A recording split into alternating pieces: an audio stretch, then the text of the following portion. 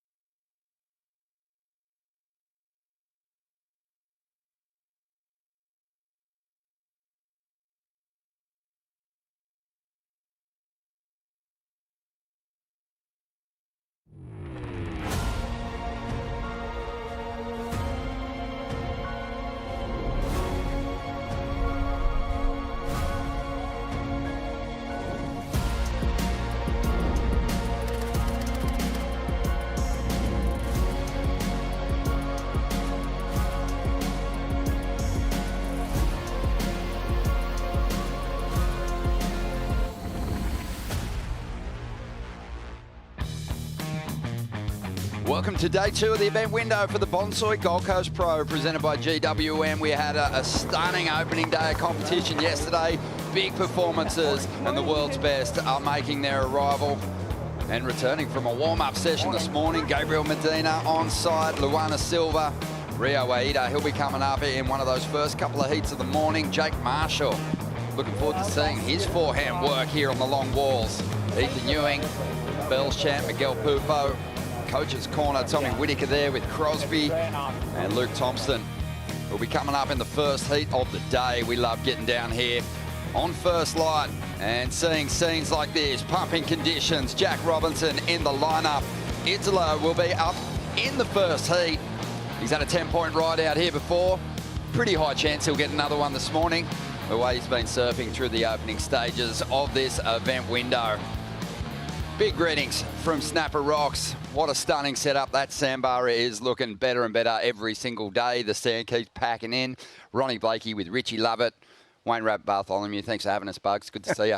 So good. What a day we've got ahead of us. It's going to be huge, and it's fitting that we've got pumping surf, and a great reason to celebrate surfing, because yesterday we lost one of the greats, an Australian surfing icon. Shane Stedman passed away. A massive contribution, Bugs, to the surfboard industry as a media personality in his younger years, and a really good mate of yours. He was a good mate of mine, and I mean, a little bit of a story. Way back in 1972, this like raggedy street urchins hitchhiking out to Bells, and a Jaguar pulls up, and I jump in, and it's Shane Stedman and Lynn, and they just look regal, you know, like just so classy. I don't know, they took a bit of a shot at me. I ended up staying with them the whole bloody time at Bells, and I came home with a pair of Ugg boots. That's right. Well, Shane Stedman famously invented the Ugg boot, Rich, and part of his deal with the sale of that amazing invention was Ugg boots for life for the whole family. But his son Luke was a championship tour competitor for a number of years, a really good friend of ours. I know the family's feeling it. Luke's sister Bonnie as well, and obviously they've got families of their own now. So anything you want to say to the Stedmans, mate? Of course, mate. Just sending all our love and thoughts. We're with you guys, and you know, Shane was just such an icon in our sport. So much energy. you know, so much life, and just he was infectious to be around. You know, he just transferred that energy onto everyone else, and yeah, our thoughts are with you guys. We lost a legend. We did, and really cool recently, Shane Stedman, he's had a lot of health complications, but he received the Order of Australia just a couple of years ago for his contribution to the sport. 50 years of stoking people out, and that smile, I think it'll live on with us for the rest of our lives for sure. So good on you, Shane. Yeah. We're going to miss you, mate, and we are going to celebrate some beautiful surfing today, which he would have absolutely loved. Let's talk about what's coming our way now. We'll say a big shout out to Vaughn and find out what's coming our way. Plot twist, it's Jessie, Ronnie. Oh, sorry Jessie. About that one. But I've got Leo. It is absolutely cooking out there this morning. It's a little bit bigger than yesterday. You've gone for a morning free surf. Talk me through. It was a little bit crowded, but there's a couple of really good ones out there. I mean, snapper's always crowded, but no, it's really nice. It's the wind is a little stronger than expected, I think, especially behind the rocks. It's very messy behind there, so maybe during the day we'll start to see some barrels if it cleans up. But through Little Molly, it cleans up really nicely, and I had a couple really fun ones through there, and I think it's going to be a really good day of competition, and let's hope that we all rip. We saw yesterday, it felt like it just kept getting better and better throughout the day. It feels like it's got that same energy about it as that tide does start to drop out. It's going to be a big day of surfing. Obviously, the men's up first and then the women running this afternoon. What do you think the benchmark is going to be today? We already saw some amazing surfing yesterday, and I think the level will be, you know, stepping up today a lot. I think there's some amazing surfers in that whole round. So we're all going to push each other. I really hope that we start getting some barrels behind the rock, because that would be really nicely. But if not, we'll just give it our best. We'll see some big turns, big combos, hopefully a couple barrels, and beautiful day at Snapper Rocks. A couple barrels, maybe a couple airs from you, Leo? Maybe a couple airs. We love it. Good luck today. And that's the call, guys. We're on. Thank you, Jessie Starling, down there with Leo at the Red Bull Athlete Zone. And we are underway. The first heat of the morning will be heat 3, resuming that second round with Italo, the 2019 world champion, who's given us some great highlight moments here at Snapper Rocks in the past, up against the rookie from South Africa, Luke Thompson, who's already had a heat out here just yesterday, surfing his way through that dreaded first round, Rich. Yeah, that little first heat of four heats, in fact, in the opening round. So we got through those. Luke was one of the winners. Quite a convincing win for him. Some good surfing, really good surfing. And happy Luke, mate. The guy has always got a smile on his face. I think he'll be up for the challenge, but this is going to be a big one up against Italo. He's going to have to bring some of that power and flair that he displayed yesterday, already up at the moment. Getting things started in the opening minute of his heat here in the second round. Beautiful carve, drawing off the bottom, mixing things up, some release in the tail as he finds some more room to move down the line here. Gets a bit more of a vertical approach on those last couple of hits, but Bug's a great way to start the day for the youngster. Awesome way to start the day. He picked a beauty there too, Rich, and he showed a whole lot of variety in those snaps out of the lip. Yeah, I like it. Really good pace to that one. You could tell Luke was just like, okay, let's get today underway. Let's get this first wave. Let's get a number on the board. Let's check out the replay. As Leo said, a little bit of wind coming around the corner this morning, but as it travels down through the bay, it starts to clean up. Nice swooping wrap. This turn here is where things started to fire up. More connected, more acceleration power, more rail on that second and third turn. And he just does some great work through the inside here. Quicker snap and then finishes with that closeout hit. Good stuff. Yeah, we've been talking about Italo's boards and how good they've been looking under his feet through the first couple of events. Got himself a semi-final finish over there at Margaret River to really get his year humming. But Luke Thompson's boards have been looking sharp too. He's leaning into some local shape of knowledge with the DHDs. Looking really good. Yeah, DH obviously has this wave on lock, and I think a lot of the development of his shaping, a lot of the fine-tuning and refinement has happened over the last couple of decades out here, obviously with the likes of Mick and Steph. But his rockers are perfectly suited to the walls out here. And Italo, well, the Timmy Pattersons, as you mentioned, have been looking fantastic. Different technology though, Ronnie. He opts to go with the epoxy blank. So they're epoxy core, but they do have the timber stringer in it.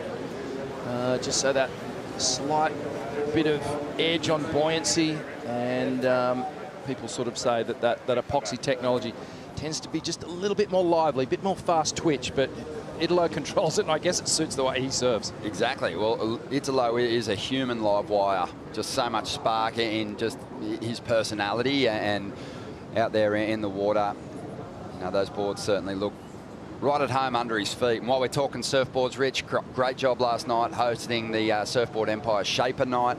It was so cool to see so many legends up on stage, including Johnny Cabianca, Marcio Suvi, Britt Merrick, Darren Hanley, Matt Biolis, Luke Short. As we see, Luke Thompson on his second ride, 6.33 for his opener. That was a big first turn. A lot of power unloaded in that move. And Italo's going to get his campaign started here at the Bonsoy Gold Coast Pro and just kick out of this one. But it was really cool. You opened the night. We just received news about Shane Stedman. You opened the night and kind of, you know, had to break that unfortunate news. But you know, everyone on their feet. Big round of applause. And you know, the panel was incredible. That was there last night. But a lot of great shapers in the room, and everyone really keen to honour Shane and his contribution, because Shane really launched the careers of the shaping careers of Simon Anderson, Terry Fitzgerald, his little surfboard factory down there, the Shane Gang, Bugs. It was instrumental in unearthing some real talent. It was the absolute hub of Australian surfing. You know, some of the great, like Badgerell, I mean, everyone used to go and hang out. It was a famous factory. If you could even, you know, get to walk in there, it was amazing. Yeah, Richard Harvey, Glenn Ritchie, Ted Spencer and others. But, you know, Shane was sort of in that slipstream of Bob McTavish and all those guys that were really pioneering surfboard building in this country, and really innovative with the way they did it too, Bugs, right? They were always looking for an edge, how to do things differently, and Shane had a huge mark on Australian board building. Yeah, well, I remember when I was a kid and Ted Spencer came out with the white kite. It was just such a famous model, and I loved the shape of it. And I said, I think that'll work up here at Snapper Rocks. Gave it a whirl. Well, Luke Thompson's going to win the opening stages of this heat, and coming up against Rich, someone of Italo's calibre, it's always good when you can put some pressure on a world champion. Yeah, it makes you feel good. That little burst of confidence on your opening ride. You feel like, okay, I'm up for this challenge. You know, that's the stage one for Luke would have been happening before he even hit the water. I've got one of the best surfers. Italo's going to be a hard beat. You know he's going to put some big numbers on the board, but you just got to back yourself. You know, he's coming into this tour as a rookie. His first time competing out here on this on the big stage at Snapper Rocks. So far, so good. It's working. Some rain down here this morning, but it's starting to pop now, that sun, and just glowing out in the lineup. It's Kaipo. Morning, mate. Hey, morning, Ron. Yeah, a little bit of an update. Spoke with Morgan Siblick in the water, and with the increased swell that we have today, we also have a lot more sweep.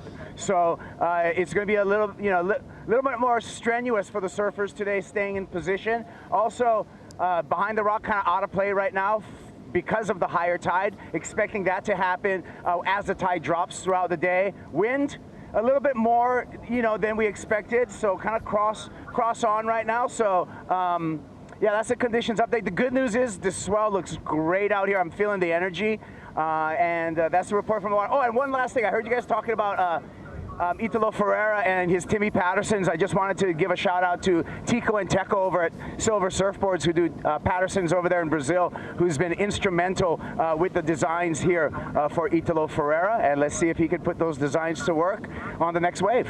Love it, Kipes. Great insights from the channel once again here at Snapper Rocks from our boy, who's just charging along as per usual on with his fantasy team. He's stitching up the rest of the commentators, that's for sure. But Bugs, you can add to Kaipo's take on the conditions. What are you seeing out there this morning? Yeah, well, as you know, as I thought overnight, all those squally showers are quite brutal all night long. They've really, it's actually started out with a sou'easter this morning, like a warmer wind. We haven't got that little early morning autumn southwester on it, Rich, but that southeaster, it's going to be a lot of movement. Like, we don't have huge morning high tides, but right now it doesn't even look like high tide. You know, there's still so much water moving, and one of the factors that's going to come into play here, Italo took off on a wave and had a very short ride, but it's put him down the line a bit. It's very hard to get back to the takeoff zone when you're halfway down the point. You nearly got to, at one point, and certainly on the lower tide, think about, you know, coming back around again. Yeah, absolutely. High tide, couple of minutes to 8 o'clock this morning, so we have almost an hour to go, and then as it starts to drain, I'm predicting by about 10:30, 11, we're going to see this bank behind the rock. Here we go, Luke Thompson. He had a 3.67 on his second ride, and he's trying to build on that now to up the requirement for Italo.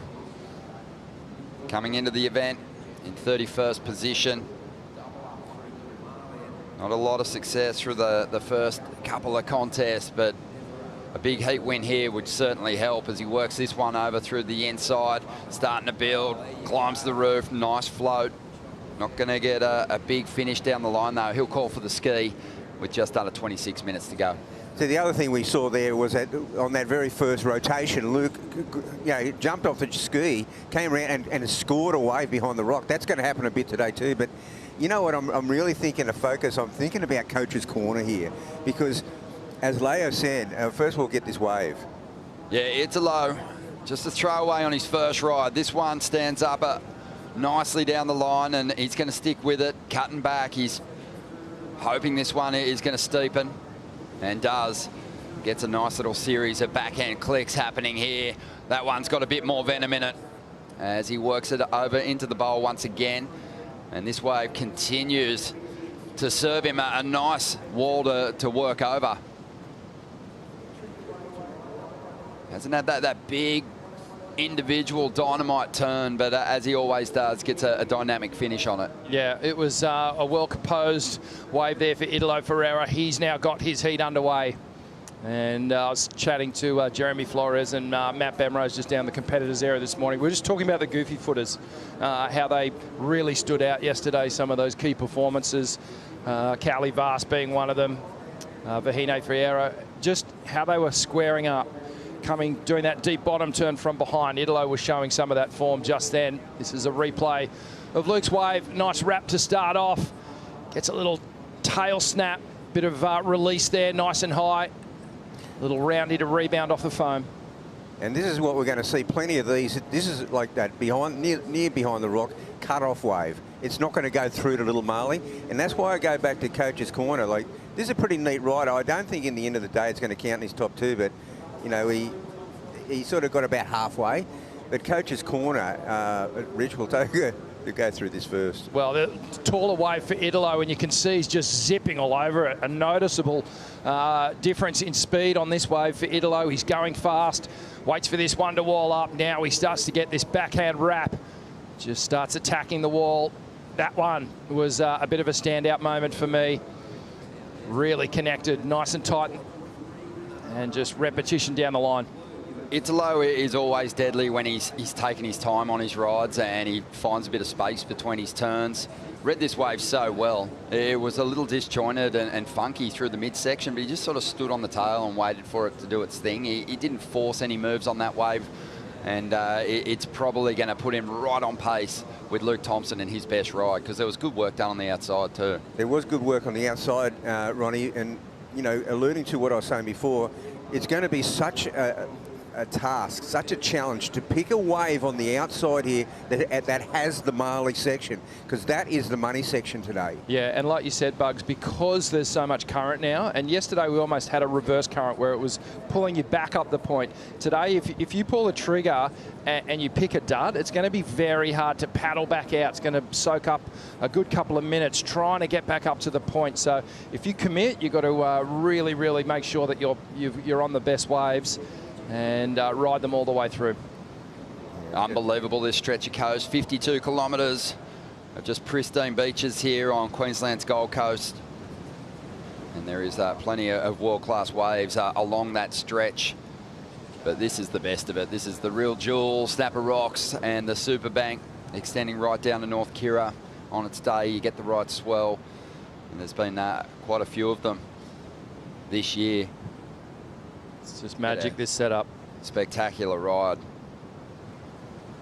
Yeah, as long as there's a little bit of light in the day, most of our crew will charge out and surf until you can't see. It's the best job in the world sitting here calling these heats, but sometimes when you're seeing waves this fun, it can wear you down a little bit. We've just got to mind surf a couple every now and then, but it's so unique, Bugs, isn't it? How this, I mean, we are right on the border of New South Wales and Queensland here, literally a couple of 100 yards to the south of us, and then this just remarkable freak of nature. It's almost a 90-degree right angle right at Snapper Rocks here. Protection from all this southeasterly wind, as you said. Like, this is, you know, if we went around to Debo right now, it would be howling, horrible conditions. But here we're sort of protected, and this wave is just so beautiful. Yeah, well, I mean, the whole East Coast would be pretty wiped out by the southeast, except for here, Byron Bay and Noosa. Yep. Yeah, they really do turn in back toward the coast and offer that protection from that southerly flow. But let's have a look at some of the hydrolyte heats to watch. Leo Fioravanti mentioning that there's some huge clashes coming our way today. And we have identified this one as a heat you can't miss. Griffin Colapinto, been looking super sharp this year. Mateus Hurdy, he just made a jump into or out of that really difficult opening round. Both these guys, they possess some similar weapons, Rich. Both surf with a lot of flair, can go to the sky. And it's going to be a lot of fun to watch. And then this one, heat 13 of round 2. Yeah, this one's huge. Gabriel Medina, obviously with the yellow jersey, #1 in the world at the moment, and coming up against Morgan Siblick, who's just trying to get his year underway. He's been surfing so well, but the results, the heat wins, they haven't been coming. And that's going to be an amazing Goofy v Natural matchup. Yeah, Medina's just looks so deadly, super consistent, and the talk has been, you know, it feels like Medina's got more gears he can go to. He can reach another level. Morgan came into this year just doing some of the best free surfing of probably anyone on the CT. After seeing his free surfing efforts in the lead up to Bells, people were saying this guy might be the guy to beat. But the results haven't gone his way, and he's going to need his very best and some to overcome Medina today. Yeah, well, Medina is on World Championship contender pace. You know, he's had 2 great podium finishes. Yeah, and we're just going to enjoy seeing what matchups are coming up. You've got the last event winner, George Pittar, up against Alejo Munez, who's surfing his last event here on the Gold Coast. Igarashi and O'Brien. Yeah, that's going to be a really, really good heat. Very similar weapons, those guys. Similar style. A beautiful, smooth forehand approach. Heat 8. Callum Robson against Al Cleland. That's going to be a great one. Leo versus Seth Moniz. Toledo versus Hauschman. Wow, that's going to be a great matchup in Heat 14 as well. Geez, every single heat really stacked. Incredible day of surfing ahead of us. Sure is, and you know, we've got this situation in the water here where we're edging towards the halfway mark in this heat. No one has yet connected with the wave. I mean, you saw that last wave of Luke Thompson. He got a 4.33. That's what you get for a halfway ride. You can surf it well, but you won't get more than that. Yeah, 5.67 for Italo, so getting back on pace here. 18 minutes to go. And we did have a little shift up in the priority, and let's have a look at it here. What went down, Rich? Well, it looks like Italo was looking at the wave here. Luke Thompson just, I guess, was didn't really paddle for it, but was on the inside of him, and the priority judges deemed that he did have a look at it. Perhaps priority shifting to Italo. Italo up now. And using that priority and not wasting that first section, unloading big time. And there's a nice series of moves to get this wave started. So not one of those bigger sets. His last ride was bigger, but this one has provided a cleaner canvas to paint a really nice picture for the judges on the first couple of sections there. Yeah, I mean, it was another short ride, though. No connection. Surfed it well. You know, my read on that situation with the priority was that Italo actually was going to commit to that wave. Luke, just all he had to do was show a little bit of interest in that wave, and they went, no, that's a block. Yeah, interesting. Let's get Kaipo's thoughts. He was watching very closely from the channel. Of course, I saw the whole thing from the water. It was Italo was paddling for the wave. Luke turned and was showing a little bit of interest on that, and I think that was enough to stop Italo from any of his forward progress. That was deemed a block by a priority judge. It was a priority switch. That was an opportunity for Italo Ferreira. Unfortunately, he then used that opportunity and what I call a priority error, in which I don't think he's going to get much of a score from that last ride. So the ball's back in Luke's court, and I think he's going to have the advantage. He's got heat control right now. He's in the lead, and he's a little bit over halfway through this heat. Yeah, it's pretty interesting. Kipes just watching that priority play out. When we saw the replay, it didn't even look like Luke was even looking at Italo. So it may have just been looking at the wave. Well, yeah, and that's another thing. You know, as a rookie, kind of you got to monitor that. And in any sport, you know, surfers, and if they know the rule book, they're going to try to sell it. You know, and Italo certainly waved his hand a couple times, so he wanted to sell that, and he did get the priority switch. Yeah, he did. And he is actually going to turn in the best number of the heat too, just on the strength of those first 3 turns. But Luke has a chance to answer back here. Big floating re-entry to get started. And has to just take his time for a minute before setting the rail deep on that carve. And he's just going to get a little swamped on the rail. And now he's caught in no man's land. 3/4 of the way down the point here. Does he try and paddle back out, Bugs, or does he paddle down and get the ski? Oh, there's no use paddling back out from there. This is going to be the story of the day. You know, I'm thinking there's a flurry of like real concentration in Coach's Corner, because it is so hard to pick a wave. It's nearly sometimes going to be the waves that go off the bank on the outside that come onto the bank at Little Marley. Definitely. Well, the perfect example of that is what Italo achieved on the wave that he chose to use his priority on. It was, you know, in the context of this heat, a mid-size wave. There's been some bigger sets, but it gave him the opportunity to let go of 3 different turns, as we see what went wrong on the Stone and Wood slow-mo there for Luke Thompson. Yeah, it looked like he just got caught a little forward on his board. Just didn't have enough speed going into that wrap. And the first big projection re-entry on the opening maneuver for Luke there looked good, but then that wave just sat down a little bit and went slow on him. So, I mean, yesterday was pretty straightforward in terms of wave selection. It was so clean and lined up, and you could really tell the good ones. Today, it's a bit more of a riddle. And the other thing, too, is that, you know, do you think there's an unsettling factor when, you know, you're questioning the priority situation, you're paddling out, you're raising your arm, you're going, no, that shouldn't have happened, you know, and it can unsettle you for the next ride. Well, he is going to look to get himself back out in front in just a moment. Just under 14 minutes to go. We're going to take a quick break. Rio Waida getting set to hit the lineup.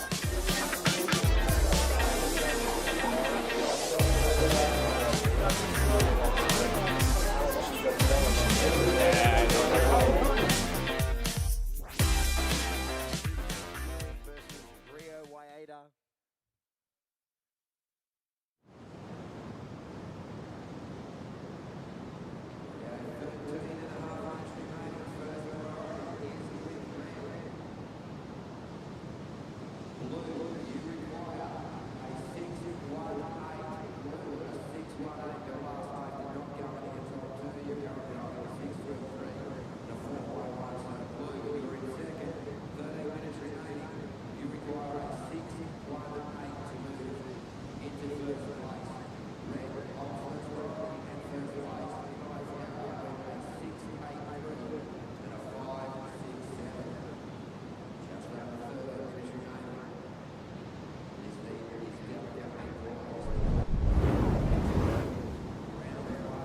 We're down here to go.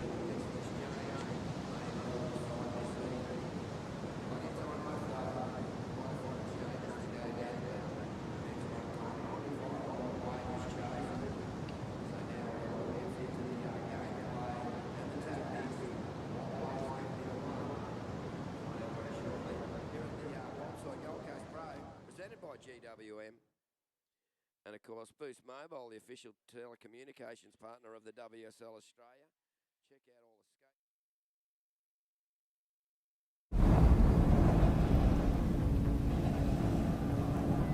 We're down here today at Snapper Rocks, one of the wonders of the world when it comes to surfing.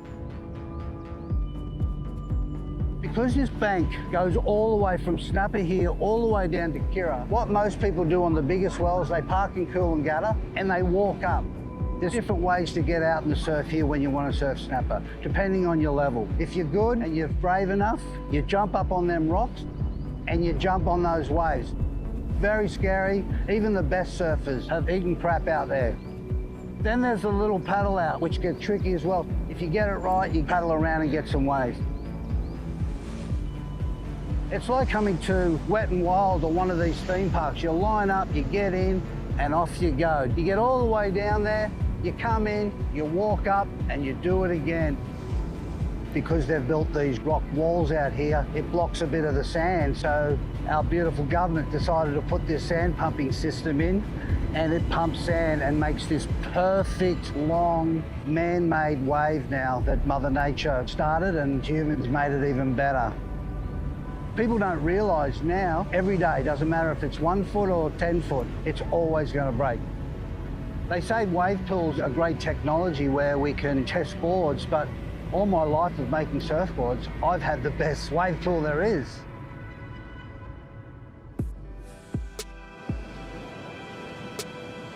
Darren Hanley there, breaking things down here at Snapper Rocks. He spoke last night at the Surfboard Empire Shaper Night, and his language was a lot more colourful last night.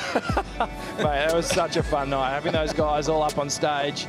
Let's say a little bit lubricated. Oh, they were hilarious. Mate, the tongues were wagging, and no, there was good banter between everyone. So much ribbing going on. They were into each other, especially John Pizell and Darren Hanley.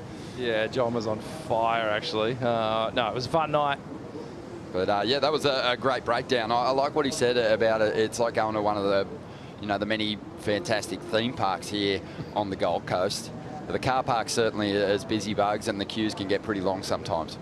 Yeah, I mean, he also spoke about the 2 different ways you can get out here, and you certainly got to be brave on a day, even like a day like today, to go off those rocks. You need to know what you're doing. Yeah, you will often hear people say that, it gets super crowded out here, but, for someone that's looking to connect with surfing, this is a really magical break, where on a small day you can enter the lineup quite easily and get a wave that you'll never forget, or that might just change your life and make you fall in love with this lifestyle. Yeah, well, even from this angle here, you can see these smaller waves washing over the rocks completely, so that's difficult. The rest of it, you're basically walking off sand. I mean, anyone can paddle out here. I always used to say, you can't hit up on Tiger Woods, but you can drop in on Mick Fanning. Yeah. And Mick often shares waves with people out here as well. Just under 9 minutes to go here. We've got great heats unfolding. We're also going to be bringing special guests into the call throughout the day, so stick around for that. Italo at the moment holding the lead. His experience is really shining through at the moment. He hasn't even really had that wave to truly light up on just yet, but he somehow found himself in the lead here. 5, 6, 7. Made use of the priority blunder from Luke Thompson, turned in the best number of the heat.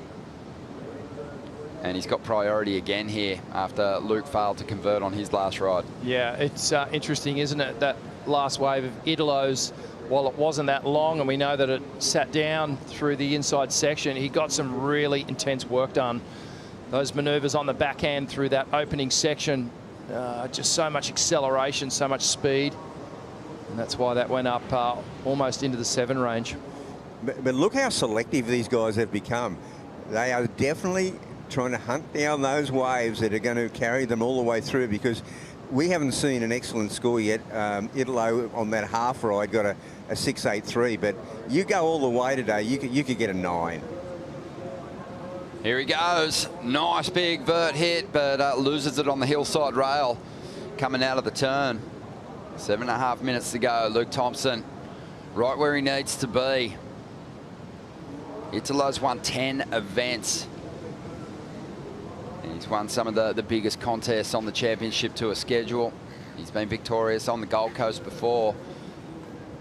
And Luke I think if you said to him at the start of this heat, hey, with 7 minutes to go, you're going to be chasing a 6.18, I think he would have taken that. Yeah, absolutely. Ollie started well. He had the best of the first exchange in this heat, and just needs to convert, needs to find that better backup score. These guys, it's really going to test their fitness today, all our competitors in the water. Yesterday we saw our competitors literally just sitting at the top of the point waiting for sets. You cannot stop paddling today.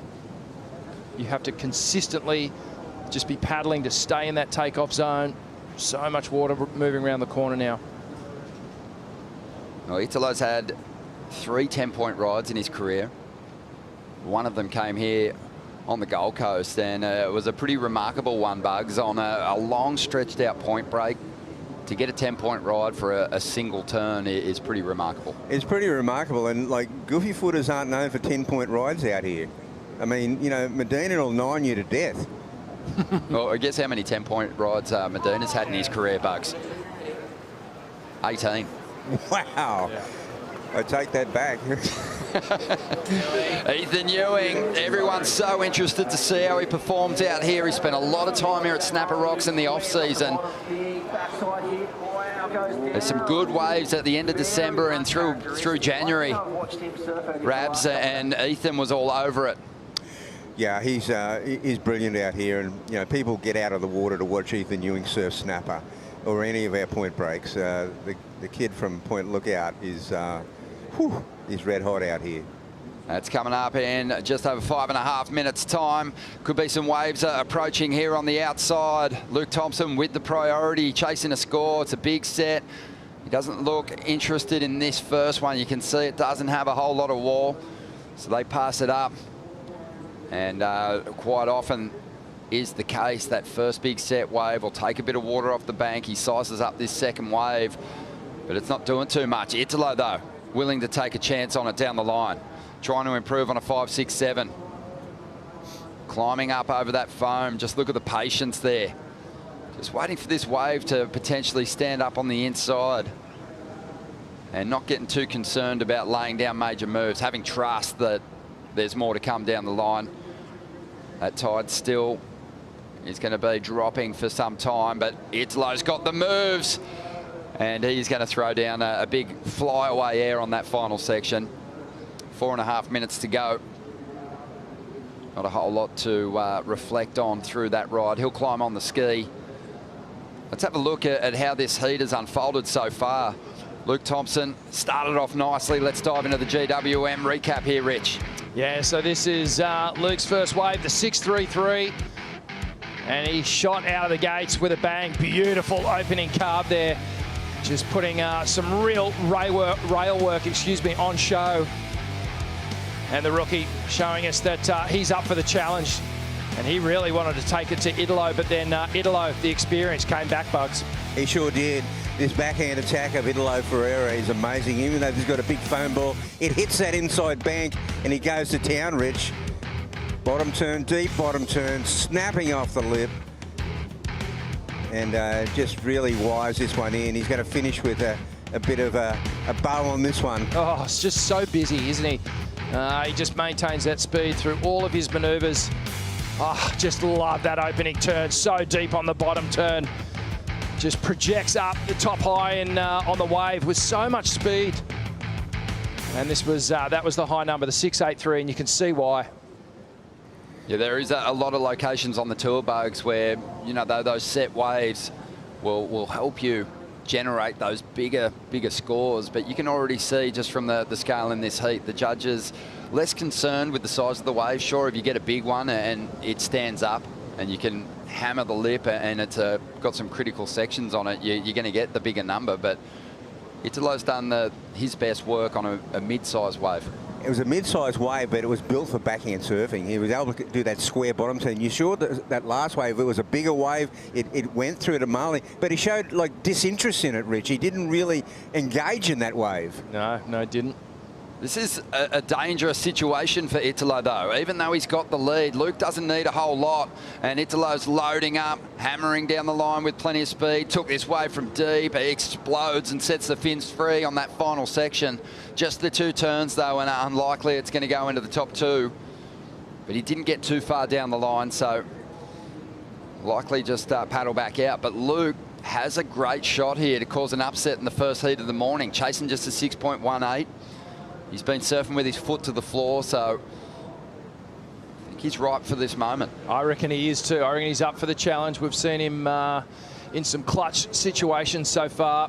The Breitling 2-minute countdown. And it's crunch time, and this is where you really need to control the nerves. The rookie will just be thinking, come on, just send me that wave, give me that chance. Well, he came shooting out of the gates, as you said, Rich, but for 33 minutes he has not been able to actually capitalise on that. So this is it, 90 seconds. Well, he's been on the treadmill for that long, so really exhausting a lot of energy. But these guys, so fit.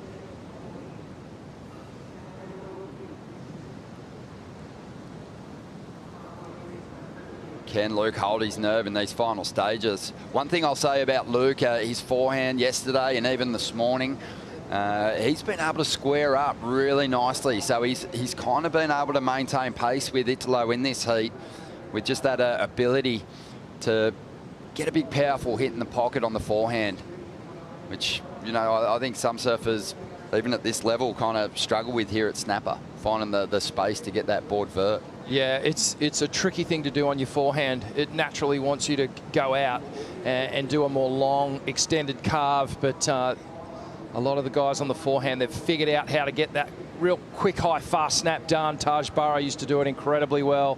Mick Fanning, B. Durbridge was another one.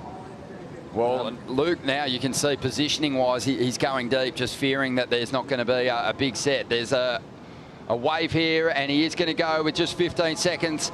He's got to surf this wave up. It's a much smaller wave than he'd like. So he really needs this thing to grow down the line.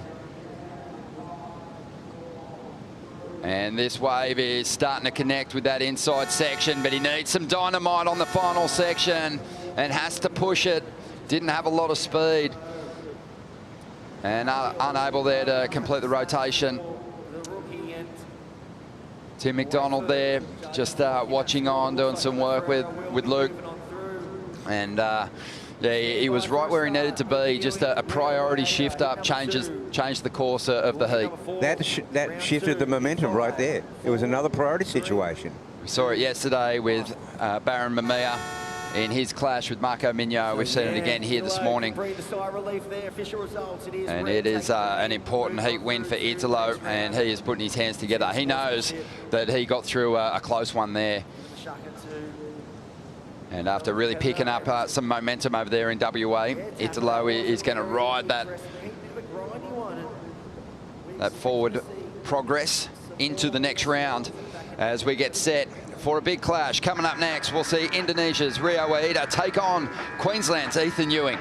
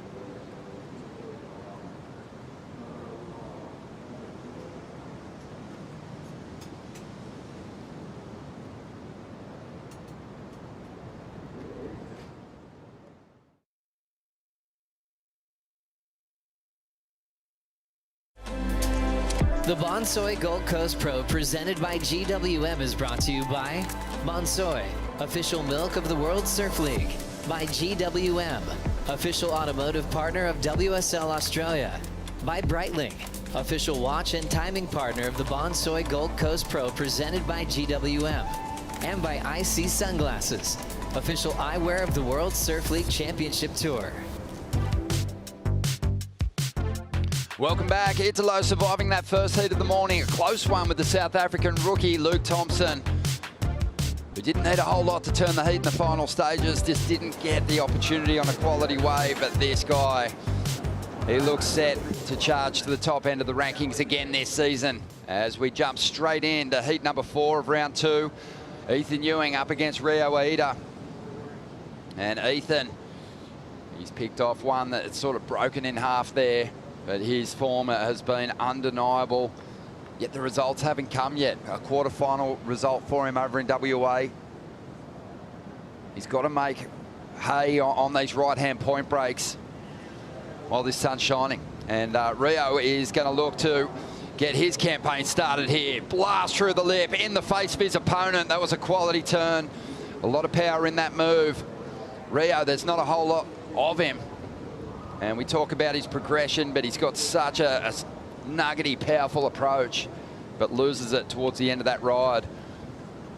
And this is really just riding the travelator down to the skis, but Ethan's going to get some great opportunities to unload some big, beautiful forehand turns on his trip, and he'll get a finish there. So a nice little rebate halfway down the line.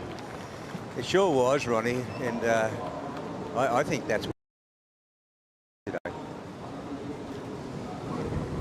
Kuiper looking forward to this one. On paper, a great matchup. Great matchup, Ron, and it started off with, you know, a little bit of cat and mouse up here. Ethan protecting the inside, got that first wave. That one was kind of a dud. Rio, much better wave for Rio, but then Ethan started paddling back out. And you guys talked about this drift is so, the current is so hard that Ethan was just, you know what? I'm just going to take one and reposition myself for the ski. But then that wave cleaned up, and Ethan Ewing looking clean. I mean, he's like a fabric steamer. He's just taking all the wrinkles out that we have out here, and I love this setup. He is a human iron, isn't he? Yeah, Kipes, talk to me about water displacement. I mean, we heap a lot of praise on Ethan and his surfing from the water. Is there a visible difference in what he's doing? The spray is incredible. I mean, the spray is higher than you see from most surfers, and that's just because of the power that Ethan has in his turns. So it sprays to the ceiling every single time as a result of all that power that Ethan's able to put into his board. Love it. Well, let's dive into some replays now and just have a close look at what Kuiper's touching on there.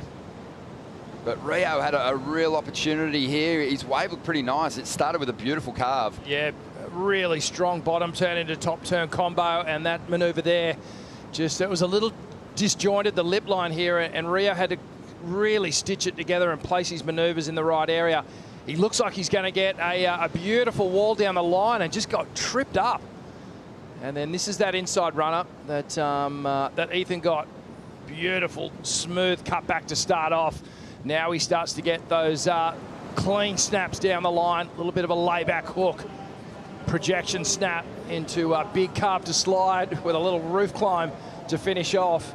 And you can see just how smooth and powerful all those turns were. Interesting though, because he was kind of just getting down to the ski, turning it into a 617. Rio absolutely used the travelator for his second wave. He only got a 0.5, but he beat Ethan to the ski. Interesting to see where the priority goes here. Hasn't been awarded just yet, but Ethan Ewing getting a 617 for half a wave. Where are they going to go if he gets a good one from the top? Absolutely. But interesting there on the chessboard, Rio Wada got the priority, whereas Ethan actually was on the wave in front. He turned it into a 617. Rio just went for the the travelator down the line, and he beat him to the ski and got priority. That could be a telling factor. Yeah, I think Ethan will cash in the 617 and take second priority at this point. You'll take the points. Well, Rio grew up on the beaches around Legian with the Padma crew. Has since moved up to Jimbaran and spends most of his time surfing at Ulus when he's at home.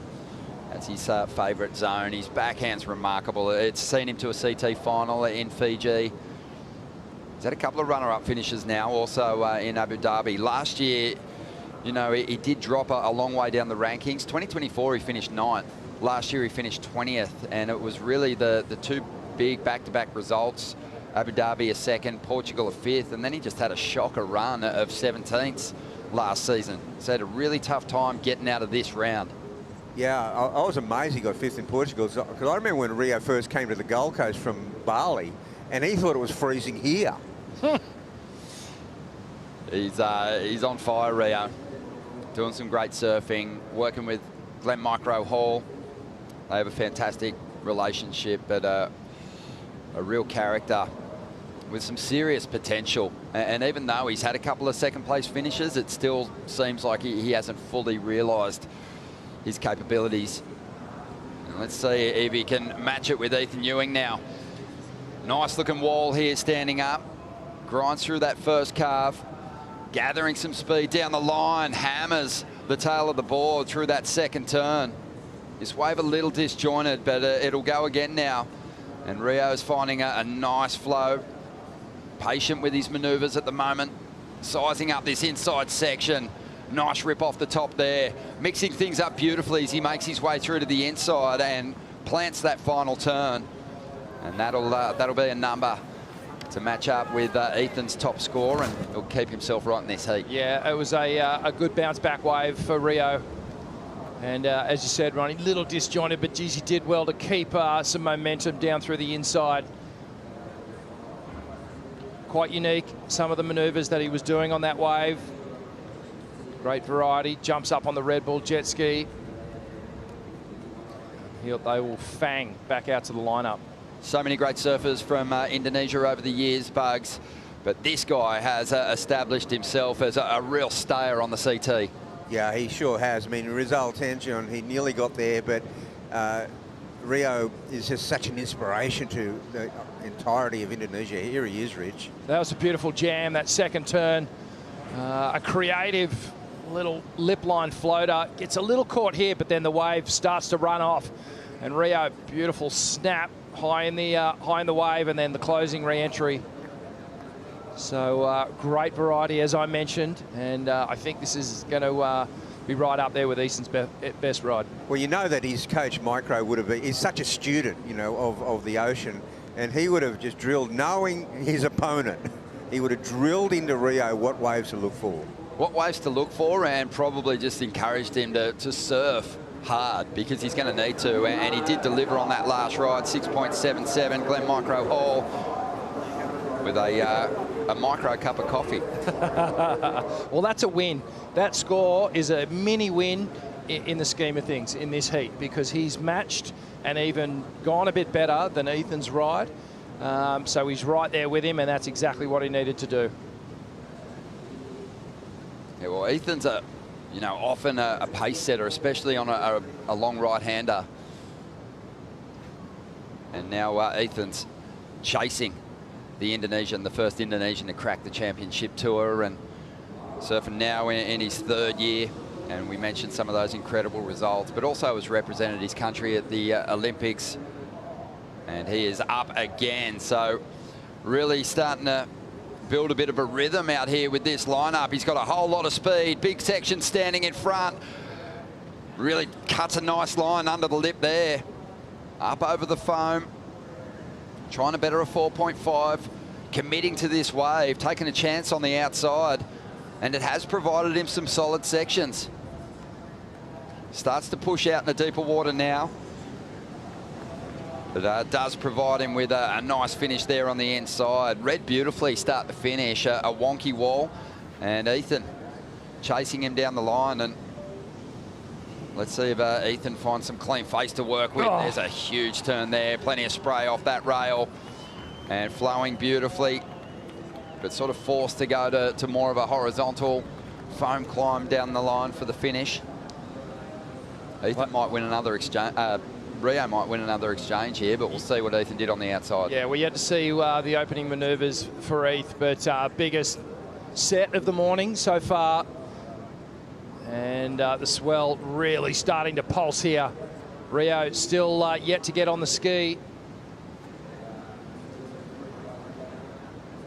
Yeah, Ethan had the priority, but Rio just sort of got himself into that inside position, and Ethan was probably looking down the line going, I think this one might be a little big, it's going to push wide, but I think Rio's going to improve on the 4.5. I think he will for sure. You know, I think he got enough work done on it. Have a look at the Bonsoy replay. This is Ethan. So this was the second wave of the set. Big carve down, just putting himself right in the pocket. Now he starts to wind up. Better carve on the second one. More open face rail work here. The wave yet to stand up.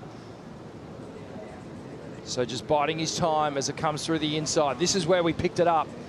So nothing major so far. Now he starts to really wind things up. That was the best turn of this wave. But again, not really much work done outside. So definitely going to give the edge here to Rio. Watch this one here, doubles up.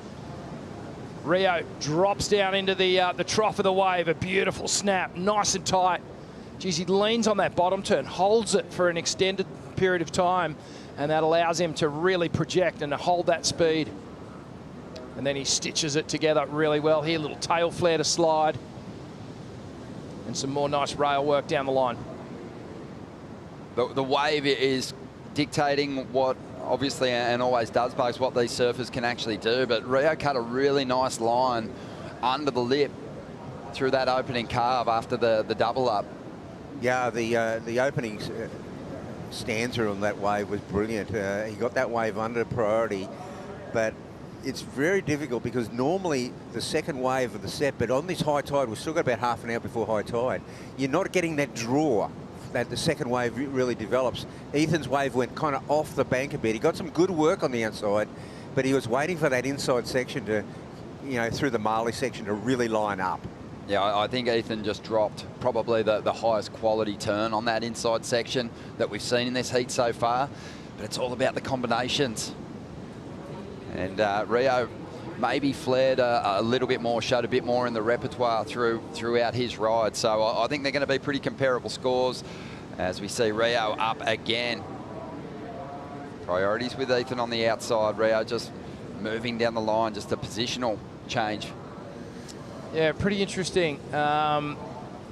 Rio riding that last wave, and then Ethan got the one behind him, but it was Ethan who got on the ski first. So you can see here, Eth jumping on the ski.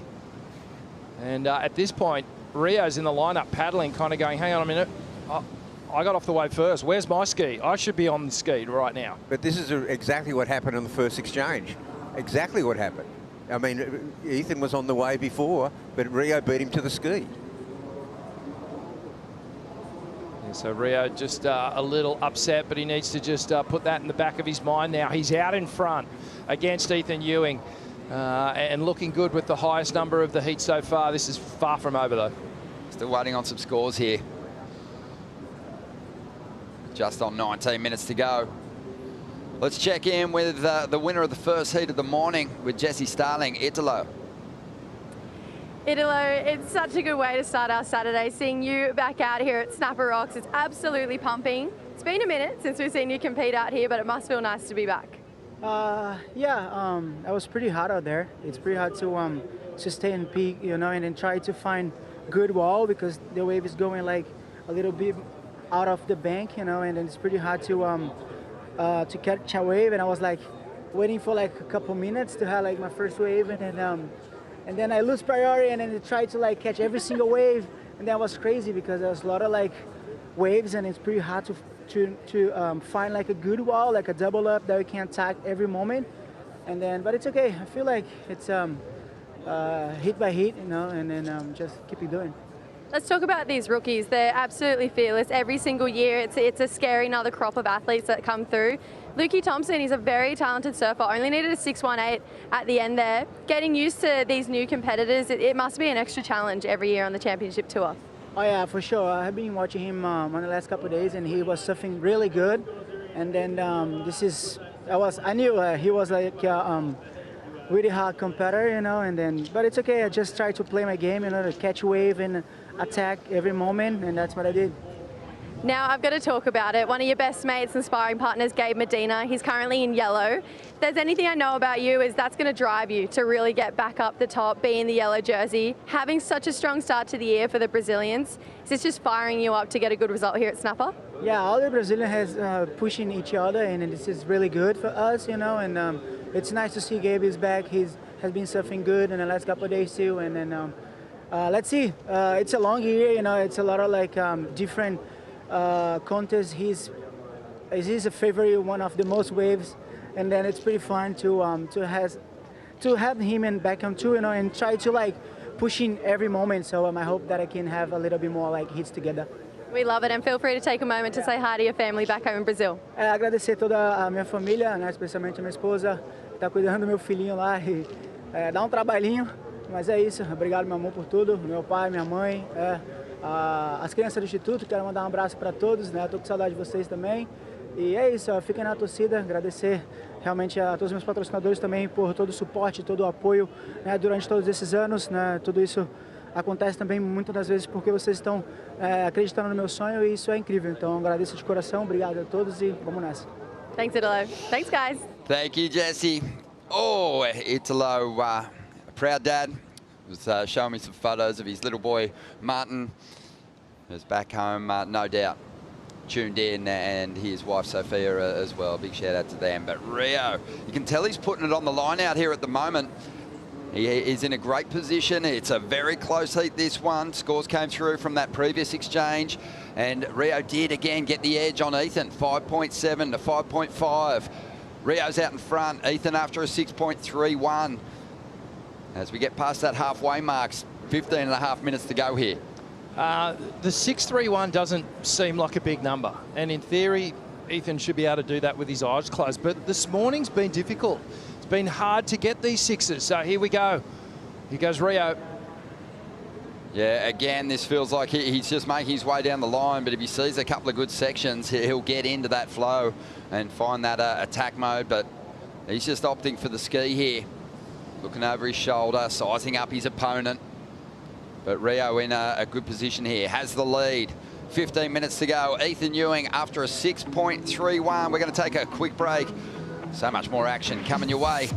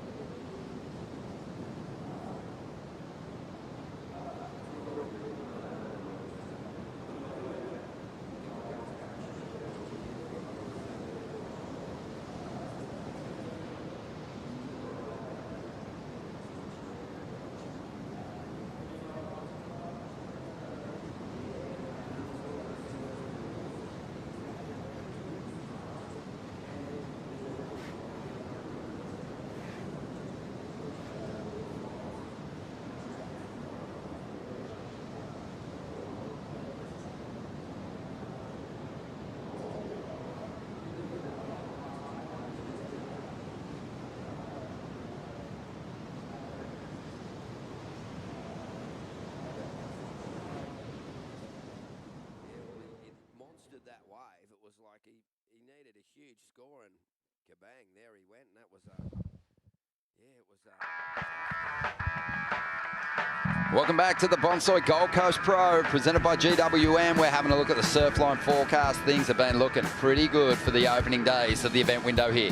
Yeah, they certainly have, and you can see all this colour moving up the east coast towards the coast, and that's what we're dealing with now. A very solid pressure system coming up from the southeast, bringing all this energy and wind And the next couple of days is looking great. You can see all that that trending energy, the arrows coming up the coast. Today we're looking at 6 to 8 foot faces. A little bit of wind that we're dealing with, kind of cross onshore at the moment. It's coming around the point. We're expecting things to be a little bit more offshore this morning, but that system had a little bit more energy in it that we were expecting. And then the next couple of days looks beautiful. You know, we're going to be looking at head high, maybe double overhead on the sets through the next couple of days, all the way through to Wednesday. So we'll be picking the eyes out of it. But next 2 days looking sensational. They sure are, Rich. Yeah, and then you rock up down here to the beach and you have the great Wayne Rabbit Bartholomew, who is a part of that advisory committee, talking to the Tweed River Sand Bypass team. And yeah, that sand's been pumping, as we see now, lining this one up. Rio just has a quick look at this one. We're going to throw it out to the water with Kaipo. Yeah, just on the back of that surfline forecast, I just want to give you the real-time conditions out here. Well overhead, plenty of juice out here. The double ups coming through this section right here. Just a lot of power, but also a lot of wind, you guys. And we already talked about the sweep. Extreme. So anytime you're going to catch a wave, you get past this point over here, you're going to ride it all the way through. Red Bull jet skis are going to be very, very busy today.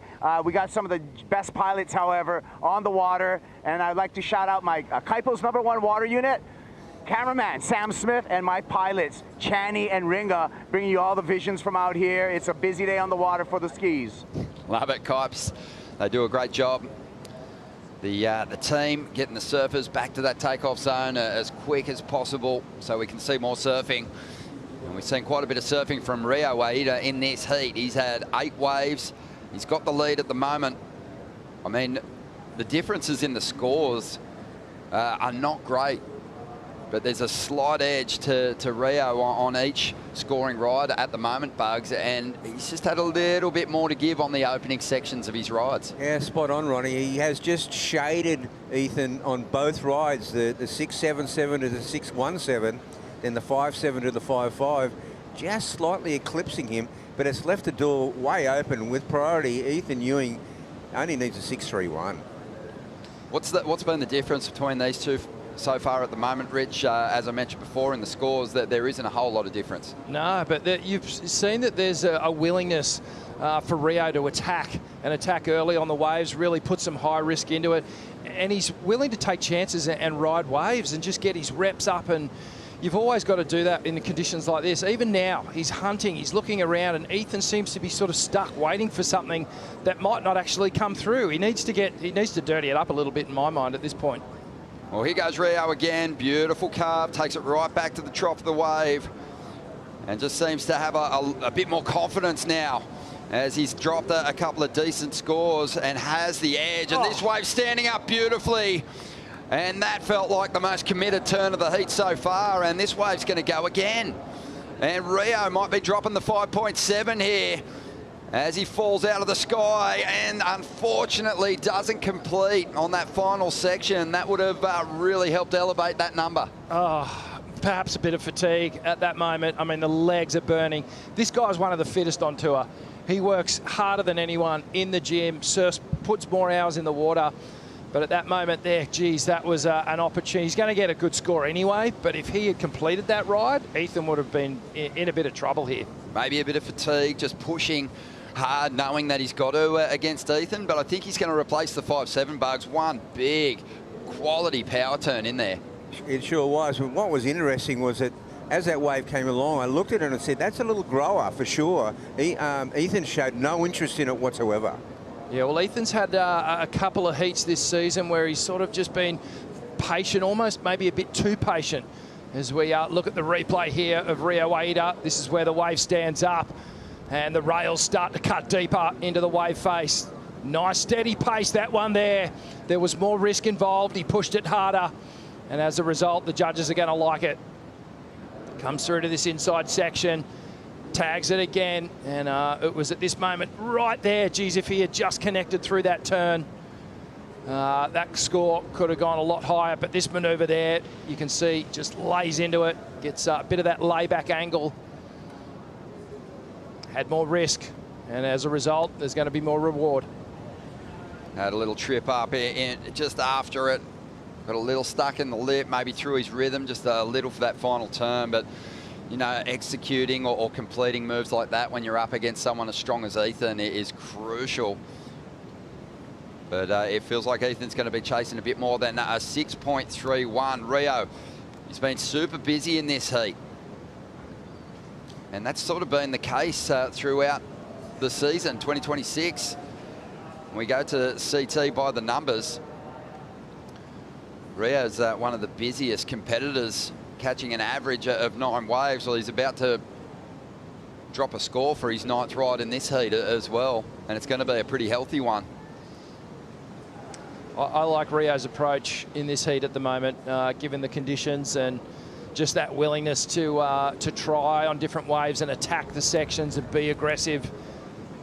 Really good approach against, I guess, the more favoured opponent. You could guarantee that Ethan's name was slotted into millions of fantasy surfer teams around the world. Yeah, in the bracket. You know, it might have only been Rio's brother and mum and dad that had him in their fantasy bracket team, because this wave plays right into Ethan's wheelhouse. And as we mentioned, he spent so much time here. When he lost in WA, he raced to the airport and flew to the Gold Coast to get himself prepped, knowing that he really, you know, a quarterfinal's not the results that he's after. He wants wins, and on the forehand is where he's going to get them. Yeah, it'd be interesting to see who Micro had in his win team. But that's a good point. Look, it's been 19 minutes since Ethan took a wave. Yeah, no, and 6.67 is the score for Rio, so the requirement now is significant for Ethan Ewing with priority. Just under 6 minutes to go, looking for a 7.27. Two great rail surfers coming up next. Jake Marshall taking on Crosby Colapinto. Yeah, the US showdown. That's going to be a great matchup. I was going to say, Ronnie, that 6.67 could have been a 7.5 if Rio had completed that manoeuvre, and that requirement would be almost at the excellent range for Ethan Ewing. Just want to touch on a couple of the judges' points that they're looking for. Commitment and degree of difficulty. Number one, there's obviously a number of points that sit below all these major categories. Innovative and progressive manoeuvres. Number two, combination of major manoeuvres, so combining all those turns up. Variety of manoeuvres, so showing a different approach, being creative with what you're doing on the wave. And then, of course, number 5, speed, power and flow. So all of these things go under the spotlight for the judges when they're looking at the wave and how these surfers paint that picture on a wave. And Rio's ticking some of those major boxes this morning. I think, you know, under normal circumstances, not chasing a number, Ethan's feeling pretty confident at this stage. But after sort of bowing out with just a quarterfinal finish as his best result this season, his confidence is a little shook. Let's see how he responds, though. 2 beautiful turns to get started. The requirement is a 7.27. Ethan on his way with a nice mix-up, fantastic variety. And a clean combination of moves to get this wave started, and looking for the finish here. Blast the tail, claps the hands. You don't really see that too often from the Queenslander, who's working the hometown crowd now. And that was a really well-constructed ride. Power, variation, and plenty of speed. You know, all morning I've been walking around and people are going, Ethan is going to light it up out here. Well, he just, with 4 minutes to go, it took him a while, but he just lit it up. Maybe he just needed that little prompt of the judges' criteria to get him going. It was worth the wait, and he hasn't disappointed on this wave. Geez, he picked this one well. As you said, Bugs, this was a grower down the line. Great snap to start off. This second turn connects, gets a better angle. The spray, as Kaipo mentioned, it went to the heavens. And then this one, that slice, beautiful power hack into another clean snap down the line. Quick wrap, and then he gets to this little shimmy finish at the end where he blows the tail out. And you don't often see an emotive expression after Ethan's waves, but this one, because it's so clutch, he shows us a little bit of a, wasn't a claim, but it was more of a, yep, I nailed that. 18 years of age when he qualified for the championship tour, rocked up to this event right here on the Gold Coast, dropped a 9 on his very first ride. He needed a big number here, and he has delivered. This was excellent surfing. Great combinations on the outside, and every single approach to the pocket had a different look to it. Just amazing. This guy, we've revered his style and his approach so much. The rail cuts so deep in the water. Sawyer Lindblad, his partner, watching on. She liked it. We saw the IC score update there. Needed the 7, got an 8.17. Pressure now on the Indonesian, who's after a 7.58. You know, I just wondered how Ethan would compose himself in the final stages of this heat. As I mentioned, with a disappointing result at Bells, and even though he steadied the ship a little at Margs with the quarterfinal finish, you know he wanted more over there. But he is really coming on now. And now he's taken off again. Sharp angle off the bottom to get up into the pocket. Interesting to me, in the opening stages of the heat, it almost felt like Ethan, his approach on the opening sections was a little too out on the open face. We've seen him surf waves like Southside in Margaret's. It typically doesn't have that much wall, but he has that ability to square up on sections and still give that flair, but he wasn't going there in the opening stages, and Rio was punishing him for it. Yeah, there was definitely a more vertical approach to the attack on that wave. The displacement of water was significant, and the difference that I'm also thinking is that Rio's had these little moments on the wave, but the connection between those maneuvers hasn't been as smooth. On that wave of Ethan's, everything was stitched together so beautifully. The flow between the turns and the transitions was undeniable. The impact and the strength of the maneuvers was undeniable as well, and that's why it went excellent. Well, the huge factor now, and I know we've seen priority situations in the last few heats, as we see a late takeoff here, 47 seconds to go. Fades the takeoff to set up that vertical approach, swings the tail. Bit of release there. Magic control as he again just keeps things different on every approach, and a really explosive finishing turn. Ethan Ewing was carrying a couple of mid-range scores, dropped an 8.17 on his previous ride. This is going to go into his account as well, and Rio's going to be right up against it with just 20 seconds to go. And here he goes. Rio needs a big response here. A couple of nice carves, but this wall just not standing up like Ethan's ride. And Rio had the mid-heat momentum, but Ethan has held his nerve and played to his strengths and really unleashed some great surfing here in the final stages. But we hark back to the slip up by Rio. He turned a 7.5 into a 6.77. If he'd finished that ride, I believe Ethan would have needed more than the 8.17. Of course he would have, absolutely. And with that comes some pressure. Yeah. But Ethan basically surfed a 5.5 minute heat then. He's going to turn in another solid score. In fact, it's the second best number of the heat, a 7.33. I don't think we'll see him leave his run as late as he moves on through to that next round. Yeah, kept us guessing for a little while, had us just on the edge of our seat, just waiting, but a very healthy heat total there, 15.5 points for Ethan Ewing, and some good takeaways for Rio Waida as well. A really solid performance from him. Great approach, really put Ethan under pressure, but mate, he's looking good. Ethan's best heat this season. And we can look forward to plenty more as the waves continue to pump here at Snapper Rocks. More big heats coming your way. We're going to have a change up in the booth with Joe Topel, Jesse Starling and Tana Gadauskas coming in for the call.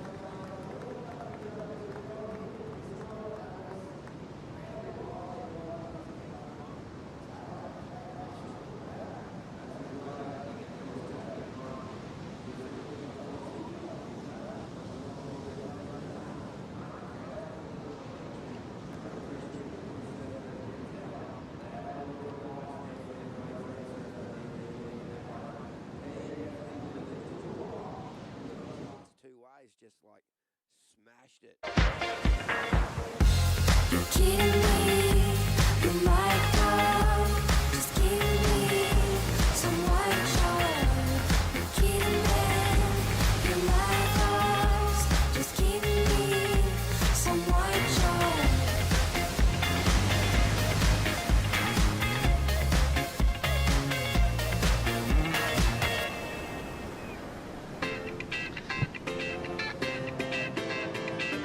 What a great start to our day. And look at all the fans downstairs. Psyched to meet Ethan Ewing. Psyched to meet Rio Waida. Rio went down. Ethan took the win, 15-5 total. He's representing Queensland. And he did it really, really well. Look how cool our host set is today. Joe Turpel, Jesse Starling, and a longtime standout, CT competitor, Tanner Gudauskas. Good to see you, Tanner. Good to be seen. Thanks for having me. Saw you ripping the other day. Life is good on the Goldie, isn't it? Life is so good. Yeah, I to be honest, can't even believe I'm here in the booth at the event. I feel like a Grom. I've been surfing all day, every day. Oh, fantastic. And then when you look at these heats like Jake Marshall, Crosby Colafinto, you're bringing a little California love to the booth. All the way from the mainland, yeah. How's this setup and how's this, the Crosby and Jake and Griffin, these guys grew up competing against each other for their whole life. So it's so bizarre for me to see them doing it on the major stage.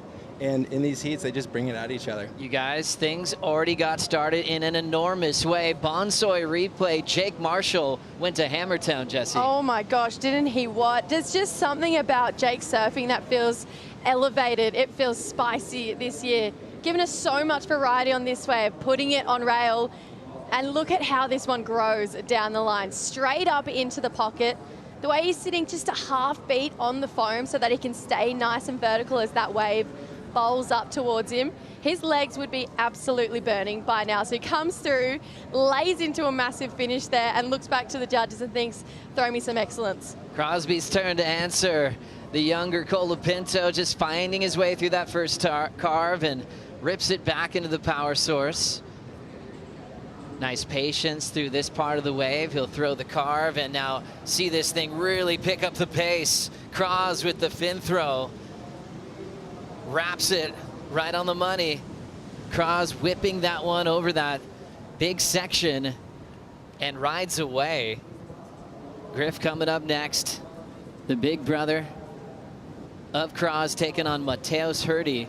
So a busy, busy back-to-back moment for Tommy Whitaker, their coach. Fun to see the all-brother matchup that went down at Margaret River. There is a possibility that we could see that again in the draw. We'll see how this one unfolds. Jake Marshall, big 883. This was Crosby's answer. Tanner, what'd you see on this one? You know, I feel like this is kind of indicative of what we will see in this heat. You know, Crosby showing a little bit more variety within his turns. Jake is such a rail wizard, and it's cool to see him unload on his waves. I feel like with Crosby, his little X factor is kind of turns where he pops the tail like that. We saw it at Bells as well, where he's just blasting air reverses, and he really plays to that strength. But Jake got such a great wave. It'll be hard, really. Like, I feel like the inertia and the momentum will be with Jake out of the gates there. What a big start for Jake, almost into the nines. A couple judges through nines on that opener. What a way to start, working closely with his coach, Chris Gallagher. Just kind of like a family member at this point of his life. Gally actually shaped boards for Jake when he was little.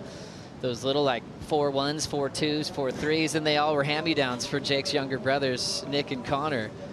He's been on Sharp Eyes, and I love that he's on a swallowtail. It's kind of like this event brings back the swallowtail design, Jesse. It just can give an extra little bit of flair as well. We're going to take a look at the Stone and Wood slow-mo here. You mentioned he's a rail wizard. I think that's the perfect way to describe it. Just how smooth and effortless his lines are. It really does have that kind of Parko-esque flair to it too, where he makes surfing look so easy.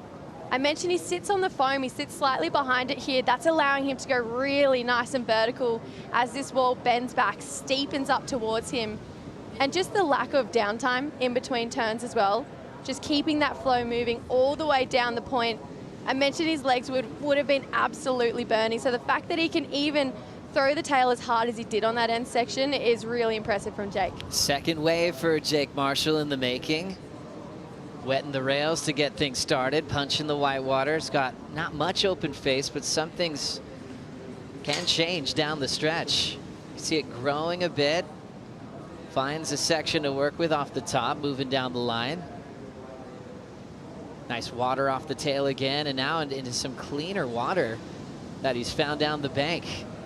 Just kind of a hustler type wave, you know, had to stay engaged the whole time, flaring up with his start, but that'll be a nice backup for the time being, Tanner. It feels like you're trying to create points of emphasis on the wave while you're riding like a 200-yard long ride. And it's really tricky to do because you even saw in those last heats, like sometimes guys are really relaxed, like Ethan relaxing until the wave sets up, and then they really have to deliver on those moments. I feel like Jake does a really good job of that, where his carves can look powerful, yet you kind of know he's setting up for bigger maneuvers. He's not really taking his foot off the gas somewhat. Yeah, it's great to see how both these guys approach it too, and then compared to the range of Crosby with his height and how wiry he is, had those early kind of flashes of like a young Jordy Smith, but maybe wiry like an Owen Wright, you know, in a way. And now really coming into his own, especially getting that big win over his big brother at Margaret River. He definitely has his own goals this year. Absolutely, and we know how much Griffin means to Crosby. Obviously they're brothers, but he looks up to him so much to channel that energy and still beat him. You can see Crosby's growing each event. Waves are spitting and tails are getting chucked out the back. Cross on a bomb.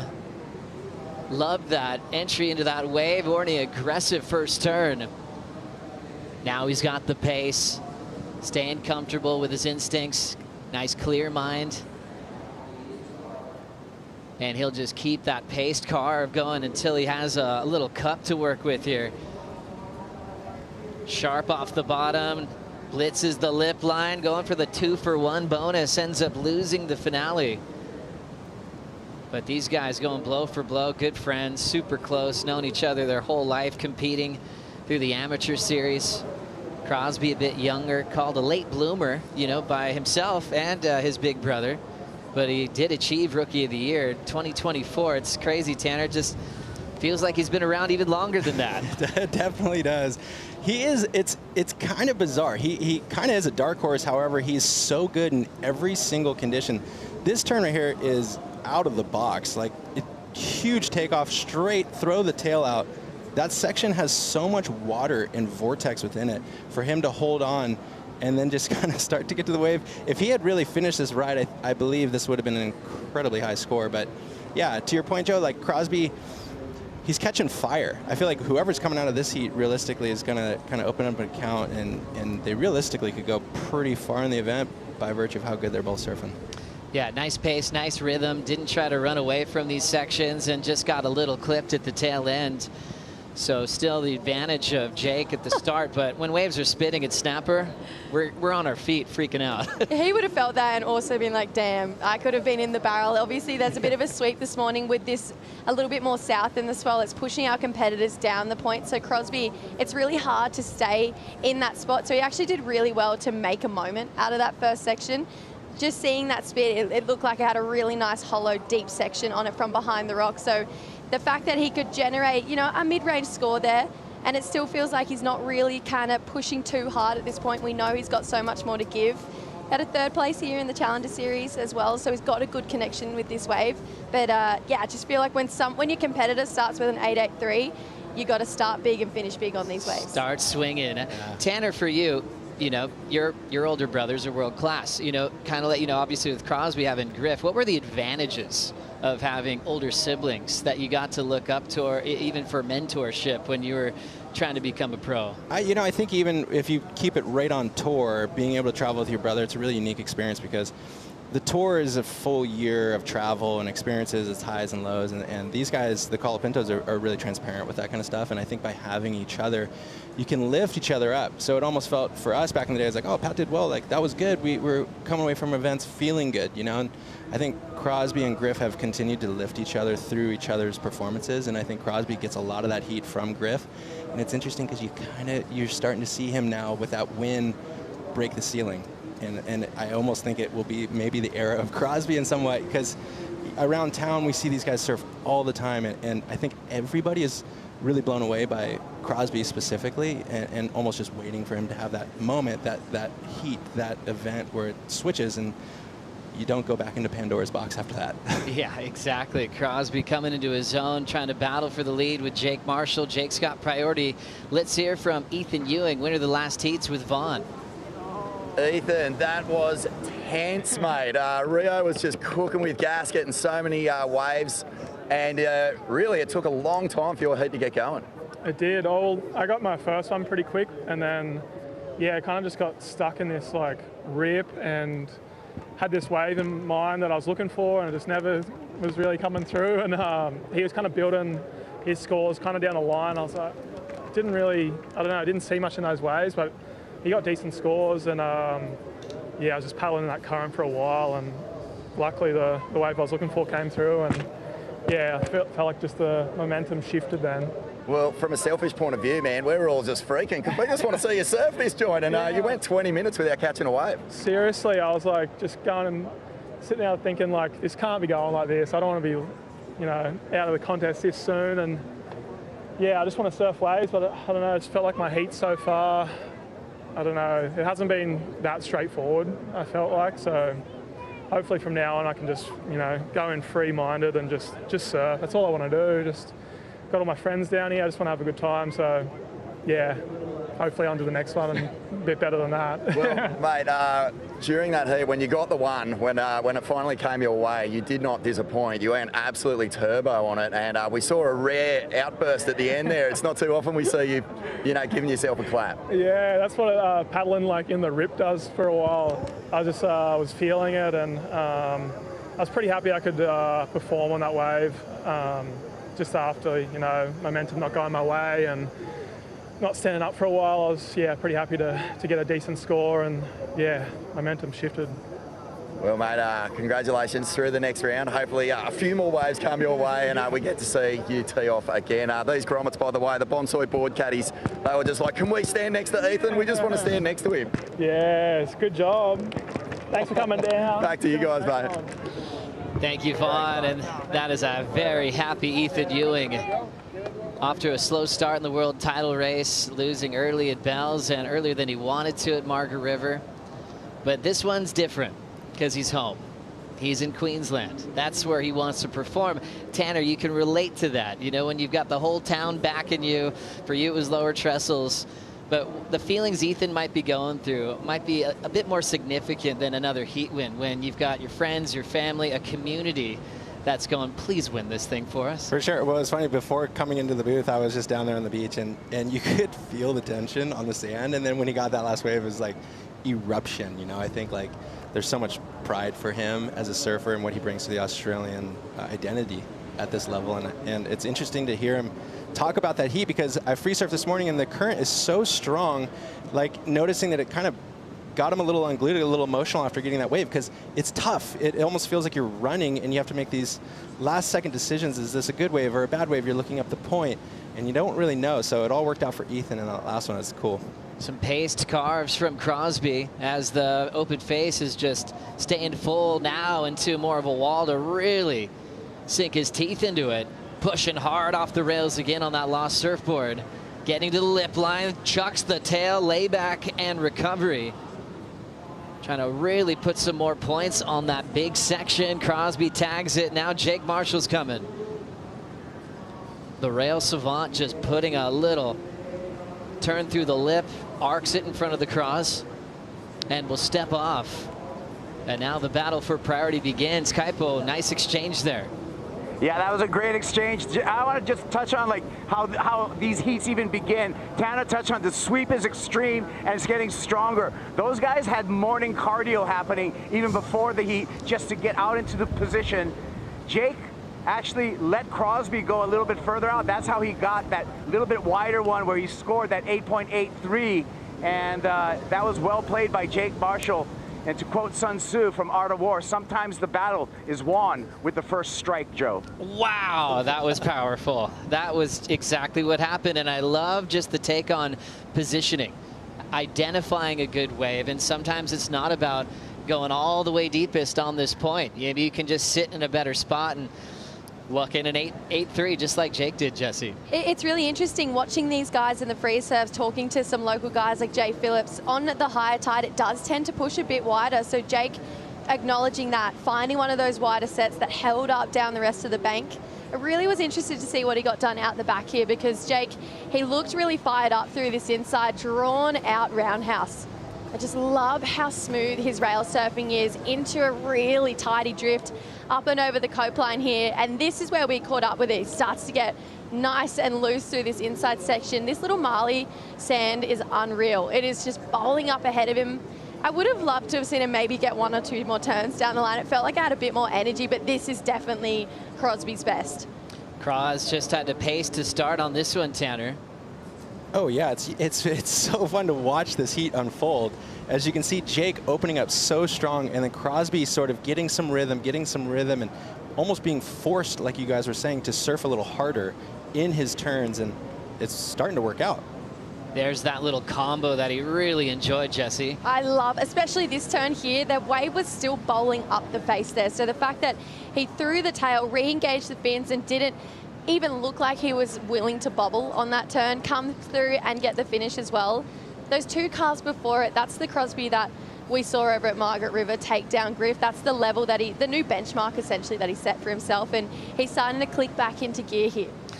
16:55 on the clock, and we've got all kinds of legends coming down here. Local hero Mick Fanning, a 3-time world champ, 2-time champion here at Snapper Rocks. He's got time for everybody, from the medical team to the beach marshals. He grew up with all of them. And his little boy, Xander, checking it all out. They've been doing doubles out here, just hanging on the back, you know, and getting waves. What a way to spend your retirement. And he's still ripping, Tanner. Just a 200-yard long wave. No, Mick is truly an icon. You know, I think for us, coming from California, we always watch those videos like 3 Degrees and seeing these guys come through lowers every once a year. And Mick is obviously the GOAT, but then you meet him and he's one of the nicest people in the world. And I think it's a testament to, like, just he's the mayor around all parts of the world, essentially. Yeah, beyond Snapper. Yeah. You know, that global type hero that really set a precedent for professionalism, for showing up, for giving it your all. And one thing I was always impressive, when he lost a close heat, even with a world title on the line, he never looked defeated. You know, he'd take his moment, but he'd just show back up and congratulate his opponent and move on. And I think a lot of people took notes from that, Jesse. He's a role model to more than just surfers. He's just such an incredible human. He never stops to give back. You know, he's never going to stop to give back, sorry, is what I should say. He's just always looking for a way to help the next person. He's so selfless in his approach, and he's more than a pro surfer. He's actually a household name worldwide. You know, now obviously having a pub over in Europe as well, and having a beer, and just he's grown well beyond just being a world champion. He's an icon, and he's always been one of the biggest inspirations for me. 100%. It's so crazy coming back to Australia, and you really realize that these guys are figures of the Australian culture, and that's way past surfing. You know, I was just on the plane and talking that I was coming to Snapper Rocks, and like, oh, is Mick still in the event? And I'm just like, you just have these random conversations where it's so much bigger at that point. You know, I think in California and the U.S., it's not quite at that level where these guys just they're pop icons in a way. You know, it's like they're in the zeitgeist. Oh, these coastal surf towns that just love surfing, especially Coolangatta, which is just a mad surf town. Surf shops right on the beach, perfect waves everywhere. And like you're saying, Tanner, it's like you can get a little lost in the shuffle, you know, in California. It's so big. Yeah, for like sure. 36 million people in California compared to 26 million in all of Australia. Ish, you know, but like, it's like you really feel the energy of how much everyone loves pro surfing like this. Yes, and this is the major leagues. This is a venue here that is one of those ones where it's iconic for that reason, as we see Crosby just unloading again and again. Seems to have found a really good wave here. And just really opening up strong. He was able to catch his rail in a good way to recover from that off the top. But he didn't have to wait and pace to start. He got to really dig in with some good power hooks. Colapinto will step off there. And looking to improve on a 5.67, needs an 8.01 to catch up with Jake. He needs to go excellent at this point in the heat. I love that he's got a 6.5 to his name now. It's going to put him back into this, but that's going to have to be his backup score, essentially. When your competitor starts with an 8.83, you need to match that. And he's had a lot of time to do that. He's definitely building on each wave. There's a couple of moments on that wave though that it kind of, you could see that maybe he was getting caught up with surfing down the line a little bit. Comes to the start, he's really tight in the pocket, flares out that tail. Here's that speed check again. He could have actually gone up into that and still had time to come back around and lay into these carbs. Again, beautiful surfing. He's really finding his momentum. This wave was never going to have that bowly end section. You can see it was starting to taper down the line. So that moment that he floated over, he probably should have just belted that, solidified that section and given the judges the reason to give him a score above a 6.5. It's funny in heats like this, you kind of don't ever feel like you have a moment to relax. You're surfing this long wave, you're getting on the ski, now you're out at the top of the point, you're paddling, you're looking up the point. Without the current the last couple of days, you would have a moment to sit on your board, look down the line, look up the line, and take things in and reset.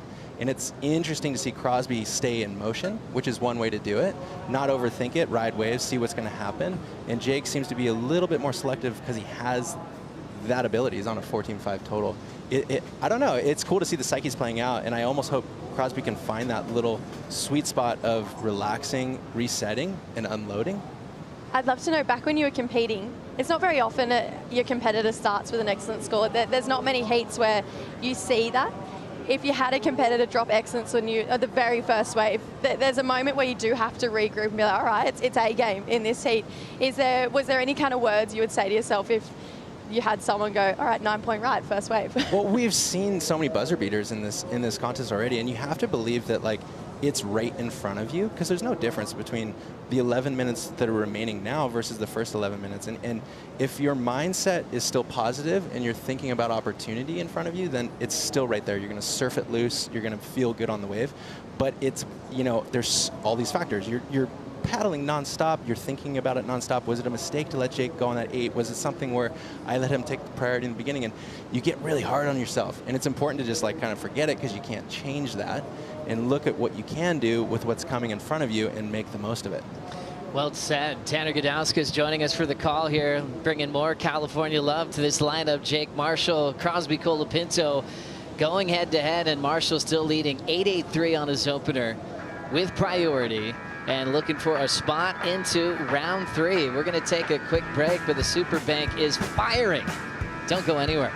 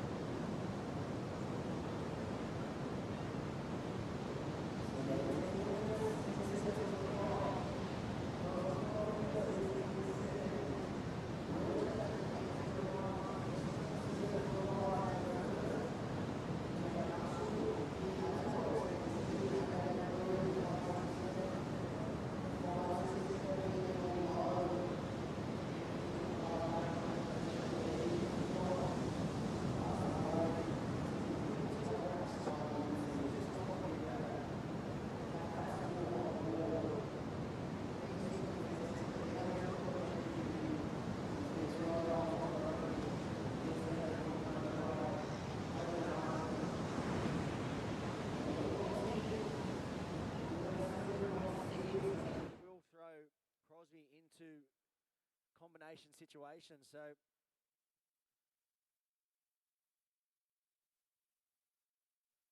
actually, my apologies. I think it would have to be about a 6.8 thereabouts.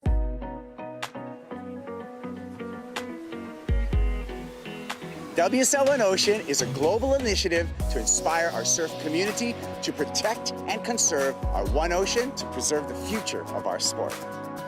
We're going to do a huge beach cleanup. An ocean coral restoration. Planting some native plants, learning about how the plants really affect our coral reefs here. And even if you aren't a surfer, you know, the ocean benefits everybody in the world. It's critical to our entire ecosystem. To protect all these beautiful places and the ocean, and you know, it's huge. And I'm super stoked to be down here. We are trying to restore our coastal ecosystems to make them clean, fishable, swimmable, drinkable, and enjoyable for everybody that comes to visit. The first step is inspiring people to get out there and experience it, and then the next step is to be like, hey, this is pretty cool, right? Let's protect this.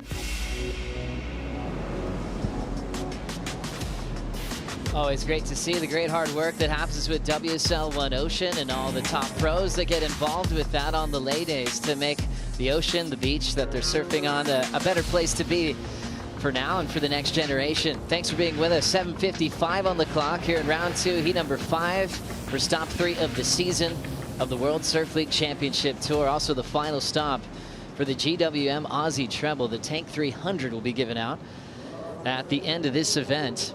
You can follow those live rankings on WorldSurfLeague.com. Joe Turpel with Jesse Starling and Tanner Gudauskas here as we watch this all California battle, all Southern California battle. For Cross chasing an 8.01. He's just been playing catch up against Jake since the very start. Marshall's opener, that 8.83, and we saw some brilliance from Jake over the last few years, finding more consistency and also turning in giant totals at waves like Bells Beach, where he's built this reputation of just having unbelievable rail lines to get himself into several quarterfinals. He's peaked there, but he's definitely hoping that he can go further this season on tour. Cross takes this wave under priority. Super clean with those carves into the pocket. He finds a low road starting to build and double up. Cross throws that one away, looking for a punt, knowing he needs to go excellent for the lead change. Jesse? Having it second priority, it does really give you this freedom to go those small inside waves. He does need an excellent score. So if I'm going to be super critical, he's probably looking to better that 6.5 to keep lessening that requirement. That's a good way to go about it. I mean, throw something super progressive on a critical section. Think back to Cal Robbo yesterday doing that as well. There's not going to be an 8 on these inside ones. So he's trying to break down that requirement. It can get really tiring paddling in that sweep too. So maybe just trying to reposition. That could have been a repositioning strategy for Crosby here. But 6 minutes to go, he really is going to have to be selective because it's going to start to come down to one wave soon. Tanner, your opinion on wave selection, you know, does it always have to be in hindsight sometimes of going, I should have done this? Or how can you be better at it? And kind of breaking down Crosby's approach, because it's still just 2 waves to move on. Would you say he's getting too busy? What's your take? Yeah, I mean, by no means am I a snapper expert. I'm befuddled when I free surf out here on what is a good wave and a bad wave. But, you know, we were watching before Crosby went, and it looked like Jake was right with him. And with that current, and you're in second priority, maybe I would feel like Crosby was trying to make space. Maybe instead of him gonna paddle with Jake until one more good wave comes, Jake's gonna take it, of course. So then I'm just kind of mid-point looking for another good wave. After that, he rides one, gets to the ski. That's the advantage of using jet ski assist, is now he's at the top of the point, and he might be able to just create more space in the lineup, which just open up his options for the rest of the heat. So Cross trying to catch his breath, does a lot of deep meditation before his heats, after his heats, trying to visualize an outcome or even a feeling. He's gone to different trips to really work on that headspace. As we look at the GWM recap, starting off with a banger from Jake Marshall, an 8.83 on his opener, and he hasn't looked back, Jess. Oh, just silky smooth surfing here from Jake Marshall. That down carve has serious business in it. Came through. Look at the shape of this wave. This is easily the best shape wave we've seen through all day. Came through, and it just didn't even offer him a moment to have a section of downtime. He just kept going back up into the lip, absolutely belting this wave all the way down through Little Marley. And then Crosby, he's been surfing so good. He's had some incredible moments, but unfortunately he's just playing catch up right now. This is his 6.5, drifted the tail round, regained beautifully, and a 5.67 is currently Jake's backup. So he's really forcing Crosby to dig deep, find a little bit more room to move, because Jake is just putting on an absolute clinic right now. So smooth and buttery in that approach. This Sharp Eye surfboard with the swallowtail is giving him drive, but more control in the pocket to make those little rail changes. And I love how his coach Chris Gallagher is so tapped into board design as well. He's just such a great surfing mind, and he was telling me that tail is just such a good one for snapper, because you're looking for speed, but you don't want to feel skitsy. You want it to be able to sink in and track when you're trying to make those directional changes. For sure. What I like was watching those waves that Jake was riding. It almost starts to look like one maneuver where it's intentional all the way through. He's at the top carving down to the bottom, and he doesn't even skip a beat into the bottom turn into his next carve. And you know, you wonder with those swallowtails. I also saw Sammy Pupo riding one the other day, and it's cool because you get the drive, but you get linear points to turn in the pocket with, so you can kind of choose where you want to snap over and change your line. Was it called the Inspiration Station, Tanner? Like the old VHS tapes, you get super stoked. Yes. And, you know, that was always got me fired up when you guys would pop out a new movie and get fired up for the day. But kind of sticking on that topic of one line from start to finish in a wave like this, who comes to mind of the most inspiring lines that are drawn out here? So I've been scoring because I have jet lag, so I'm up early in the morning and I get to the coffee spot as they open, and who's in there? Aki. Yeah, I had coffee with Aki, just me and him. We caught up for the whole morning. Then we put suits on, surfed out here in the dark. So for me, I'm not well with that. Like, Aki's my all-time hero. I had shrines in growing up, and I'd watch his footage out here on the Superbank, and he, as a goofy footer, has, you know, you go through J-Bay, you go through Bells, and really any right point break, I feel like he reads it so well. But it's timely that this morning I literally couldn't believe it. I kind of came out of my skin. I'm like, Aki, what are you doing? You won the OP Pro twice. It's like 4:45 in the morning. Yeah. He's like, whoa. That's a legend. He wasn't ready for it. He's so fun to hang out with. But yeah, he's like one of those guys that makes you want to go surf. Pure lines, you know, and for natural footers, guys like Joel Parkinson, one of those guys that has always never looked like he's trying too hard, but he matches tempo, fierce turns, and still his lines today. I saw him in the water a couple days ago, and it's sublime. It's perfect surfing, in my opinion. He is the epitome of technique and just flair and style and class, especially on a wave like Snapper. You could watch him over and over again out here. Wow, Cross has to give way. Priority with Marshall. Smart move from Jake, and he's throwing some arcs. Beautiful timing off the lip there. Nice pace. Finding the coping to drill it again. Just real easy to watch this rhythm. Jake putting together a classic in this matchup with Cross. Throwing a wrap on this inside shoulder.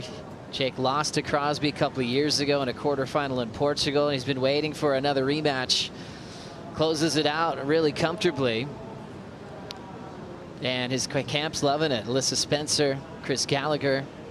Jake's also has his wife here, giving him all the support that he needs.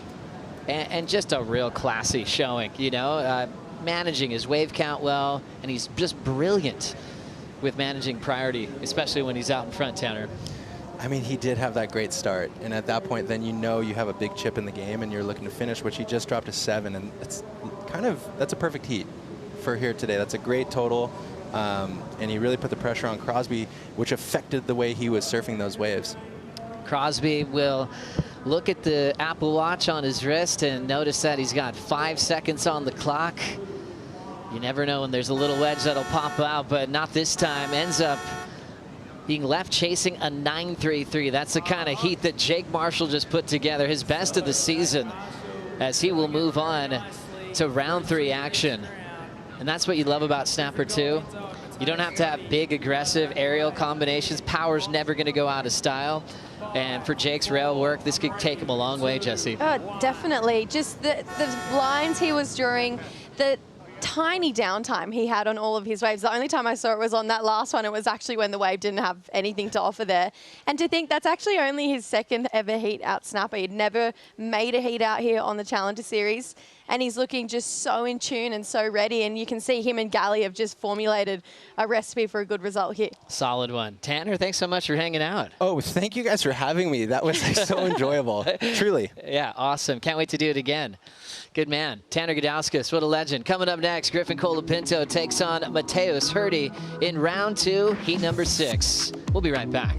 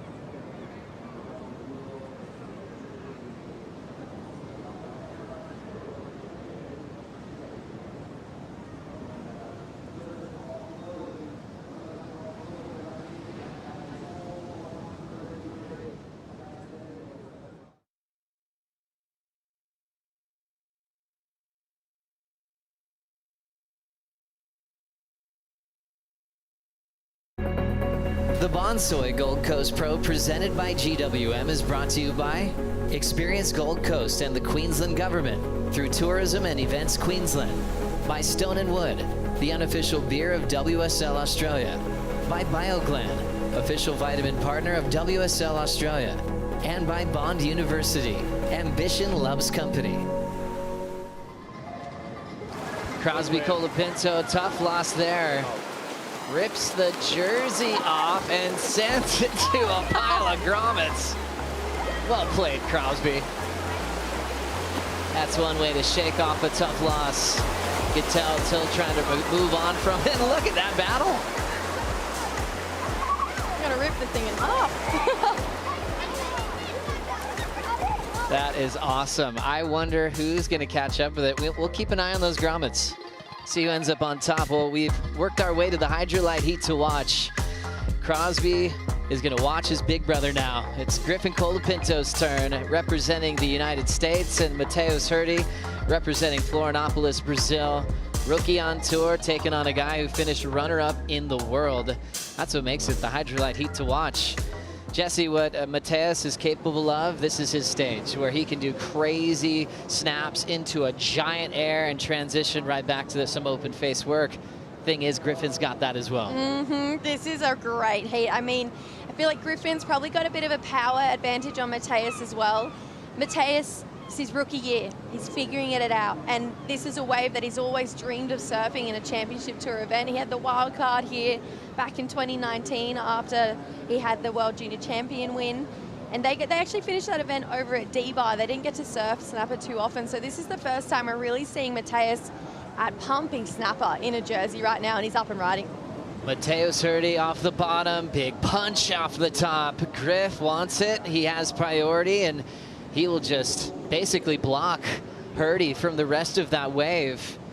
So priority will switch right back to Mateus if he doesn't get stuck inside. This is going to be really interesting. There's a strong sweep today. So Griffin, you can see he's already paddling across. He needs to get out. He needs to get over, and then get out, because the sweep is going to drift you down there anyway. He's going to get out in front of Mateus, because where he is, you can see how much water is moving. Mateus has just gone out of screen. So I was thinking, Mateus, if he had skipped a little over back towards the rocks and gone right, he might have been able to just punch out and be super deep on the inside there. But Griff read that really well, but that definitely was not the best use of priority, and a rare mistake that we see for Griffin with priority. Yeah, it's an interesting move, isn't it? When you see Mateus starting to launch into a big first turn, you're probably like, I need to shut this down quick. Kind of the heat previous, Jake started with a banger and never looked back. So Griffin going for the block, but obviously was trying to probably get some scoring potential on that wave. How was your read, Kaipo? Yeah, my read was that it started off as a priority error because there wasn't much on that wave that Griffin did the block on, but he got quick back out, used some of the sweep to his advantage, and kind of took a little U-turn right here. So it looks like he's going to get back out there. Still priority not established between these two, but I will say that probability that Griffin's going to get back first priority. So kind of no harm, no foul on that exchange. Kaipo, we saw Ethan's emotion because he got a wave earlier, because the sweep was so serious. I mean, what is the sweep like at the moment? It's a big morning of cardio, Joe, for all of our surfers. It is like a river out here, and these guys are not just the best surfers in the world, right? They're some of the best paddlers in the world too, and even these guys are, you can definitely see them struggling against the sweep. Thank you, Kaipo. Mateus Hurdy, 4.33, 3.0. Got blocked by Griff, but got stuck inside. So the outcome, Griffin is able to take Mateus off the wave and now control the lineup with priority. He's going to use it right away. Setting up this first turn, throws down the arc, last year's world runner-up. Just trying to find the pace at the start of this wave. He's into this wave because he's hoping for it to double up. There's the lip line. Nice snap. One of the best styles in the world. Wanted to change gears for the fin throw. And he kind of saw the rest of that wave wasn't too good. So he went for it. He's down. Didn't capitalize as much as he wanted on really earning that priority shift. There was a small wave. That was a complete repositioning strategy there for Griffin. He knew that it was going to be a long paddle to get back up the point there. That sweep is really strong, and right where the boys were paddling, that's where the sweep is actually at its strongest. If they had gone just maybe 5-10 meters out a little bit further, the sweep does start to die off out there. Still some beautiful surfing on this wave. I mean, Griff, he's so fast, he's so sharp. The way he uses his rails is some of the best that we've ever seen in the world. I love that he's going for these progressive turns here. He's just got that flair, and he has that make rate where he really can rely on that. And then Mateus, he's actually going to reposition on this as well. So drifts the fins up and into a second vertical section. You can see a little bit too far on the heel edge rail on that third section there. So Mateus, he's already out the back and on another wave. And just tracking into a wave with some size on it. You can see his speed just with that stretched out carve. Now he'll pace and wait for this thing to grow and double up. Throws a little hook. Wall starting to show itself. The Brazilian starting to identify the lip off the top there. Springing into a nice wedge. Another weightless float for Mateus. And he'll step off. You even see when it's pumping, it's not the easiest read. A couple sections look a little sticky just to get going, almost like you're going uphill.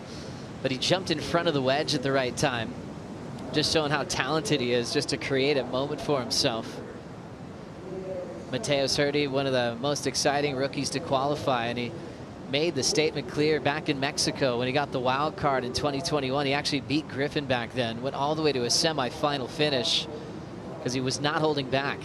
Let's take a look, Jesse. Something really interesting about these sets that push a little bit wider is they actually do taper at the start, and you really have to wait for that little Marley bank for it to start to stand up, and you can really start to get to work from here. You can see Mateus really biding his time, patiently waiting for this one to bowl up as it does. This is where he starts to get some work done. I love the fact that he pushes a little bit harder, tweaks those fins out on that first turn. You can see that second turn was a bit of a speed float down the line, had a lot of trajectory behind it. If I was going to be super critical, that was a section where he really could have squared up and belted it. I just felt like maybe that wave, as with the distance he traveled, it's not going to come in as a crazy big score because there wasn't a lot of that real critical moment on that wave. So Mateus maybe needs to lock into those sections just a little bit more than what he is right now. Scores for Herdy come in at a 4.17. Opened up with a 4.33, so small numbers to start in the Hydrolite heat to watch. Griffin with priority, just had the reposition wave, 317. So this one's wide open. Griffin accomplishing a lot, riding lost surfboards throughout his career. Richie Lovett is standing by with Matt Biolos. Yeah, thanks, Joe. Here with Matt Biolos. A couple of the team out there this morning. Matt, unfortunately, we lost Croz in that last heat against Jake Marshall. Griff's out there now. How's he going? Heat hasn't really got going yet. They've just kind of got a couple funky waves, so we'll see how it goes. Happy to be back on the Gold Coast? I love being back on the Gold Coast. Yeah, Griffin's on a wave right now. Nice pockety one. But yeah, it's a lot of swell, a lot of water. And if you get the right one, it's pretty amazing looking. Griff's been in just amazing form. Made the final series last year. Staring at a world title, you know, it's going to come. Let's talk about his boards. What's he on? He is actually on a pretty unique board. It wasn't boards we were planning on using for competition. He's actually riding a replica of a board from 1996, believe it or not. About a year ago, he rode, or a couple of years ago, he rode a 6'1", 1996 Andy Irons board and loved it. So we decided to make some replicas, and we started making the replicas, and he loved the replicas. And then he goes, can't you just make this in like normal dimensions, like a 5'11"? So we shrunk it down, made it wider, added some foam here and there. And he brought the board here before bells and started surf that swell like, I don't know, 6 weeks ago at Burley, and just dropped a bunch of really heavy good waves on an edit, like a Kohler Brothers edit, and just started telling me the board's incredible, it's so fun, it's a squash tail, it's very old in design, but kind of renovated. And then of all things, he just goes, you know what, I'm going to ride the thing at snapper. Pretty amazing. You've got such a big team here on the Gold Coast on the championship tour across the men's and women's. They all ride so many different models in your stable. Yago obviously getting the world title last year. You must have been pretty proud about that. Yeah, that was obviously a highlight for a career that I've chosen. It was really extra special that I was able to be there on Fiji and on Tavarua for that happening between him and Griffin. So it's really high level fun. Awesome, Matt. Well, we'll let you get back to it and hopefully share some waves with you down the point, maybe later in the week. Yeah. Old man's heat between you and me. It's on. It's on. Thank you, Richie. Thank you, Matt Biolos, for the time. They had a nice little talk story last night right here on site with the Surfboard Empire crew. Richie hosted that along with Matt Biolos and all the best shapers in the world, and they had so many laughs and a good time, and they love what they do. First and foremost, loving surfing and creating the best boards on the planet. As we check out a very important replay, things just got very interesting, Jesse. This is a really good wave from Mateus, just absolutely capitalizing on those sections we spoke about on that last wave, maybe surfing a little bit too down the line. Guess what? Scrubbed it up on this one, just surfing so tight in the pocket. So much variety on this wave too. And now watch it start to bowl up through this little Marley section. This turn here from Mateus, free falls out of the lip line. You can see the fins completely disengaged from the wave. Just love the bottom turn, the speed he comes into it with. There's those fins completely out of the wave, and his feet actually shuffle back to the heel side edge of his rail, so he did so well to maintain just the balance over his board. Griffin, though, on the answer back. He needs a big answer. A couple of hooks on the open wall for last year's runner-up in the world. Deep off the bottom and leaning into a stylish snap, pushing the fins to drift it again. Different types of lines, too, to get to the lip there. Now Griffin springing into a tail drift, getting vertical on the climb. Still some open water to throw that carve in the pocket. Griff now hitting the oncoming section, and he is electric with that finish. Well played, well paced. Griffin turning at his best to answer to Mateus. Oh, how good is surfing? I love when we get to see back-to-back waves, both surfers putting their best foot forward. It's so funny, these guys are two of the best progressive surfers in the world. Their air game is seriously unmatched. And the fact that neither of them have taken to the air and their rail surfing is speaking so much volumes for them right now. Let's take a look at this Bonsoy replay. Foamy looking face at the start here, but there was really good potential for a bowl down the line. Griff, great wave selection, just drawing out carves at the start here. Now starts pushing harder. This board, I love that, you know, it's a replica of an old model and it's looking incredible. This turn here, I love. Look how fun and free and drifty that was, just utilizing the entire wave face. Now patiently waits, buys his time, unleashes on a really nice looking bold back section here for Griff. And again, just patient. He didn't try and out-surf this wave or overcook it or over-push it. Just surfed exactly what it needed to be, matched the pace of the wave, gave us variety, gave us flair in moments of, oh no, his tail is drifting round. Is he going to retain it? And now Mateus going crazy. Goodness gracious, we've got a heat on our hands. These guys are going for broke. This is the moment they dreamed about as kids, being at the Superbank. It's pumping. There's just two guys out going blow for blow. Mateus has a 4.33, a 7-point ride that he got on his previous wave. So Griffin's hoping for excellence to take the lead. Needs an 8.10. And judges will be thinking about that one. What a great response. Mateus going down, going for something crazy. That's just a 1.0 throwaway. And we'll slow it down with the Stone and Wood slow-mo. Just an incredible bottom turn, and you can see as he throws the tail around here in the air reverse, he gets the front side grab, re-engages the fins, but unfortunately where he re-engaged them was right at the top of the wave there and just free fell from top to bottom. He would have enjoyed a little bit of time on the sandbank at the bottom of the wave there, but that's the level he's got to be at if he wants to take down last year's #2 in the world. It's pretty tough to go excellent on a long point break with one maneuver, but we've seen it before. Italo's done a full rotation, little helicopter rotation on a big section. And if you're landing on the roof of a big hollow barrel that's like 6 foot, judges would have been all over that if he could have recovered. What a heat. Let's catch up with Jake Marshall with Vaughn. Thanks, Joey. We're seeing a ride up on the board here, Jake. You want to take us through it? We got Griffin up and riding. A little bit of an out to sea one, but maybe it'll double up right here. It's kind of just, he's over it, kicks out, not a nug. Well, mate, let's do away with this heat just for a moment and reflect upon your heat, because that first wave you got an 8.83, just chef's kiss, exquisite surfing, pure line, beautiful connection. The tempo was on point and the power was on display.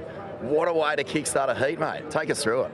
Yeah, that was great. I mean, the waves were looking a little tricky out there, so I was like, couldn't believe how that wave just kept doubling up and giving me section after section. Oh, here it is. Kind of started off a little small, and then right here just like grew into such a good wave, and it was kind of just on me to not bog it. But yeah, just my board felt insane. Like, I got this swallowtail, file 50. I haven't ridden a swallowtail in like ages, so it was kind of funny, like just randomly ordered one and it ends up just working insane. But yeah, I mean, the wave kind of stole the show, I would say, on this one, and I was stoked to just open my account and finish it off. And yeah, it felt really good. To like the first couple events, I feel like I barely even have gotten to surf. Like, I've just been like sitting out there with no waves in all my heats, so just to like ride a wave and get a good score, it just felt like super good. And it always feels good when you put up an excellent score, like validates your surfing and your confidence. It does, man. And importantly, it came at the start of that heat. Ethan was actually with me when you caught that wave, and he was like, man, I waited 20 minutes for that thing. You know, to get one that really cups the bank perfectly from start to finish is actually pretty rare. How much pressure does it put on you to sort of get that back up, though? Because we've seen Krug out there just going almost like sit themselves out of the heat, even with a good score. For sure. I started kind of like making a couple mistakes in the middle of that heat, and I kind of like let Crosby back into it. And luckily, I felt like the last 10 minutes I did a good job of like holding my priority, and I picked a good one on that last wave just to like keep him off of it, you know, which was like kind of the most important thing at that point. But I definitely like missed one really good one that I didn't go on, and then I turned around and I could just see it peeling down the whole bank. So, but snapper's tough. Like, you never know exactly which one's going to double up, so you can't like be too hard on yourself for maybe like not going on a wave or going on the wrong wave. You kind of just got to keep rolling the dice and keep swinging, and hopefully you get two good ones in a heat, I think. Must feel so great, mate, to you know, get out here, wash off the first two events with a wave like that, and you know, that is going to give you a lot of confidence heading into these next rounds. For sure. This is like the warm-up and stuff for this event. It's probably like the best I've felt so far this year. It's just been good to surf like a lot of fun waves. Like, we were having a lot of grindy free surfs at the last couple comps, so been having a lot of fun over here, and super stoked on my board. Like, board feels really good, surfing feels good, so yeah, I can't thank the guys at Sharp Eye enough, and just like, yeah, I am for the event, and hopefully ready to do some more good surfing, catch some good waves. Unreal, mate. Thanks for that. Loved every second of it. Thank you. Thrilled with that one. All the lot trolls, Encinitas board riders, the Fish 101 crew. He's got a great community he grew up in, and he's been just so solid with just growing in maturity on tour. And that was just one of my favorite heats I think he's turned in since he's been on the CT. Yeah, definitely. Obviously, that heat at Bells is super memorable from Jake as well. I love that he works really closely with Taylor Clark in shaping his boards, one of his longtime best mates. And he actually didn't realize Taylor was shaping his boards for a really long time. And Taylor shaped the batch of boards that got him back on tour. And once he was on tour, Taylor was like, yeah, I made those boards. So it's pretty cool. I got to do an article with them a couple of years ago, and those two have a great relationship.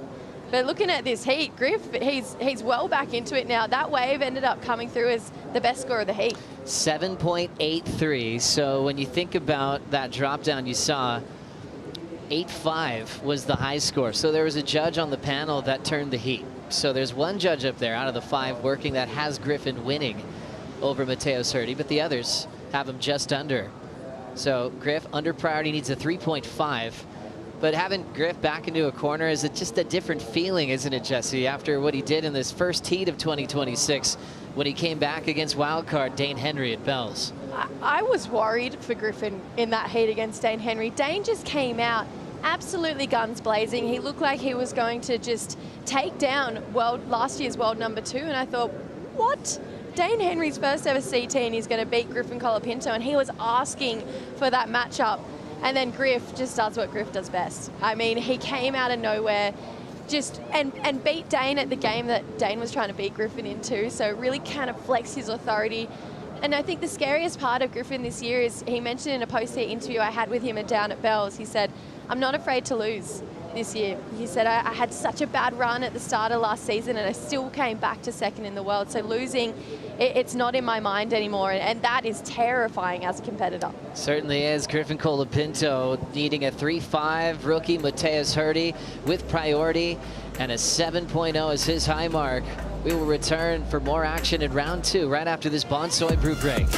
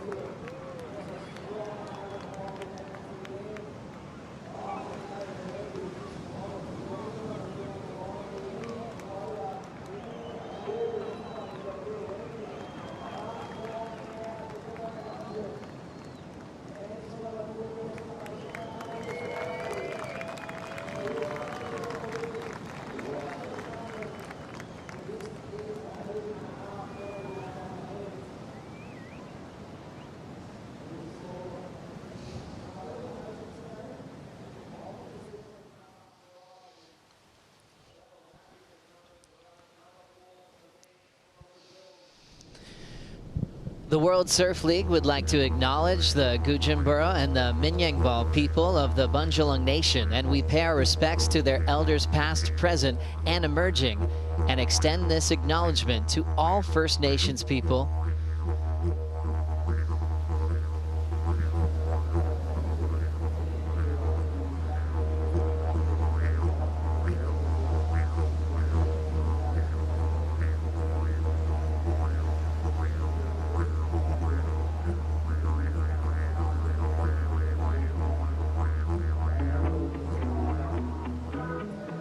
Such a beautiful way to be welcomed to this beautiful part of the world. The locals are incredible.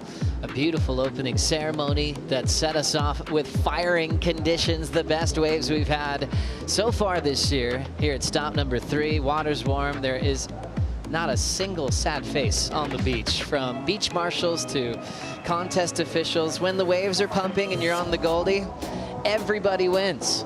How good is pro surfing? 9:50 on the clock. Griffin Colapinto and Mateus Hurdy squaring off. And during the break, they went to town. A nice exchange that they just are still buzzing about.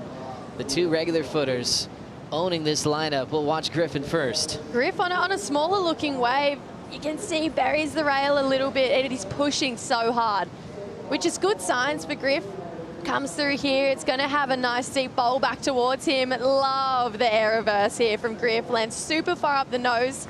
Transitioned really well. Unfortunately, just that wave not giving him much more down the line. This, however, really caught my eye. I watched this from over my shoulder. Mateus, look at this wave selection. This completely bowling back towards him. Two massive Rios in the pocket here. His board looking so loose under his feet. Floats this section. Now it starts to drain out. Mateus tucks in for the barrel through Little Marley here. Lays over the rail for another time into a finishing section. Look at him look back to the beach. He knew that that felt good, giving us so much variety on that wave. The judges, they had to reward it, and they did. 8.33 for Mateus Hurdy. Enjoying one of his best totals so far in his rookie debut this year on tour. He's had some wild cards in the past, but now he knows he's going to be here all the way through the Pipe Masters in December. I see the score lock in as excellence for Mateus as he's up and out again. His uncle, Guilherme Hurdy, was on tour in the past. Used to wear his leash on his front foot. Absolute shredder. And so it was kind of always destiny for Matt to get there one day. It was starting to get really heartbreaking, you know, when he was one heat away, and getting a part of that story. Some surfers never come back from being that close to qualifying. And it was an emotional celebration at Newcastle. And this is why the whole world wanted to see him make his rookie debut. He's up now. Taps that first section. Big climb opportunity. You can see the Julian Wilson comparisons with his style and approach. Lays into a beautiful hook off the top. Chunky whitewater section. He goes over the top of it. Punches out the fins into reverse on that JS. Finds a nice fun section as well, but then just goes over the handlebars. His coach, Leandro Dora. Penguin, great photographer there. Luana Silva, all part of that camp. They kind of all fell with him on that last turn, but he did some damage before the fall, Kaipo. Yeah, he did. I just want to reflect back to that 833, just witnessing that whole thing, just front row. Just the long bottom turns and how like Mateus is like very spring loaded in his setups is really impressive. I've always been impressed by this surfer, and I think that now he's just kind of coming into his own. I mean, 833 7-point ride. We're waiting for that next number for Mateus, but just really quick surfing and taking advantage, using his full leverage to set up those top turns, starting with those long bottom turns for Mateus Hurdy, just Shama. That's right, Kaipo. We actually got your view there on the Coastal Property Agents water cam. How fast he is, that's really relevant. And also how the variety that he puts into the pocket on sections that are completely different, and you got to really respond to where you are on the sandbar. Mateus checking his Apple Watch, knows that he has 6 minutes left. He has a 7 and 8.33, leading over last year's world runner-up. Only helping this kid's confidence right now. There's something about being a rookie at Snapper Rocks where you have this complete and utter fizz about you. Mateus looks like he's had about 4 coffees. He's on every single wave that rolls through. He's building. There was a different gear of confidence on that last wave. It comes through as a 6, so it's not going to go into his top 2, but just the way he flares the fins, where he decides to drift the tail is a really high-risk maneuver. Griffin had that same sort of rookie fizz in his first ever Championship Tour event here back in 2018. Had a 10-point ride over at Kira with one of the craziest barrels I think we've ever seen in this competition. So Griffin, he kind of needs to channel that rookie feeling that he had the last time he competed here. What a roll that was. What a flashback, Jesse. You know, for this young Griff, qualified. He had just won the Triple Crown in Hawaii. Right. He was shadowing his good friend and mentor, Kolohe Andino, and he became the first Californian to win. He got a cover shot of Surfing Magazine, and then he got a 3-chamber keg at Kira and got a 10-point ride. Along the way, too, he beat some of his heroes. He beat Joel Parkinson in that event, you know, to end up with a semifinal, started 3rd in the world.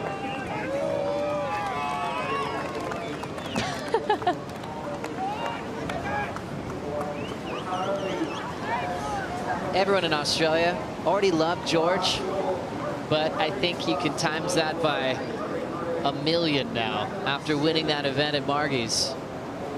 His whole profile just changed. His career just changed. When you're born in Australia, you're born with a love of the underdog in your DNA, and George, he's been the underdog all throughout the season, and to go and win, he's just gone to a bit higher up. So yeah, GP's got a big fan base here in Australia. He's taken on Brazilian veteran Alejo Muniz. Remember, Alejo is in his swan song, calling it quits after this year, after a stellar career. He was in a Rookie of the Year race with Julian Wilson back in the day. Both of them really stood out that season, having top 10 finishes. Great human, so kind, but he's just to enjoy this time on tour, and that can create some danger because he's just happy-go-lucky. He's looking for the best waves he can get on the Superbank. And he's also coached by Adriano de Souza as well.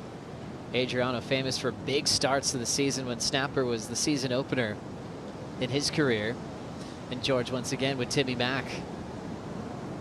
Still feeling the energy of a giant win, the biggest moment in both of their careers. During the free surf session day that we had just a couple of days ago, it was only CT surfers allowed at Snapper, and there's a buoy just down the line. It sits just past Little Marley. And right at 8 o'clock, everyone got out of the water to watch the pros, and Adriano and I ran out to the buoy. And I tell you what, if he put a rashi on and went out here, he would still make heats. Adriano is still absolutely ripping, and he said he's loving the transition to go from professional surfer into professional coach, and he's had great success already this year. He's had great success at this wave. So for someone like Alejo, who's just lapping up his last year on the championship tour, someone like Adriano, who's had that retirement year, who knew that there was a finish line in sight, he's the perfect coach for Alejo this year. He's definitely not the surfer that's retired and rides a twin fin and is cruising, right? He had just eaten whatever you want. I mean, Adriano's kept the blade sharp. They went to a wave pool in Brazil with his crew, like Miguel Pupa, and they're all saying they were loving it because he was like claiming waves, just like he was still competing. And they're like, this is awesome. But he was leading by example. He was like just showing everyone how you have to go all in on every wave. Mateus leading this one. He wouldn't be feeling too safe knowing what Griffin Colapinto can do. Passing the Breitling 2-minute countdown. For Griff, we mentioned the comeback in the heat with Dane Henry that really kicked off his year. So started strong compared to the previous season where he was scared of falling off the midseason cut. But he went through that fear, faced it, and turned in miracle moments, which he can do. He's one of those guys that has that sixth sense, maybe like a connection to like Aki would have, or like a Tom Curran or a Kelly, where you can just create things for yourself. He's got a 10 under priority when he needed it against Leo. He had that crazy one at the box where the foam ball lifted him up. He has that pure surfer connection in him where he might be able to find some magic on this sandbank. You're so right in that he's one of those surfers who can create moments where other people are chasing them. They do seem to pop up for Griff. He'd love for that to happen, obviously, in this last 60 minutes to go here. And Griffin's that type of surfer too. This is what makes him extra dangerous. If he takes on a wave that most people think might only have 5 points in it, he can surf it up to a 7.5. He's got this incredible repertoire. And that's why Mateus is sticking so close to him here, because he knows that Griff, you can't count him out until the hooter is over. Griffin just looking over his shoulder. Mateus tracking him. Decision time here. Crosby, his younger brother, went down in the last heat. Griffin trying to keep a Colapinto in the contest. It's coming down to this wave. Needs a 7.51. Throws the arc to start. He needs this thing to grow and to double up with some size. Had to take it with the time on the clock. Now finding the lip line, tail chuck, reverse. He has completed it. An explosive move, needs more. Another throw tail reverse to combo it up. Trying to surf these sections up because he doesn't have the wall. Showing off his ability. He's feeling good about it. Chasing a 7.51. This is what I mean. He can surf waves up. If I'm going off gut instinct and heart, there was some incredible surfing on that wave. He got some really clutch moments. My heart says no. Mateus, though, has given us one last roll of the dice too. I feel like I heard the beach commentators say he was up before the hooter. This one he's still tracking, and they're following it just in case, and he looked explosive with speed and flair when we caught up to this last wave. Our judges screen is showing that we're just waiting for one score. See that asterisk right there on your screen? We're waiting for last of Colapinto. There's no asterisk next to Hurdy's name. Just giving us a sign that maybe it was just up after the horn. We'll keep you posted. But at the moment, it seems like we're just waiting for Griff. He got the opportunity, the wave presented itself. And now that is official from upstairs. Mateus, wave does not count. Just waiting for the last of Griffin Colapinto, last year's world runner-up, waiting for the decision. And it comes in at a 6.17. Not enough. Griffin upset by the rookie, Mateus Hurdy, in an absolute battle. Two high-fi athletes going head-to-head. We've lost Crosby and Griffin in back-to-back heats. Mateus moves on to take on Jake Marshall in the next round. Mateus found another gear in that heat. He looked really comfortable. And if he can keep building from this momentum that he's found, this confidence that he's found in this last 35 minutes, he can easily go really deep in the draw. What a classic one. What a great hydrolite heat to watch. Loved every minute of it. Congrats to Mateo Serdi moving forward. Coming up next, George Pitar, the winner of Margaret River, takes on Alejo Muniz. We'll bring in Ronnie Blakey, Richie Lovett, and Winter Vincent for the call right after this.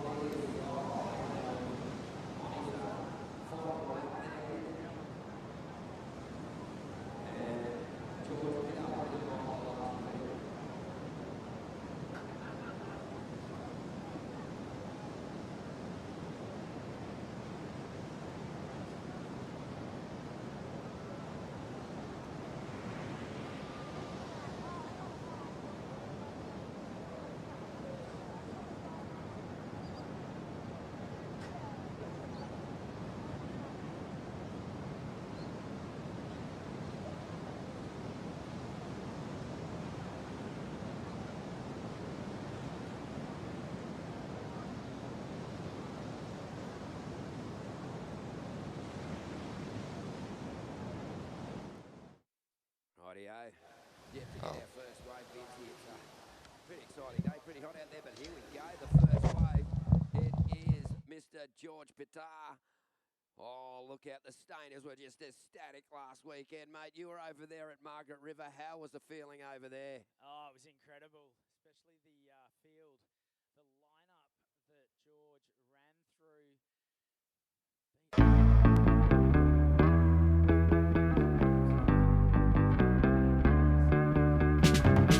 Queensland's Gold Coast is a world-renowned surfing mecca.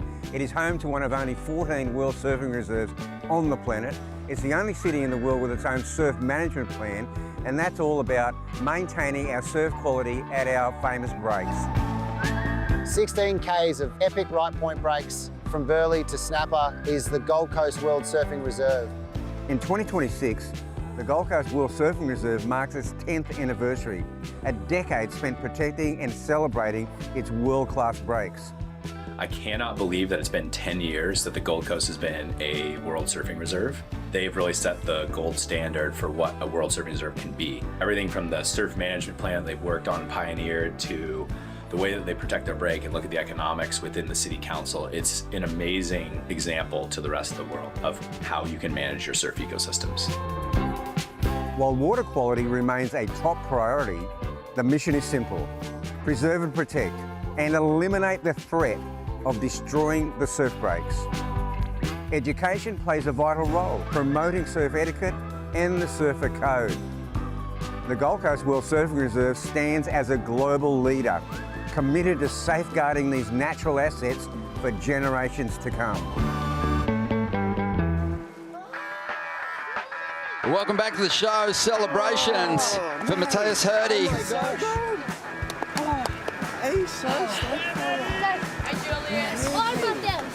I want to get out this round so bad, the round one. Hardest seeds. It was a really hard heat. Mate, your wave selection was... Thanks, man. Couldn't have been better. What hit did you get? On the 6. But it was never there. It was just like everyone was like... Yeah, he did two. He was so scared. I was like, oh, he did two reverses. Yeah. He surfed the wave really well. But the wave never offered. Nah.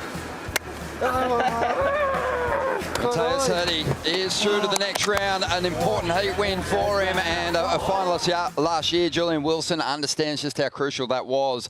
Massive scalp to take down. That was huge, getting the jumper on Griffin Colapinto. Ronnie Blakey, Richie Lovett, also joined by Winter Vincent, who had a run at the event here. Winter, how was the experience? Oh man, it's amazing to be here today. It's pretty special, so yeah, thanks for having me.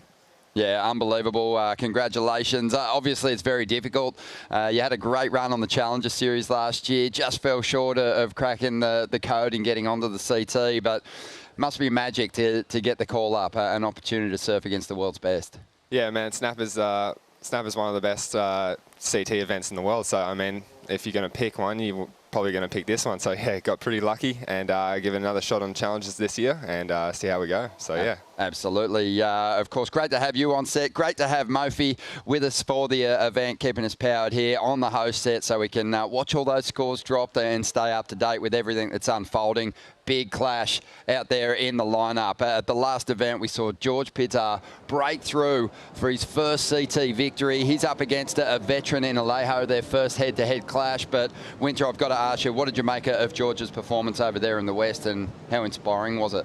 Oh man, the run he had was generational. I mean, like, he went through the hardest lineup you could possibly go through, in my opinion, and yeah, pretty amazing, pretty emotional as well. Oh, here we go. He's on. Let's see what he can do. He's already had a wave in this heat and showing some great flair out of the top of just the single turn, but does have a 6.17 from earlier on. We'll get a look at that in a moment, but Rich, how's George been? Well, take us through this ride first. Yeah, big opening swoop. So that trademark front hand swoop and hack is going to be on show out here at Snapper. I was talking to George just before this heat. He seemed relaxed and ready to go. He's actually on the board that he rode down at Winky. That's a nice tight turn there. Comes deep off the bottom and a beautiful flare. That one had a little bit of tail release and spice on it. That big wrapping turn down the line. He did say he was going to concentrate on having more of an acute angle off the top on the forehand in this heat in particular, and really concentrate on those big moments on the wave rather than that repetitive wrap. He's going to try and mix it up, and that's exactly what he's done on this wave. Yeah, 6-1. It was a long wave. A long wave, and just some of that, you know, incredible neck-cracking speed in transition from George on show again. Taj Burrow over in WA famously sort of referenced a doona in a washing machine. George's surfing being fast but a little disconnected at times last year, but this year it's all come together beautifully.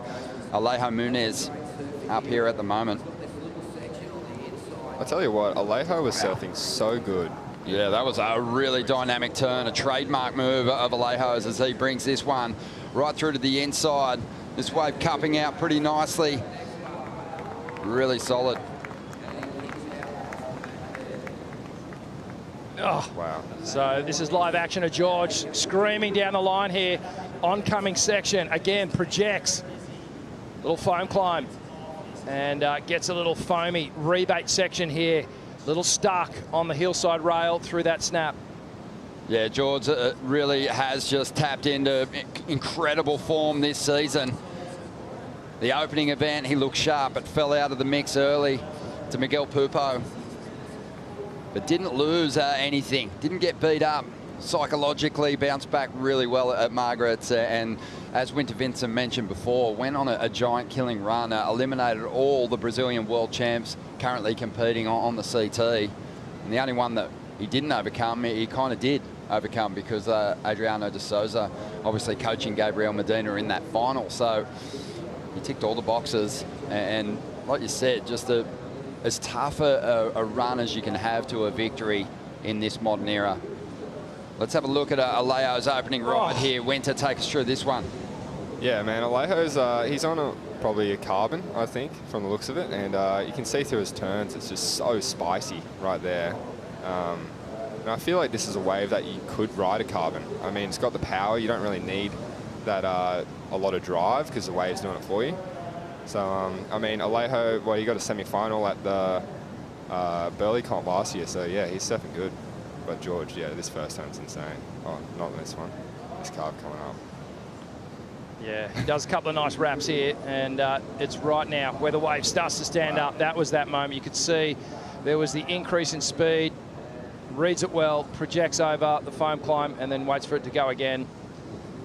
But George looking so much stronger this year. We've talked about how he's kind of, the body's connected a little bit more, the lower and upper body.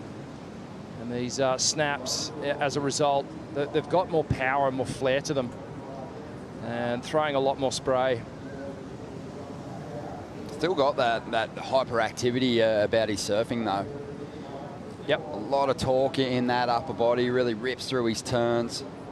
But he's kind of a part of a sort of a small group of surfers that have that, just that whip through those top turns, Winter. Who are some of those surfers for you when you think about the cast on the championship tour? I see a lot of Georgia surfing Crosby. I feel like they have pretty similar wraps off the top. And then I could also see, I watched Jake Marshall rip into that 8.83. I can see they have similar flow, I feel like. So there's different aspects that they share. But George is pretty unique, you know, like he reckons that he's never actually practiced or trained his calves. They just come, he's just done them his whole life. And trust me, I've known him from a young age and he's always had that tight arc off the top. So it's pretty special to see it on the tour. Alejo Munez, you know, he's had some success here on the Gold Coast in the past, some magic performances when he was a young gun. First campaigning on the championship tour. We know this is the 36-year-old's last run at the tour, and he wants to put in a good showing. He was strong here last year. In fact, it was the result that kept him at the top end of the rankings, a semi-final finish in this event. But George has done really well to break through those higher seeds as a Challenger Series campaigner, Rich, to elevate his seed and give himself a less difficult run than maybe what he had over there through the contest at Margaret's. Yeah, sitting up at second on the ratings at the moment, and that doesn't really have a bearing on the seeding for the event, given that he's based off last year. So he's going to, I mean, all the heats are hard these days. There's no easy road. That was kind of proven that he doesn't really care who he gets in his matchups. He's just going to focus on his own game and really just get to work. Still, when you consider those people that came back to the Challenger Series, Morgan Siblek was starting in the second round and he lost a couple of early in a couple of the events there, and now he has to fight his way out of that opening round. So he's managed to do that, but Georgia has avoided that. Yeah, obviously coming in as a higher seed, but you know, definitely changed his trajectory through these events. Even when you look at who some of the other surfers who have a similar seed to George, who they're coming up against in this round. Yep. Like you said, no easy heats, but there's definitely more difficult heats. So this is a good matchup for George with a lot of confidence coming into this exchange. 5.83 for Alejo there in the early stages. Winter, how difficult is it after free surfing in this lineup and just basically taking any sort of scraps that are left behind by anyone to then getting in a heat and trying to work out that wave selection? Yeah, well, I mean, that's actually a big problem because with Snap, you got a million other people that want a wave. So you're out there going, I'm going to get any wave I can get. And that's like the 2-footers on the inside. And then suddenly you're in a heat and you got these 6-footers coming through and you're going, oh, I think this is a good one. But you kind of, it's that aspect, you know, like you've been practicing on the insiders and then now you're in a heat. So you got to adapt quickly, and board choice comes into that as well. Like, I mean, boards could be going good on small waves and then you might need to step it up. So board choice is a big one, and it looks rough out there today. I mean, you got that sweep coming through, and the waves definitely have a bit of foam. So it's, yeah, I wonder what George is riding, if he stepped up an inch or not. He's told me he was going to ride the 6.0 that he rode down at Winky at Bells. So, Rich, also just worth noting, you know, in those free surfing sessions, everyone's fighting for the inside position. So you want to get deep so you've got a really good shot at getting yourself into a set wave. And sitting down the line kind of means that you're giving up your place in that order. So it's a different kind of positioning in the free surfs too. Absolutely. You're almost learning on the fly when you got the jersey on and there's no one else out there. And it almost pays to be a little bit further down the line because you can always paddle up to the swell, but you just don't want to be left too deep and kind of be too far inside, and then you're going to miss the wave. So you do get these little chip shots that come down to the top part of the bank. They just sort of go a little bit wide and then they grow down the line, and they're the ones that seem to be getting all the points today. Just over 20 minutes to go here, and it is George Pittar leading this clash at the moment. 5.97 on his last ride, and the requirement for Alejo is a 6.31. Big heat for Matthias Hurdy in that last exchange, getting the jump on Griffin Vaughan. Oh, what a heat, Matthias. Well done, mate. That is a huge result and a massive boil over, and you really went into that thing with a lot of intent. You threw everything at it took any opportunity that came your way and ripped the living daylights out of the joint? I knew Griffin is so early. I knew he, I knew it was going to be a really hard heat, and I spoke to everyone around me, and they just told me to like try your best and don't hold back. And to be honest, in the beginning, I was kind of like trying to figure out the lineup because it's so different from yesterday already. It changes so much with the current as well, and. But yeah, Griffin, I look up to him so much, and I knew it would be a really hard heat. And when he got the 783, I'm like, oh, damn it, I had to suffer my best now. And then thank God that wave came, and I knew exactly what I was looking for. It was those like not big sets waves or those medium ones, and yeah, I stoked I got it. Yeah, one of the benefits of having an opponent like Griffin is you have to go into it with full attack mode. It almost frees you up to do that. And even though you didn't make a few turns, there was a massive blow tail that you just went straight down over the falls and into the trough on. Wow. But it felt like it was always going to go your way, kind of. Like you just had such a good rhythm. And I think the attack was that part of the game plan, something you and Julian and Leandro talked about? Yeah. So I spoke to Leandro before my heat about that air that I tried at the back. I was like, oh, this looks like Mexico, like 2021. And Jesse Mendez and I were working together in that event, and we already planned that. And I told him about it, like, oh, if I don't have priority, or, I know I have to go big against him, against Griffin. So, it just gave me a deja vu. I unfortunately didn't land it, but it was pretty similar approach, and the wave was really similar, so I'm gonna try to do it again. I almost landed, but the wave was so hard, it's something in my game that I wish I made that to, but now everyone knows about it. Oh, you'll get another chance, mate. That's the great thing. A great result for you in the context of the year, and best of all, you'll get another heat out here at Empty Snapper to yourself. Yeah, I just want, like, my first go, I told Leandro, is I want to get out of that round one. Yeah. And I want to get one of those big dogs that voted for that round one. I want them there. Like, I want to, it sucks, man. I'm sorry, but that round one, we go against, like, already really gnarly guys, and we're still not even in an event, and I want to get out of that round so bad, and I wish they can have some of the taste that. You're on the way, man. I love that you want those big dogs too. It's a great attitude to have. Well done. Great result. Cheers. You. He's on his way. That was a big heat to overcome. Like he said, so difficult to turn up in that opening round. The pressure of potentially a 33rd, which is obviously going to hold you back and really put you in question. Requalification then becomes an issue if you suffer a few losses there. But he has just overcome one of the toughest, as we see. Alejo here on the replay. This one came through at a 3.17. Yeah, so not a huge score for Alejo, but he is surfing really, really well. He's just stabbing at these turns so fast. And this was George behind him. And big open face swoop to start off. Always tricky when that foam is sort of almost outrunning the bottom of the wave. You have to just stay right in that little part where it's just in front of it. Back to live action now, just on 16 minutes to go. And Alejo just digging in hard. This wave, a tricky one to surf, bit of foam on the face, and it has that energy just shifting down the sandbar. You can see that water starting to drain off the bank now. Yeah. When you see those sidewinders come, it's a pretty good indication of a bit of a change up in the conditions. It was tricky out there this morning, Winter, watching the competitors just try and find a wave steep enough to truly lay into. Yeah, I mean, I think the swell definitely pushed overnight. So you got that big sweep coming down the point and a bit of wobble in the waves. But I feel like George's wave selection so far is a lot better than Alejo's. Alejo's got those radical maneuvers, but he just needs to find those longer waves. Like, I mean, the judges really pay attention to it, and it's obvious in the scoring. So George will get one here probably. I mean, George is pretty smart, and I reckon I got faith in him that he'll probably pick a sick one.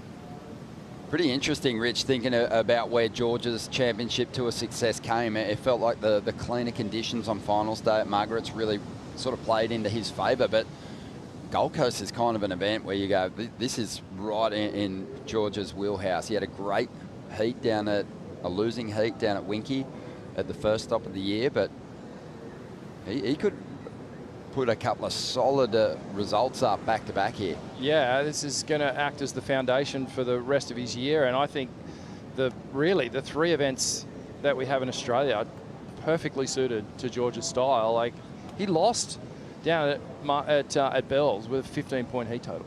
So that just goes to show you, like, the performances that he's putting in. And, you know, over at Margie's, he got the win. And then here, he's going to be gnarly out here. Like, his style is so suited to these waves. It just feels like it's just starting to clean up too. This is live action now.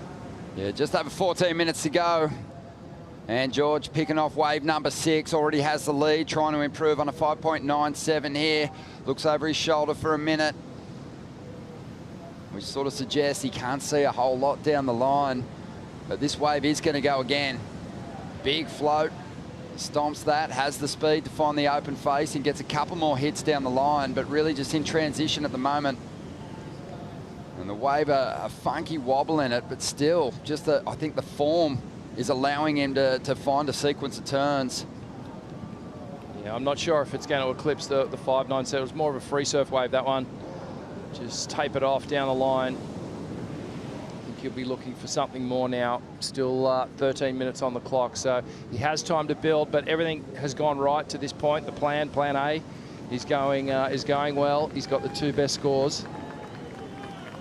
Yeah, Alejo's got some pressure on him now. I mean, it's pretty obvious out there that these waves are tricky to identify. So, well, we had a high tide this morning at just around 8 o'clock. We're about 2 hours past that now, just coming up to 10 o'clock local time. So we're going to see the sandbar start to expose. It's going to get shallow. And these waves are going to get super hollow out the back. You can tell when someone's in good touch like this, though, Winter, that this wave, you know, George is just really taking it down to the ski, but pretty remarkable transition hits there and really good flow. yeah, it's interesting. Like, this wave probably won't go into the eclipse of 5.97, like Richie said. But I mean, like, you can kind of see just the transitions that he's doing is really sharp. And I feel like that's such a good indicator on like how someone is feeling. Just like there's no catching of the rails in between the turns. And even though they're just little floaters down the line, still like, they're still like fun to watch, you know? It's like, it's snapper rocks. You want to see length of ride and you want to see someone going down the line like Parker. And I kind of like that last wave. It's kind of cool, and even though he's just going to ski.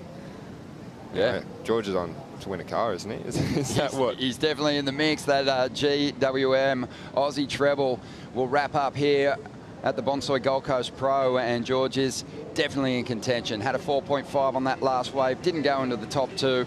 Brazil's Alejo Munez is chasing a 6.31.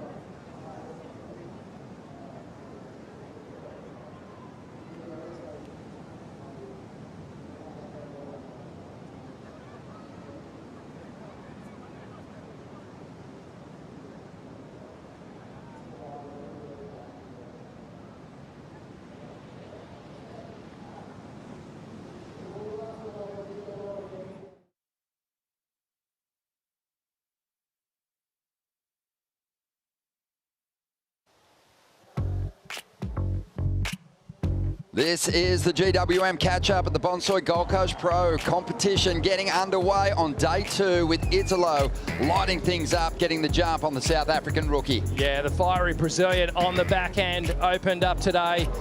Slightly bigger swell, disappointment for Luke out of the event, but Italo was in world title form and that fast action proving to be the winner. Ethan Ewing was pushed by Indonesia's Rio Waida, but he came home strong in the final 5.5 minutes, went excellent and backed it up to put together a really healthy heat score total. The Queenslander kept us waiting. We wanted excellence from him and he delivered in the final moments. A really good effort from Rio. Put a great heat together with some amazing surfing, but Ethan with that ride got the 8 and got the win.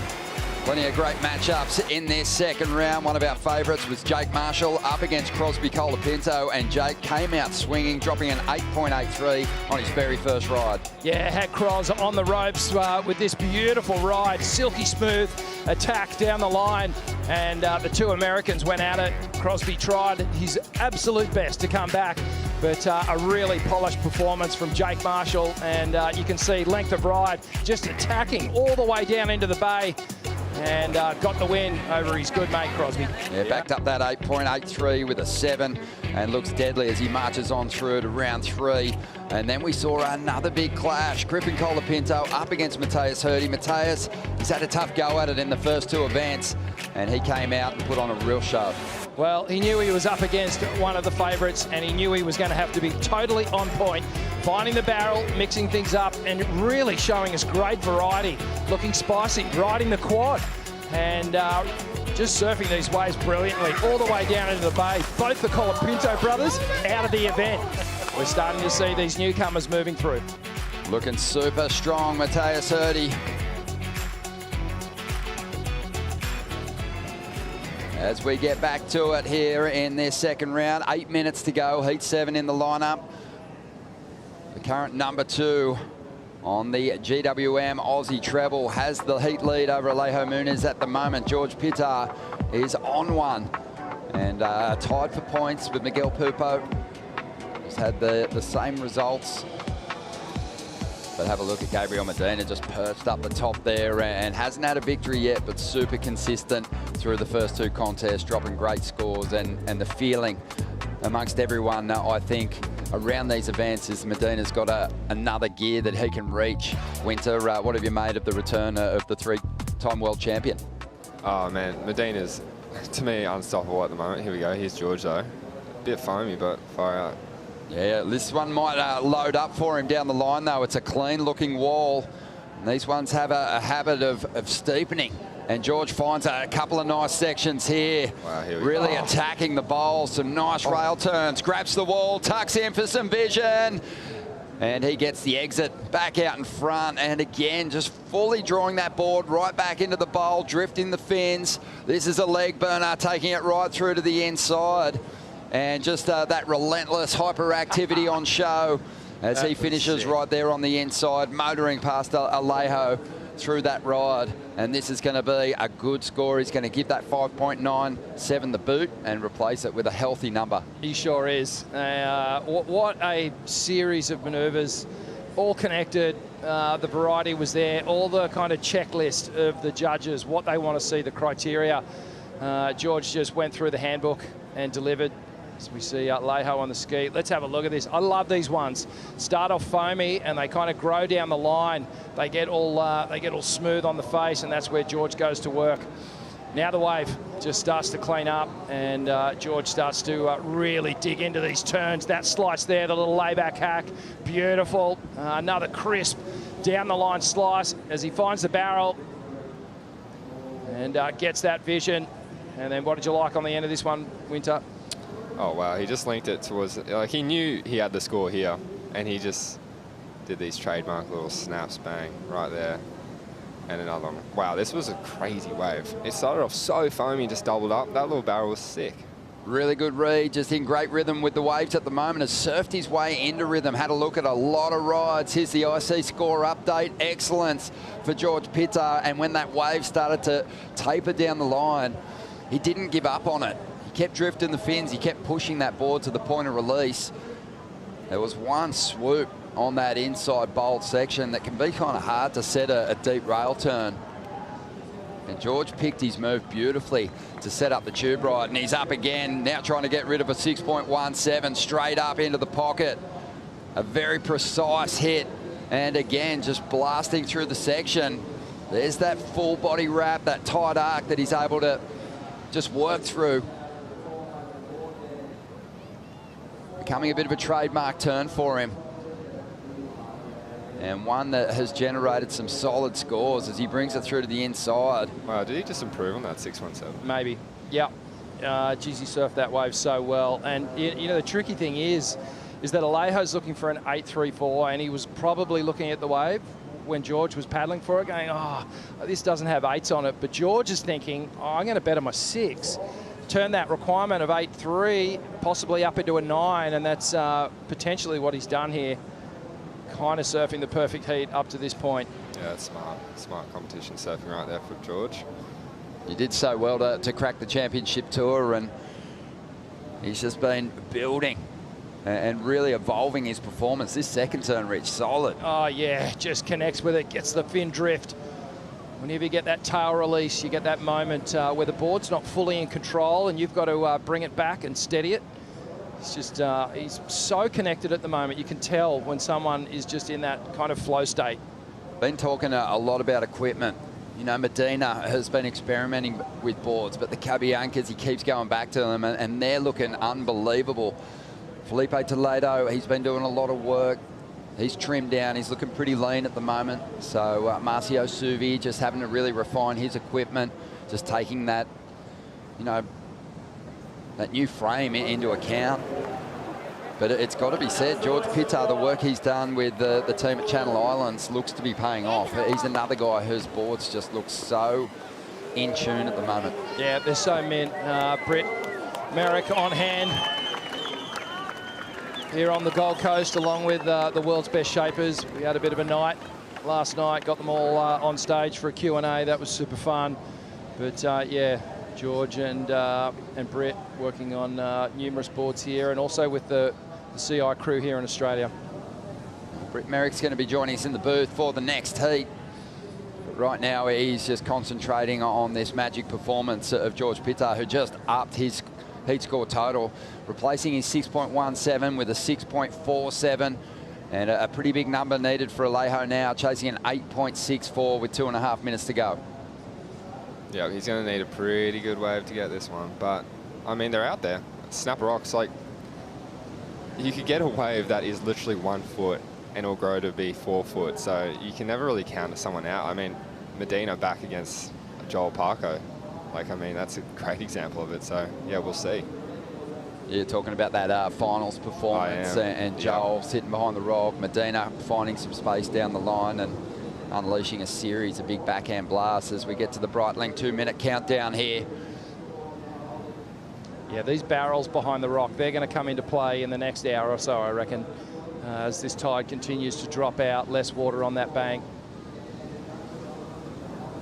Yeah, always when there's some sand unsettled there around that takeoff zone, it's positive signs for the sandbar here at Snapper Rocks. As Bug said, it kind of, you know, he's seen the sandbar more entrenched and locked in and packed in, but, you know, it's still with this southerly direction that we're being blessed with for the early stages of the event window here. That stand's still moving into place. So it'll shallow out nicely on that low tide, and I agree with you, Rich. I think we're going to see some pits this afternoon as we continue to motor through this round. 1 minute to go. Will Alejo get the opportunity? We have seen some buzzer beaters here, probably here more than any other location over the years. And he is desperately seeking that moment to chase down a big number, an 8.64. That's how strong George has been out there. It's just built so so nicely. You know, you definitely see competitors fall into a rhythm with the sets, and sometimes it comes when you take a few swings at it. Yeah, you look at the wave count, 5v10.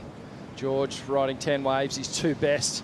His last 2 attempts at it, so really surfed a perfect heat, as I mentioned before, and just surfing so well He'd be winning the heat on his throwaway scores, and he could go back on any number of them. He's got a 4.5, he's got a 5.97, a 6.17 that he's not counting on at the moment.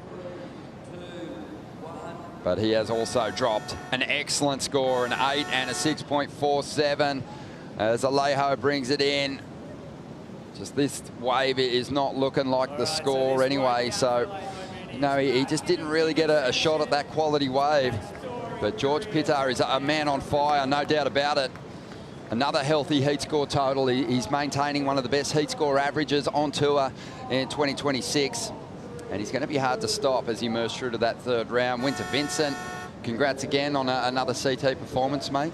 Thank you. And yeah, it was a good performance from George. So yeah, happy days. Come on, Win. Let's get another Manly. Good for Manly Beach. Good luck this year. It feels like there's a bit more camaraderie between Northstone and Queenscliff at the moment, with everyone getting behind George's win. 100%. I mean, it's sort of a new generation coming through, so maybe that's part of it. But everyone's still down there, and yeah, good vibes. So yeah, Unite the clans, mate. Unite the clans. Awesome, mate. Enjoy the break before getting your Challenger Series campaign back underway, and yeah, looking forward to watching you take to that tour and giving it everything you've got. Yeah, cheers, guys. Thanks for having me. All right, stick around. Joining us next will be Britt Merrick, and we got another big clash hitting the lineup. Kanoa Igarashi up against Liam O'Brien.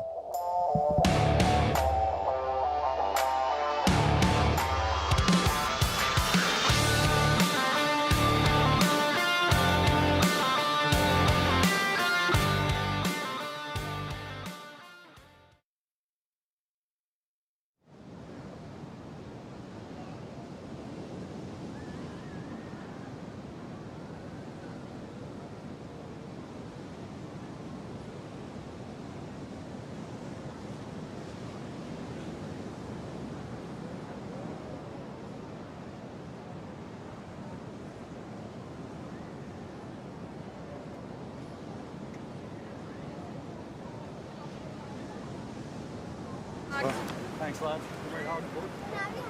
Could you autograph my phone? Can I have you sign it? Could you sign it? Please. No, if you like mine. You can have nothing. Please. You can have manners. That's what you can have. Could you please sign mine? Could you please sign this? Everyone, if you just line up for us and concentrate, the rest Please sign this.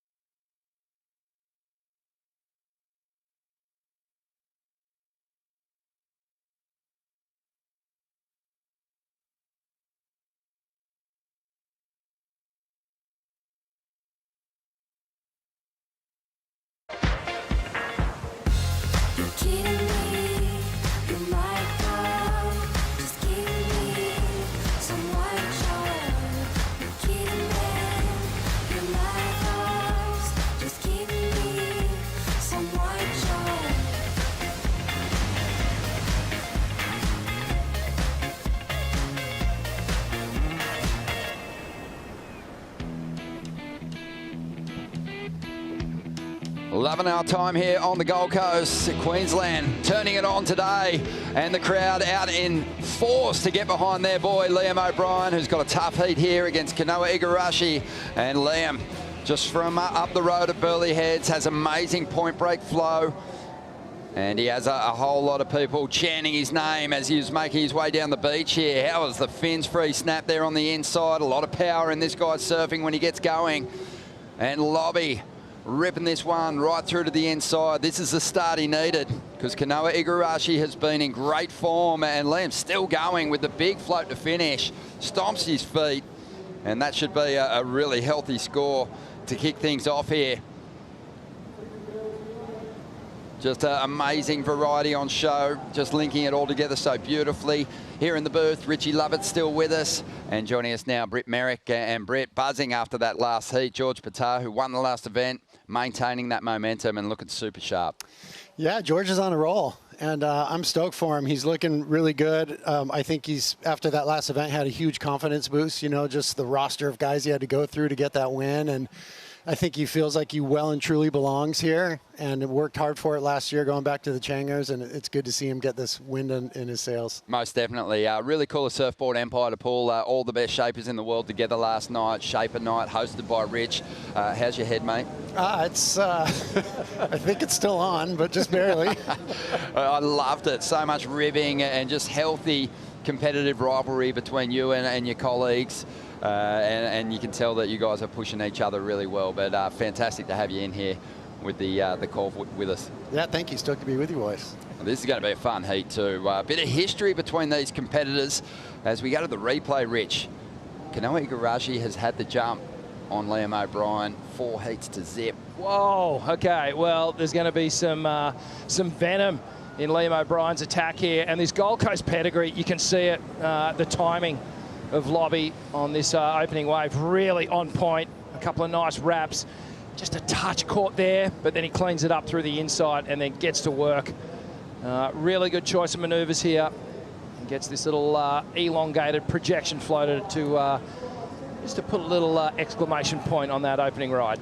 Yeah, massive start. And the thing about their exchanges, those 4 heats, Britt, which is really interesting, always really high scoring.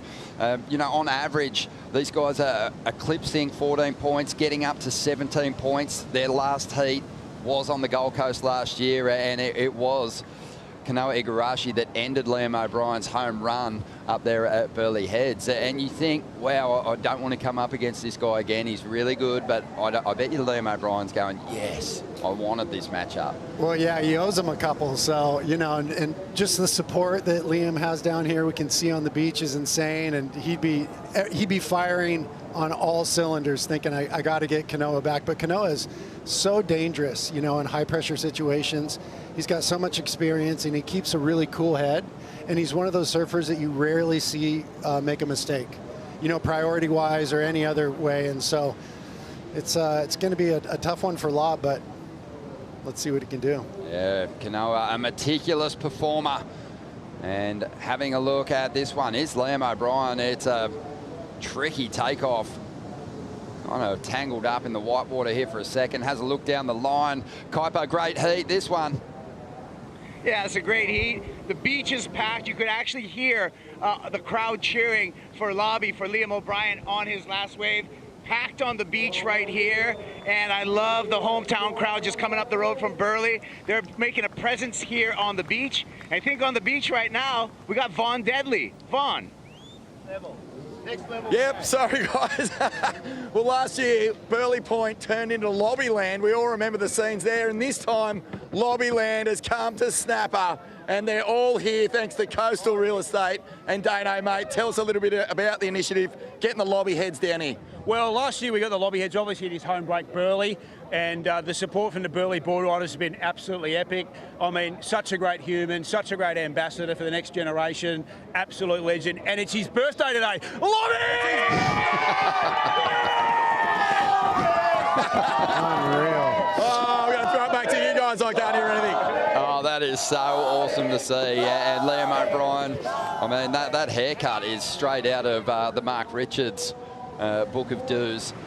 He looks like Mark Richards and Jimi Hendrix had a baby. Oh, that is that's a great combo. Yeah. Liam O'Brien, he absolutely blew up on his first ride, a 7. But yeah, really fun just to look at the heat score totals from their previous matchups. As I said, it's always been 14 points plus for Liam O'Brien, and Kanoa Igarashi has always taken it to another level with some excellent heat score totals in their last 2 exchanges.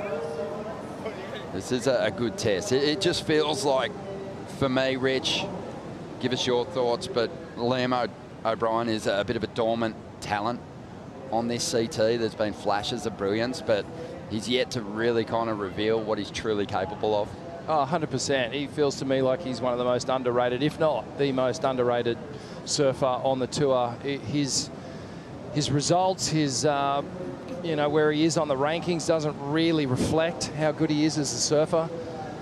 He always seems to have really tough heat battles. And yeah, hopefully this year it can all just kind of click into gear. He hasn't had the best start, but maybe this is the event where, you know, he turns 26 around and really starts to get that projection where he wants to be and where he should be. Just squeaked back onto the CT in 10th position on the Challenger Series and actually had to watch the event unfold. It was out of his hands. And it was only when the run of Levi Slauson ended that Lobby's spot was confirmed. So, you know, a massive opportunity for him this season. I just wonder if, you know, just getting bumped off the CT at Margaret River last year is sort of maybe going to have the same effect on him as it had on George Pittar, and just brought out a new fire, and it just felt like a bit more edge in George's surfing this year, and we'll see if Liam can provide the same kind of approach. Yeah, you would hope so. I mean, his surfing is so incredible. He's like a real surfer. You know what I mean? Everyone that really is into surfing, love his surfing. Even people on the tour speak so highly of him. And it's just such a mental game. You know, that's what changed for George this year, was he just learned how to calm himself down in heats and think about where he was and be present in the moment and not be frantic. And I think Lob's different. Lob never seems frantic, but it seems like there's something in the mental game that's got to come together for him to get through heat like this. I reckon it's confidence. I reckon that's the thing that is sort of missing. Kind of even reflecting on my own career for a minute, you know, I was actually labelled the most underrated surfer for like 5 years because there was something about my surfing that was good, but I didn't have the confidence to be able to take on those top guys consistently.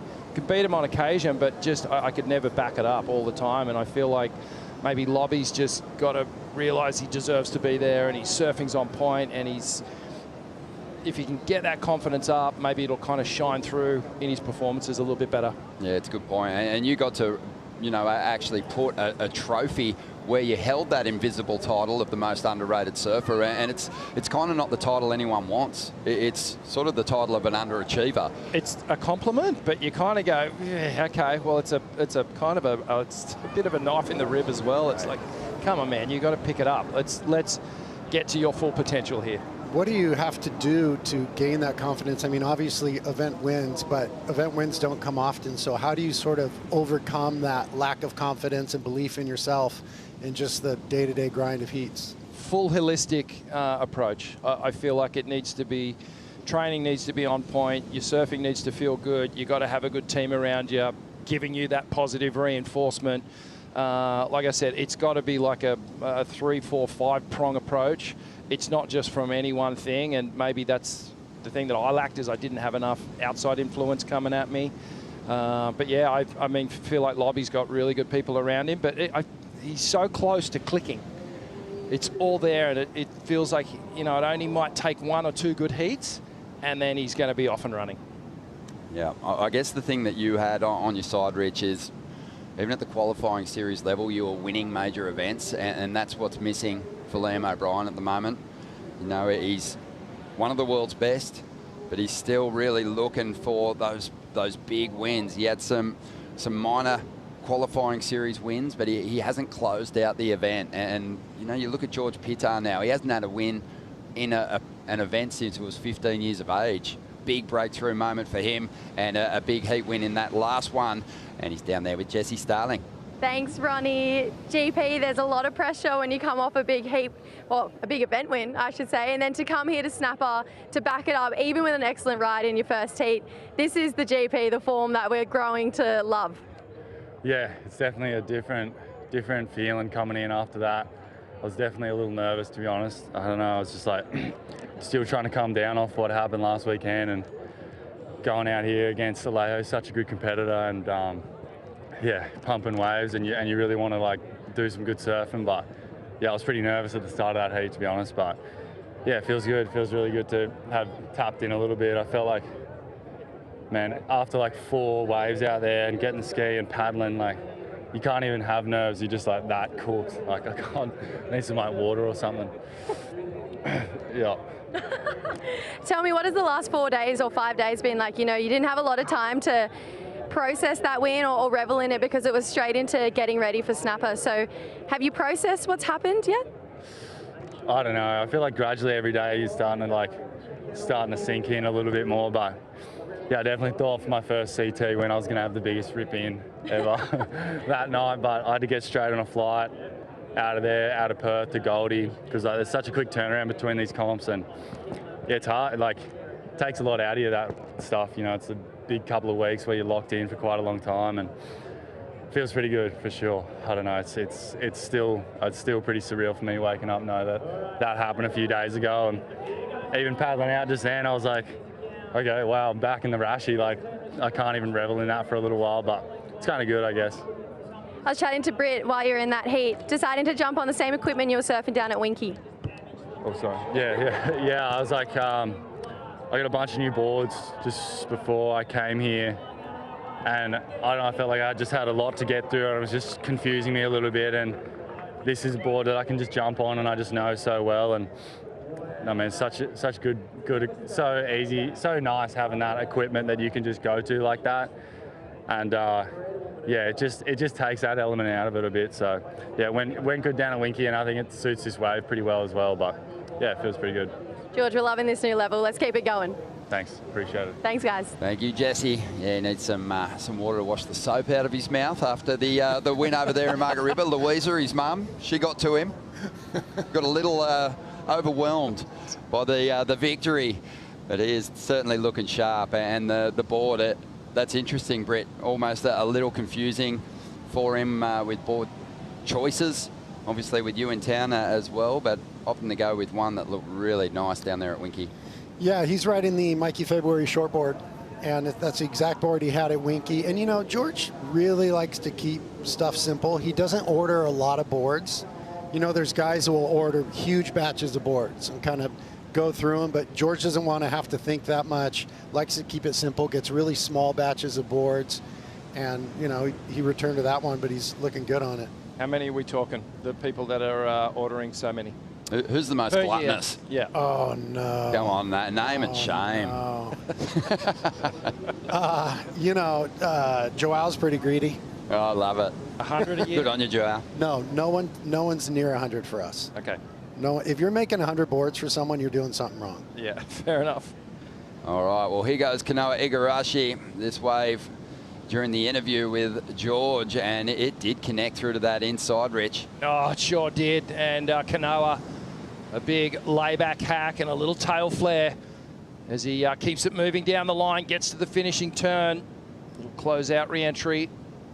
Ooh, this is big for Liam O'Brien, winning this exchange. Kanoa's made a habit of dropping big numbers on Liam O'Brien, and yeah, Kanoa has time, but a real positive here in the opening stages. Let's bring Kaipo into the conversation out there in the lineup. Yeah, actually, I got a question for Britt. Britt, it's about all the numbers on a string on a surfboard. Why are dimensions in imperial, you know, feet and inches, but volume is in liters, which is metric? I think I know the answer, but I want to hear the explanation from you. I literally have no idea, Kaipo, so I would love for you to enlighten me with that. Oh, okay, well, I think it goes back to CAD designs and the CADs being in metric and then going to the CNC machines. That came about later, and so that's why those are metric measurements. And then hand shapes, I think, were all based out of the USA, and that's why they were feet and inches before computer shaping came around. That's my guess. Yeah, well, I mean, there was no real way to determine volume before, you know, CADs and computers and the machines and everything like that. And you're right, those are all in metric, and so that would make sense. Yeah. Ponder that. That's, you know, Kaipo's board knowledge, he's real sneaky with it. He's solid. He acts like he doesn't know stuff, but he knows stuff. Oh, yeah, man. He knows the rules. Just under 17 minutes to go. And Kanoa Igarashi kind of fighting to get a solid score on the board here. Couple of waves for him.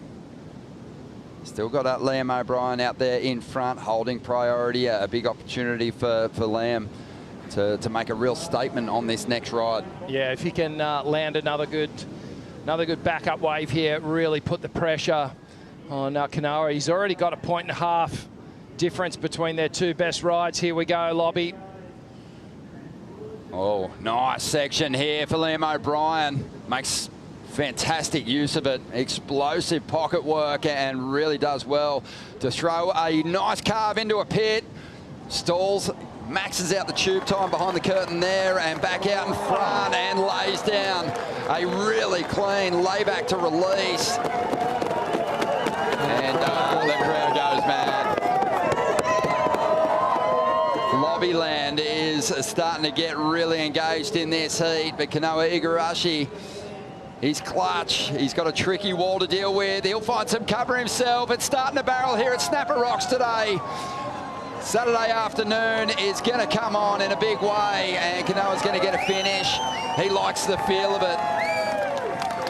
But when you reflect on what we saw in those finishes, it was a lot more dynamic from Liam O'Brien. See the replays and have a close look at the work on the outside. But I think Liam, you know, there's been a reluctance to flow through his rides and finish safe. He's had too many losses against Kanoa where he maybe could have given a little bit more, and on that last ride, he let it all hang out. I love this approach with Lobby at the moment. It feels like he's at 100%. He's in 6th gear, blasting off the top for the opener. Quick check snap down the line. Another quick wrap, and then he starts to find this little barrel section, gets a little vision, gets some tube time, comes out with a bit of style, and then this savage hack to slide to finish off. Just a big exclamation mark at the end of that wave. The judges will really eat that up. Some tidy work outside for Kanoa, and then his wave starts to bottom out. That was a difficult snap as there was so much momentum and speed. Down the line, he gets a nice little running tube as well, and then a little lip glide to finish off. So, yeah, the opening work on Kanoa's maybe not as impactful as Lobby's, and certainly the finish on Lobby's had more strength to it. How good is Snapper Rocks? What about the waves right now? The tide's starting to drop out, Brett, and, you know, it does get to a point when the waves get like this where this actually becomes a really entertaining but sometimes a difficult event to watch because you just want to be out there. Yeah, it's a dream scenario, and this, oh, thank God for this forecast we have for this contest. You know, we've been paying some dues, but this forecast that we have is unreal. And the way that inside section, that little Marley section, is lighting up right now, how much did that wave that Kanoa is on look like one of Kelly's wave pools? That snap drop into the barrel they did right there looked just like what you do at the wave pool. I mean, the wave pool is based off of stuff like this. This is real life perfection. So good, and what we're loving is the mix-up in turns there from Liam O'Brien too. The finish so different. You know, I think it's just the modern day professional surfer, eyes off that final section, often starts sizing up an air to reverse, drifting those fins, but that was a nice mix-up, Rich. This comes back to that point break pedigree that Lobby has. Such a good read on it. Looks like Kanoa up and riding. Yeah, just on the travelator there, just getting down the line, willing to have a look at some of these insiders. Those growers are out there, and Kanoa just a complete move down the line. A lot of intent in that repositioning, just seeing as though Liam O'Brien's holding that priority at the top of the point. Kanoa's starting to look a little, trying really hard right now to get a good wave. Still got a score coming through. It'll be his best. He's almost reaching that point now, Rich, where he's got to get right down the line and get the ski back to the top. Yeah, he's I'm questioning his wave choice at the moment. Just taking off on a couple of average waves. I don't know what the advantage of doing that is at this point. He really needs to find a better wave that he can kind of match Liam's, at least match his 7. We're still waiting for scores here. Judges taking their time with these ones. Well, you can see what's coming this afternoon as this tide drops. It's already happening right before our eyes. These waves are starting to bottom out right there behind the rock. Still a lot of tide to drain off this bank, and already surfers are getting tubed. Yeah, no, this is great signs, and it looks like some numbers starting to fall. Oh, and it was close on the exchange. In fact, the nod went to Kanoa Igarashi there, 7.67, 7.83 for Kanoa. It'll be fun to have a look at those rides again and get a close look at the early work on both waves. Yeah, just splitting hairs there. I mean, just the tiniest difference, but I would have thought, given the front part of Liam's wave and his finishing turn, that he would have won that exchange. But that's why we're not judges. That was the sentiment that I felt as well, Britt. Maybe we'll look at the replays and see if we can diagnose what happened and where the judges deemed that Kanoa's was a little bit better. Be nice to get one of those split screens playing the waves at the same time. The truck's good. They'll probably be able to produce that for us. Let's ask. Let's get it going. Yeah, I think it was kind of unanimous here in the booth. But you know what? After the break, we're going to have a really close look at that brilliant exchange between these two incredible regular footers. It's a tube fest out here at the moment. We're going to take a Bonsoy brew break.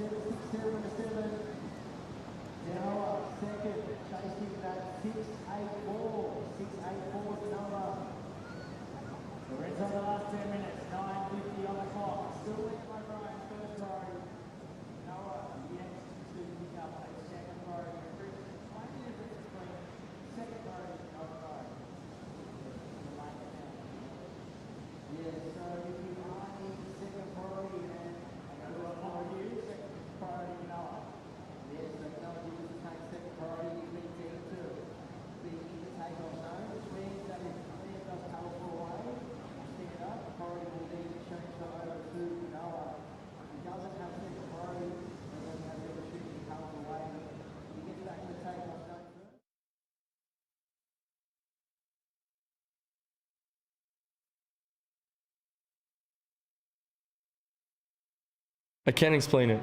Queensland's Gold Coast just has it. You don't come here to visit. You come here for the feeling. The feeling when nothing can bother you. Reset. A new beginning. The perfect time to slow down. The speed, the flow, the rush. You don't just come here to visit. You come here to feel like a Gold Coaster. And that's why I keep coming back.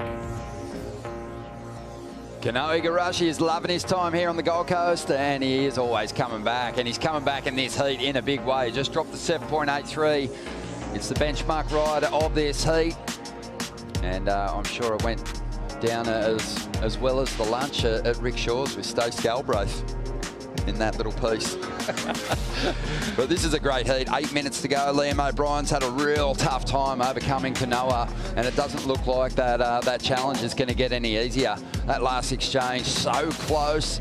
You two felt that it should have maybe gone Liam's way. It was definitely always going to be a tight battle, but here's the replay. Yeah, so I'm going to say, two rapid sort of tight tail releasing snaps for Kanoa. Lobby's wave is clearly bigger and stood up a little more on the outside. I did really buy into Lobby's opening turn. It looked like it had a bit more power and aggression. The rail line was cut deeper into the wave. Barrels were kind of comparing apples and apples, both very similar, but just the intensity of that final turn for Lobby, I just feel like there was a bit more aggression and power in it. Yeah, Kanoa Igarashi certainly got a bit deeper on his tube. There might have been some credit there. Also maybe had a couple more hits on the lip. But super close, and in fact, you know, it wasn't even unanimous on the panel. There was some judges that felt that Liam O'Brien's wave was better, but the averages worked in Kanoa Igarashi's favour, and really not a whole lot in it. We knew it was going to be close, but Liam O'Brien still maintains the lead. He's hanging on to that 7, but the requirement's so achievable for Igarashi, who is another competitor whose surfing looks really good here, Britt, on these punchy, pockety waves. He's got that really controlled, maybe the best controlled finner on the forehand on the CT. Yeah, I think Kanoa's got the best finner on the CT for sure. I think other surfers are trying to mimic that turn because it does score. You know, it's the equivalent to the big backhand turn. The big backhand hanger, that front side click finner is the equivalent to that. And I think if you can have that in your repertoire as a surfer, it's just like immediate points. It's really hard to do on your forehand too. It is, right. It's super hard. It's kind of on your backhand. It's easy to square up and have that vertical approach. So we see Callum Robson gearing up for his next heat. But yeah, you're right. Kanoa has perfected that snap. It's the fin ditch goat at Snapper Rocks is Taj Burrow. Yep. Squared up, off the bottom, release the tail with power, and always set those fins free. But is so capable of riding backwards. TB would often go harder at that turn than Kanoa and ride backwards and not lose touch with the open face. And that wave's reeling off pretty quickly. Kanoa a little different. He actually powers through the lip, but he re-engages the fin so quickly that it happens so fast. And once he gets going, he can let go of a number of those turns. He looks like he's sizing up an air down the line potentially, but no, he's going to go to that rail, releases the fins, ducks under for a little shampoo to finish. Yeah, Taj Burrow was a bit more reckless with that turn, whereas Kanoa's really precise with it. You just feel like he's in full control every second of it. Yeah, I think that's how Taj elevated his heat and wave totals at this venue, is the risk he would put into that move. There wasn't a lot of surfers at the start of the wave here at Snapper that would have that reckless approach on the first section. And he had multiple victories here, and even Wayne Rabbit Bartholomew said it yesterday. You know, Taj owned this event and owned the locals in it. He defeated some of the best. I think degree of risk is something, obviously it's in the criteria, but I think sometimes it needs to be rewarded a little more. But talk us through this wave. Yeah, little layback hack snap to start off. There's that little check snap turn, and he's banging down the line here. And then just does this big slice to tail release. Ducks under for a little shampoo right at the end, 6.84. Initial feeling is it's not quite the number for me. But you're right, man. When you think of Kanoa's surfing, the word precision is the word that comes to mind. He surfed that wave up. You know, there wasn't a whole lot in it, but he still managed to push it and get himself a reasonable score. But it was always going to be hard to take it to that 6.84 just based on the quality of the waves that have rolled through in this heat and just how hard these two surfers have been going at it. So Igarashi comes up short, 5 for that last ride, still after a 6.84, 3.5 minutes to go. There's the IC score update for you, the average. It's pretty unanimous, really. This is the moment in the heat right here where Lob really needs to keep his head. With 3 minutes left, he's got priority. A 6.84 for Kanoa is so easy, as we see Yago run down the beach, always a crowd favorite, current world champ.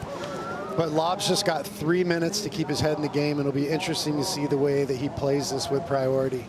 This has been absolutely pattern behaviour from Liam O'Brien, putting up a couple of 7s against Kanoa, but Kanoa's been able to drop 8s in the past, and he'd love one right now, but this wave just pushing off the bank, a little flat, and Liam O'Brien, good wave selection, didn't get flustered, held his position and held control of this lineup. That's just that point break knowledge. He identified that wave was kind of standing up behind the rock, tapered down quickly, and Kanoa wasn't going to get the score on it.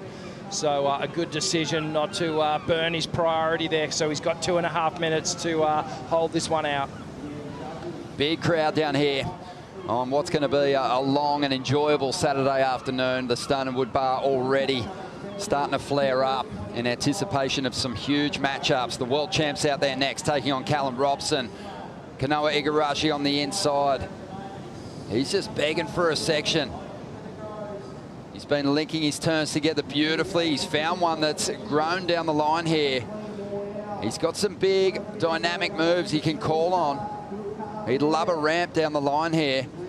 But at the moment, just sticking with those nice, clean turns. And he ducks under for some cover. This wave's looking pretty good. And he's not finished with it.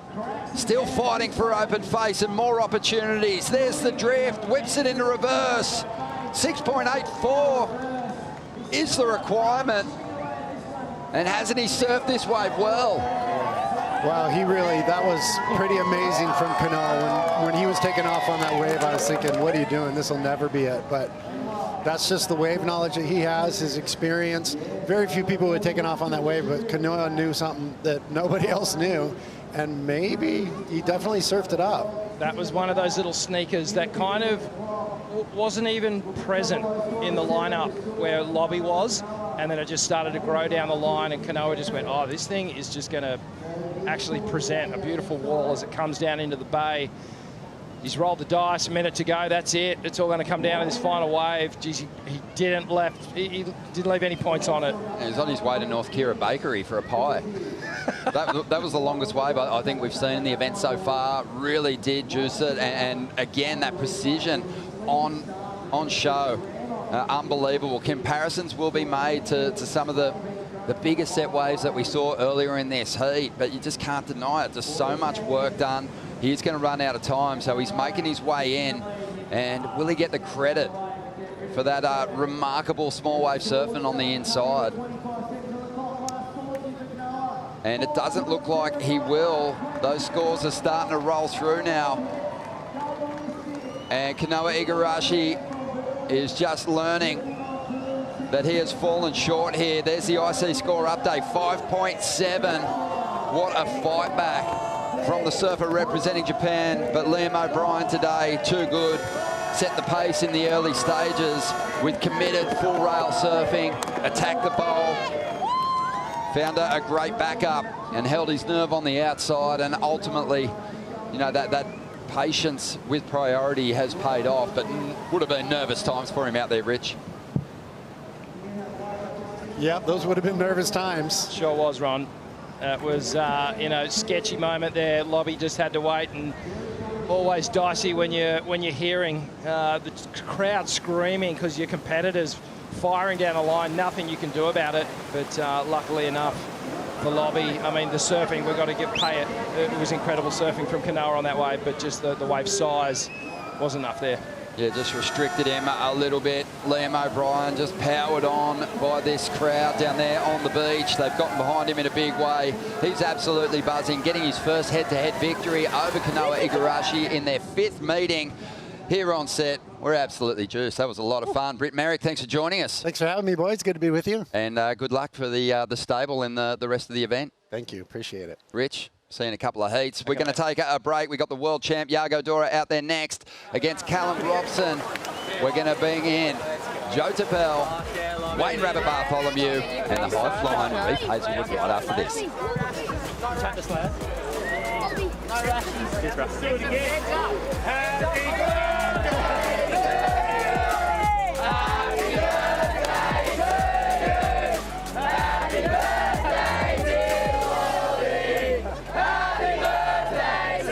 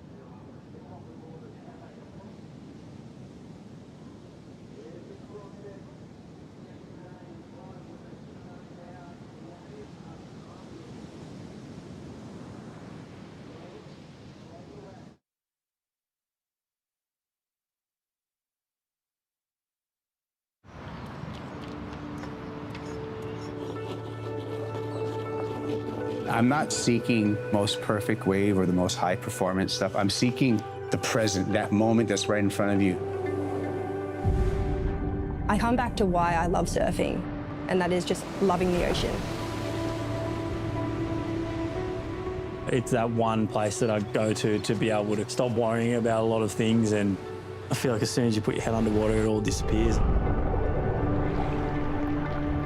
I think I have the best job in the world. If I want to keep doing this, I have to keep my body healthy, I have to keep my mind healthy. I think trying not to think about too many things at once. And by doing, it takes me out of my head and into my body. Progress happens when you're challenged. That's what makes it fun for me, is the excitement of like working on something or trying to get better. The quiet time is really meaningful, and the quiet time actually helps you recharge. It's not about being perfect. It's about getting better bit by bit. When I was younger, I thought if I can get paid to continually trying to get better and surf, wouldn't that be the coolest thing in the world?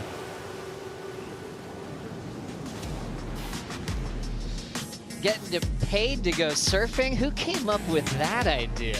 Wow, what a concept, what a concept. We're loving life as pro surfing is just so thrilling, and we can't stop thanking Wayne Rabbit Bartholomew for creating that dream. Getting paid to surf, getting paid to get barreled. Callum is loving life. Reef Hazelwood is loving life. Thanks. Let's thank Bugs real quick. Look, there was a rumour, when I was going to Miami High School, there was a rumour going around that Paul Nielsen was being paid $20 a week to surf.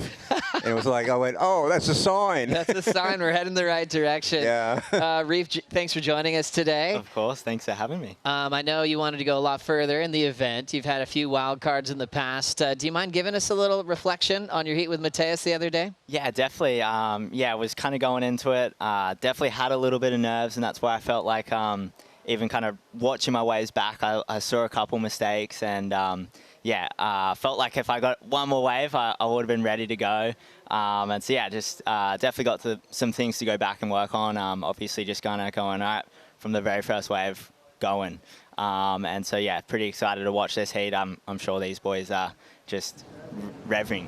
And so yeah, excited to have this opportunity, and stoked to be here watching this now with you guys. Good man, Reef. Thanks for joining us for the call. Revving is the key word. As Bugs, as you know, when the waves are pumping, sometimes it's hard to calm down. Your engines are fully engaged, and you still have to play the game right and be on the right waves at the right time. And I think particularly so at Snapper, simply because on a day like today, there'd be like 200 people out. Which is a whole different script for these guys. Iago Dora, the world champ, taking on Callum Robson. Callum with an unbelievable buzzer beater on the opening day. It was a tough blow for Oscar Berry because he's trying to get something started in his rookie year. But it's a moment to celebrate just how clutch you can be. Callum talked about when you are pressured, big moments can happen from that. Reef, I know you felt feeling similarly in your career, but for Callum, that could be a significant turning point, not just in this event, but his season on tour. Yeah, absolutely. And the really cool thing is that he went to the air. And it's like something that I remember talking to him a couple years ago, where he was like, man, I really am wanting to work on my airs. And we've seen him come through with that. And that's the harder thing to do. Like, you go back to what you're good at. And I think he's just showing us that he's there with the airs now, and he's bringing it all. So here we go, Iago. Let's get started. Iago Dora, the reigning world champ, just greasing a couple beautiful marks on his backhand. Reaching for the float. See him timing his bottom turn just relative to the lip line. Little reverse into a low road, and he'll throw the little shove it and ends up going down. Callum Robson will now have priority. And Iago just showing how much work he's put in on his backhand. Bugs, he knows that there's a lot of rights on tour. Said sometimes his neck hurts from looking over his right shoulder. Yeah. But he really loves the challenge that it brings. And I mean, he started with a runner-up at Bell's this year. Fantastic result. And I think, Reef, during the trials, you showed to me that this bank is really suited to backhand surfing. Yeah, it was so much fun in the trials, and even yesterday, and we're still seeing it just continuing to line up for the goofy footers, just being able to get incredibly vertical, and man, Iago just looking like he's having fun there. So, what are the advantages that you see being a goofy footer yourself out here? Yeah, I think number one is just getting as vertical as you can. I think it can be a little bit tricky front side, but then as well, like, you can just start teeing off. Kind of when the wave is just doing its thing, and you just get into rhythm, and it's pretty incredible feeling when that happens. So Callum with his hands full, knowing that he's a lower seed coming off the Challenger Series last year. Getting a breakthrough win on the buzzer over Oscar Berry. A breakthrough because he'd been stuck in round 1 from Bells to Margaret River, counting those 33rd results that have suddenly come back to the tour. We used to have a 33rd back in the day when it was the top 45 in the world. The tour got smaller, down to top 34. A couple of wild cards on tour, just making it the undisputed best surfers in the world competing for a world title. Absolute clash went down. Kanoa lost to Liam O'Brien. Lobby is with Jesse Starling. Thanks, Joe. Lobby, there is nothing like competing at home. You live 30 minutes up the road. You've grown up surfing right-hand point breaks, and it shows that heat was incredible, and this sign is creeping up on me right now. Yes. I don't think I need to see my head anymore. But nah, it's so sick. Like, you never surf snapper with less than 500 people out, so just the opportunity to surf out there with one person is pretty special. And yeah, I got to surf with Kanoa. He's obviously a great surfer and really, really good out here. I knew it was going to be a tough heat. So just went and made the best calls I could out there and did the best surfing I could. And yeah, glad it worked out. Stoked. To have the hometown crowd on the beach right now, and as soon as you finish a wave, all you can do is hear the cheers. That's what everyone kind of dreams for and chases on this championship tour. Yeah, for sure. It's so cool to have all my friends and family down here watching. Yeah, it's so special. Makes you really nervous, but then it's really fulfilling when you pull it off as well. And to look in and see floating lobby heads everywhere, it must be pretty cool. Yeah, it's a bit weird, but it's pretty funny. Pretty classic. You've got heaps of fans down here. The Groms are absolutely loving you. Vorno's in a shirt. He's actually behind the glass as well. Just to the fans and everyone here. Let's go, Lob.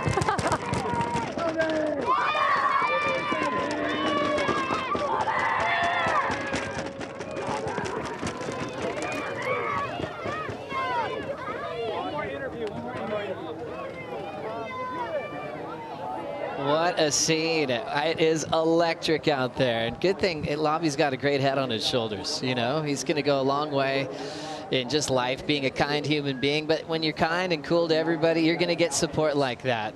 And Bugs, you know, looks like the entire community of Burleigh Heads made the trek over to support Lobby in this one. We're looking at live action. Callum Robson from Evans Head in New South Wales running after a big section here, driving into that top turn. You saw that lip that he could project against.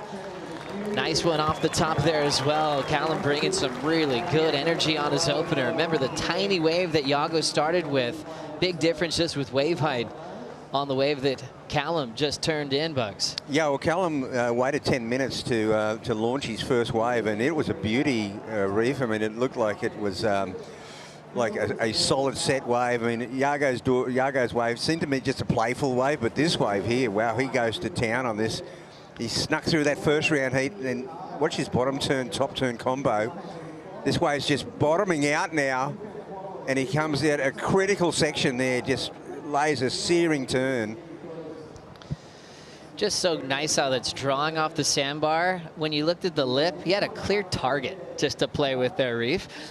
Yeah, definitely. It was pretty sick. It was like he'd hit the lip and he had that time to like drop back down to the bottom. It was, yeah, like you said, Bugsy, just drawing off and bottoming out a little bit. And so it was one of those waves where it was like, man, this is a vicious wave, and he was matching it with a vicious turn. So it was exciting.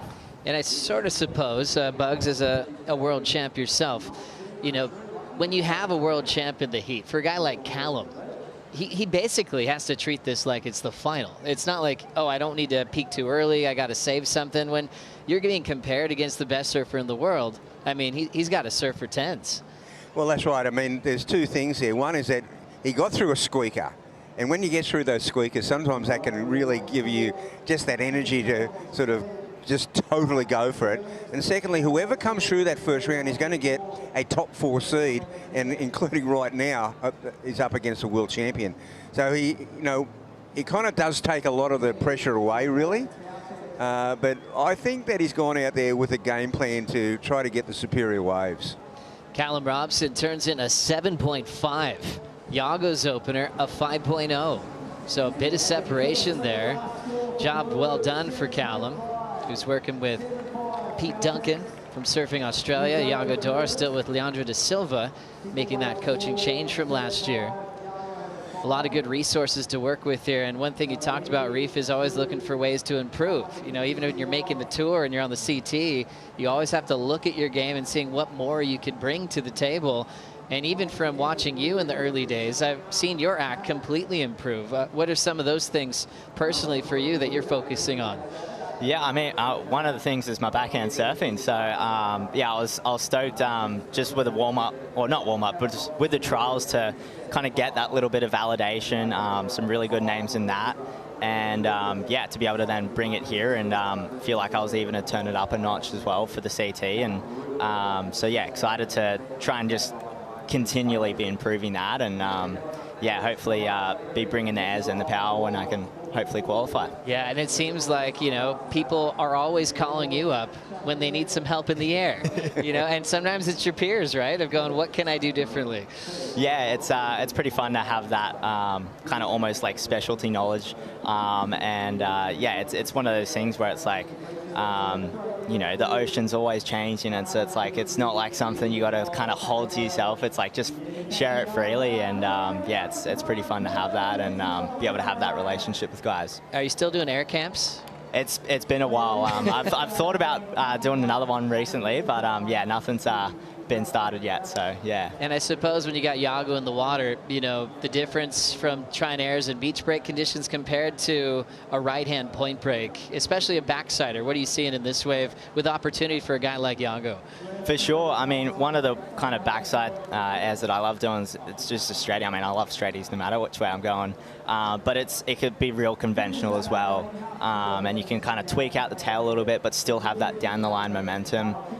Where like if you're going kind of for the full rotation, it's like you want to be doing that on the end section because you'll be kind of spinning and then like landing and kind of then coming back to the whitewash instead of being able to yeah, cleanly kind of keep going with a wave if it's rifling along, which waves are pretty good right now, and they usually are. So many options. Bugs, you've been such a big part of this community your entire life, but also with pro surfing as far as that's concerned.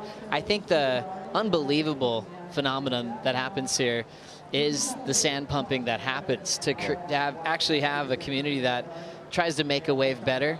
I don't know anywhere else in the world that is really that active in creating a super bank like that. Can you tell us where that began, where that idea came up with, and how long that's been happening? Well, it really came from a situation of adversity, because when they built the two walls off the Tweed River mouth, it hindered the sand flow, the natural sand flow around here. So, you know, back in the 60s and that, we used to get quite good banks here, not super banks, but Snapper, Rainbow, Greenmount, Kira. But then what happened was that we'd have major erosion and periods where we'd go 18 months without any sand whatsoever. And the lifeblood of the whole town, sand. I mean, a lot of the businesses in town didn't realize that sand plus surf equals success. That is the equation right there. That's the equation, man. And when they, so it was out of necessity. One, to make the Tweed bar navigable and safer. It'll never be that safe because of the direction it faces and it's narrow. But also to get the sand around. And all we did was just introduce two words: wave quality. Wave quality, wow. And it's been a part of the Dream Tour for a very long time. And Reef Hazelwood, you're lucky to be in striking distance coming from the Sunshine Coast. A very important wave for your career, to get down here, to be able to get a few amongst the crowd and get comps out there when you can, to get a piece of a wave that's so valuable since it's on the Dream Tour. Yeah, absolutely. I've been coming down here like my whole life, so it's pretty special to have this. And yeah, we got Iago up and bowling out there. That was a nice crack off the top. Well done for Iago, squaring up again. Little subtleties in a variation off that lip line, more of a stab straight up, and there's that bottom dropping out again. It's easy to get stuck if you're an average surfer, but these are the best in the world. Callum Robson kind of slingshotting into a wave that he's hoping has a little double up on it. How's that bottom turn? Got so much speed off it. Little wall there, and he will snap the slide. And then hop out on the inside corner. The Bonsoy team rider trying to challenge the world champion from last year. Both for a race to get on the Red Bull skis. And Water Patrol doing a great job, not just getting the surfers out the back, but also keeping the fired up free surfers down towards the next bay there. And now they'll do a race around the buoy. They're always making sure they're not putting any wake on the open face. So you see that buoy is a little marker for them to do their lap and drop these guys back off in the lineup. For Iago, for a world title run, it was special for a lot of reasons. It was another addition to the force of the Brazilian Storm as they've been sharing the wealth over the years, Bugs. And for him to start developing big success at waves where he hadn't had success before. I'm just thinking Jeffreys Bay, you know, always been a challenge for the backsiders. Finaling with Connor O'Leary was a huge statement as well. It was a huge backside statement because J-Bay has been a tricky one for the back end, particularly when you get that berg wind. It's nearly impossible. It's got to be a certain size before the backhand surfers can start doing manoeuvres. Otherwise, you're just racing. But they're blessed with really good waves. But the backhand performances of both Connor and Iago were amazing at J-Bay last year. So at the 16-minute mark, we just have 4 waves ridden so far. Let's check in with Kaipo. Yeah, Joe, you kind of alluded into that. It's taking a breather out here just for a moment, I think, with the tide change. And so it's really key to execute on a wave that you take. And we're going to see a lot of kind of back and forth, too, because usually there's 2 wave sets. And with those 2 wave sets, you're going to see both surfers on them. And those exchanges like we just saw. Looks like Iago just checked in. And he's got priority in the lead, according to the Apple Watch. That's right, Kaipo, 6.5 for Last of Dora, 5.0 before that. And Callum just needed a 4.0 on his last wave, so we'll see if that's enough for a lead change. Had a nice finish as that wave got smaller, didn't have a ton of height on it. His start still certainly the best so far in the matchup. As Connor O'Leary and Joel Vaughn watching conditions, they're coming up next here in round 2, heat number 10.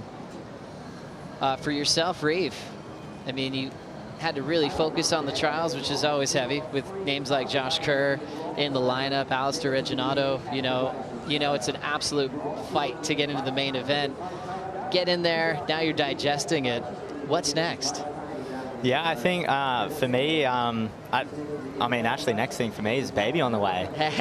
So that's pretty exciting. Yeah, so only 3 weeks away.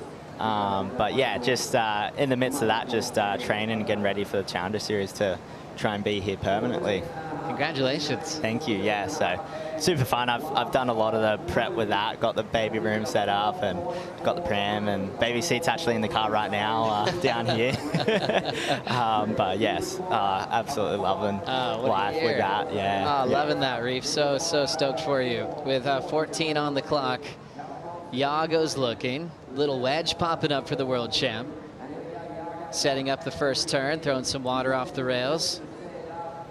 On the Mayhem team, lost surfboards, he'll hop out. He actually spent a bit of time in San Clemente. Met Matt Biolos a long time ago now. And he spent even more time than he usually does in the previous offseason to prepare for his world title campaign, and he was successful. The first for lost surfboards on the men's side to get a world title. Iago out front, 5 and a 6.5. Now Callum with the lead with his 4.43 coming in. So Callum out in front. Take a quick break. We'll be right back.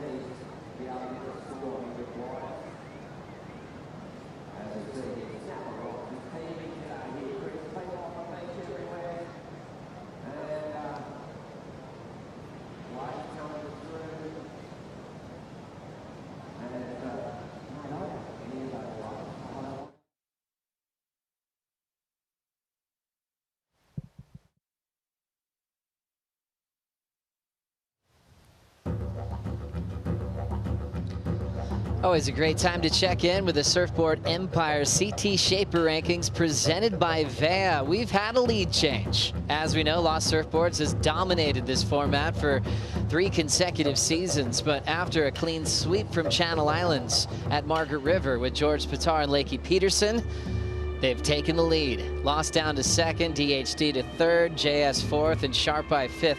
All of these Shapers were here last night to have a nice talk story. We're hosted by Richie Lovett, and it was incredible. Their competitive energy is amazing. As we see Britt Merrick there, Brent Power. You can see some of their equipment over here at Surfboard Empire Shop. Shop the world's best surfboards and scan that QR code. Reef Hazelwood doesn't have to scan the code because they give him some surfboards. So there's Matt right there of Mayhem. He looks serious, but he's always joking around quietly. Listens to a lot of punk rock music, and there's his right-hand man on the left side of him, Gian Bernini, who accepted the Shapers Planer at the WSL Awards back at Bell's this year. All these people on the beach get to watch their heroes compete, see what they're riding, and head out over to the shop and make a purchase and get a brand new board while they're here on the Gold Coast. Reef, what model were you riding the other day? Yeah, I was on one that Britt's been working on, the CI Pro Plus. And so yeah, it's just kind of going back to that CI Pro, but then adding a little hit.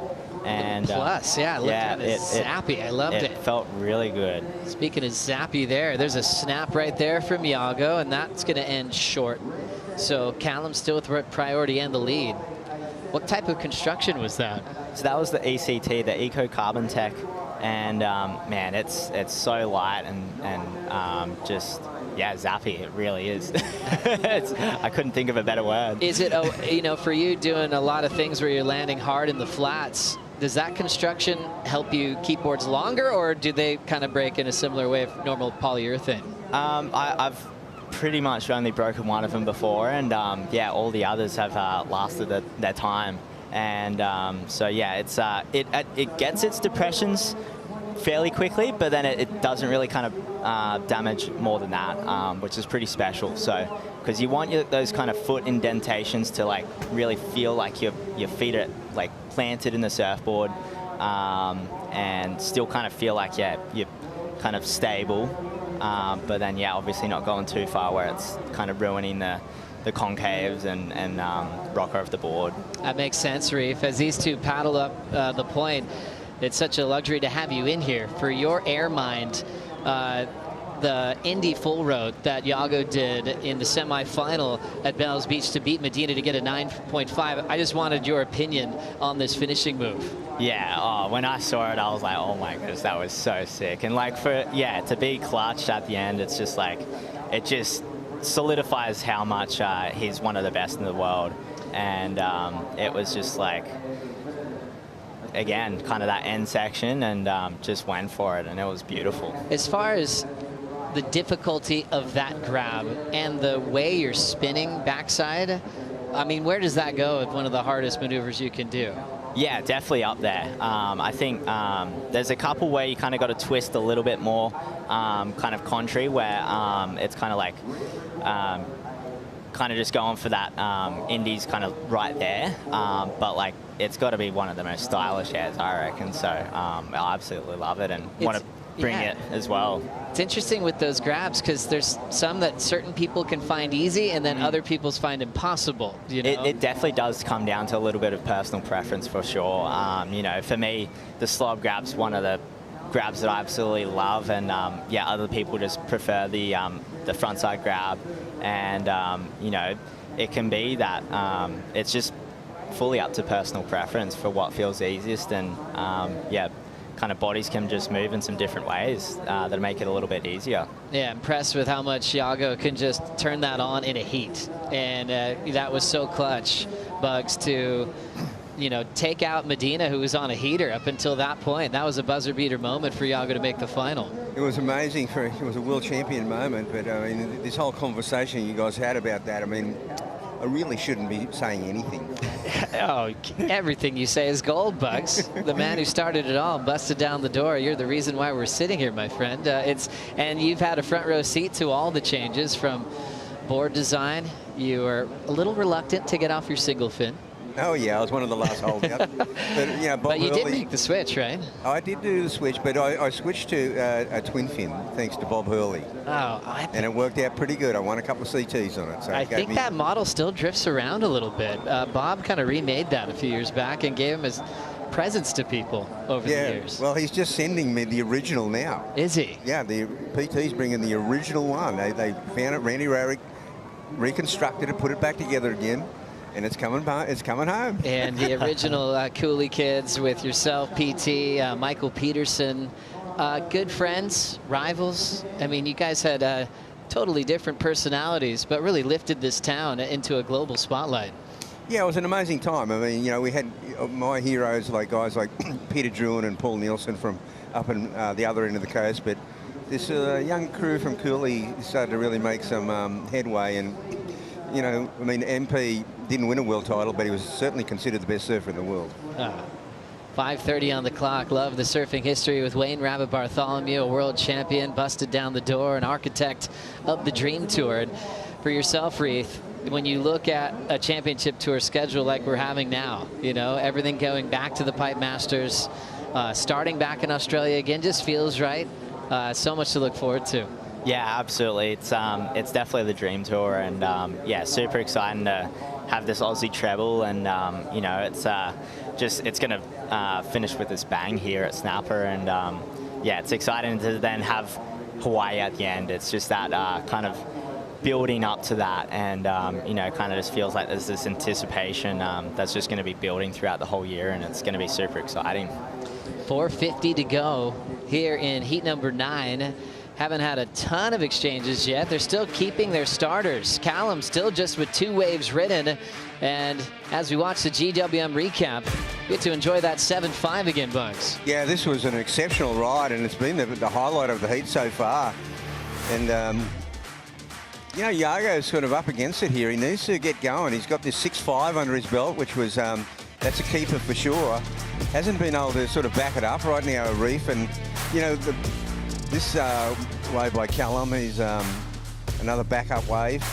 Yeah, there's only been 2 ridden though. That's it. Selective has been the game for Callum, and Yago has been trying to get an improvement on his score for 3 straight tries, but hasn't bettered a 5.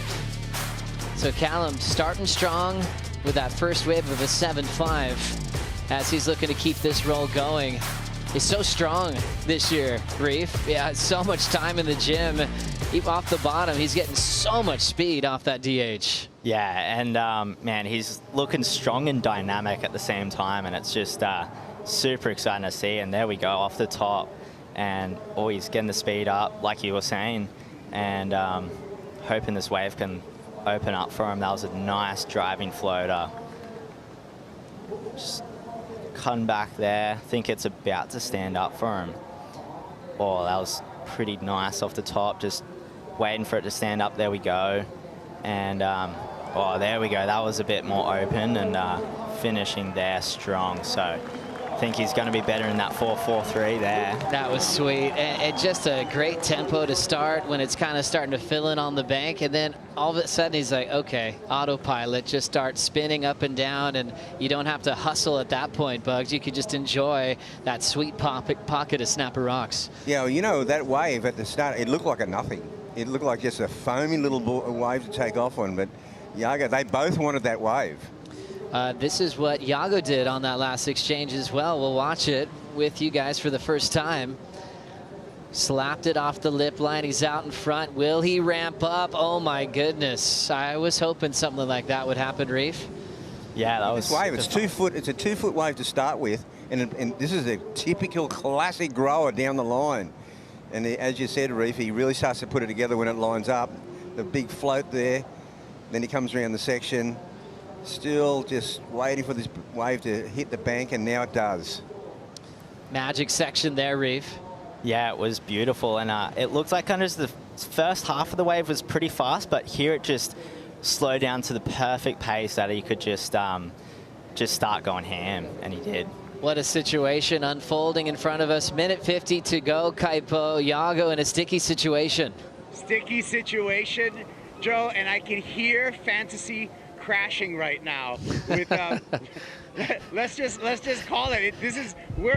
We're a minute and 30 away from a big upset, and that's going to wreck a lot of people's fantasy teams. I'm going to tell you that right now. Oh, brackets are exploding, and Kaipo, you do a good job handing out advice before the event starts. But a lot of people, it would be hard to predict this one. Anytime you're the reigning world champion, you're the guy to beat. Callum had the buzzer beater against Oscar Berry and just started off with a force on that 7-5. Just so much energy. And he hasn't looked back. We kind of had a lot of starts like this. Reflecting back on how Jake Marshall got past Crosby Bugs. Oh, yeah, that was a B heat for Jake Marshall and a 7.1 for Callum. Now, Iago, the world champion, needs an 8.1. But this has been a happy hunting ground for Callum Robson. This is where it all started for him. The Challenger Series victory that he had out here, that was massive. A final over local Sheldon Simkus. Yeah, had some big heats that year. 2022-ish CS run. Really connected with this right-hand point break.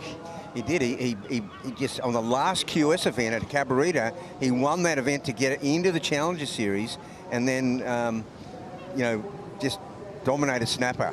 So this has been a pretty cherry place for him, Reef. Yeah, absolutely. He's got that kind of special connection, and yeah, hoping to kind of continue that connection to be able to just keep enjoying snapper and only one other guy out. Wow, we are into the countdown. Iago Dora has his scores in already, and it's officially a giant upset. Callum Robson takes out the world champ with a 7-5 and a 7-1-0. Two better scores than Dora to keep this run into round 3.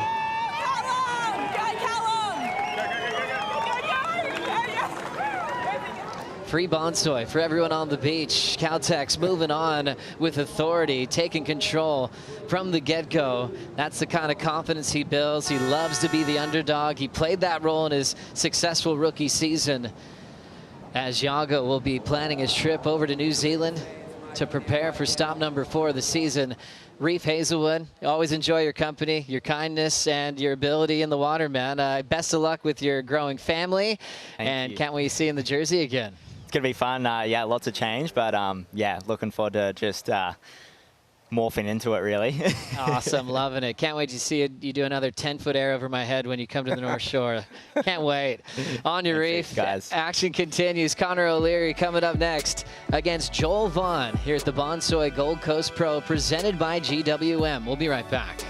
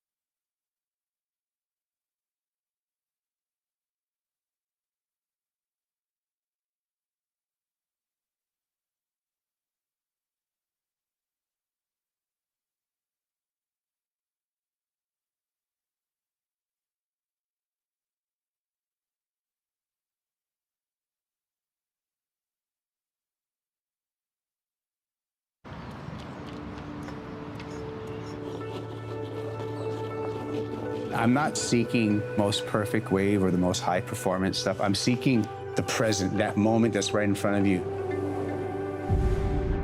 I come back to why I love surfing, and that is just loving the ocean. It's that one place that I go to be able to stop worrying about a lot of things, and I feel like as soon as you put your head underwater, it all disappears. I think I have the best job in the world. If I want to keep doing this, I have to keep my body healthy. I have to keep my mind healthy. I think trying not to think about too many things at once. And by doing, it takes me out of my head and into my body. Progress happens when you're challenged. That's what makes it fun for me, is the excitement of like working on something or trying to get better. The quiet time is really meaningful, and the quiet time actually helps you recharge. It's not about being perfect. It's about getting better bit by bit. When I was younger, I thought if I can get paid to continually trying to get better and surf, wouldn't that be the coolest thing in the world?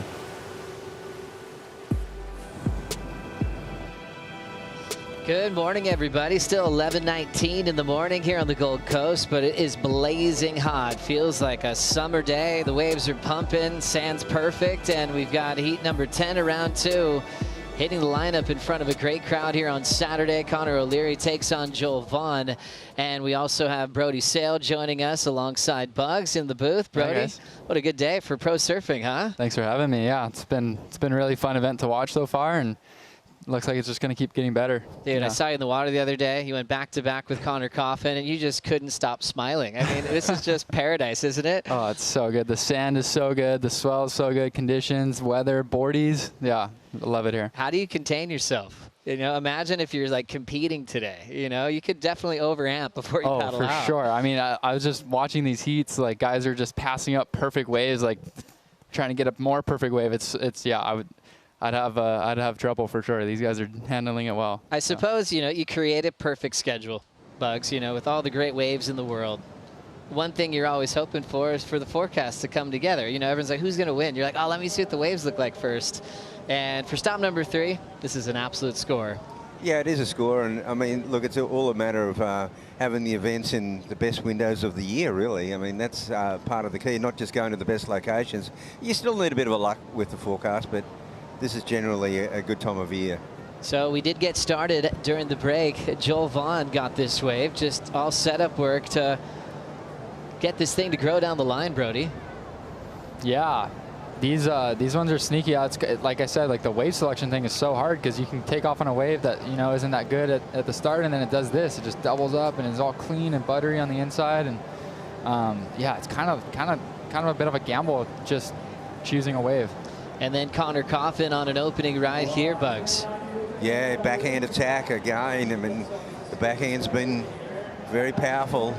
And just lightning fast through the lip line there, Brody. Yeah, this guy's been looking like a standout in all the free surfs. Just laser sharp, big body, big turns. Coming, like just his transitions in between turns. Yeah, he's looking like a really big standout in this event. Connor O'Leary representing Japan, but growing up in Cronulla, when you hear Cronulla, you think of the great Mark Akalupo as someone that's to lead the charge. Guys like Richard Dog Marsh, some goofy footers to really respect and look up to. And Connor's been working with Dog for a long time now, and impressed with his performance at J Bay last year, getting his first breakthrough win over Yago Dora in that final. And when you win a big event like that, Bugs, your reputation changed in the following year, and you almost feel like everyone expects you to do that again and again. Yeah, well, I mean, internally, it's incredible for your confidence because, you know, sport is a confidence game. It's really kind of between the ears as far as that's concerned. But you get that win, and suddenly you grow with it. But then comes the expectation for sure. This is a fun heat, Brody, because these two guys surf completely differently. Obviously, the stance on the way they look on their board, goofy versus regular, but also their size as well. Kind of starting with Joel Vaughn and what you know he can do on a wave like this. What are you expecting that he'll kind of lean into against Connor O'Leary right now? Yeah, for Joel, I mean, like good point. They're very polar opposite in the size on tour. You know, like Joel's probably one of the smaller guys on tour. Connor's pretty much the biggest guy on tour. So if I'm Joel, I'm kind of realizing like Joel's got a great power game, but I think Connor can definitely beat him if it's power versus power. So if I'm Joel, I'm trying to chuck my fins up above the lip, maybe punt. Yeah, the wind is a little bit tricky for punts, but yeah, I think that's his best bet to beat Connor. Like, Connor just got a 7.83 on his first wave, and from what I've been watching on the free surfs, like that looks like a 70% Connor, like, which is pretty scary. Yeah, pretty wild how powerful he is, how many points he demands for every turn as he's just drilled 2 big snaps. Carves into the pocket, backhand float in transition for O'Leary. Chucks it through the lip line again, and he's found some great sections to work with. Wow, that was a rhythm. That was magic for O'Leary to go with his 7.83, Bug One. You know what? I'm seeing dog march all over that wave. I'll tell you why, because it's coach's corner. That wave there was 1.5 foot where he took off, and it grew down the line. I mean, it wasn't a big wave, but it certainly had that open face for him to go to town on, and also that quick backup wave to complement the 7.83. It was just a smart move. Yeah. Like I said before, like that wave was really small at the start. Like it just doesn't look like a good wave, and he just saw it growing down the line and just, man, he went to town on this. Like this is like a what, 3 or 4 out of 10 wave for right now, and he just ripped the bag out of it, and he's gonna get a pretty decent backup score for sure. Just crushing sections, and for his size, it's unfair for opponents how quick he can go upside down. Beyond vert, started with a 7.83, second score a 7.0. His coach definitely put the dog in him, Bugs. Well, you know, that's the thing. I think Brody touched on it before, because, you know, the ones that come from around the corner behind the rock, they stand up right in front of you, and they look good, and like you're very tempted to go. But it's often the ones that start small and grow down the line and hit that bank in front of Little Marley Rocks. Yeah. And they're the scorers. Yeah. What a start for Connor O'Leary, Kaipo. Over it right now. A couple of 7s for O'Leary. Inverts. That means going upside down, bro, on the backhand. Connor O'Leary doing that numerous times. He's just looking so sharp right now in the free surfs. Now with the jersey on, I love what I'm seeing from O'Leary, and it's really inspirational as a goofy footer. And also, welcome Connor to the Bonsoy team as well. So he's fueled by some good milk out here, I feel. He got a great team, Kaipo. Yeah. He's well, he's like actually one of my picks, to tell you the truth. So yeah, I'm looking like I'm 14.83. That's pretty good. That's really good, and just a crazy backhand ability to just go there quickly into carves, into big power hacks. Kaipo, where does he fit into being the most powerful surfer on tour? He's got to be up there. Yeah, I mean, we just have to look back to what Connor did at J-Bay, and that was some of the most inspirational backhand right point surfing I think we've just seen in the surf world. So just looking at those memories and see what he's capable of, I'm not surprised for this strong start for Connor. Thank you very much, Kaipo. Let's now hear from winner of the last heat, Callum Robson with Vaughn. Come on, Cal Robbo, you made of the truest grit. Mate, you just turned your year around. You took down the world champ. That must feel incredible. Yeah, it feels absolutely incredible for sure. And just like those dying moments when I needed to make a really quality decision. I remember they said 9 minutes to go, and I was just like, all right, 9 minutes to go to make another really quality decision. And when I finished that wave after I'd taken it off Yago and able to capitalise, I was just like, come on. It's just like, that's what competing's about, right? I was like, I don't know, I feel like the way the tour is structured nowadays, you feel like you're just up against it, but that's sport, and to kind of overcome those moments is what it truly makes you feel alive. Mate, I'll tell you, it's pretty amazing how good you are at spotting the growers. Like a lot of your scores coming from deep on the point, just tiny. Hey, get off the glass. Mate, coming from like deep on the point and just really turning into quality waves.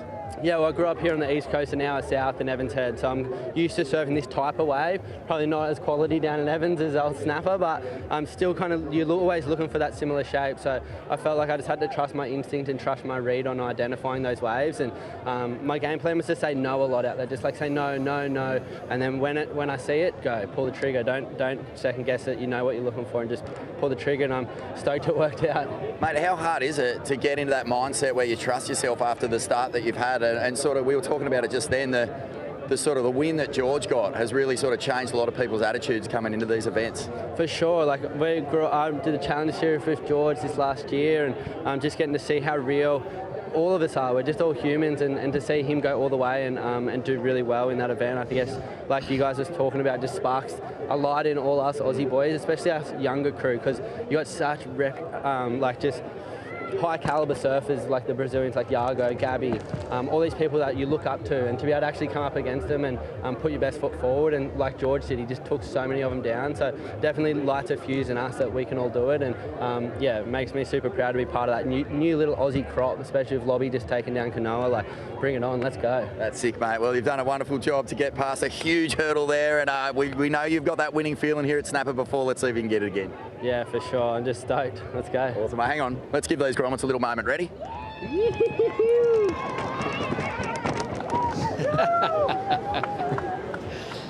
That's a Saturday that they will never forget. These local Groms that got to be right behind and just pounding the glass for Callum Robson, who's moved on to round 3. As we know, he had a stellar rookie season, made the final at Bells. We're going back to 2022. The 10 he got at Super Tubos and Peniche, that slab barrel, was 2023. That was kind of the last time he really got into like a finals day at the CT level. Fell off at the cut, had to go back to the CS, so you could tell by his enthusiasm. It's like all those hard years of putting himself back through the Changas, man. It's all paying off now, Bugs. Yeah, it's really paying off, and you know, he had to spend a couple of years back there in the Challenger Series and kind of work his way through, and then of course having that brilliant win at Pipeline just, you know, sealed the deal. And also just his friends, his Australians that he's on tour with. I mean, things felt like they were going to start in a good way, being back in Oz to kick off the opening event of the season, but when you looked at the draw at Bells, everyone was falling. And then George Pitar kind of salvaged the Aussie contingent with a big win at the last stop. Things are really changing quickly now at stop 3. Like Callum mentioned, Liam getting past Kanoa Garashi. He will have George Pitar in round 3. Ethan Ewing, you know, he's expected to win every event he's in. He got past Rio Waida as he's moved on as well. So we'll see how the Australians go in this one. Joel Vaughn from North Shelley Board Riders digging in with his first turn. There's the carve. He's hoping for this low road to build into a nice double up wall. Little chip there to set up hopefully something fun right here. There's a little section to tag. Still not letting him just racetrack down the line, so he's going to try to surf the end section up and ends up throwing away the punt attempt.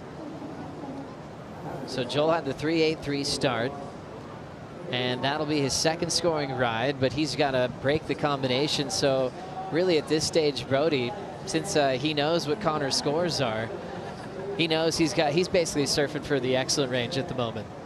Yeah, you can kind of see him on that wave too. He was kind of kick stalling, you know. It almost looked like he was trying to find that ramp or even just kick his fins out.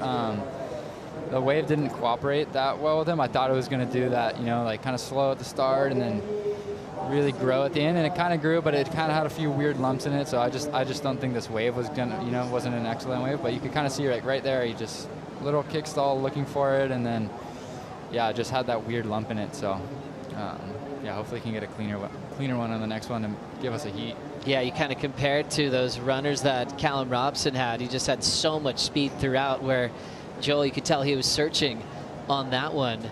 Bugs, we woke up this morning and it just felt a bit hotter than it has been in the last couple of days. Is that just based on wind direction?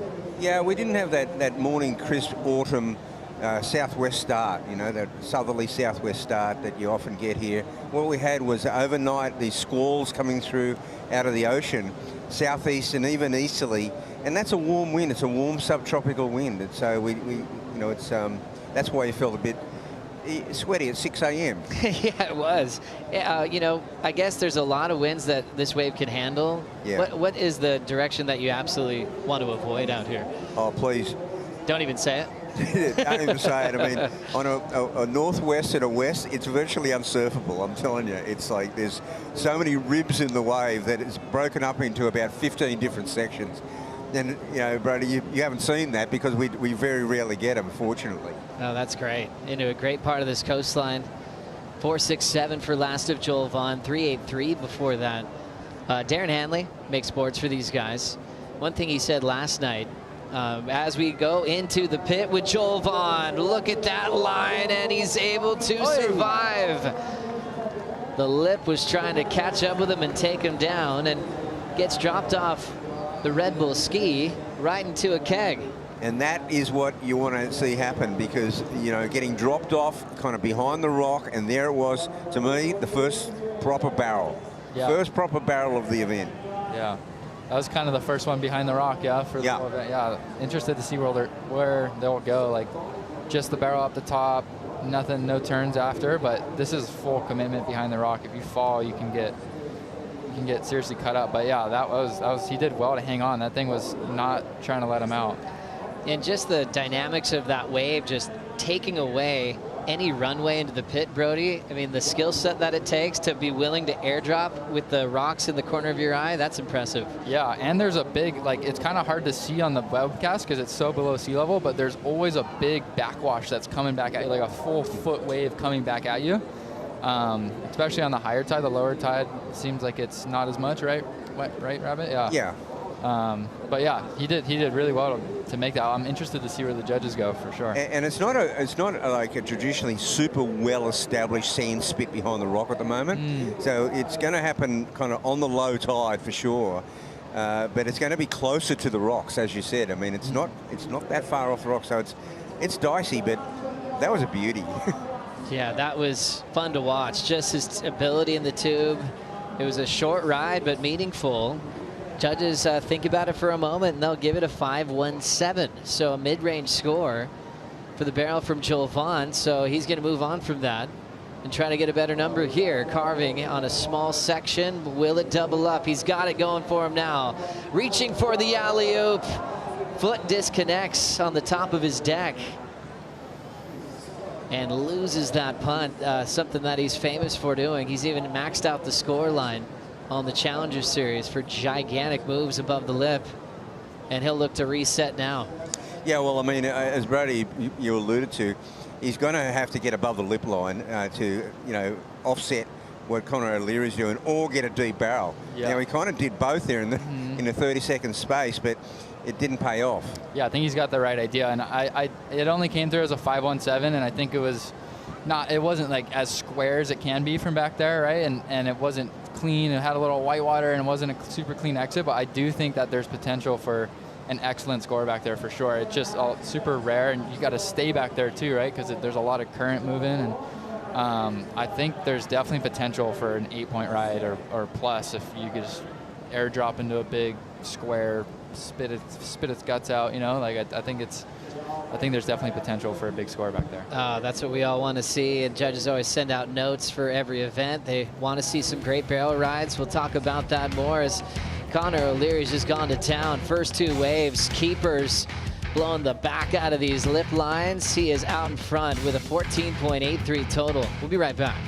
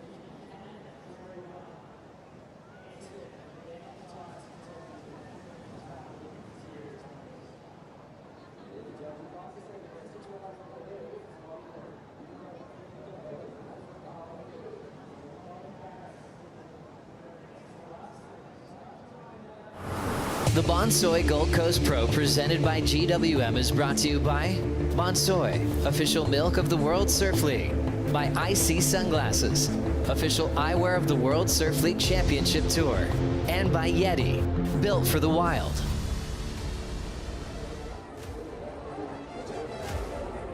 Pro, it is presented by GWM, and down here in Stoke Alley on this beautiful southern Queensland weekend, we have the activations popping off, and the GWM activation is one of the funnest because it's got this sick video game where these Groms are playing to get the highest score. If you get the highest score, anyone can play. You will win a month of rent-free GWM Tank 300. You can drive that thing around for a month if you get the top score on this game. So come on down, put your name in with the girls, and they'll get you sorted.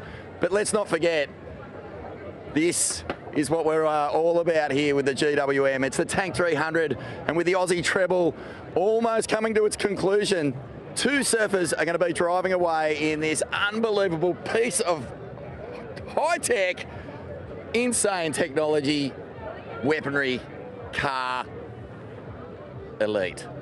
And I'll tell you, who's it going to be? Right now, it's Medina on top of the rankings and Gabriella Bryan. Are they going to get pipped in this GWM treble? Who's going to take these things home? Great question, Vaughn. That is just a piece of beauty right there. Just teasing all the competitors. Gone, who's going to win this Tank 300? Isabella Nichols has the keys to hers from last year. She said she still drives it daily. As this just happened, things are getting better out there behind the rock, just dredging pits, spitting its guts out, Bugs.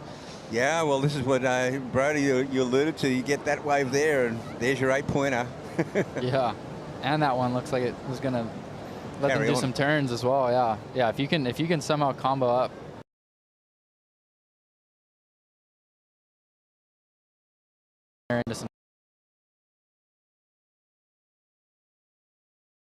Yet does he, he could just live and die by that sword of trying to get a 10 from behind the rock. Yeah, I'd be considering it for sure. I mean, so far it hasn't quite worked for him, but the other wave, the other time is just to wait for that incredible wave that's going to have that wall and that body of power all the way through to Little Marley, and then at the end kind of do a huge punt. I mean, that's what I think is his best option. Yeah, and I think we've been saying too, like, I don't want to underestimate, like, he definitely can get it done on the rail too if he gets the right wave. It's just if they're both getting the same wave, Connor's just that much bigger and that much more powerful. But so far, Connor's hasn't really actually gotten, like, there hasn't been the one clear, really good wave in this heat yet. So if Joel can get priority and find a super clean wave and link together a bunch of turns and maybe a finner or air or whatever, like, he can put himself right back in this heat, but it's got to kind of happen in the next, how long is the jet ski ride? 3 minutes? So yeah, maybe in the next 4 minutes or so. So yeah, let's get an exchange here so we can get a close finish. We love those, yeah. Richie Lovett yesterday at the Shapers event that Surfboard Empire brought us, asked about who's the best with feedback on your team, DH. And at first, DH was like, yeah, no one's really that good except for Joel Vaughn. Lately, he just had such good feedback from Joel about his boards. And DH went on to say he's expecting huge things out of him for the next couple of years. Just how much of a student of the game he is with learning how to, one thing, improve on his rail game in the off season, but also make sure that he's on the right board at the right time. This next heat's going to be exciting, huh? Jack, Alan could start draining behind the rock. They both love to get drained. Yeah, Alan's good at finding him. Yeah. He's so good at finding him. Yeah. Jack Robinson taking on Al Cleland Jr. Hopefully it's just a slab battle behind the rock there. Both these guys love being weightless in a sand dredger pit, and then we'll light it up with some frontside carves. Cleland looking for a big result, and so is Jack Robinson trying to really get his year going after being going through surgery over the off season on his knee that he'd actually been surfing on for a couple of seasons, injured and still turning in great results. Jack now working with Luke Egan this year, that's new. Yeah, that's a big development. And I think they had to go through a couple of little free surf sessions just so Jack was trusting the knee before the season started. They're feeling 100%. This is Joel Vaughn setting up a nice bottom turn. He loves that coping that he's pushing off of some big snaps, carrying his speed well through every single target. Now into a wrapping cutback. Really got going with a lot of maneuvers in a short space there. Always going to be tough against the power of Connor O'Leary, and especially with a smaller pocket on that wave, but surfed incredibly well. Step by step back on the Red Bull ski. 6:40 to go, Bugs. Yeah, he had some good work through the midsection, Brody, but the wave didn't have any body, didn't have any, he's kind of petered out on him. Yeah, like it was good surfing. It was just a tiny wave and didn't give him that, just didn't give him that clear, steep, clean wall. But he surfed really well and he's looking sharp. Luckily, he got a good result in WA, so coming out of these first 3 events, if he can't turn it around here, at least he's coming away with 1 good result. Just even staying in that second round, that last heat was so huge for Callum just to make it into that 3rd round, because if you get, you make your first round heat and then if you still lose against the, Yagos, those top 5 guys that you're coming up against in that 2nd round, then you kind of get stuck in that 1st round. So I don't know what the math is for Callum, but I'm assuming just by making it into that 3rd round, he'll get into that 2nd round next event. 5:45 on the clock. Let's get a conditions update from Kaipo. Yeah, Joe, wind's kicked up out here. It's quite choppy. So the challenge is going to be finding those smooth wave faces. How you can do that, got to identify kind of the 2nd, 3rd, maybe some of the double ups coming through here. And the patient surfer is able to make their way down. When you get towards the Little Marley section, the wind's a little bit more blocked in there and the wave faces are more smooth. So I feel that's a challenge right now with this wind kicking up, but there still are some gems out here. It's just identifying some wave selection becoming really, really important, as well as just hanging in there with the wave until it kind of cleans up further on the inside. Thanks, Kaipo, for the update there. It's such a long point, so you can actually feel cleaner water towards the back end of your ride, as he's explaining there. But still just so impressed by Connor O'Leary's start. Dog would be psyched on that. When you have all those moments to sit with your coach, to look at the lineup, this is just a dream scenario to have everything come together on back-to-back waves, Bugs. It really is. And, I'm wondering what his strategy is, Brady, because is he looking for that incredible wave, or is he keeping his opponent in check? Because right now he's in such control of the lineup, because if Joel pulls into a barrel, Connor's got a priority. Yeah, I know. It's a weird one. I think it's kind of with the amount of time left, I think he's getting 2 new waves is kind of out of the picture. He's going to need to just go Hail Mary for that 10. And I think his best and kind of only chance is just getting one of those unicorn miracle double up, triple up waves behind the rock and get spit out. But Connor's just right there on the end, just can totally burn him and ruin his chances of even making it or going. And unfortunately for us and all the fans want to see him do it, but yeah, Connor's got a job to do, and he's going to burn him if he's in the barrel. We saw a great example of that yesterday with Dimity Stoyle getting barreled, and then Sawyer Lindblad had priority, so she took off, and it was really the difference in the heat. Yeah. And it's a smart play, if you have priority and you can take away those points. So that positioning is ideal, as you're noticing, Bugs, where Connor's sitting. And I think that's Alan Cleland that's paddled out from Marley Rocks. He's decided to paddle out against the current just for something to do. Yeah. Because Jack in the next heat just jumped off the rock. Yeah, it's up to you if you want to jump off. It can be sketchy, and this is the move right there. Using priority just like you guys figured and crushing sections with this big hammer. Connor O'Leary hasn't really had to deliver a big turn in a while because he got 2 back-to-back, and look, he's still fired up. A backhand masterclass on every single section. O'Leary making it into a double up now. Running after the lip line, and he slams it shut. What a performance from O'Leary. And that's just a face of a coach saying, that's my dog. Right there. That was just a brilliant read. just like you guys thought that would unfold. Well done. Yeah. That was really, really good surfing. This guy's going to be a mega threat in this event. Oh man, it's a backhand blow that really stands out. If he does one of them, they're crazy. When he posts a shot on Instagram, you're just going, how did he get that upside down?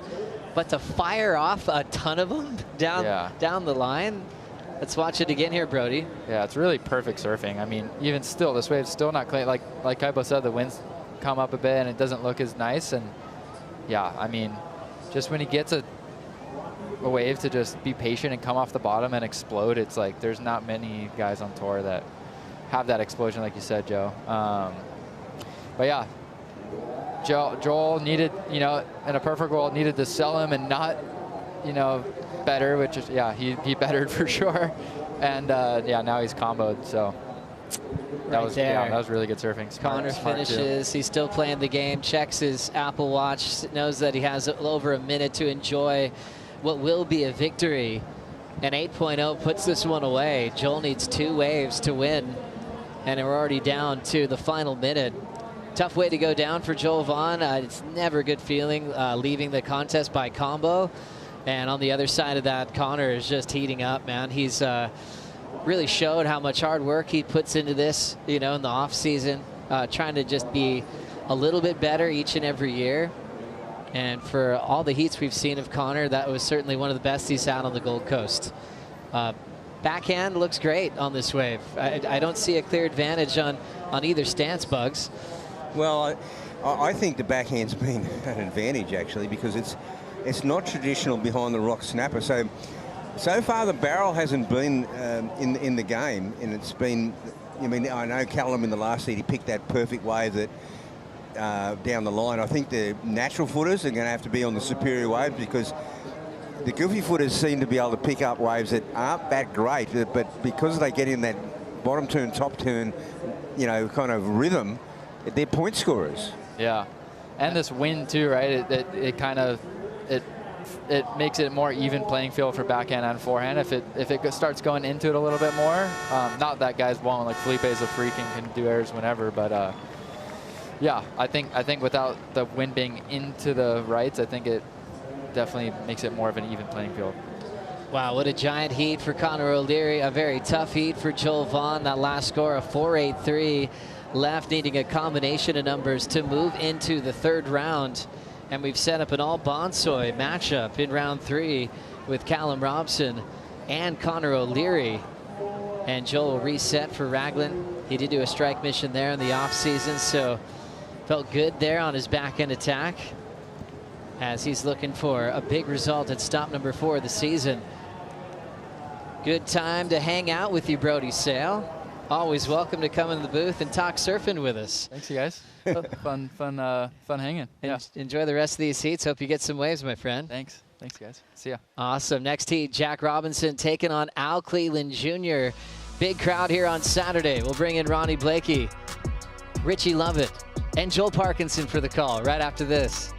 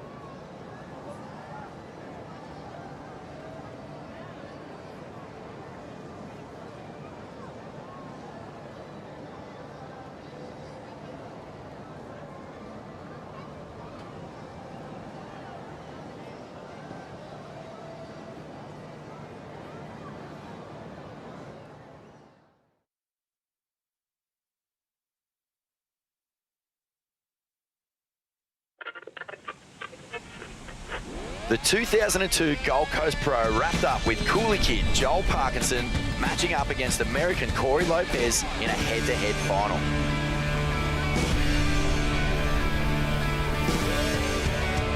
It was a Sunday afternoon, the beach was packed, and Snapper Rocks was cooking.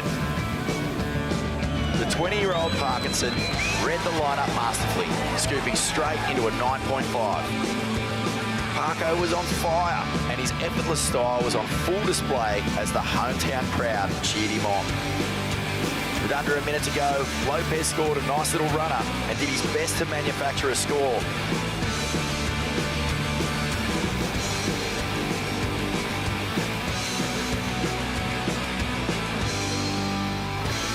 But the 7.7 was not enough.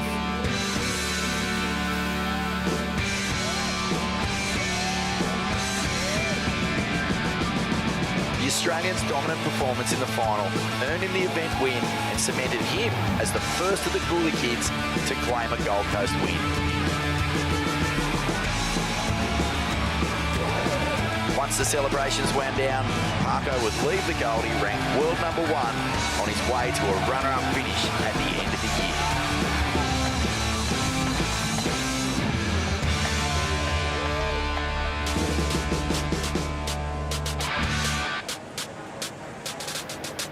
We loved diving into the WSL Vault, and Joel Parkinson. Big celebrations back in 2002, and they basically continued to this day. Joel, you got a big smile on your face. The waves are firing. Great to have you in for the call. Great to be here. Awesome. Thanks for having me, boys. Mate, love getting your inside knowledge. Yourself, Richie and I, we were chatting just before we came into the booth, and you were loving what you're seeing out there and thinking that this afternoon the waves could get really good behind the rock. Oh, it won't just be behind the rock. I think the whole point will be super fun. I think it's got a little bit of wind on it right now at the top, but as the afternoon goes on, it usually comes good. And then I think by that kind of first part of the run-in after the low will be amazing. The guys will be getting tubed off the head. Bring it on. It's going to be fun to pick your brain throughout these exchanges. Obviously, Jack Robinson jumping onto the JSs now, so you'll have plenty of insight to offer there. Up against Al Cleland Jr., who really, I think, has won a lot of fans since he's arrived on the CT. Just his reckless approach, raw surfing. Anyone that you'd compare him to? Oh, he's very much his own man. I haven't seen a guy like him come on for ages. He has that real raw approach. He hasn't conformed to any of, what some people do. They change their styles, they change at different things, but he's just got such a good raw approach, and he has a crazy barrel knowledge. I didn't know much about him until, I guess, Pipe last year, and you got to see him some of his warm-ups. And he's a dangerous guy to have out here today, especially on this tide. It could be some really good waves, and, if he finds the barrel. But he is against one of the best tube riders in the world here with Jack. Yeah, it looks like these guys are starting kind of way up the point behind the rock here. Whether this is just a little cat and mouse tactic. Al just keeps pushing Jack a bit further. But, I mean, this is his basically adopted home now, right, Joel? He's out here all the time. He is. He lives around the corner, and he spends a lot of time out here now. Yeah, back-to-back home events, really, for Jack Robinson, coming off a disappointing finish over there at Margaret's. A 9th place finish for him there, fell out of the draw to Medina. This is a chance to, salvage these opening events here in Australia. It's been a disappointing start to his year, Joel. Yeah, it has. It's been quite a disappointing for a lot of the Aussie boys, I feel. Especially, Jack had some... I guess he had a lot of stuff on his shoulders coming in off, such a good year last year. But it is early days, but you do want to leave Australia with a solid result, being an Australian. You got 3 events here. You'd hope that you're going to really put one on the board. Getting back to the cumulative point system in our quest to crown world champions this year, everyone's been talking about how it could really suit Jack, his consistency, just how well-rounded he's been, and the fact that he's won right across the schedule. But in that old format, success in the opening events of the calendar year proved to be just, almost like a sure thing. Your world title runs and your best finishes on the CT started with big results here at home. They did. Yeah, a lot of people do. And, I mean, that's not to say, Jack could go on in the mid-season, could go 4 in a row, and anything's possible. His strengths are still to come, I feel. Fiji, Chopu, I think they're some of his really strong ones. So still a long year ahead. It's only early stages, and it's not a sprint, it's a marathon. going through the last decade and a half of championship tour title campaigns, no one's been knocked out in the first two events like Jack and recovered and gone on to win a world title. So it'd be, a remarkable turnaround for him. But he's kind of got that crazy, self-assured approach. He's very headstrong, isn't he? Definitely, he definitely is. And I mean, if you want to set him a challenge, I'm sure he'll want to walk through it. Well, he's done well to get back from injury. In fact, the last couple of years, he surfed his way to victory with a really busted knee, but he's going to get off to the ultimate start here. We said if anyone could sniff a tube out here at Snapper Rocks or just about anywhere in the world, it is Jack Robinson, and he got completely funneled there and did some great work prior to entering the tube. He has been surfing his way back into form. Really is looking sharp and healthy, and this has been a great way to kick things off against Al Cleland. And he pumps the fist, and for good reason. In a year where it hasn't all gone his way, he's going to start with a really big number. Wow, that was crazy to get a turn in before the tube. That's not a typical behind the rock wave. That's usually you're starting with a barrel, but to fit a turn in and then get a nugget of a barrel like that, that's amazing. Rich, that was one of the thicker tubes that we've seen, and Jack, as he always does, really positioned himself well to max the points on it. Joel, you said it. He's one of the best barrel riders in the world. So comfortable to have that knowledge inside the barrel, positioning. There's that clean snap that you referenced. And then he threaded this so perfectly. Little chandelier on the way out, but he busts through so strong at the moment. Really bulked up during that injury period and started to just trim down of late. A couple of big swooping turns through the middle zone, and then the wave goes again, and Jack gets back into attack mode. This big, long power floater. And then, geez, he did well to even just control that foam climb at the end to stay on his feet. This will be good vision here. So watch this. The clean snap keeps the momentum down the line, tucks in, stays nice and compressed. And then we'll see the fins appear. So it had a bit of everything on that wave. Great variety. Oh, just, so close to that foam ball behind him. He was right in the slot. Couldn't really have been too much deeper. So good. Making his way on the back of the Red Bull ski there to the takeoff zone. Drops a 7.5 to kick off this heat. And Kaipo out there and watching on from the channel, Kipes, looking into the pit. Maybe eye contact with Jack Robinson for a moment. Yeah, I think we met eyes. No, it was great. So impressive, and like you said, if anyone's going to find the barrel out here, it would be Jack, and he did just that. So talk about applying pressure first ride. Jack Robinson's done that to Al Cleland. Yeah, we're seeing the replay of it now. You can probably sight it on the big screen from out there in the channel, Kaipo. You get a wave that hollows out here. You want to stuff yourself back in there, and Jack was pretty deep there.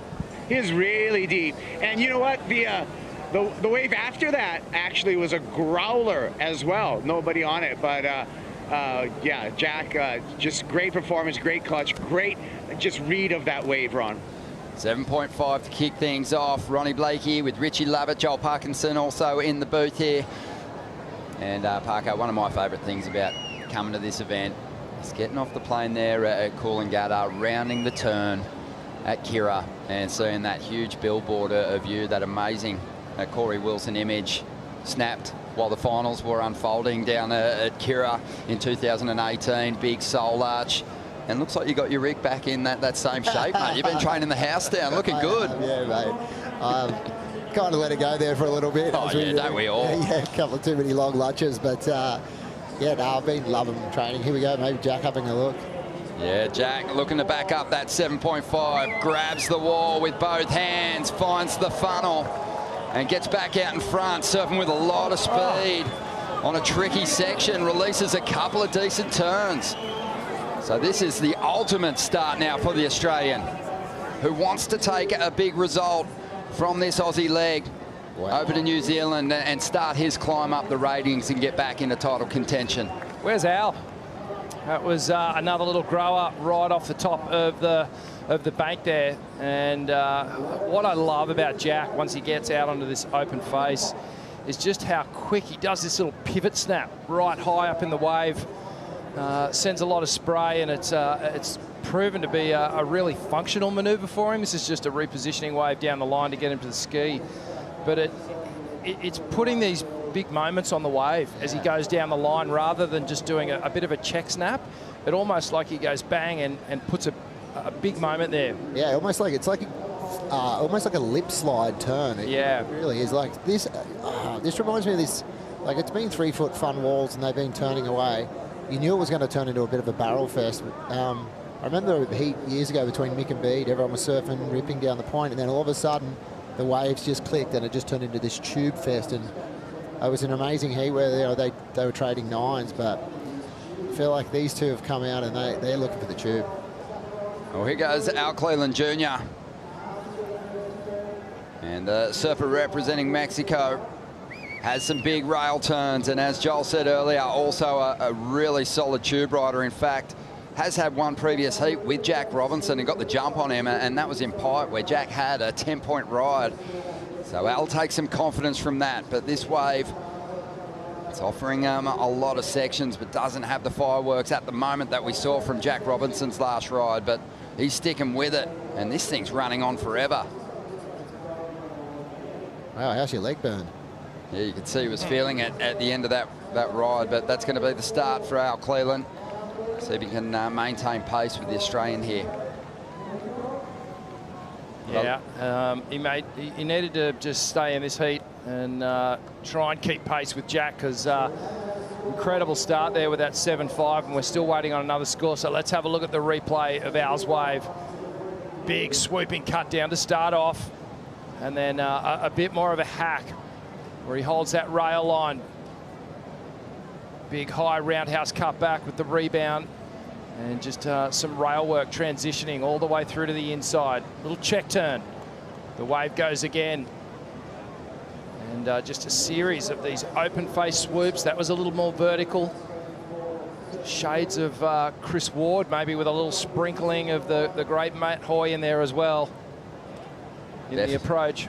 Wow, definitely, when it gets really to the nightlife, there's a bit of Hoy combo in there. Have a look at this one. Jack Robinson behind the rock. Well, you know, didn't if stick Jack the landing, but that was heavy. If he couldn't make that, no one can. Wow, I'd love to see a water angle of that. Yeah, 20 minutes to go here, and Jack already a couple of mid-range sevens on the board. Al Cleland Jr. playing catch-up here at this stage of the game. But yeah, we saw Jack coming from a mile away, who was already regarded as one of the best barrel riders. You know, a lot of praise heaped on him by the great Andy Irons, Bruce Irons. They were huge fans of him when he was just a Grom, not really thinking about competition. And then he started campaigning on the QS, and he did pretty well. He got some decent results, but you know, there was always talk and chatter about Jack needing to really work on that flow and that rail surfing. Once he made the grade, Joel, you were surfing with him a lot here on the Gold Coast, and you were blown away by just the evolution in his high performance surfing. Definitely. Everything from aerials to, I mean, tube riding is phenomenal, but the whole lot, you know. He really has, you know, he's strong in every part and every wave around the world too, so it's amazing. Yep, and no doubt, clawing his way back from injury has been the real challenge this season, but he's starting to look good right here and looking good in that last heat, dropping a couple of big numbers, Vaughan. Connor O'Leary. Yeah, Connor O'Leary, the backside meat axe just gets pulled out and you just bludgeon that line up to pulp. Congratulations, mate. That must have felt pretty fun. Yeah, man, it felt good to just kind of perform. I feel like it's been a frustrating 2 events just because I feel like I've been surfing, you know, at the peak, but, you know, things haven't been aligning. And it was funny, I actually saw Ock before I paddled out, and he looked at me and he just goes, just switch that mind off, brother. And I was like, that was the best bit of advice I could get from one of my all-time favourite surfers, backside Eddie. I was like, it's meant to be. So, yeah, hopefully I did it. There's a little tribute to the Ock, so thanks. Oh, that's all time, mate. A couple of the shy boys looking out for one another. Mate, yeah, tell us about the start of the year. You know, how much has it sat with you? How hard has it been to sort of just click over and get into a headspace where you can do your best surfing?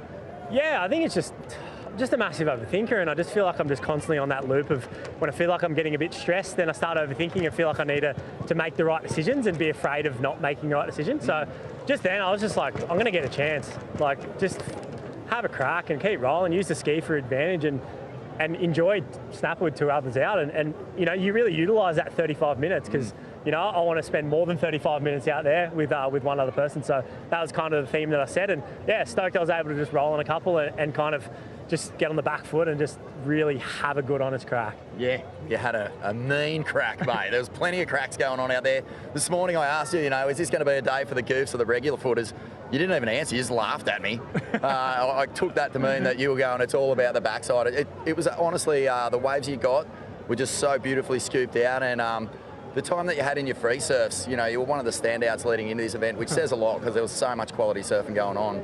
But the back end looks totally in sync with that bank, mate. Yeah, thanks, mate. I think it was just more like not overcomplicating it, and if I see something that is like looking like there's a bit of water down the line, go and just keep rolling. And yeah, just like I said, just not being afraid to make a bad call because, you know, you got the ski and you're going to go back around in 2 minutes anyway. So yeah, it was just find that pace and just, you know, when I had the chance that something was in front of me, really give it a crack and yeah, just trust what I've been doing has been working. And yeah, it's been fun in the prep, as frustrating as the crowd is, but yeah, I feel like I'm feeling good and got an old faithful, which is even cooler. And yeah, I mean, things are rolling, which is cool. Fantastic, mate. Great result, great surfing, and yeah, keep bludgeoning away. Yeah, thanks, Morty. Let's go. Thank you, Vaughn. Yeah, Connor O'Leary looked deadly and has looked really solid in all the free surfs in the lead up to this event getting underway. So we'll keep an eye on him. He's going to be taking on Callum Robson in the third round. 16 minutes remaining here. And let's have a chat about Jack Robinson and that knee injury. It's been remarkable. He's carried a meniscus injury through the past couple of seasons, was still winning events. In fact, his winning percentage was higher than any other surfer on the CT over the last few years. It's been really solid. He's racked up a number of impressive championship tour victories.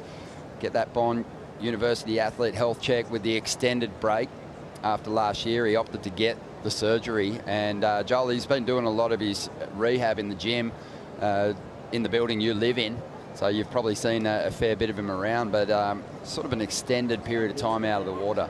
Definitely. It was a lot longer than what I would have imagined for just a meniscus, but I guess he took his time with it. He had the time to take too, so that was a blessing. But what he did to get himself right was phenomenal. Like, there would be days and like hours and hours of every day he worked on himself, whether it be physio, train, from everything to make sure the day he stepped on a surfboard he was ready to go.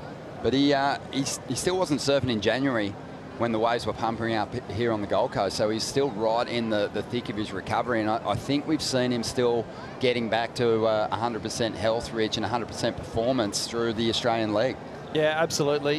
You can tell he's still just surfing back to ideal form. But the other factor here for Jack too was that, you know, he had switched boards as well, so he was recovering and then also tuning in to new equipment. So Joel, you probably could give us some insights into how that's been going.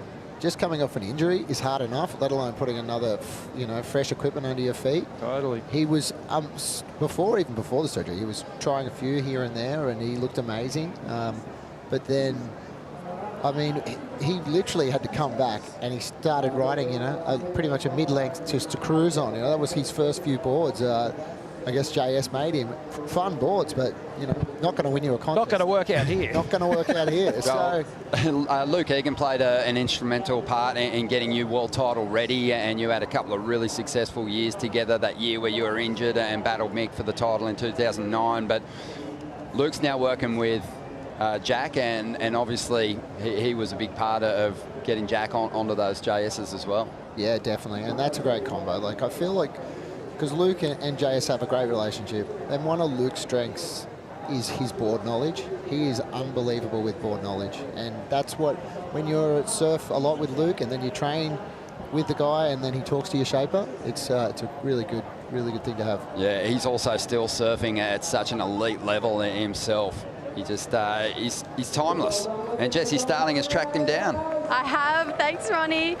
Louis, this is exactly the start that Jack was looking for. I mean, it's been a bit of a rocky start to the season, but looking like he's in good form here. Yeah, for sure. You know, this is his backyard at the moment, lives just up on the hill. So to be out there with a blank canvas, without all the frothers out there in your road, must be a good feeling. And the current looks bad from here. I've actually surfed heats in this kind of current, and when you get out there, it's actually way worse than what we can see from the beach. So these guys are actually working really hard to stay in position. And both these guys are some of the best tube riders in the world. So Jax just wants to keep the inside now with priority and just make sure he gets the next best wave. But yeah, it's good to see him open up a little bit. He's not really had the opportunity in his heats to really open up. So these first 2 7.5s were bit of an ease, but there's more work to be done. The boys in the booth were just singing your praises, saying you know so much about boards. Obviously, Jack just making the move to JS. What's the equipment that he's on right now? I was the first one ever to go to JS. Oh, me and Dingo, and it's 25 years of knowledge that I think we actually have our own language now. So it's been it's been really good working with Jason on Jack's boards, and just going off what I can see and then translating it to Jason on what we used to do together. It's been a really good synergy, and I've actually loved it because I have a surfboard mind that never stops. It's actually at night sometimes it's challenging. My dad's 82. He's still a surfboard shaper. I've been talking surfboards at the dining room table all my life, so I'm still doing it and I'm loving it. And Jack's equipment right now? He is on a 6.1 Golden Child. He's riding the JJF fins. We've been playing around with some different fins, but don't want to make too many changes at once. You know, there's new boards. There's, JS has made some really good boards for him so far, and we've had some really, really good free surfs. The lead up after the knee surgery, we had like 16 to 20 hours on the ski stepping off around these areas, and just watched him get better and better, and the boards look better and better. So yeah, really happy. Love it. Consider yourself caught up, guys. Thanks. That was awesome, Jesse. Yeah, Luke has had a lot of success, obviously as a CT campaigner himself, but as a coach, world title with Caroline Marks, and now with a really healthy, stable Barron Mamiya starting to really look like he's coming on, despite the fact he had a priority blunder in his heat. He did some of his best, I think, performance surfing in 4-foot waves, so he's looking the goods. And Jack putting together his best heat so far this season already, but there's still 10 minutes to go, and like Luke said, you know, you don't want to lose control of it now, so he's got to play it smart against Al Cleland Jr. here. He's surfed the perfect heat up to this point. I feel like he's extracted every point out of the 2 good scores that he has. Wasn't too much more he could have done on them. Surfed the very calculated approach to get that 7.5 and then the backup of the 7.57. 2 points, or actually more than 2 points, better than Al's single scoring ride. So he's really got him up against the ropes at the moment. Let's talk a bit more about Jack and this, you know, title campaign with the return to the cumulative point system, Joel, because I mentioned it before, he's had so many wins in such a short space on the tour. 2021, he came on, had a victory over there in Mexico. Last year, he won 2 contests. He's up to 9 CTs. You had 12 championship tour wins in a pretty long and prosperous career and got that world title. But I guess the impressive thing about Jack with those victories is they've come not just on the forehand, but on the backhand as well. And there's not too many surfers that can boast that have those multiple championship tour victories. No, definitely. You know, we all know he's an absolute standout at Chopu. Cloudbreak, it feels like he's very good out there too. But also, he's won Portugal, correct? He has had G-Land, he got the win. Mexico, G-Land, Margaret's a couple of times, Tahiti Pipeline, Sunset as a CT. Do you just think it's good waves? And Bells. He's really good in good waves, and I think that's his strength. You know, give him a left, give him a right, give him a straight hander. He's probably going to beat you too. Well, let's have a look at the championship tour schedule for 2026. It is looking good.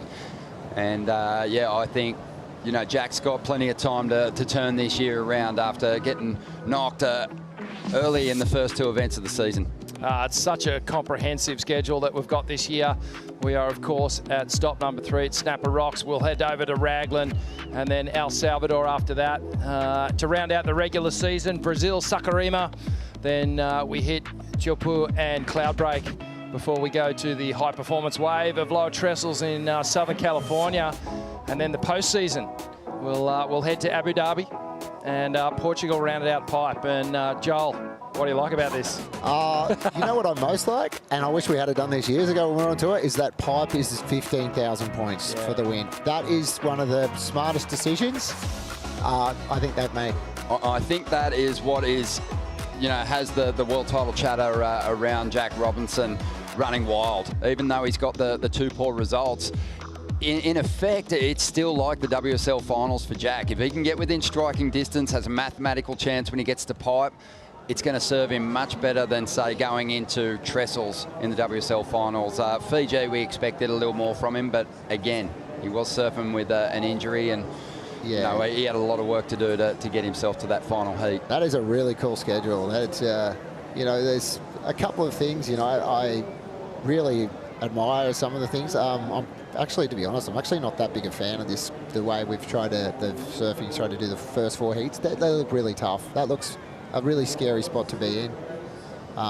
Very nerve-wracking for those surfers. And yesterday when I was watching those heats, I felt like every surfer looked frightened to fall. Like it's really nerve-wracking. But in saying that, you get to go to all those beautiful places. You're going to have the most amazing waves, and it's pretty cool. It sure is. 6.5 minutes to go. And Al Cleland Jr. has a mountain to climb here at the moment, Kipes. Yeah, tough one for Al, just because he's under priority right now, and he's just placing himself, right on the other side of Jack, who can obviously go take every good wave. These guys have been paddling for a long time, staying in one place. You're talking about all the sweep that's coming through. So I don't know if Al should maybe break away and try to look for some of these wide ones over here to just kind of get away from Jack's priority. But right now it's just been non-stop with these guys, just on the treadmill. Kipes, I was actually just going to ask you, has there been a couple of waves that potentially have missed because they're trying to sit so far up the point at the moment? Yeah, yes, great observation there, Rich. I think there were a couple of sets that maybe Al could have been a little bit further down. I mean, hey, hindsight's always 20/20. It's a perfect science, but yeah, he's placed himself right here, right next to Jack. But here he goes, Al Cleland Jr., and yeah, the paddle continues. Yeah, he is back on the treadmill. Just over 5 minutes to go here. Al Cleland is after a 9.74, and with just 5 minutes to go, if he doesn't make a move soon, he won't have time to chip away at the requirement. He'll have to turn the heat. Yeah, I think a 5 minute mark for me would be, all right, that's got to come in one score. So here we go, Jack's replay. You guys can go for it. Yeah, the GWM recap here, and it has been the Jack Robinson show. He's just picked off 2 gems up in the 7-point range, and you can see why. Just fully connected with all these maneuvers, really well placed. And you look at how these guys approach the wave and the type of maneuvers that they can go for, and Jack's just picking the exact maneuver that's suited to those parts of the wave. And that's that little front side flare that we were talking about, that little snap to slide that he has just got on lock now. And just making his way all the way down the sandbar here, clean surfing. Yeah, coming up against a fellow regular footer in this heat, it sort of means that it's a very equal battle, and you're not having to match it with that vertical backhand approach that scores so well out here at Snapper. But Jack's doing really well with the square up, Joel. He's actually getting some nice critical hits in and taking a more vertical approach to that pocket. Definitely. And I mean, that's a tight little pocket too. It's super hollow. It's hard to really, it's not an open face at all. It's a very compact, low tide style of, when Snapper, it's really hard to do a turn when it's that cuppy and hard to explain. I don't know how to explain it. I think you did a really good job. How to surf it. You do know how to surf it, but I think you really summed it up well, because when you commit into the pocket, sometimes you get a little caught up, and it's really difficult to ride out of the lip here when it's churning on the lower tide, as we see.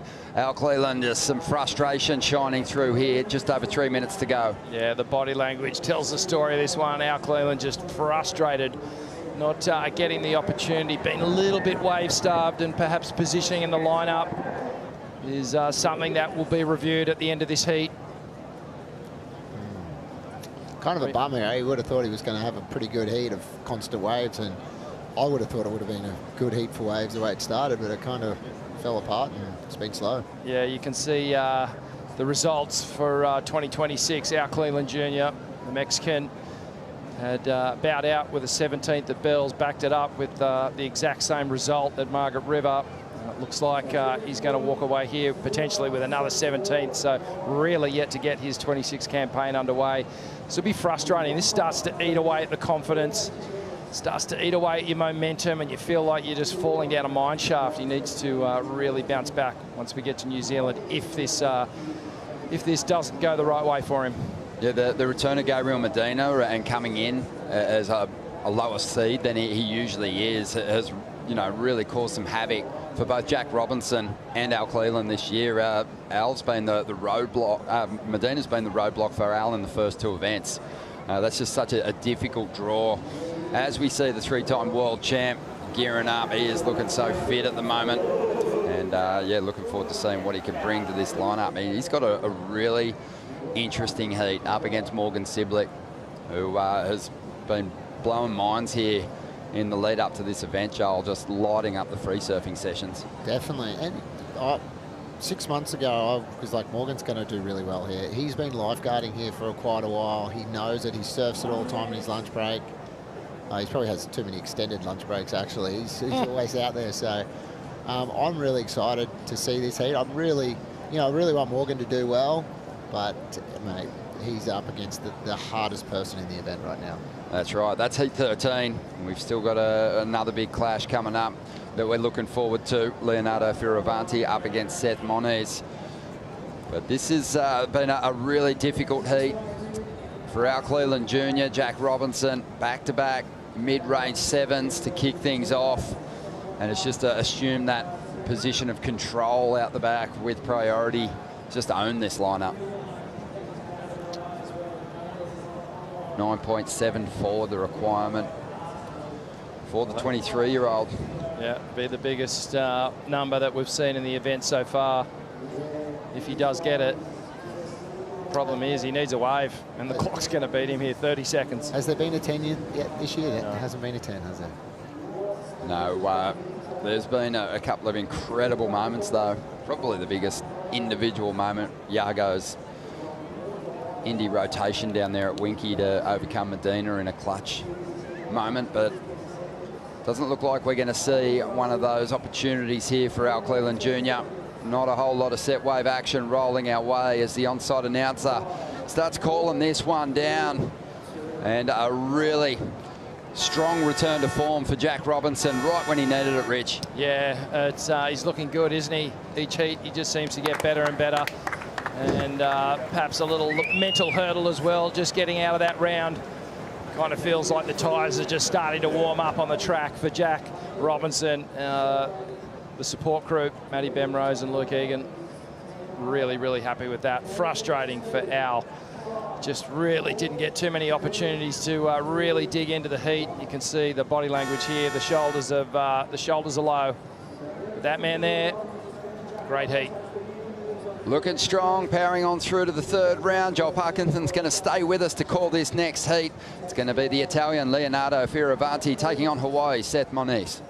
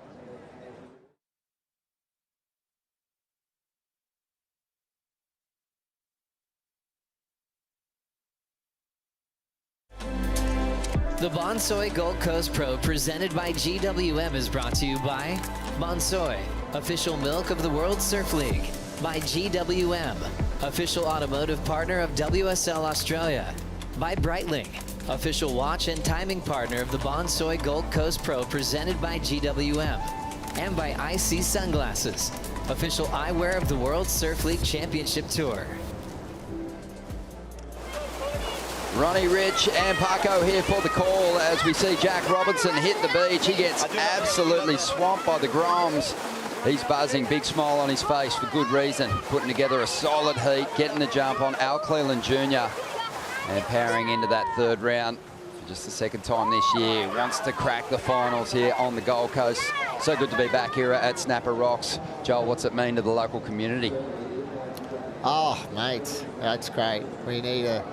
You know, I guess Jack feels local to us now. They've pretty much claimed him as one of our locals, so gets along with all the local guys here, and they'll be cheering hard for him for the rest of the event.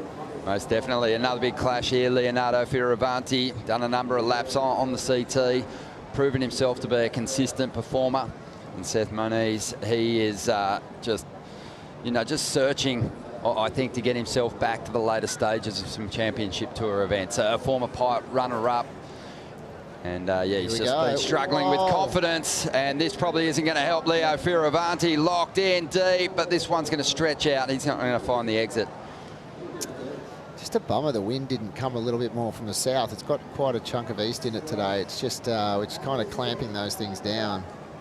As the afternoon goes on, hopefully it gets a little more south. Look at that double up on this thing. Oh, this is Leo locked in. Oh, he got ankle tap there inside the pit. But the technique was solid. It's a tricky wave to enter, Joel. You've got to be right under it out there behind the rock. Yeah, you've got to be under it and in as early as possible. Trying to get forward momentum to get down the line. That wave looked like the next section was probably the best part of it, but these guys probably hustled too hard at the top and got out of position for the right part of it. Well, they'll settle into it. Big clash for Seth. He's been knocked out with 17th in the first couple of events. You've had a lot to do with him, Joel, visiting the North Shore, staying at the Billabong House on the same team as Seth and his family, really, for a number of years. They played host over there on the North Shore. But after a strong rookie season where he finished 12th, he's kind of been hanging around that 20 marker on the rankings ever since. Somehow keeps maintaining his position, but yeah, what's he got to do to get back to the top? Mate, he does it all right. Like, I spent heaps of time with him before the year started here, when he come for a couple of days, and then he's been back and forth. So, I mean, everything's right. Like, it's just, you know, things just have to fall into place. Doug, he works well with Doug. I really enjoy hanging with Doug. I think Doug's got a great surfing knowledge, but you don't know why. The ocean, you know, is the thing you're trying to figure out, and he's not far off a result. I can feel it. And hopefully, you know, I can't say I'm being biased, but I really hope he does well here and gets a win. Most definitely a popular surfer. Where's the number 7 that was handed over to him from Mick Fanning? But the reason he's got the 7 is to represent the family, right? Yeah, that's so cool. It's awesome. And, you know, he might be having a little family of his own soon, so it's really good. And maybe that's the little thing he needs, you know, the purpose of something new in your life is really cool, and I'm excited for his future. This is where he go. Ooh, okay. He's on the hunt, though. Come on, Sethy boy. You can see how difficult it is. As soon as you start looking at a wave down the line, that sweep's pulling you out of position, so it's a scramble to get back to, you know, that ultimate position to capitalise on the scoring opportunity there on the outside, as we see Leo just trying to generate a number there on the inside. Leo's been really solid, Rich, and continually challenging the big names, the title contenders, when he meets them in CT competition. Another top 10 finish for him last season with a solid start, a second runner-up finish at Pipe for Leo to kick off 2025. Yeah, I think he's been in career best form in 26 and in the latter half of 25. It just feels like there's a willingness now for Leo to attack, to not hold back. He's surfing more calculated heats, making better decisions. Kind of feel like he's really peaking in his career at the moment. Boards are looking exceptional under his feet. I know he has been working a lot with Marcio Zuvi of Sharp Eye. Looks like a little double up under here. Looks like he might get a little chip shot here, and these are the ones that can kind of slide past that top part of the bank, and then they grow down the line. Well, 27.5 minutes to go here. No major scores on the board. We're going to hear from the winner of the last heat with Vaughan. Thanks very much, Ronnie, Jack, Robbo, mate. We've done some post-heat interviews down here, and this is the biggest crowd we've had. You are an absolute superstar here on the Goldie. Do you feel like you're at home when you're surfing around here? Oh, it feels like home. It's I feel a lot of love here. It's just so many kids and people came down then, and I was just like, oh, I just got to go and enjoy this and go and surf. And I knew Al was a dangerous competitor, and just wanted to go and get a couple of tubes behind the rock. And yeah, I talked about it at JS the other day. He goes, mate, it's going to be barreling behind the rock. And I was like, oh, I hope so. But yeah, I just want to get good waves. Yeah, well, they call you the Vortex Shaman, and for good reason. If it's barreling, you're going to probably find your way into a few. You did that out there, like nice little grinders, hey? A couple little breathers. Yeah, they're just full little spinners, you know, behind the rock. So yeah, that's what we love. And then yeah, I went down on one too, though. I got slammed on the bottom, and that probably would have been a real good score. But yeah, glad to be in one piece, mate. Never seen that happen before. It was bizarre. Yeah, did you see me? Yeah, I did. Yeah. Mate, let's just talk about the actual turns. You are looking so sharp. You know, we've watched the recovery. Yeah. And it's taken a little bit of time to just get back into the flow of your heats. Yeah. That's the best we've seen you look. Yeah, I think as well, now I feel like myself, you know, like even, you know, it's really a 6-month recovery process for this thing, and now I'm past 6 months, so yeah, it's just kind of freeing myself up and freeing my mind up and just go be myself out there, you know, that's the main thing. Love it, mate. And I think that's just about it. We'll let you go. There's so many kids who are going to be pestering you for autographs over the next, maybe, you could be down here for a few hours, mate. I hope you got the energy for it. Yeah, no, it's good vibes. There's a lot of love out there, so yeah, appreciate you. Good on you, mate. Great performance. Yeah, thank you, brother. Jack Robinson got that smile on his face again, and we haven't seen it yet after a heat this year. Even when he won through at Margs, it just seemed like he was, you know, kind of stressing about turning in a result, maybe some serious expectation over there in just chasing down a big performance in front of the hometown crowd, but looking happy and really feeling himself after a couple of 7-point rides out there. Yeah, I'd be happy too getting barreled like that. I mean, we all would. I think those two were by far probably the funnest waves I've seen ridden today, the ones you'd want to be riding in a free surf, but to get them in a heat's amazing. Joe, you had a couple of great victories here on the Gold Coast. You've travelled the world, competed across the entire schedule that we saw in that last heat. But this is a unique location in that the crowd can really stand right on the edge of this sandbar and take it in and cheer you on, will you on to some of your best surfing. And we're going to see it from Seth here. And I can already hear that crowd making some noise as he grinds through a couple of nice big turns to kick this ride off.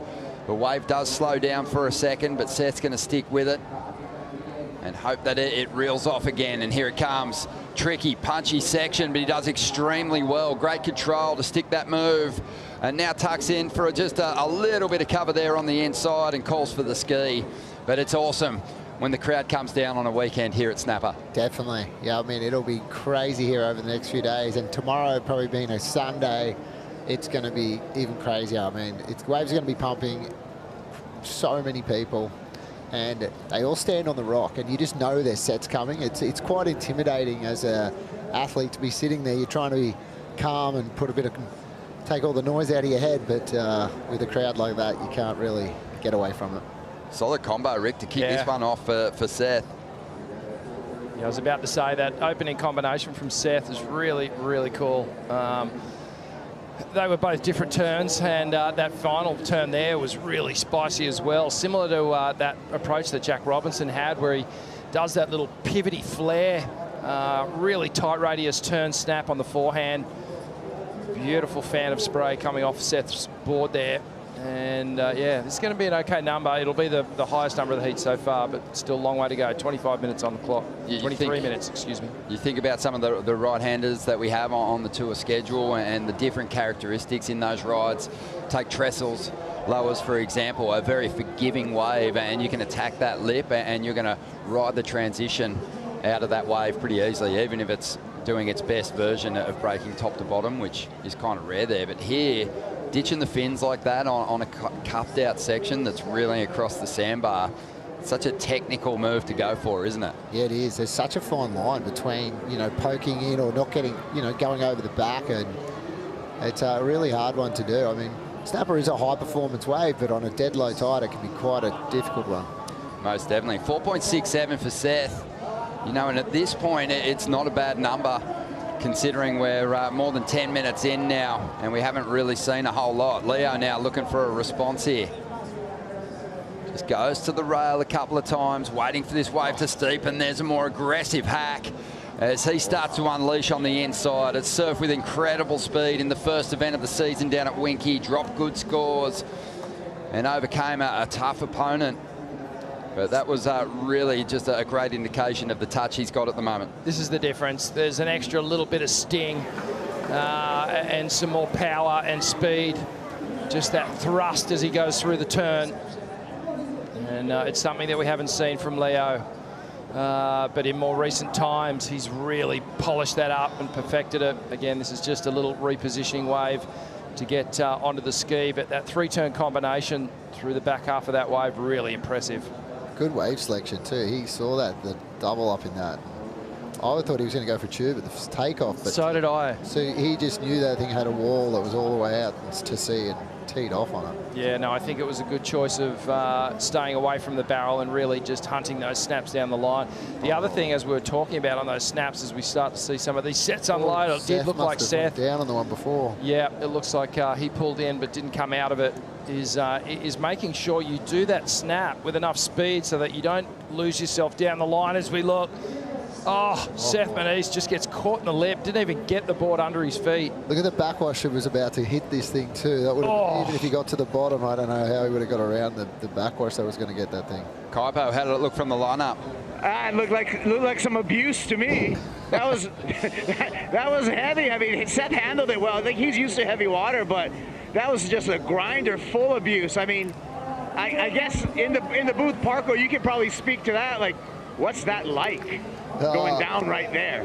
I think Seth can handle, no worries. I think he's solid, he'll be fine. But there was a lot of backwash coming back at it, so who knows what happened underwater there. Water would have been going every way. Look at the lip, it's just all over the place. Oh, just the water angle here. Yeah, he got fully compressed. And sometimes these ones can spit you out the back, but on this occasion, he also had to deal with that second wave of the set. That was the one. That was the one. I'm going to... Seth, you should have waited, brother. Yeah. He just got a very unwelcome exfoliation on the sandbar here at Snapper. But the second wave of the set, Joel, is... How hard is it to pass up those ones on the outside? I feel Snapper 80% of the time, the second wave of set is better. You know, unless the first one completely looks like it's the one, I would always wait for the second. So he needed you out on the rocks, mate. But that was a really hollow second wave. I think even if he'd made the drop on the wave that he got, you know, the barrel would have been hard to exit. Just started to clamp up pretty quickly. But some real positive signs here with the conditions as we move toward a number of big heats this afternoon. It's going to be a lot of fun to watch it all unfold. We do have the three-time world champ Gabriel Medina taking on Morgan Siblick in the next heat. They're already starting to get prepped as we see some of the results from the heats from yesterday afternoon and earlier this morning. Already the bracket really taking shape for that third round.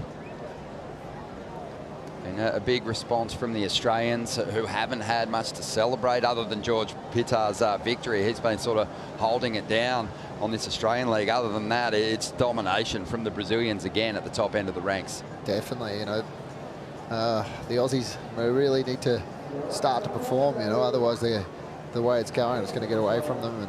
And I always think, you know, as an Australian, I'm like, we should have an Australian in the bells at least in some of the semi-finals and finals, and there wasn't too many of them there at all. No, they were really vacant, really missing from the finals day, as we see Leonardo Fioravanti here, who reps Italy so beautifully. The first Italian to make the grade on the championship tour, and just always threatening for a breakthrough championship tour win himself. As you said, Rich, maybe in career best form at the moment. He's had some major injuries he's had to overcome through his years as a CT campaigner. And he is looking for a backup. Oh, tricky last section there. Had a 6.5 on a previous ride, so, you know, really putting some space between his best rider and Seth's. His rail game's been so impressive, I thought, this year. Especially that one turn he did at Bells, you know, I think he took Gabriel out. That was one of the... Felipe. Oh, Felipe, sorry, yeah. That was unbelievable, that turn. And he's really strong, he's powerful, and that was nice. Yeah, he's been putting in so much training in the gym, and well, it does two things. It mitigates that injury, and he's had to deal with a lot of them, but it's also added this power element to his repertoire now that, again, I keep referencing. It's the rail line, it's cutting deeper in the wave, it's displacing more water, and it's really impressing the judges. It's speed this year, though, that's getting him those big numbers. He just looks so much faster. The equipment obviously dialed in for Leonardo, just turned in a 5.17 for that ride. And Seth now chasing a 7. He's out there with priority. We're going to take a quick break here. Plenty to come here in round 2 of competition as Gabriel Medina gets set to hit the lineup.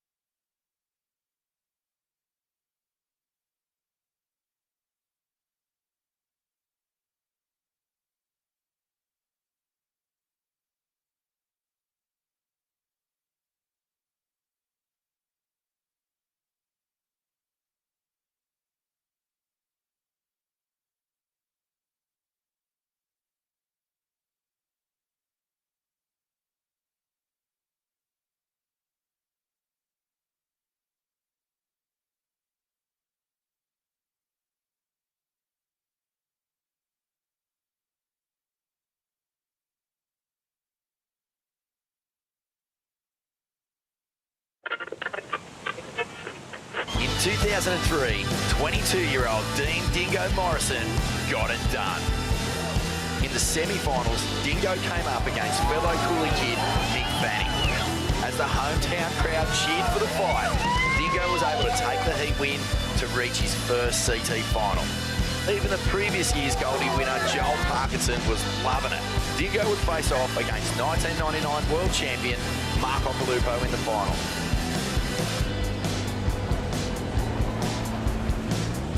It seemed like the entire Gold Coast made their way to Snapper Rocks, and Morrison was looking unbeatable, even against his hero Occhi. The two traded blow for blow as the well-hydrated support crews watched on.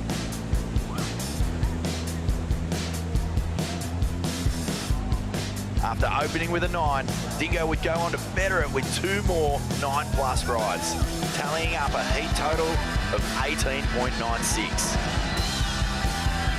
Try as he might, Occhi wasn't able to catch up with the momentum of Morrison.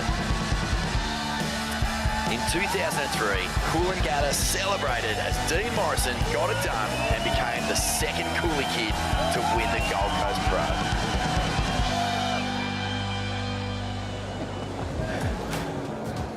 Love that, great scenes. Joel, you'd won the year before. How good was it seeing a fellow, one of your sparring partners as a junior surfer, get the victory the following year? Yeah, it was great. It was great times. There's some funny memories in there. Very well hydrated crowd that was too, I must say. Bordeaux nailed that. Yeah, that was a lot of fun. Just all posted up there at the end of the car park, watching it all unfold. And Dingo was emotional, and obviously started the year the world #1. Huge for him. He was just a grom at the time. Just over 12 and a half minutes remaining here. Leonardo Fioravanti, just his ability to read the situation, adapt in slower conditions has been impressive here. Got a little busier than Seth and has ground his way to a pretty decent lead. Seth needs a 7 at the moment to get himself back in it. Yeah, he's got a little bit of work to do here. He just wants to stay with Leo. He's got that 4.67, but Leo's backup is higher than that again. So he needs to bounce back with a decent wave here. Classic, just grommet hood. Leonardo sort of touted at a pretty young age. Used to travel with Kanoa Igarashi and Jack Robinson a bit, even when you were campaigning and chasing championship tour wins and world titles yourself, Joel. Leonardo was already hanging around the events. Yeah, since he was I feel like he's been a fixture at events for a couple of decades. I guess he was destined to always come on tour. I mean, such a talented surfer, but also just, he was there since he was pre-teens. He would have been there 10 or 11 years old. Well, his stepdad is Stephen Bell, who always travelled with Kelly Slater through, Kelly's most dominant years as a championship tour competitor. So he was kind of doing work experience, if you like, as an 11-year-old travelling and out there with Kanoa at all the CT venues. So those guys had such a good read on each of the locations by the time that they graduated to the championship tour, Rich. Yeah, absolutely. It's an on-road apprenticeship, as you call it, is so valuable. And just feeding off better surfers, it sort of lifts your performance as well. It's almost like when you play golf with a better golfer, your game tends to rise and you learn different things. So same applies with when you're surfing and just being around it. Leo has been there for so long. And again, I'm calling it, he's in career best form at the moment. Seth Manise out the back here.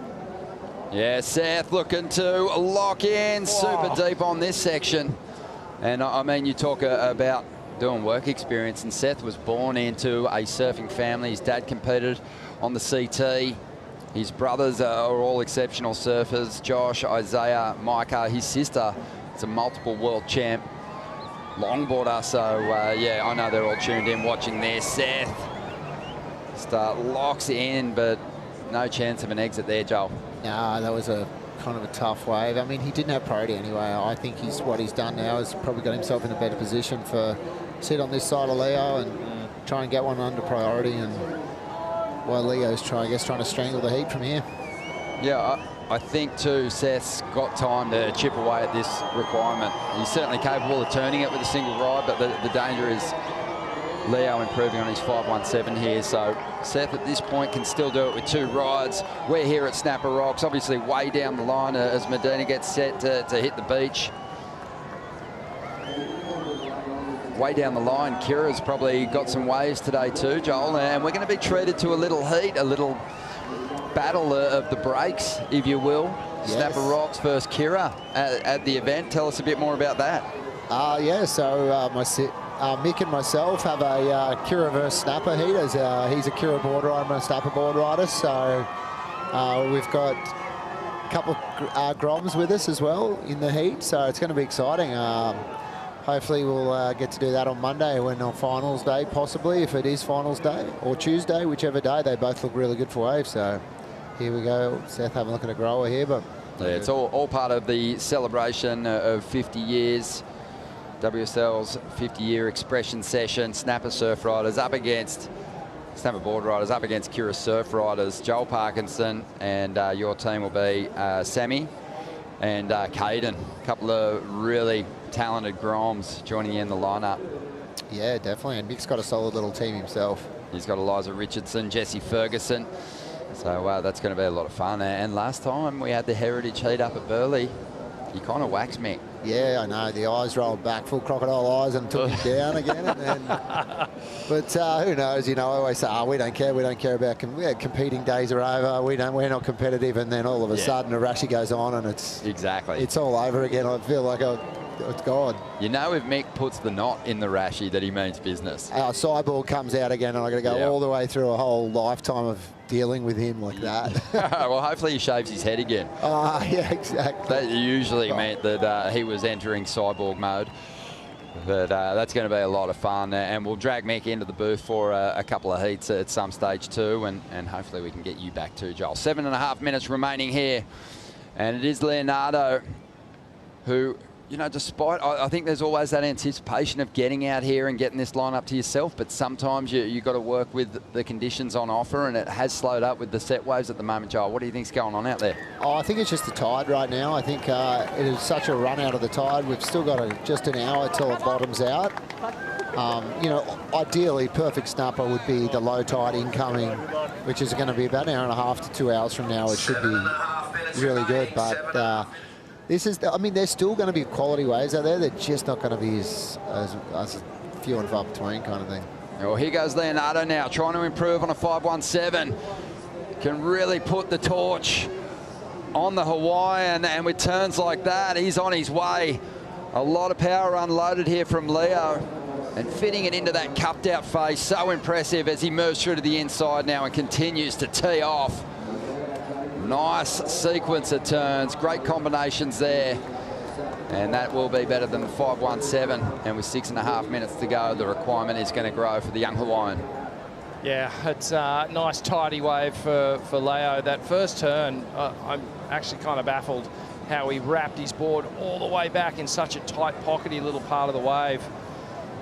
Really, really good surfing from Leo, and I think you're right, Ron. I think he's going to extinguish that 5.17, replace it maybe with another 6 range score. So let's have a look at the replay. This opening turn here, it was the second one, excuse me, when it drops down. Watch this, wraps it all the way round. And just a ferocious style of a turn. Quick snap up high in the lip. A couple of smooth wraps down the line until he gets to the finish, but I think most of the points will come in that opening sequence, although he does some nice tidy work down the end here and gets the little lip glide floater to finish off. And here goes Seth. And he's going to find a nice wall to bang into here. And look, Leo's done his work on smaller waves. Seth's found a bomb, and he's ripping into this one. Needs more down the line here. Could be chasing an excellent score after Firavanti's last ride comes through. So Seth is going to surf it very hard, right through to the inside. Is this thing going to connect down the line and give him more? It looks like it will stand up. And he rips into the bowl himself. So a number of solid turns here. All right, we've got a heat now, maybe. We could have a little finish. 5 minutes to go. And Seth making his move at the perfect time. Good sized wall, and he teed off. Yeah, he sure did. That was the one that he was waiting for to get him back into the heat. Geez, he surfed it well. You know, late in the heat, you get these opportunities, and sometimes it can, the pressure of it can kind of unravel you, and you can surf defensively. But it looks like Seth was on full-blown attack mode here. Loved that clean snap. Then it starts to stand up, ropes through that carve down. A few little creases in the wave face. Seth negotiates them really well, just keeping that board momentum moving. Just transitioning heel side, toe side. And he gets this little low road section and gets one more little clean wrap to finish off, and then heads to the ski, checks the watch. Yep, still enough time. But the important thing here is that he is going to put a number on the board that's going to bring that requirement down, because Leo did drop in a 5.33. So did put a few points on the board. And just a fractional increase.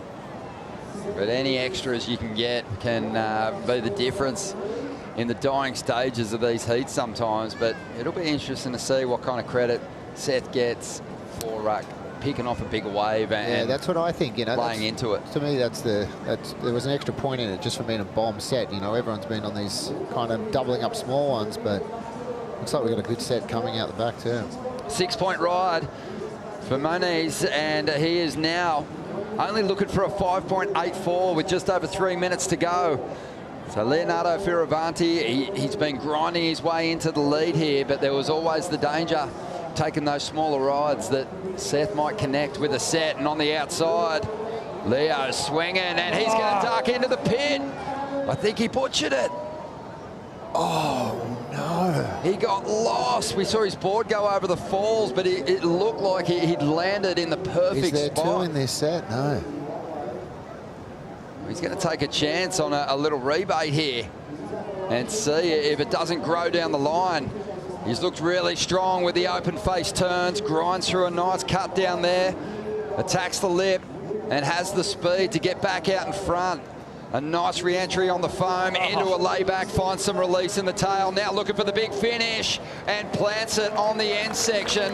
What a recovery after falling on maybe the wave of the heat. Leonardo is going to really make things hard for Seth here in the dying stages. Just over 2 minutes to go. Wow, I was about to say, he just left an opening for Seth and just completely flipped the script again. Found that little rebate wave and just performed beautifully on it. Geez, it was such a good read, huh, Joel? Oh, mate, he just got so lucky to bomb the first one and then fall straight in position for that next double up was so lucky. I mean, the second wave would have been Seth would have been too far out for it. So, yeah, he's definitely got kissed there. Well, the Breitling 2-minute countdown has just gone down, but the fat boy ride of the heat is coming your way. This wave must have spat him out so quickly. Well, he was down there for a second. But have a look at this. Unbelievably swift recovery, and, you know, he has to be gassed, but he has almost gone excellent on this ride. Seth was looking at that too. Seth looked at it. Went back over it, went, nah, don't want it. But have a look at this. Check the rail work here. Clean snap, keeps all this energy down the line. I love how much projection he got out of that little foam climb, and then just goes for a crazy hack to slide, and then gets that finishing re-entry off the lip, and he knew at that point he'd locked in a decent score. That was unbelievable. There is the IC score update. The average is 7.83, the best number of the heat, after just getting an earful of sand here at Snapper Rocks. And Seth has to be scratching his head because he had an opportunity there to potentially turn the heat with that ride himself. He's got 35 seconds to go here. There might be a wave standing up on the outside. It doesn't look like it's got the same energy as the ride that we saw Leo on, but you never know here at Snapper. These things can grow down the line. Seth tucks in, gets a little bit of cover, and this wave splits and is going to lay down on him. Just the frustration on show. But that was quite a remarkable recovery from Leo to take that wave and get absolutely smashed and then quickly swing and turn it into a 7.83, the second wave of the set. Yeah, I bet you Seth is kicking himself not catching that wave. Just super high heat IQ and awareness to just go, okay, I'm wiped out, quickly get the board back, get back on it, take the opportunity and then capitalize. Just the ability to wash off the mistake, Joel, and just get back on the attack. Yeah, I mean, I guess you surf that wave, you're just thinking, oh, I've just blown the best wave of the heat, and then all of a sudden you're on the next one, and you know, 5 seconds later you're teeing off on an excellent score. Mate, an absolute joy to have you in here to call those two heats. We'll get you back in at some stage. Great. We've got big matchups coming up in that third round. Awesome. Thanks, guys. Thanks for having me. Enjoy the show and good luck in the WSL 50 heat. Snapper board riders going up against Kira surf riders. Yep. Mick and Joel going at it with a couple of Groms in their team. It's going to be a lot of fun to watch. Looking forward to it. Can't wait. Mick who? We're going to take a break here, and when we return, we've got a special treat for you. Joe Tapel and the 11-time world champ, Kelly Slater, stepping in for the call, along with Wayne Rabbit Bartholomew.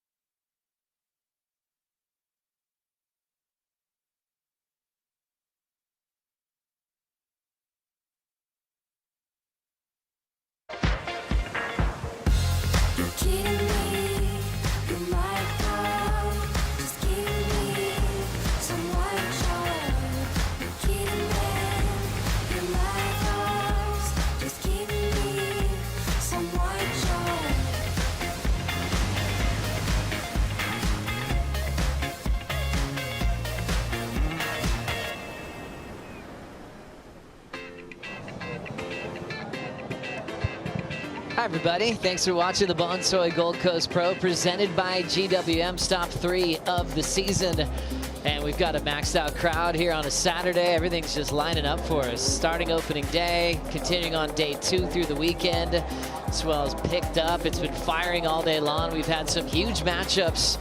And now the current world #1, Gabriel Medina, on his comeback to the championship tour, headlines the matchup with Australia's Morgan Siblick.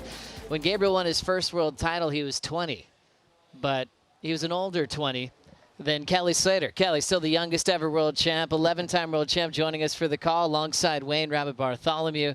Kelly, great to see you as always. Thanks for joining us today. Good to be here. Good to see you guys.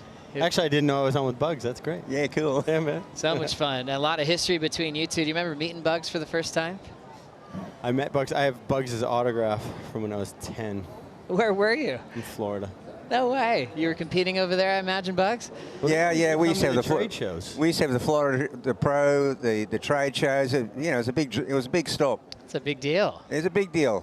Florida was kind of a big party town back then, wasn't it? Good memories. Thanks, Kelly. Thanks, Bugs. We're already getting started. Morgan Siblick surfed against Gabriel 4 times. He hasn't beat him yet. All 4 of those matchups were in that shortened season of 2021. Siblick blitzes that lip line, fins out the back. Aussie battler, as he's known as, always grinding heats. He gets better and better every time we get to watch him compete, and knows he needs to start off strong against Gabriel. Fun end section, throws down a beautiful little finishing move, and Siblick will turn around to see the yellow jersey getting going down the line. Nice little power hack there from Gabriel Medina, and we'll get that whole wave for you in just a moment. Off to a great start here. Well, I could hear the crowd going off for Morgan's turns, but I could also hear him in between his turns going off. So I'm interested to see what happened there with Gabe. Oh, fireworks, and such a great crowd to perform in front of, Kelly. I mean, for you winning this event 6 times, 5 of those wins were a part of world title campaigns for you. But you know, we sometimes make the stadium reference a bit, you know, in our sport, but you really feel it here on the Gold Coast, because it's such a great surfing town as we see the Hydrolite heat to watch. Medina versus Morgan, and Gabriel off to a great start. But yeah, the energy you feel in front of this crowd, Kelly, how do you compare it to other spots on tour? Oh, it's great. It'd be kind of a small wave pipeline, you know, because Pipe's got everyone right there with you too, you know. This is about as close as you get here, Chopu, Pipeline, and you feel that energy. You can feel the crowd. You can feel the momentum of heat swing. You could feel the energy, you know, if you're in sync or out of it, or the other guy is, other person in your heat. So it's almost easy to determine the scoring from the crowd, unless you have a local. And that's where you always know where they're going to be backing. A lot of fans backing this man, though, how popular he is. Bugs, this is what he did out the back. Yeah, well, we always knew one thing. If Morgan got a wave, he'll be on the next one. And his backhand has been so good. He's leading the rankings right now, Kelly. Not surprisingly, he's back. No, and sometimes Gabe's the kind of guy who gets on a roll. Look at this thing, one after another. See if it steepens back up for him down towards the end. But he's one of those guys that gets on a roll, and it looks like it's easy. You know, John gets that going.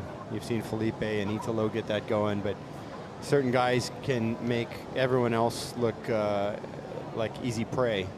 And here we go. I'm really interested to see this whole wave again. Good setup, nice flow there, just kind of a setup carve. Huge turn there. Almost on the tail, little on the end of that turn, and then the wave slows up. But here's where it starts steepening back up for him, and great tail release, nice power carve there. You would like to have seen the wave kind of really step back up for him right there, but you can see it gets that bump. That second wave is the one that generally has the pull off the bank with a little more power down the line, whereas the first ones aren't usually as long, because you got, generally we're dealing with kind of wind swell conditions here. So you get sort of wave lumps up, and it's got that energy off the takeoff, and then it sort of dies, and the next one kind of builds up later on, the next one builds up later on, and eventually down to Green Mountain, it's starting to break. It's interesting, identifying a good wave or a heat-winning wave.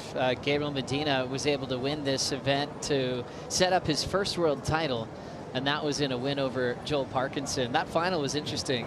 Park was behind the rock. Medina was kind of further down the line, and that was the difference in the decision that day, Bugs. Yeah, well, you know, 5 o'clock on a Friday afternoon, they still talk about that heat down at the Rainbow Surf Club. And you know what? I brought up a heat that you had, Kelly, with Gabriel at the press conference the other day. Gabriel's reflecting a lot at this point of his career. He's 32 now. Spent a lot of time recovering last year and coming to some good memories. And you two were both in the Red Bull Athlete Zone, waiting for scores to come through. You had a long right with a ton of open face hooks, front side versus backside in that one, and it didn't go your way. But for Gabe, you know, that's a moment he reflects on, how important that is for his career. Does he ever talk about how he caved my first wave in on me? He didn't bring that up. He didn't bring that part. But now that we have you here, give us the insight. Yeah. No, I think Gabe outsurfed me in the heat, but on my first wave in the heat, I was in the barrel and it just caved in on me, and 2 of the 5 judges called it. And I went and talked to him afterwards, and I was like, why? What was it? I couldn't see. I didn't actually see him do it, or I probably would have thrown my hands up. And they said, actually, if you'd thrown your hands up, we all would have called it. Wow. But I didn't actually see that he had caved it. I just thought the wedge did something weird. So I didn't know until I came in and somebody told me that had happened. But I don't feel like I feel like I surfed a little nervous and I was tired in that heat. And I probably had the waves to win. But Gabe did the better surfing. There was great surfing in that heat. As we look at this one, just up and out for Gabriel Medina, already has an excellent score, 8.33, but Morgan's right in the mix, Bugs, 7.5 on his start. Yeah, well, I thought Medina might have got the edge on that first exchange. Just that backhand attack has been, you know, without the prolific kind of barrels that Snapper's known for, the backhanders have really been strong, Kelly. Yeah, this was totally known as a regular footers, a front hand wave, until Mick Lowe finally beat everybody. Yeah. And up until then, it seemed to benefit the regular footers for sure. You know, you'd look at the top 8 surfers, there'd be 1 or 2 goofies most years. And then that's kind of been flipped on its head a little bit over the years. I feel like there's been more goofies with more success at Snapper. It tends to, there's a different kind of surfing. On your forehand, you don't get as vertical. You can draw out your turns more kind of laterally, maybe with a little more power that way, whereas backhand, you can get steeper in the pocket. And I don't know if that's taken into consideration exactly, that there's just an angle you can take off the bottom backhand that you can't get forehand, and it can look a little more radical. Well, you know, to your last point, though, I think that you and Taj Barrow had a little bit to do with this perception that forehand surfers are better out here. Well, we were trying. You know, and then Taj and I ended up in the final together out here, and we ran right at low tide, and the energy in the swell just disappeared. I think I won with like a 5 and a 4, and he had a 6 and a 3. Yeah, I remember that. It was a terrible heat. And then we had dinner together that night. It was awkward. But love the insight. Looking back with Kelly and Bugs. Medina out in front. Morgan sitting in second at the moment. We just had a classic matchup. Seth Moniz was in the water with Leo Fioravanti. And Leo just was so clutch. 6'5", then built on it. He's on the glass now with Von Blakey. Thanks, Joey. Leo, congratulations. A great result. But you're saying, despite the fact that it looks like it's absolutely cooking, it's still tough out there. Yeah, I think I was really close to low tide, or right now there's a lot of sweep going, and we fought for the inside of the star, and then the waves seemed a bit weird, so I kind of like lowered my expectations. I had a heat against Iago and Bales in the quarterfinals that, you know, going up against Iago, you're thinking I need 2 7s at least. And in the end, you know, I lost needing a 6, and he only had a 7 and a 3, you know, very low scores. So I said, you know what, let me start building. He got his 4, I got my 6.5, then I'm like, okay, let's get another 1.5. And then just tried to control. I got a 5.3. Seth actually got a good wave, so he was fully back in the heat. And then right at the end, I mean, this crazy one came, I took off in the pit, and the backwash kind of got me. I think it was makeable, at least it felt makeable. But maybe that's because I'm a surfer and I think everything's makeable. And then the one behind was a really good wave, and Seth didn't go. He only needed a high 5, so I think he would have definitely got it. So that was a bit of a kiss from some sort of snapper god. Yeah. And I'm glad I was able to surf it good and make this heat. But Mate, yeah, you didn't need a second invitation to swing on that last ride there. oh yeah, I mean, Seth is an amazing competitor, and it was, it was a bit of a bummer that we had to compete again against each other. But again, another good battle, and yeah, that last one, I was just happy I was able to open up a little bit more because it was a good quality wave. And also, mate, when you get a good wave here, you really hear about it because the crowd goes off. This is one of the biggest crowds we've ever seen at Snapper Rocks, and it's only round 2. It's incredible. It's incredible. I mean, earlier, Kanoa and Connor were going down. There were so many Japanese flags. Of course, a lot of Brazilians here, but most of all, so many Italians supporting me. I walked down. I wasn't expecting it. There was about 6 Italian flags, so many people screaming in Italian, so that was really cool to see, and it did fire me up. And I mean, today's Saturday. Imagine what tomorrow, Sunday, will be like. Exactly, mate, and I'm sure it's going to spread through the Italian community here in Australia that you're into the next round as well, so expect some more support. Congratulations, mate. A great result. Look forward to seeing you again out there. Thank you. Forza Italia, dai!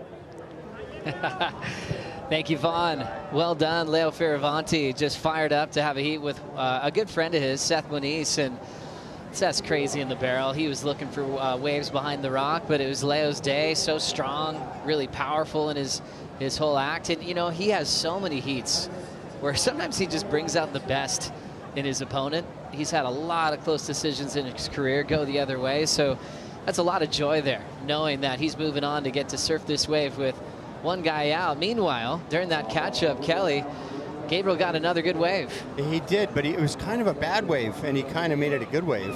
You see how much, look, more than half the wave so far has been whitewashed, but that second turn he did was just fearsome, and he's just biding his time here, knowing he's going to get in the green water again, and he could see the double up down there somewhere. He just knows it's going to build up for him. Here it goes into the little Marley section, and he starts lighting it up again.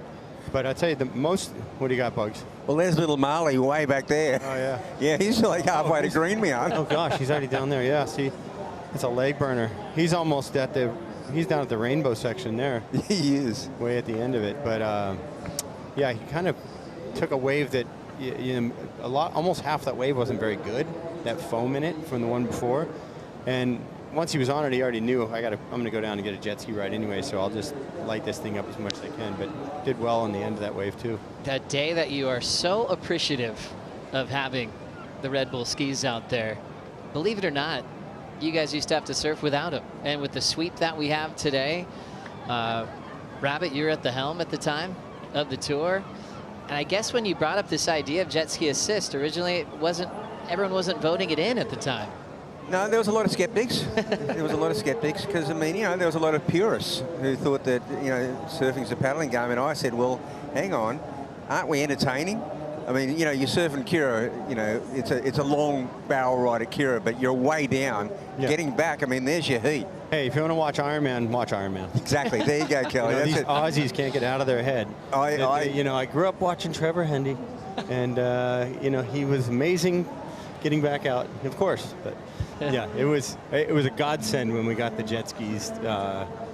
But now everyone's got a jet ski, and you go out to Kira, and there's 60 jet skis. Now it's a part of the game plan. Let's check in with Kaipo in the water.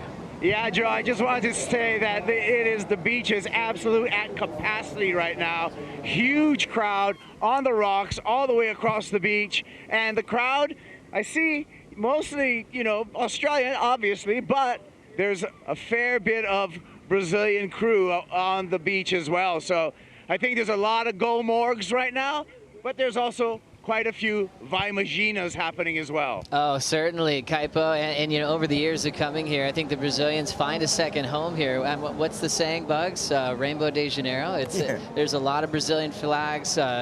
A lot of Brazilians have moved over here. There's restaurants that they go to, so they feel like they got a lot of backing. I mean, remember the final last year with Felipe and Julian over at Burley? I mean, I think it was dead even as far as representation was concerned, Bugs. Thousands come out of the back streets. Scores in for last of Medina, a 7-2-3. I mean, without even blinking, he's got an enormous total One of his best comebacks he's had to the jersey. He's had years where he's had to like kind of get the fire sparked, and sometimes that's happened at the halfway mark, but this year has just been brilliant. A third at Bells, runner-up to George Pitar, and a wild final over at Margaret River, Kelly. I mean, he's surfing at the top of his powers again. Yeah, it looks easy, and when you get in the flow like that, it becomes. Let's check this out. What is this thing gonna do? Siblick airdrops. Was hoping to pull straight in, and you're kind of thinking, Kelly, I mean, is this how Morgan could maybe upset Medina? Just look for these things going square. Is that his only choice right now? I think that's his best option, because that could be the real difference. Whereas I think Gabe's probably going to just be tactical and just pick good waves that he can tear apart. Whereas Morgan can take a little more risk, because it's just he's the underdog, and you know, he can push, and plus he's trailing, so he's got to send it. Whereas, you know, Gabe has to kind of build on what he has. He doesn't need to go out there and try to get a 10 right now, but Morgan's got to try and get something huge to kind of make a difference between them. It was a crazy drop. If that thing had a wall and a barrel on it, it was a good start, wouldn't it? But I think he's got to be back deeper than that, a bit further back. I think there's also probably, 50 locals licking their chops and thinking, yeah, Leo, that thing was makeable. You know, because Leo's going, I think it was makeable, but it was definitely makeable. I was surprised Leo didn't make it, to be honest. But they're out there, and you know, Leo, that's going to fire Leo up for the next one. But Morgan probably saw that and is thinking, I just need that wave that Leo had. But now I see this right now. Gabriel Medina is in his favorite position. Yeah, controlling the heat, has priority. I mean, he could potentially do nothing more in this heat and already have won it. So it's all on Morgan at this point to step up and make something happen. Back when we were at Margaret River, Kelly, Taj brought up memories of, and he was kind of saying how cool it is to be friends with Adriano now, because in his career he said it was just so heavy to have a heat with him, and how much frustration he would get in the water. And sometimes you'd see that on the beach after Taj came in, and Medina kind of gave that to the tour when he came on at 17. And I think you had him a couple of times when you first qualified from San Francisco, even when you clinched your 11th, and you also had him at France, and he was not afraid to like go up to the legends of the sport and give them a run for their money, especially with pressure. What did you feel from that early Yeah, for stage? sure. And Medina had a real inner circle around him. He had a real bubble, and so he wasn't there. You know, maybe inside he was there trying to impress his sort of mentors and heroes that came before him, but he definitely wasn't showing that in the water. And I don't know if anyone will ever come on tour and win 2 of the first 4 events they surf in, which he did. He won France and he won San Francisco. But that's probably, I would say that's unprecedented, huh, Bugs? Absolutely unprecedented. Unless you did it. I did not. Okay. You know, it took me a couple years to win my first. Yeah, Kelly. He did his first event. I know. First full event. First event as a full rookie. That was sounding the warning, wasn't it? Really. Yeah. Kelly, if I recall, you had a final out here with Pat O'Connell. Yes, 98. Now, can you remember what year that was? I think it was 98. Okay, because that's important, because that's the event. I was running the event. You know, you won quite a few of the events in Burleigh, but we moved it to Snapper, and that was before the Superbank. That was before the Quicksilver Pro, and we moved there. There was a final out here at Snapper. So did you go mobile at that time? Yeah, oh yeah, we went mobile a lot, but I mean, Kaipo Hakias won it at North Straddy. At North Straddy, that was a beauty. Kaipo Hakias and Hoyo was there. Boothie was in the final, I think, maybe? Yeah, Jeff Booth was in the final with Kaipo. That was fantastic. Here we go. Oh, having a look, Morgan. Thought about it.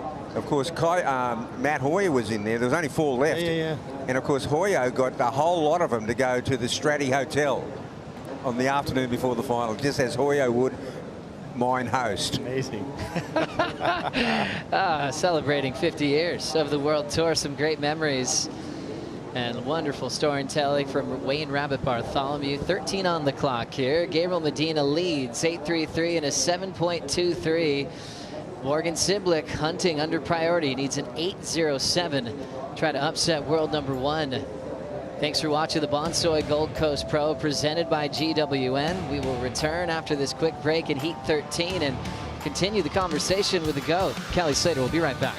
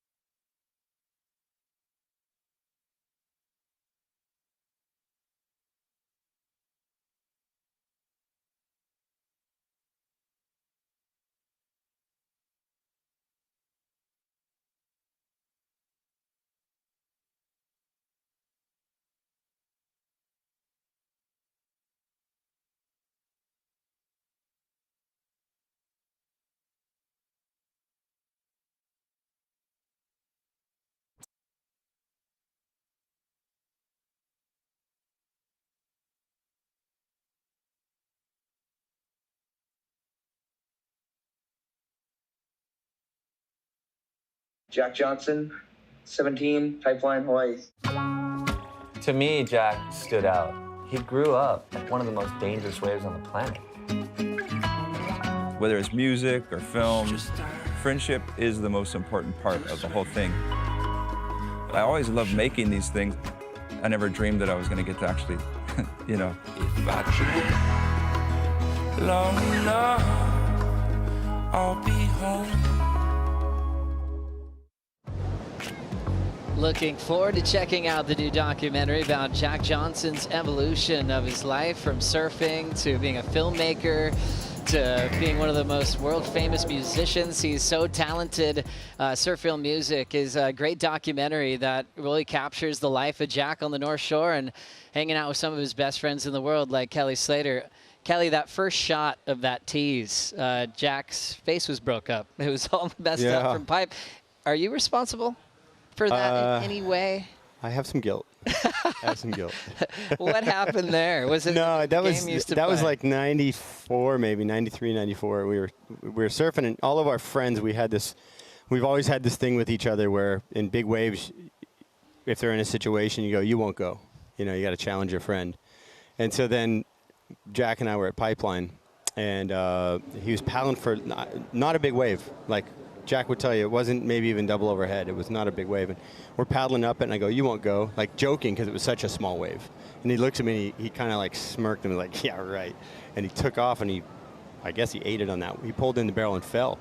And 2 days later, I didn't even know. I just thought Jack went in. And 2 days later, I was at Benji's house, and he's like, hey, have you seen Jack? And I go, no. He's like, man, he almost killed himself. And I'm like, what are you talking about? And he goes, oh, he face-planted the reef. And I went over to Jack's, and he had busted teeth and stitches everywhere in his head and stuff. And he goes, it was that wave where you were like, you won't go. I'm like, oh, man. It don't make me feel He goes, bad. no, I would have gone anyways. But you know, it was just one of those funny timings on things. We said it to each other all the time when we were growing up, especially. And also just seeing what he's done in major movies, big part of my life as a surf fan, watching him become a great filmmaker. And it also was kind of coinciding with all of a sudden becoming a great musician and getting his songs out to the world, Kelly. Yeah, Jack's music was a big sense of pride for our whole crew, because for years Jack was giving us mini disc recordings, and we knew all his songs, you know, for 6 years before he put an album out.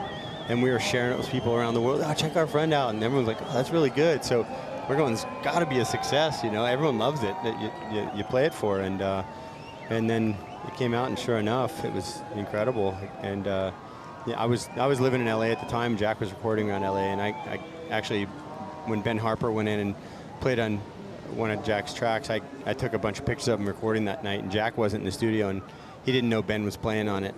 I think he had an inkling, but he didn't know. And Ben came in and laid down a bunch of tracks and leads and stuff, and I took a bunch of pictures of him, and I got them on an old computer somewhere, and I don't think Jack's ever got a. I've never given those pictures to Jack, so at some point I got to share those with him. But it was a really exciting time for us. You know, when Jack released albums, it was. I mean, there was one album he outsold Kanye and 50 Cent. Oh, man, that's The awesome. same week he released on the same day, and those guys were fighting about who was going to sell more records, and then Jack Johnson did. So it's always been a really fun thing to see one of our friends just do so great in his career, and it was kind of a cherry on top because Jack was already doing, you know, films and that kind of thing. You know, he would have had a career anyways. I love that story, and you can check out Surf Film Music. That'll be touring. I think it'll be out of the Blaisdell Center on Oahu, May 15th-ish, right around then. You could check all those local tour dates as they travel along with Surf Film Music. I think now the world is finding out how good of a surfer Jack is, because everyone knows him for music now globally, but he's a surfer through and through, and that's where it all began, on the North Shore of Oahu.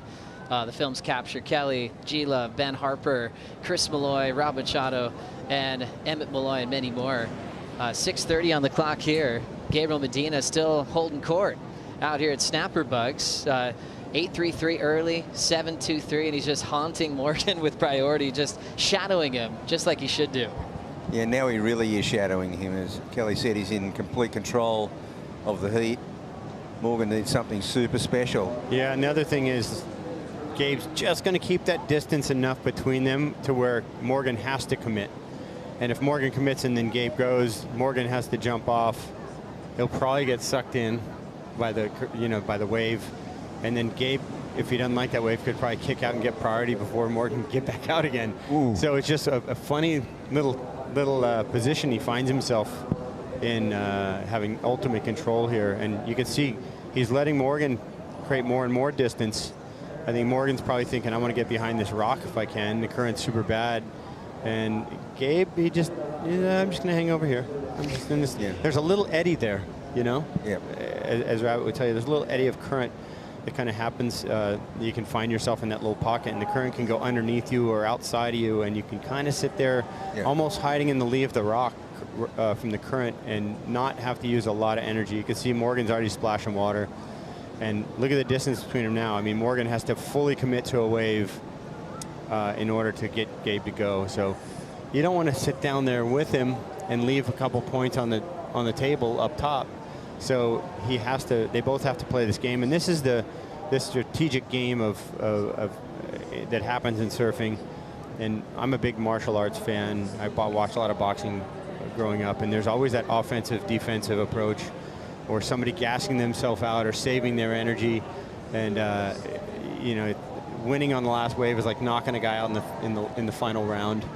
So there's a lot of sort of parallels or metaphors can be drawn between the two, but you play one game or the other, and you come out either hot and offensive, or you're playing defense and you're waiting to see what that guy does, and so you can strike back. And if you're better at one than the other guy is, you can really hurt their confidence. And so there's always a game going on within the heat that people on the beach can't necessarily be aware of if they haven't competed in this way. Good point. As we see 4:10 on the clock, we'll check out the GWM recap.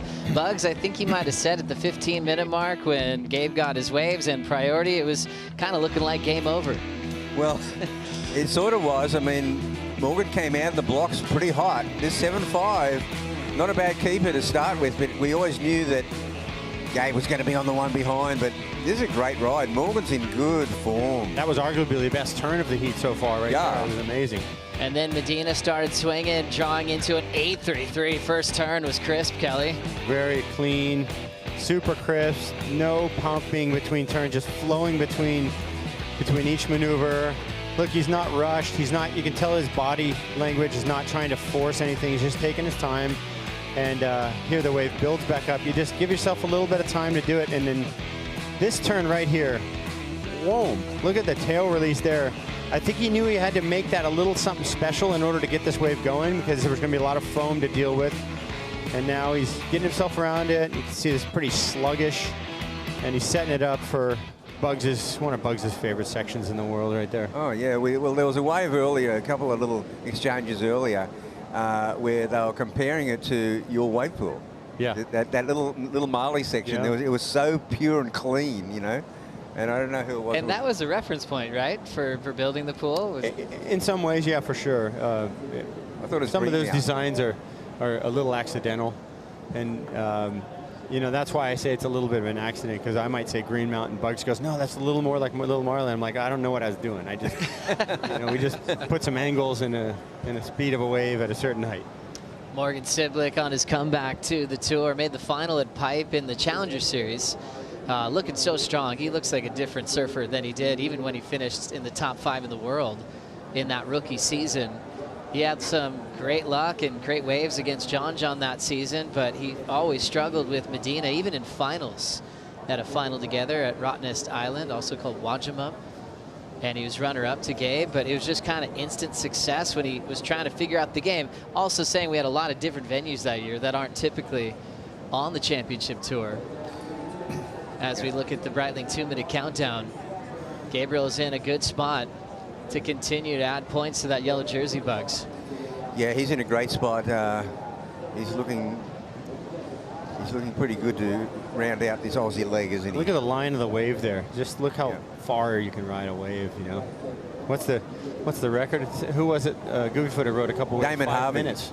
5 minutes from Snapper down to Kira on the outside bank, though, not along the inside bank, right? Well, it was Damon Harvey, but he went wide. There was Wide, enough sand on that Coolangatta side to go wide, and he went for it. He went twice in a day, I believe. Twice in one session, I think he did.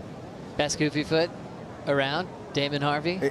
Damon solid. I mean, Nick Vasicek's the man out here behind the rocket snapper, but Damon Harvey is an underrated surfer, really. He's an incredible Goofy Foot surfer. He's really good. I was just flashing back on who my favorites ever backhand Goofy Footers. You think about that on the Gold Coast. And Neil Purchase Jr. comes to mind straight away. He's one of the greatest backside tube riders that ever lived.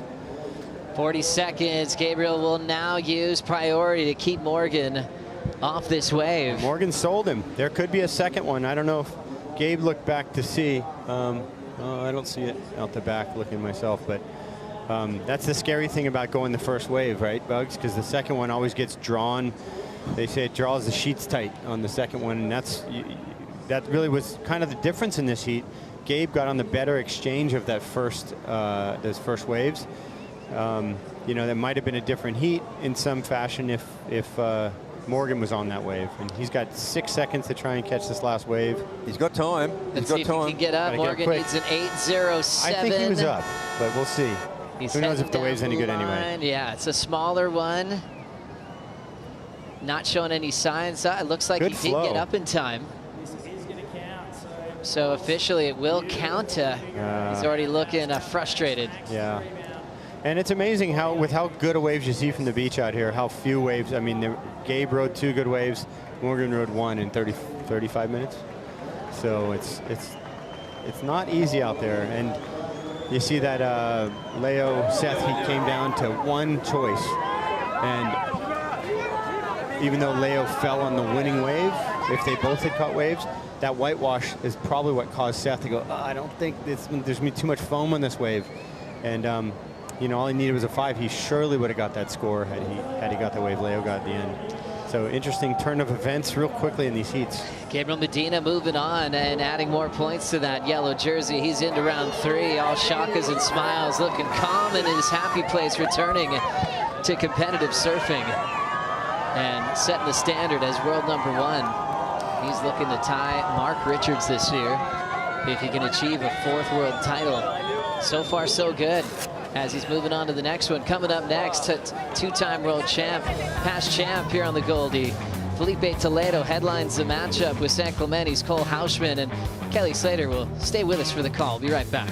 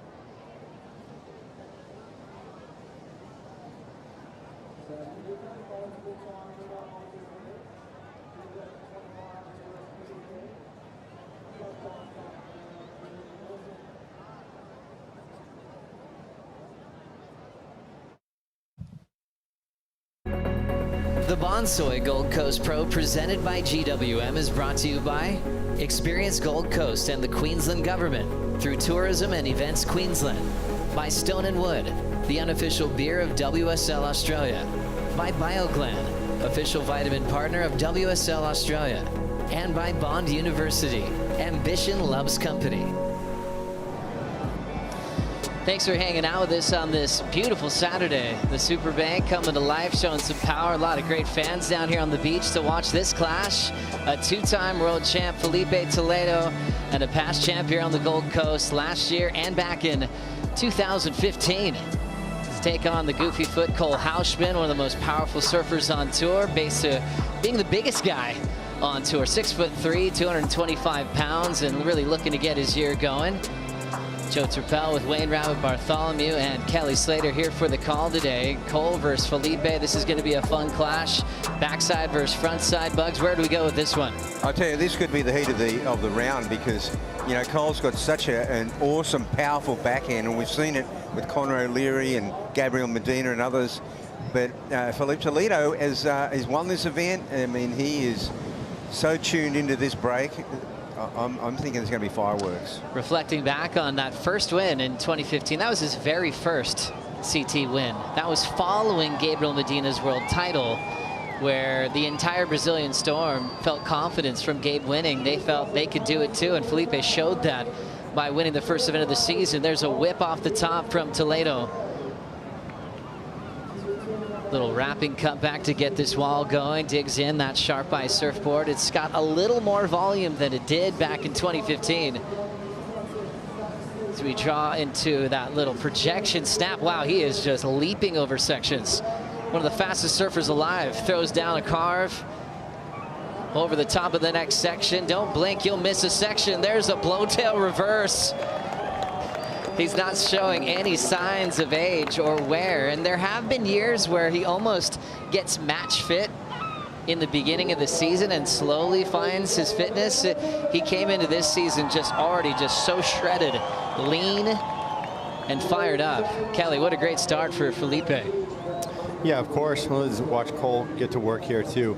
I will say that first wave might have been a little bit tougher for Cole. It was that tight pocket, and he's a big guy, and he needs a little bit of face to draw it out sometimes. But it was a tight transition there for Felipe to work with. He did a great job. Let's see if this one builds up down the line here. And you can see the wave generally kind of slows up, and you hope that energy in the wall and the swell kind of grabs the sandbar there and builds up. But this one's not doing him a lot of favors. It's just kind of saying going to be probably more of a backup wave for him. You can see how slow the wave gets sometimes too. It gets so hollow and twisty, but it's also slow down the line at times, and so you really got to do precision work right in the pocket of the wave. Yeah, it can feel a little sticky, you know. And you're looking at Felipe, how fast he is. When you think about speed and the criteria, Felipe always manages to absolutely fly on any canvas that he has to work with. Cole Hausman's looking to get some positive momentum going at stop 3 of the season. He has accomplished 2 wins in a short period of time on tour, winning Bells over Griffin and winning in Brazil over Griffin. So he's been lucky enough to have one of his best buddies on tour in the final for both of his CT titles, which kind of made it a little bit more familiar. You know, you're on this giant stage and you see your best buddy that you surf T-Street with since you were little kids, and Cole's like, game on. That was a huge accomplishment, Bugs. Well, there was just this massive movement from San Clemente and this whole generation coming through. They became the Surf Town USA or worldwide, Kelly. I think San Clemente's always been, you know, since my days started, San Clemente's probably been the year after year most consistently the best surf town in the world as far as quality of talent coming out of there. They're Coolangatta area. Yeah. So that wave was just tough right there. He looks sharp. He looks good. There was no edges caught or any blips on the map there that looked negative for him. He just needs a little more of a open face wave, and on this low tide that can get tough. Here goes Felipe. I was wondering about that first turn because it was a funny, this section was flattening where there was a little pocket, and he looked clean through there. Nice smooth transition here. Looks pretty fired up even though he's relaxed. Good technique right there because that wave was running on him and he was able to get that extra bit of turn back rotation in the cutback. And oh, something going on there. Yeah, we'll catch up to what happened on that wave. We just saw the kick out from Felipe, but just love how he was driving, just how much speed he was getting. I asked Yufu Penrose and the Sharp Bike crew about his board he won on back in 2015, 5'9", 18 1/4, 2 1/4, 24.7 liters. Now to a 5'10", so inch longer, and now 26 liters as we now get to see this whole wave again. Just an ejection float. So just adding a little bit more foam on those boards, a little bit wider, touch thicker as well. And Marcio said he actually made 2 quivers because of that scenario of some years he's a little bit heavier and kind of getting himself into shape. So he actually had a quiver prepared for that. Couldn't call and ask him. And he also, I think he was just in case, you know. But he said he's so match ready as we watch him up again. Carved to start for Toledo. Nice flow, just looks so casual in it. See, this is the wave that Cole needs, that big open face like this. Just a little more room to move. And then Felipe has lit this wave up pretty perfect so far. His variety is just unmatched. It really is. When he won in 2015, everyone just went, okay, well, no one's better than him in small waves. It was like, it was so obvious how much better he was in small waves than everybody at that time. And that was a final against Julian. Yeah, and he made Julian look absolutely slow, which no one does. You know, there was just this level that no one else knew was right there, above the top guys at that time, and Felipe showed it. It was a game-changing performance. As we just saw Marcio Zuvi on screen. That's the head shaper and the guy that founded Sharp Eye Surfboards coming out of Brazil. In the conversation he had with Richie Lovett and Surfboard Empire, he said his first board he shaped was just a broken longboard. Look where he is today. Last look at Felipe's wave here, Kelly. Marcel's done great. He's a super nice guy too. Yeah, look at nice even paced, nothing crazy so far, and then you see the wave just light up right here. Sort of an off the top carve to tail release there, a real technical maneuver. Perfect timing there, and you see how he got the board flat underneath him before he came down, just so no chance of the edge grabbing. Just really a perfect flow on that wave. I don't know if it's going up into the excellent, but it was so well surfed. The pacing was nice, Bugs. Well, if you got a 6.5 on that first wave, that's got to go excellent. And it was the perfect wave. I mean, he got it a little wider, and that's where they've been. I mean, ever since this morning, I've thought that the honeypot is down by Marley Rocks. Oh, he did go excellent. You're right.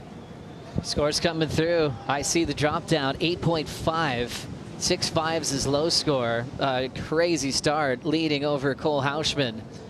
And we break down the idea that, you know, he's the fastest surfer on the planet. He showed that, you know, 10, 12 years ago when he qualified for the tour. And, you know, the Apple Watch gives us a lot, gives our competitors a lot of information, just knowing what scores they're getting in real time. They know where priority is. They'll get a little vibration on their wrist. But one thing we can also get are the analytics of how fast these guys are going. As we look back at the Bonsoy Gold Coast Pro from last year at Burley that Felipe went on to win, he's the fastest surfer in the event. And that was not a surprise.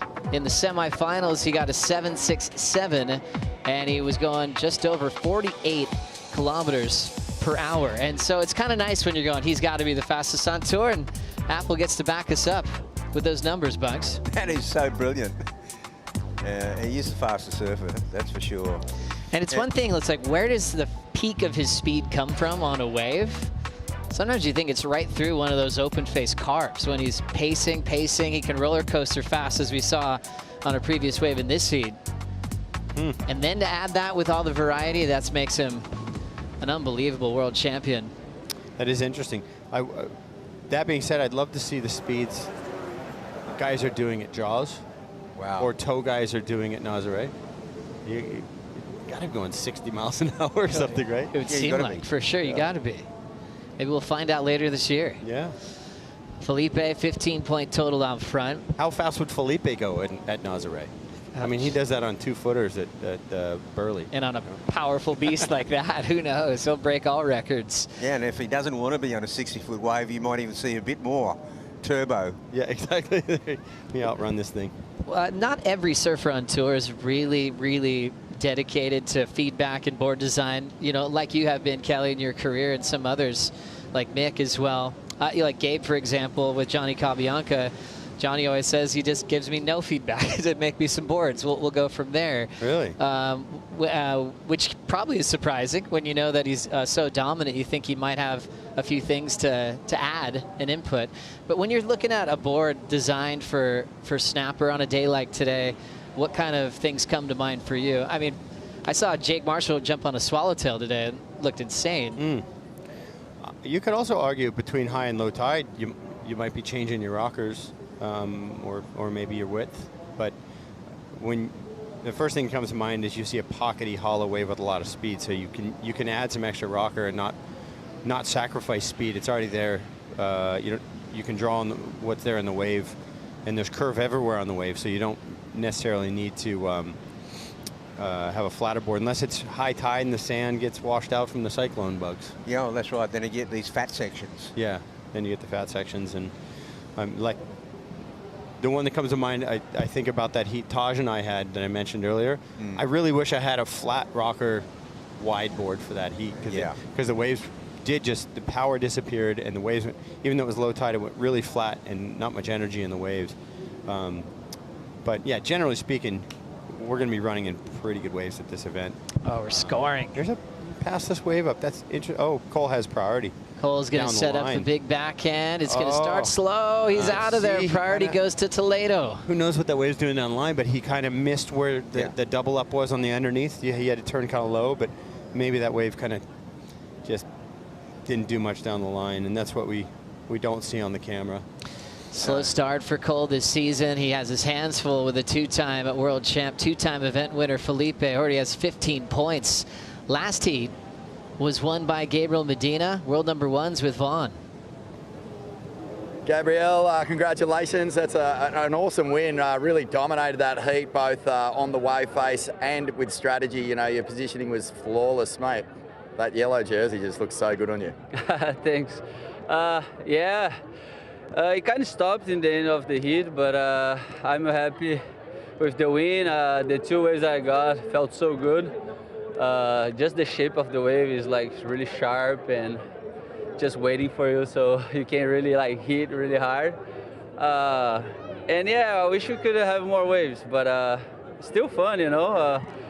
The forecast looks really good for the next few days, so I'm excited. You got one of the longest waves we've seen in this event so far. We thought for a second you might just be heading all the way to North Kira and not come back. Yeah, that was a long one. My legs was burning. Yeah, it just felt really good. And yeah, happy with the win. Mate, this is the biggest crowd we have seen on this beach ever, I think, including finals days. You have so much support here, and it's not just from the Brazilians who are in numbers down here, it's from everyone. Can you feel the love and appreciation people have for this comeback now that you're back? Yeah, for sure. It's amazing to have that many people on the beach. You know, surfing it means a lot to everyone. It's a lifestyle. I mean, for me, it's really my work, but it's a lifestyle that everyone like enjoy it, you know. It's so funny because we have so much fun out there and they get happy for it, which is it's just weird, but I appreciate all the love and support. Surfing deserves it, you know. It's such a fun sport, and I'm just a big fan, and just so happy to be part of, you know, to make difference. And I mean, I have a big mission. Hopefully I can active my mission, and let's keep going. It's been fun. Mate, you're giving people a lot of love, a lot of joy, and they're giving it right back to you. Congratulations. We're so stoked that you're moving through, and we can't wait to see you in the next round. Thanks, guys. Obrigado a todos que manteram acordado aí. Valeu pela torcida, e é isso, vamos pro próximo round. Thanks, mate. Man, he sounds comfy, sounds loose, sounds ready to win another world title. World #1, feeling the love here on the Gold Coast like he should. Big performance getting past Siblick. As you see the Red Bull skis activated, we just had a huge exchange.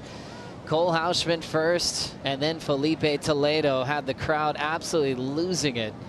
Can't wait to see what happens there as the race for priority out the back starts. Let's kick things off to see what Toledo did here, Bugs. Yeah, well, we saw the end, but he starts out with a massive snap, huge rooster tail. Oh, wow, layback, sliding. Amazing turn there, Kelly. I think he's sending a message right here. He's like, you know, I was going to say, too, that Cole's definitely not out of this heat, and we'll see his wave in a minute. To see what he can throw at it. But, I mean, Felipe just kind of stepped up a different level right here and really added some variety and some risk. Watch Cole here. You can see the power. This is what Cole brings. Look at that, kind of inverted right there. This section went super weird on him. You can see how it doubled up and flattened out at the same time. He had to get back on his belly. But then, boom, watch the power come in here. This one's perfect. I mean, that was just a fabulous turn. Another perfect time turn right there. And just looking to finish this thing out with a good, clean take there at the end. And then he looks back and has to see Felipe do what he did. It's a little disheartening after you've surfed a wave so well, because Cole really surfed that wave well. I think he's going to get pretty crueled for that lay down to the stomach. But you know, you can almost pretend he started the wave there, and then it was a great ride.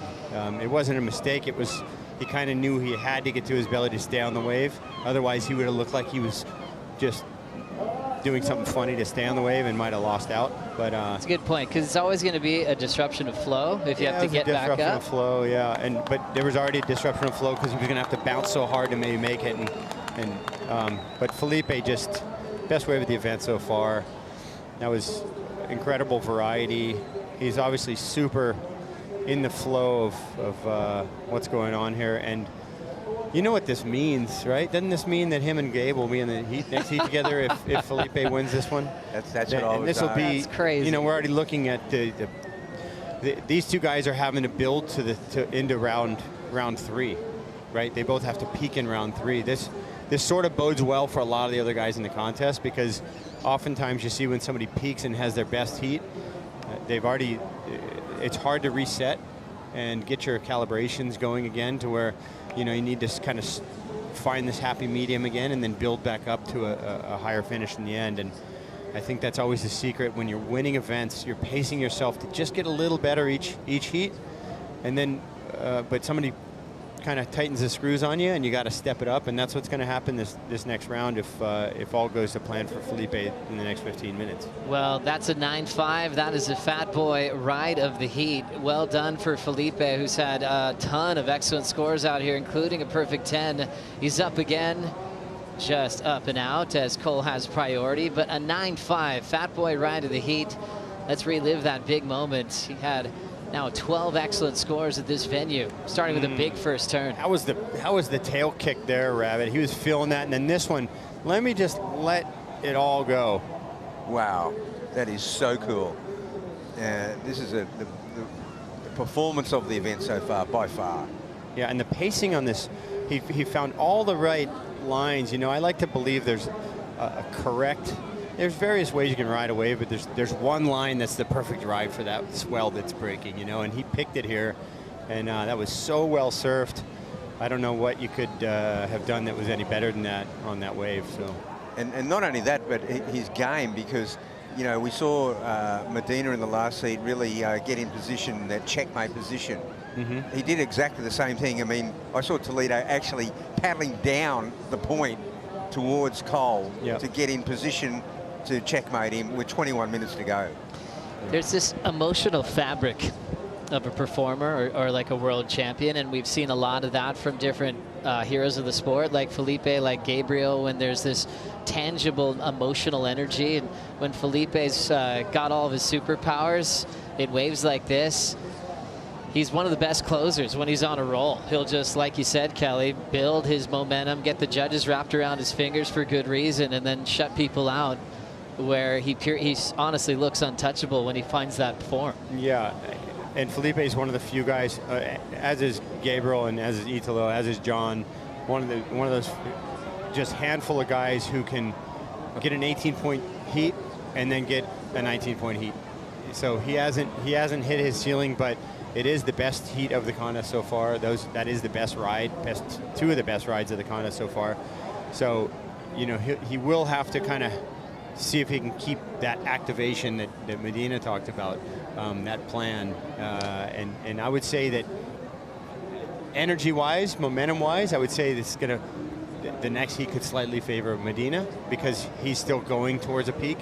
But Felipe is a guy who he can find other levels, and so we'll see if this heat plays out, like I said, in his favor. I don't want to count Cole out because, you know, two great rides. You saw what he did at Bells the other year. You saw what he did in Brazil. Yeah, definitely. He did just paddle for a wave, lost priority. He just put his head down a moments ago. Felipe in complete control. Marcio Zuvi of Sharp Eyes standing right next to Richie Lovett. Yeah, thanks, Joey. Here with Marcio. Mate, everything seems to be going to plan at the moment. Felipe is looking amazing on the boards at the moment. Yeah, it really is. We're talking with the trainer and the filmmaker, and the choice of board that he had, and it's pretty impressive. I mean, obviously, he knows his wave pretty well. He loves his wave, actually. Feels at home, plus the crowd and everything. So, yeah, it's coming together. Two-time winner of this event, once here, once down at Burley. He's just surfing. He's so suited, and highest heat tally so far in the event. Yeah, let's see. I mean, it's not the end yet, but he's just finding, you know, his groove right now. Like I said, he's just this wave. He just fits his surfing so good, you know. So. Riding a 510, 77, 18.4, and we dropped the volume a little bit.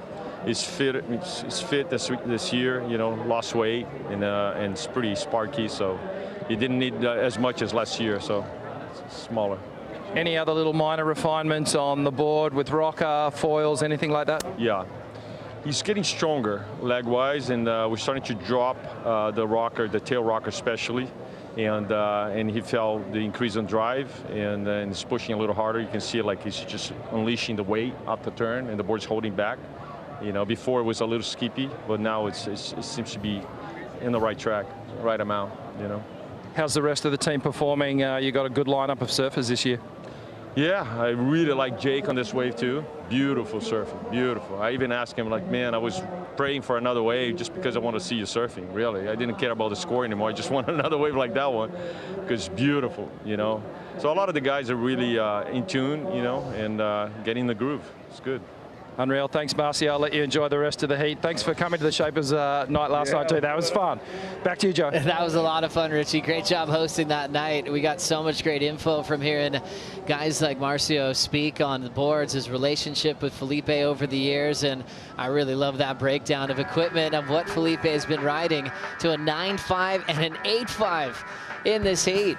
Y'all could shop the world's best surfboards by scanning the QR code on your screen and find out what Felipe is riding for yourself from the surfboard empire. Toledo's out front. Cole Houshman needs to break the combo. We'll see if he can come back in heat 14 right after this break.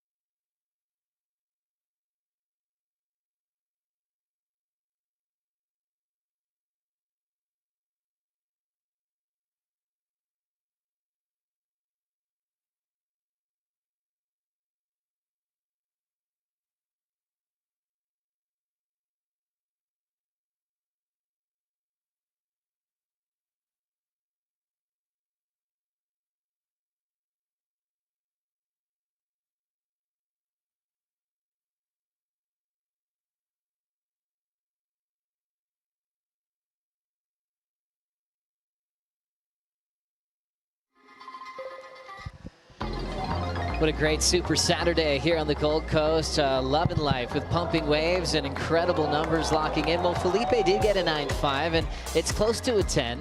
When we do see a 10, we can't stop but thinking about our friends at Yeti. At the moment, Jesse Starling is hanging out over there.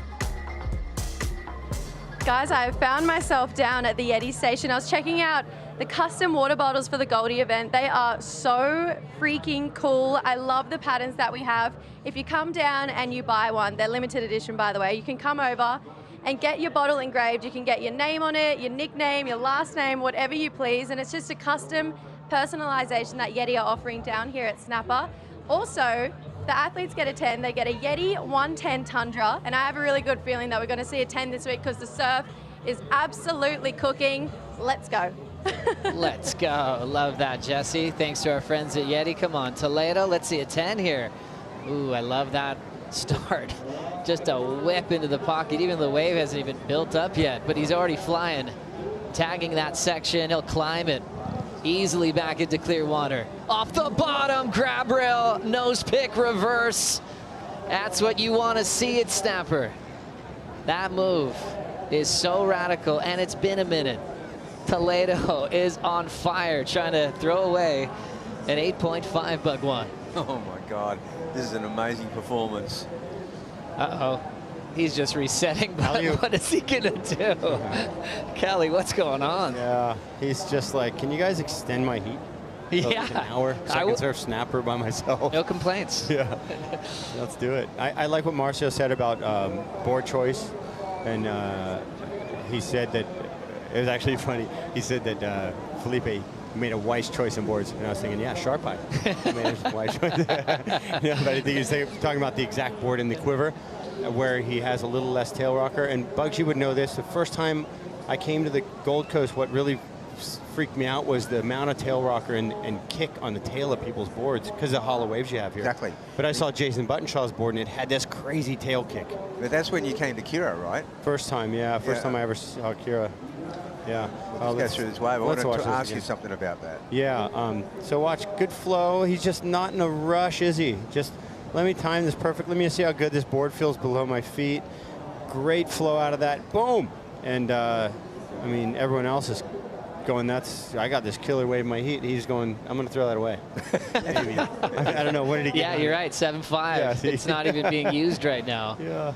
I mean, he's just layering up here. It's a triple layered cake so far in this heat. That's three amazing waves, but I think he can go out and get he could still go out and do better than the 9.5 potentially, but maybe part of him is saying, let's save a little bit of this, whatever I'm holding on to right here. Yeah, well, he's going to have Medina tomorrow. Yeah. But Kelly, I wanted to ask you. You first came here. Remember, I'd run the Kira Pro. I'd run the Kira Pro a couple of years. Yeah. The second year, Rob came, Sonny came, 94. Potts came.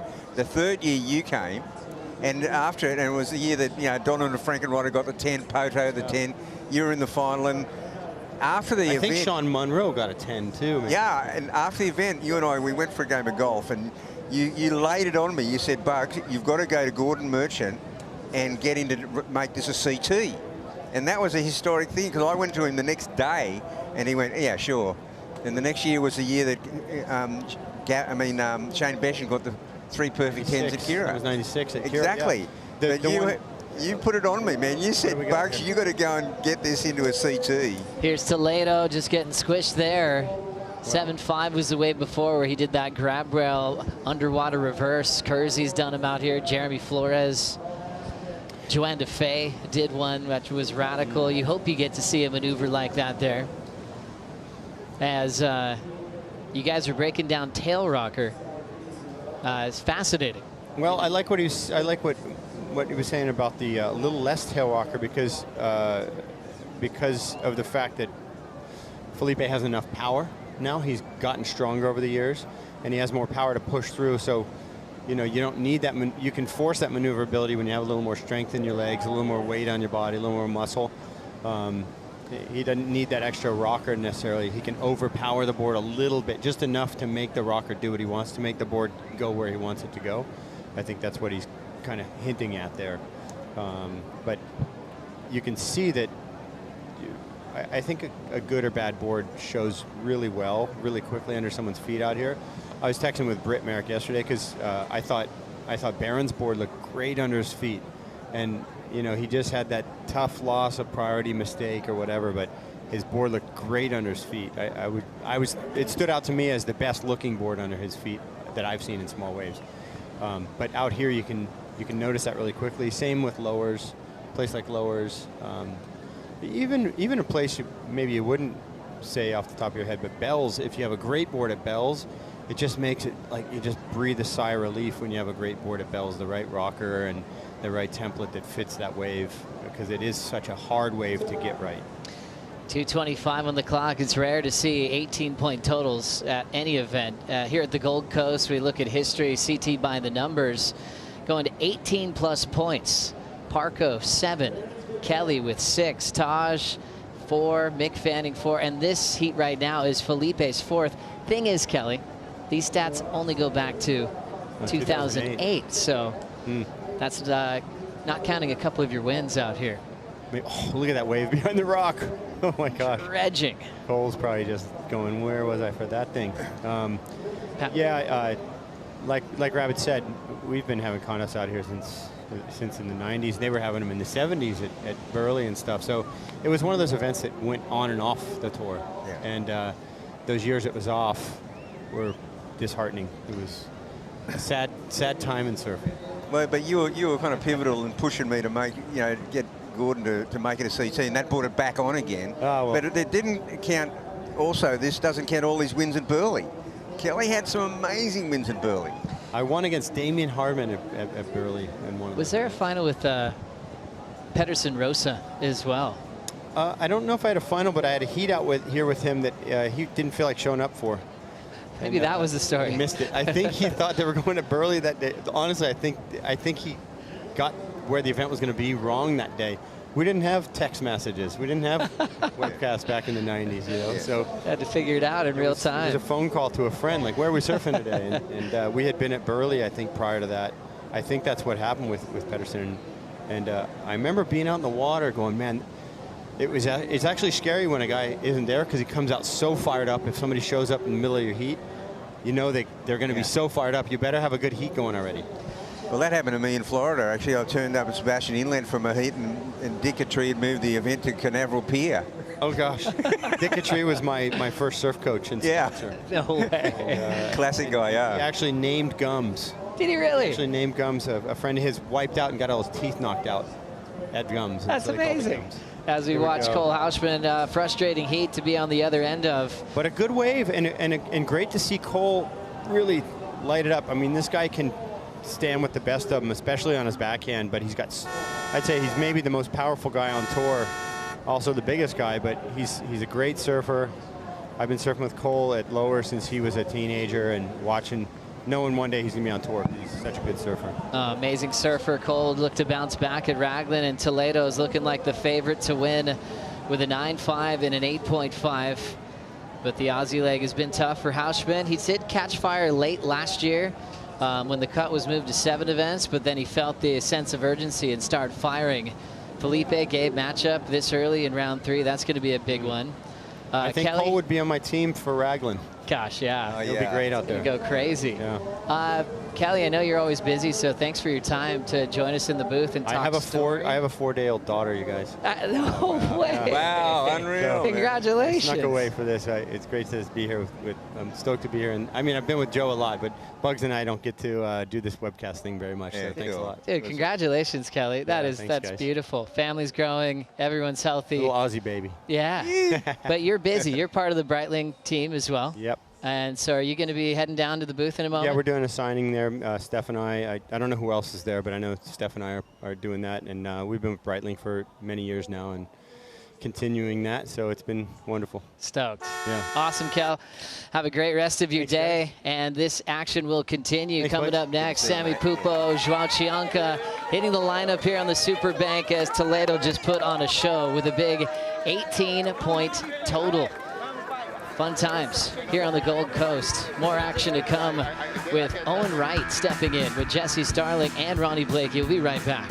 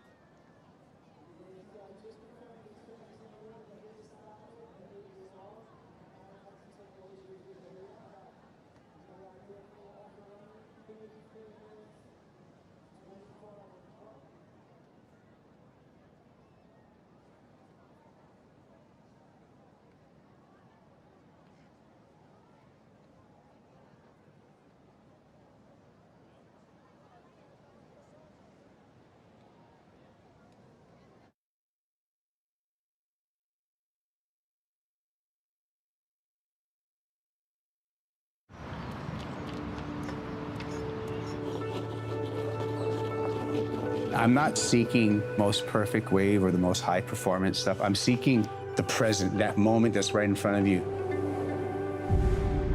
I come back to why I love surfing, and that is just loving the ocean.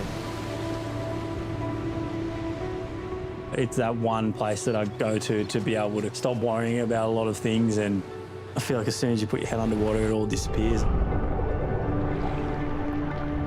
I think I have the best job in the world. If I want to keep doing this, I have to keep my body healthy. I have to keep my mind healthy. I think trying not to think about too many things at once.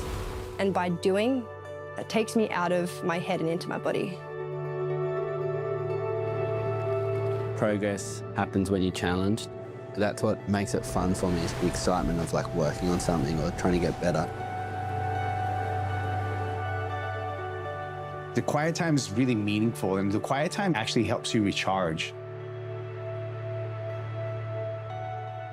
It's not about being perfect. It's about getting better bit by bit.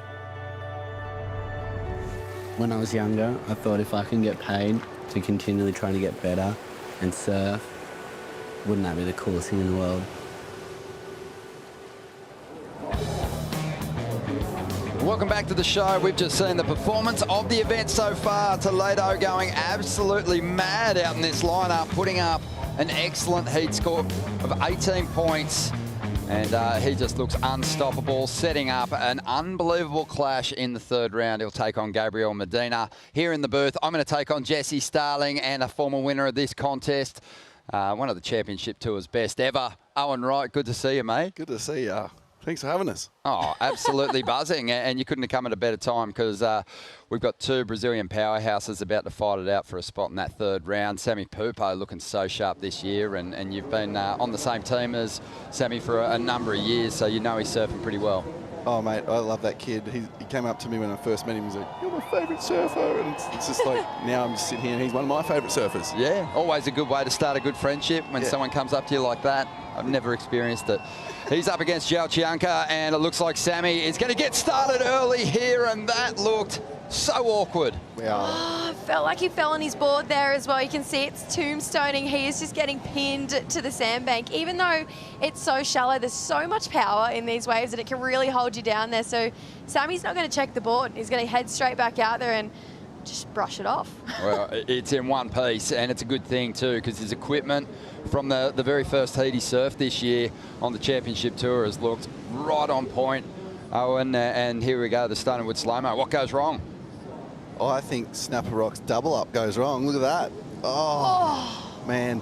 You know what? It's just, he wanted to get a little turn and set up that pit, but he didn't realise how quick that pit was coming up, and that's what this bank does. It's just, it goes turbo. Even with his incredible blinding speed that he's put on show and chased down some big finishes this year, he couldn't execute that one, but he loves competing on the Gold Coast.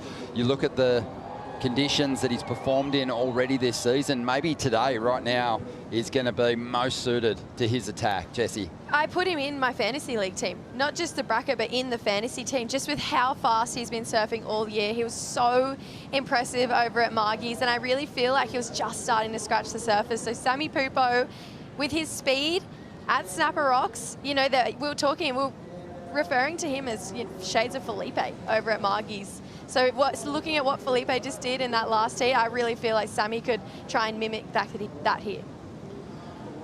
He's been cut more than a sausage on a summer's day here in Oz. Sammy Pupo, the last few years, Owen, he has been bumped off the tour a number of times. His resilience has been impressive. We saw on the bottom of the screen there, he's had a victory in the Challenger Series. It's incredible just how well he's rebounded after the disappointment of being pushed back onto the secondary tour. Yeah, I really feel like I can see in him a maturity this year, you know, with the influence of Matty Myers in his corner coaching as well. And I think, for me personally, I feel Sammy Pupo has taken himself to that top 10, top 5 pitcher. I don't know, just with how he structured his heat so far this year. And, you know, for me, what is really interesting about this matchup is you got Zhao Chianca, who can throw the X Factor Hail Mary, huge pits behind the rock. And, you know, I feel like these two are going to really go at it. They sure are. It's going to be Pupo swinging on the inside, so no big scores locked in just yet. But Sammy loading up. He's got some face here to work with. And the speed is on show, and he just goes straight to 5th gear on these opening rides. This is going to be his best score. Surfing quick's one thing, but finding the place to put those turns is what these competitors need to do. And Sammy, he's still finding space down the line here. Again, the wave's so cupped out, but his brilliance and just that fast twitch nature in his surfing allows him to get the completion of a couple of nice combos there on the inside. 27.5 minutes to go. And we are about to see Sammy Pupo drop a solid score here. Plenty of noise down there on the beach, plenty of fans tuning in to watch this epic day of competition with some huge matchups unfolding as Sammy gets onto the back of the ski here. Let's dive into the replay, Owen, and take us through this one. I just see him link straight to that rail. Like, for me, he's one of the most flowiest Brazilian surfers that I think of all time, and he just goes straight to that rail, and to see him just place these turns just so precise. I love every part about this kid surfing, and to be honest, I thought the wave was over here, and it gives him this little like second hit out, which he actually did some damage down here, like a bit of a ride off, but then all of a sudden it's just straight to clean rail work, and just, yeah, look at that. Yeah, whip fast through the inside there, Jesse. So impressive, just the combination there. It felt like he was just taking that wave to get further down the line, jump on the back of that Red Bull jet ski, and then it just perfectly bowls up. And fair enough, make the most of those little moments that you get here. And Sammy, you can see that fall that he had at the start didn't rattle him at all. He's still in really fine form here. Looking deadly. Sammy Pupo on the Red Bull ski, making his way back to the takeoff zone. Yet to see Chianca come to life, but a monster crowd down here, Vaughan, and in amongst them, some pretty big names. Yeah, that's right. We've got Chris Hemsworth down here, mate. Welcome to the Bonsoy Gold Coast Pro, presented by GWM. And what brings you up here? I know you're a mad surf fan. We saw you in Fiji for the finals. Yes, Can't get enough of this gear. Oh, mate, I love it. I got my kids here, and it's the same reason we went to Fiji and watched the comp. And so we're fired up today, and the surf's looking so much fun, and the guys are ripping, eh? Oh, they're absolutely going mad now. We know that your Groms are surf crazy, but you're pretty onto it as well. Like, you keep an eye on who's ripping and who isn't. So who have you pegged for this event? It's always a tricky one. It's like picking between your favourites. I mean, Jack Robbo, just surfing unbelievable, and had knee surgery 6 months ago, and just incredible. Connor O'Leary looked amazing this morning, and good mate of mine. And I'm here with Owen Wright and fellow Goofy Footer, talking about just, you know, his backhand is just so awesome. So those boys, Ethan Ewing. I mean, yeah, it's a tough one, but the surfing is at such an incredible level at the moment. It's like, you know, anyone's game. It's true, mate. And what about the women? Who's been exciting you on that side of the draw? I think Molly Picklum. Yeah, again, just so consistent, surfing incredible, big fan, and as are the kids, and so yeah, we'll be cheering them out. She's awesome, the Pickle, mate. Hey, listen, I've heard rumours that there's a D-grade celebrity surf-off going on behind the rock. Chris Hemsworth versus Vaughan Deadly. That was our suggestion, to get some uncrowded waves. You and I, we put a D-grade celebrity session on. You and I could paddle out, and we could high five through a couple of tubes. How do you go with the backwash and the double ups out there, mate? I'm not too good on it. Terrible, especially when there's 400 people out there. But just the two of us, it could be possible. Maybe a ski. We do a couple of step-offs out there. We'll get Luke Munro to drop me into a couple. Exactly, mate. Hey, listen, welcome to the Pro. Have a really great afternoon with the Groms, and absolutely stoked to have you down here. Thanks for having us, mate. Good on you, Vaughan. Might want to leave your shirt on for that battle, mate. 24 minutes remaining here as we see Chianca fire up. And he is looking alive and sparky as always as well. It's really a clash of two of the most hyperactive and electric surfers on the championship tour here, Jessie. You know, when I saw this on paper, I thought, wow, what a good heat. Just the two of them, you're so right. They have the same buzz, the same energy, that same approach where if they can fit 12 turns on a wave, they will. And that's exactly how Zhao started off this heat. He would have been so exhausted by the time that he caught that wave. He was paddling for over 12 minutes. That's a long time to be stuck in a rip here. Let's take a look at this first wave here for Zhao, though. Just loves straight off the bottom into the vertical section. Zhao does something really well where he almost sits on the foam for a little bit longer, and it puts him in these really nice steep pockets of the wave.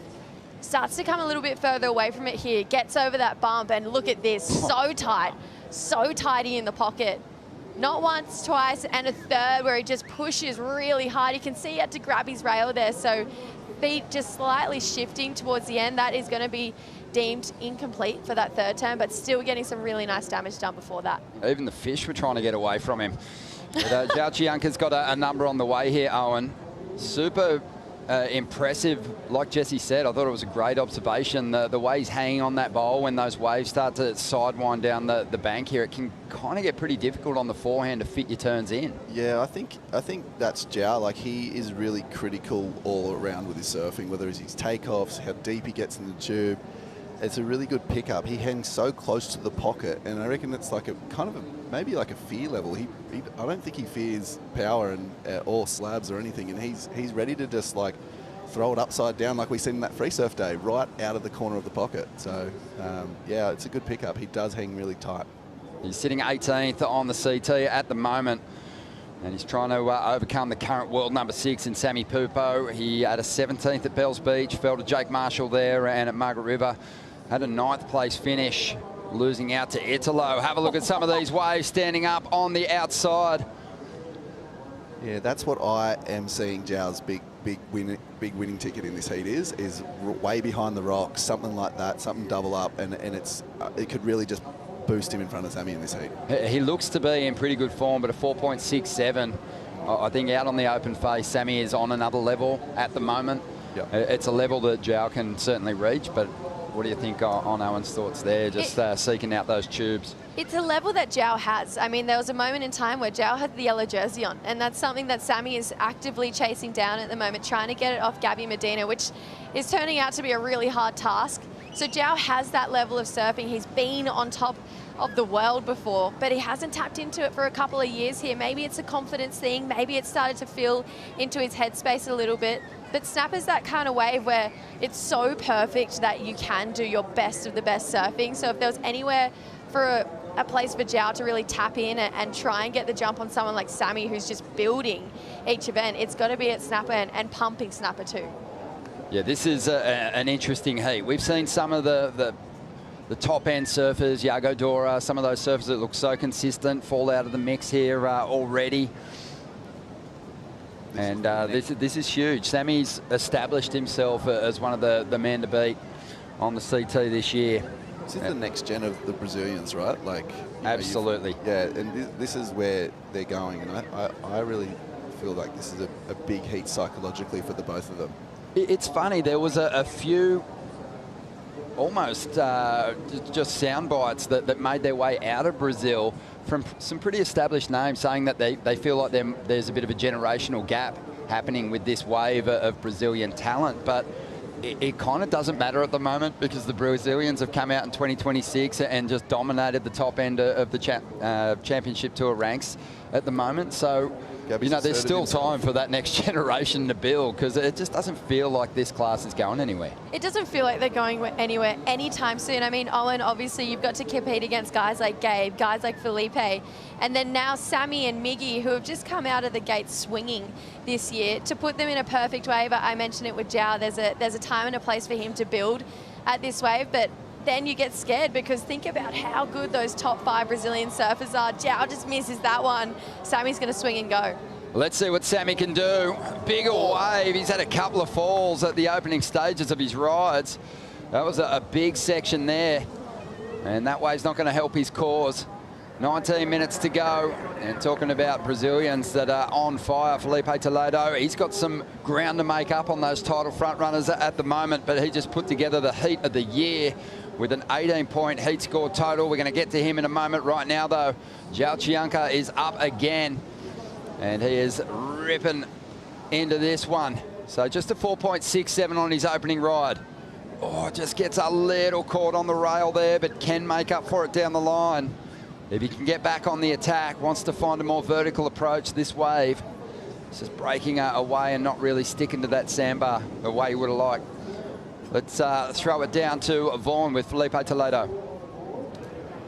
Felipe Toledo, mate, you might need to open an art gallery because you put on an exhibition out there. That was top quality shredding of the highest order, mate. It must feel so good to paddle out in waves like that and rip them to bits.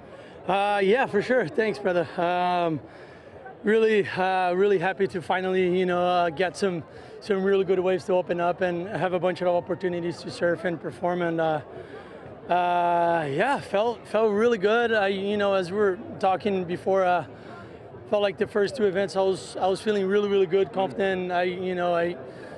It's probably the best I've ever been mentally, physically, and yeah, it was just not went my way on those 2 events, and and now with not having to cut in the middle of the year, it's one less thing to worry about, and I was not really stressed about what was going to happen. It was only 2 events, the first 2 events. So I'm just trusting the process. I know my time will come, and for now, we just keep on working. That's it, man. Yeah, I love what you say there. Those first 2 losses, it kind of almost had nothing to do with your surfing at all. It was just sort of, I guess we had some tricky conditions to start the year. There was no doubt you were just looking fit, focused, and ready to put on a big charge for this world title. I guess that's it. As long as you're strong mentally, then everything else, it kind of helps you guide everything else, in your life. And that's how it's been. The last couple of months and last year has been really good for me. Just had a 3rd baby and moved back to Brazil. Everything's clicking. I feel great. And yeah, it's just super blessed. Just God has been by my side this whole time, and it's been a blessing just to do what we love to do. Yeah, mate, we know you're a showman, and this crowd absolutely loves what you do. How excited do you get when you get to the end of a wave and you've put a good number on the board? You always give it to everyone here, like a big salute. Yeah, I think that's, this crowd, they feed me the energy and the fuel to go out there and put on a show. I think that's all it's about, when we get perfect waves like that. I wish, every heat we could put like 2 big scores, just like that. And but that's it. Those are events, and those are heats. We just got to take one by one. Today was a 9.5 and an 8.5. Tomorrow could be 2 4s and 2 6s, and I still take the win. And yeah, I guess it's just, to keep it at the same level, not too stoked, not too bummed, just keep it even. Yeah, make sure you bring it on for the next round. And yeah, let's go. That's very zen, mate. Congratulations, a great show. We really appreciate it. Thank you. Thank you, Vaughn. Toledo looking confident, sounding very confident and happy. As we see on the outside, Sami Pupo using his priority here to end the barrel ride of Zhao Chianca. And really just chipping away at this one from the outside, and the cheers for Toledo continue. And they'll be cheering Pupo in a second as he looks to finish this ride. Had a few uncharacteristic falls in this heat. Just a little less settled than we've seen him at different stages throughout the year so far, but Sami's still holding on to the lead at the moment. This is a psychological battle for sure. I mean, that was a big move then. Zhao was on his way to a 9 coming out of that tube, which is kind of what I was saying, is Zhao behind the rock, he's deadly. And so Sami, they can all do everything, but Zhao has this X factor when it comes to these heavy pits, and he was just an absolute stonker behind the rock. And Sami just goes, nah, it's my turn. See you, mate. Yeah, the ultimate burn, it's kind of the only time a manoeuvre like that is accepted in this lineup. Does seem to happen a lot. Look at this. See ya. Yeah, it felt like he was going to come through, didn't it? And then Sami just absolutely went crazy on these first 3 carbs. The amount of speed and drive he has, particularly that 3rd one when he held it for just a little bit longer. There really is shades of Felipe in there. You cannot deny that. Coming through, using that same amount of drive. And then I kind of lost my mind about this insider. We talk about these waves growing down the line. This one did exactly that. I thought, this is a weird little foamy section through Little Marley, and then it just doubled in size through here, went onto the rail here, and then came through again. You can see it's going to keep building down the line. I thought, wow, Sami's going to take this one all the way down to Greenie, and just lost the toe edge rail on that finishing turn there. But those 3 calves, there's a lot of points to be had in those from out the back. Yeah, waiting on the numbers to roll through for Sami Pupo, who's back on the Red Bull ski, making his way to the takeoff zone. Every time I see one of the guys fall off in that end turn, I think, oh, there's half a point and the door's still open.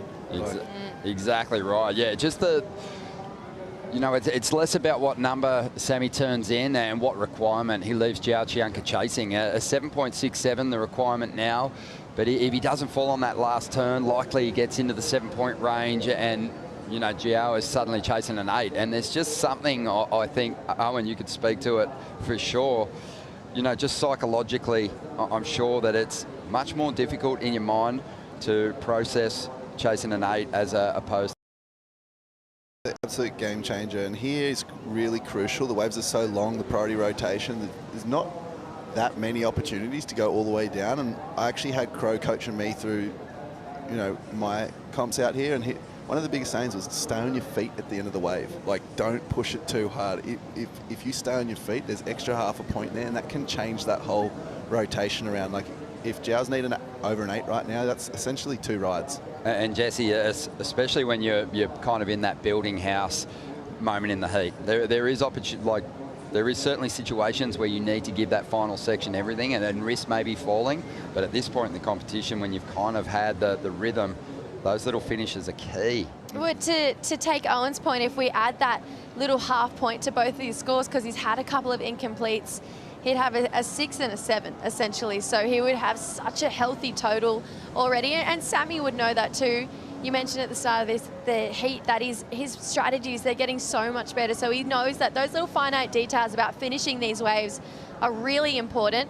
I agree though, Ronnie, just putting in a bit more risk can come a little bit later in the draw when you're coming up against those Gabe Medinas, those Filipe Toledos. But right now, his competitor has 4s and 3s in his lineup. He really could have shut the door here. He's still got 11 minutes to go, so can do it, but it would have applied a lot more pressure to Zhao rather than a 7.67, which is really doable for someone like Zhao. Yeah, this is an event that the Brazilian surfers feel right at home, and I'm sure even Filipe Toledo, the success that he's enjoyed here at the Gold Coast and how celebrated he is when he hits the lineup here, it was probably a toss-up where he was going to move to next. Am I going to move back home to Brazil, or am I going to move to the Gold Coast? Because this has been one of his happiest hunting grounds. 2 victories here. It's where he broke through for his first win as a wiry Grom way back in 2015. And he showed in that event, you know, that he has incredible variety, spark, and he's underrated for how powerful he is. Pound for pound, he unleashes a whole lot of punch in his surfing, Owen. Yeah, I think at the start when he first came on, like, he was so fast and so wiry, and it was, the question mark was on the power. But with how fast he moves, it just doubles his power almost. And then when he really finessed his rail game, it was like he almost got untouchable there when it was like those J-Bay heats that comes with these long point breaks, and he's moving so much quicker, with so much speed. I feel the pack has caught up to Filipe a little, but if he steps on the gas again, he can just eclipse everyone with his speed and power. So it's, you know, he's got that. He's a momentum performer for sure, and he is clicking at the perfect time here. Just under 10 minutes remaining. Sammy Pupo holding on to the lead. Zhao Chianca looking for a 7.67. Have a look at this.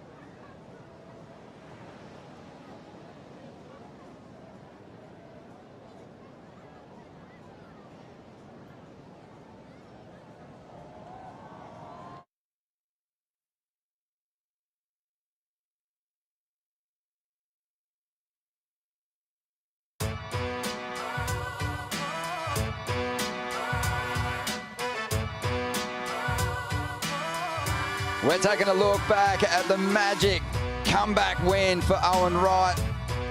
A serious brain injury suffered in 2015, kept him off the tour in 2016. In reflection, you probably came back a little bit early, but you surfed your way through basically a cast of your best friends on the championship tour. You ruined your mates' dreams and collected one of your own, one of the best moments in your CT career. Yeah, for sure, man. I fought my way back just pretty much in the jersey. I was still struggling health-wise for years after this, but the jersey just put it on, and heat by heat, I got stronger and stronger. I think what helped me, I met every one of my best mates, from Connor Coffin, Mick Fanning, Gabby, Connor O'Leary, and then Wilco in the final. And I couldn't pick a closer bunch of mates. Oh, I remember you saying that, as you know, you weren't big on the post-heat interviews because there was just so much noise and so much chaos happening around you, and you kind of needed your rest between heats. But meeting with your friends gave you a level of comfort, and they were really supportive. They were so glad to see you back that they kind of didn't realise that you were going to be such a major threat for the title. I think it like almost disarmed them a little bit because, you know, emotionally, like they've just gone me, you know, watch me be in hospital, watch me like struggling and walking and all the rest of it. And then all of a sudden I'm putting a jersey on, they're just like, I can't believe he's back. And then I'm just rinsing them. Absolutely perfect. Got the win and obviously went on to collect some other amazing results, including that incredible win in Fiji where you had 2 perfect heats in the one event and cracked one of those in the final against your good mate. Yeah, mate. I had Julian in that one, and you know it was good to. We had a little Ain't That Swell podcast with Julian and Wilco the other night. It was amazing. Then just to sit there with those two, like they were the first 2 in the hospital that come visit me back in the day with the head injury, and it was just like, wow, this is really cool to still be, you know, amongst surfing, watching surfing, commentating heats, and still being around with some of my best mates. Mate, we are so happy to have you here, and we're seeing a replay of Joao Chianca. We said during the break, you know, he's really got to convert on his next ride because time's becoming a major issue here, and this wave was big. It was one of the biggest set waves that we've seen probably today, and it pushed a little off the bank there. Yeah, those really big set waves, they do have that tendency to break really fat and just not start to bowl up, and Joao probably would have been paddling into that thinking, all right, this one's got a little bit of size. I could probably, you know, start to belt the lip on this, and it just unfortunately turned into an absolute burger. So it comes through, it's a 2.4, and now with 5 minutes to go, he's going to sit under the priority of Sammy Pupo. This is when you go back to that behind the rock thought. If he can get off the ski and paddle into one of those, and Sammy's down the line from the sweep, this could be advantage to Joao now. Yeah, he had to put some fear into Sammy by either taking the lead, obviously, but if not, just chipping away at the requirement. Now Sammy's thinking, well, I can defend my position with priority, but I also only need to improve on a 5.67 to push the requirement really high and maybe into combination.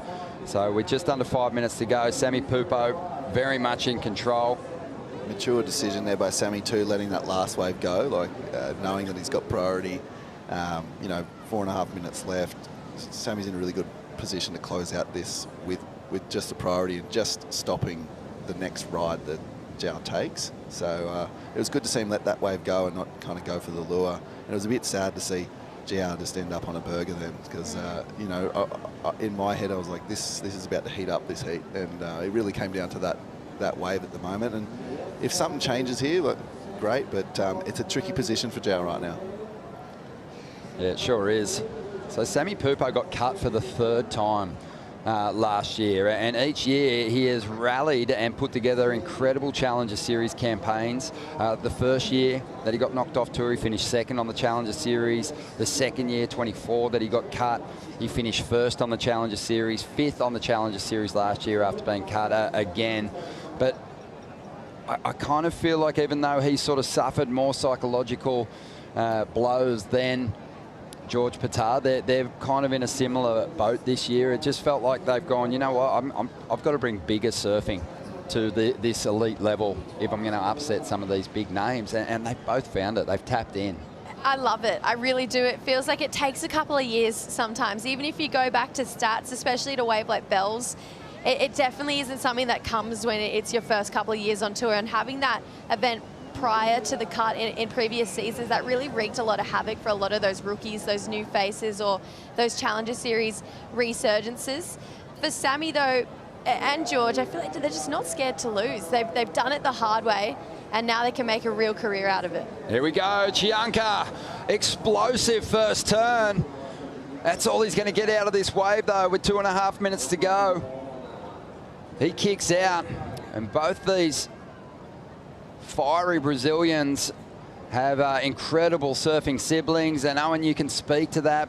Massive motivation for Sammy with what Miguel's been able to achieve as a CT campaigner, veteran surfer, but this year winning a Bell's title. Amazing. We're going to get to talk a lot about that, but I feel like it's given Sammy extra motivation. Yeah, like I think there's an element to both the Pupo boys that sometimes they look a bit sleepy, and you know, noticing like they've come out this year and really just like they're wide awake, man. Like every turn's accentuated and all the targets being hit. There's been a real change. They've been training 6 days a week too, only resting Sundays. So they are locked in to put together great campaigns in 2026. Sammy takes off as we hit the Breitling 2-minute countdown, and have a look at the spark and just how lively he is on this equipment as he ducks in for a tube. Takes a low road exit and then gets quickly back on the rail, drawing that board back into the bowl. And he just looks over his shoulder for a second, sees what Chianca is up to before re-engaging, even has time to look at the clock before floating his way down the line here and getting a finish here on the inside. Throws his hand up, and for good reason. Good news is he got the finish. I was scratching my head a little bit at that wave and thinking, why did he go that with priority? It didn't have an incredible end section to it.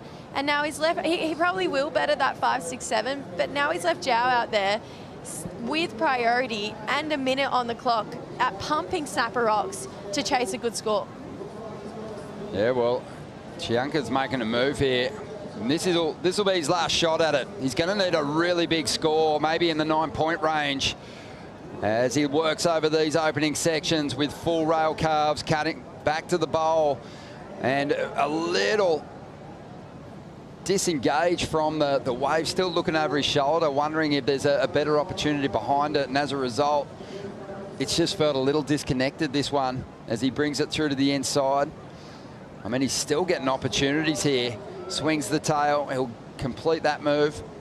But the wave just laid down a little bit, but looking over the back every turn is... Yeah. You've made your call effectively. Yeah, you took off and you're still looking what's out the back, and it really does disjoint the whole wave. And you know, but you know, amazing heat. I think it's all over for him with that. But you know, Sammy did well to go that little wave in hindsight. Really, like it looked small. It didn't look like the smart decision, but it played out. I think what Sammy had in mind is, you know, you've surfed a medium-sized ride into a 6.67. If you can surf this up into a similar kind of number, it's going to be almost completely out of reach for Chianca. He would have had an excellent score, but you know, I could see why Joao Chianca was looking over his shoulder that last wave. It was just a little flat on the face. It just didn't give him the opportunity to square up. Sammy Pupo continues this magic run through the GWM Aussie treble. He's moving on through to the 3rd round. And Chianca will set his sights on the next stop over there in New Zealand. We're going to take a quick break here. We've got Miguel Pupo and Eli Hanneman coming up in the last heat of the round.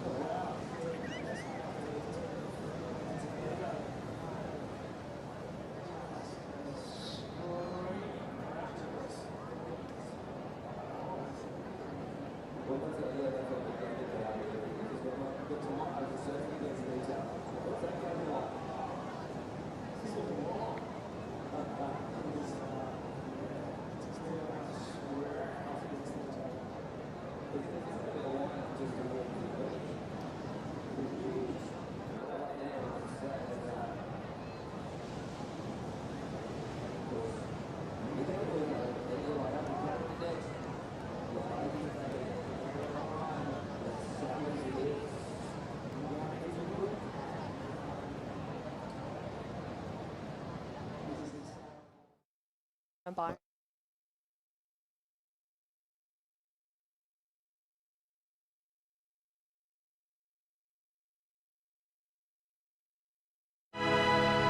The Bonsoy Gold Coast Pro presented by GWM is brought to you by Coastal Real Estate, official real estate partner of the Bonsoy Gold Coast Pro presented by GWM.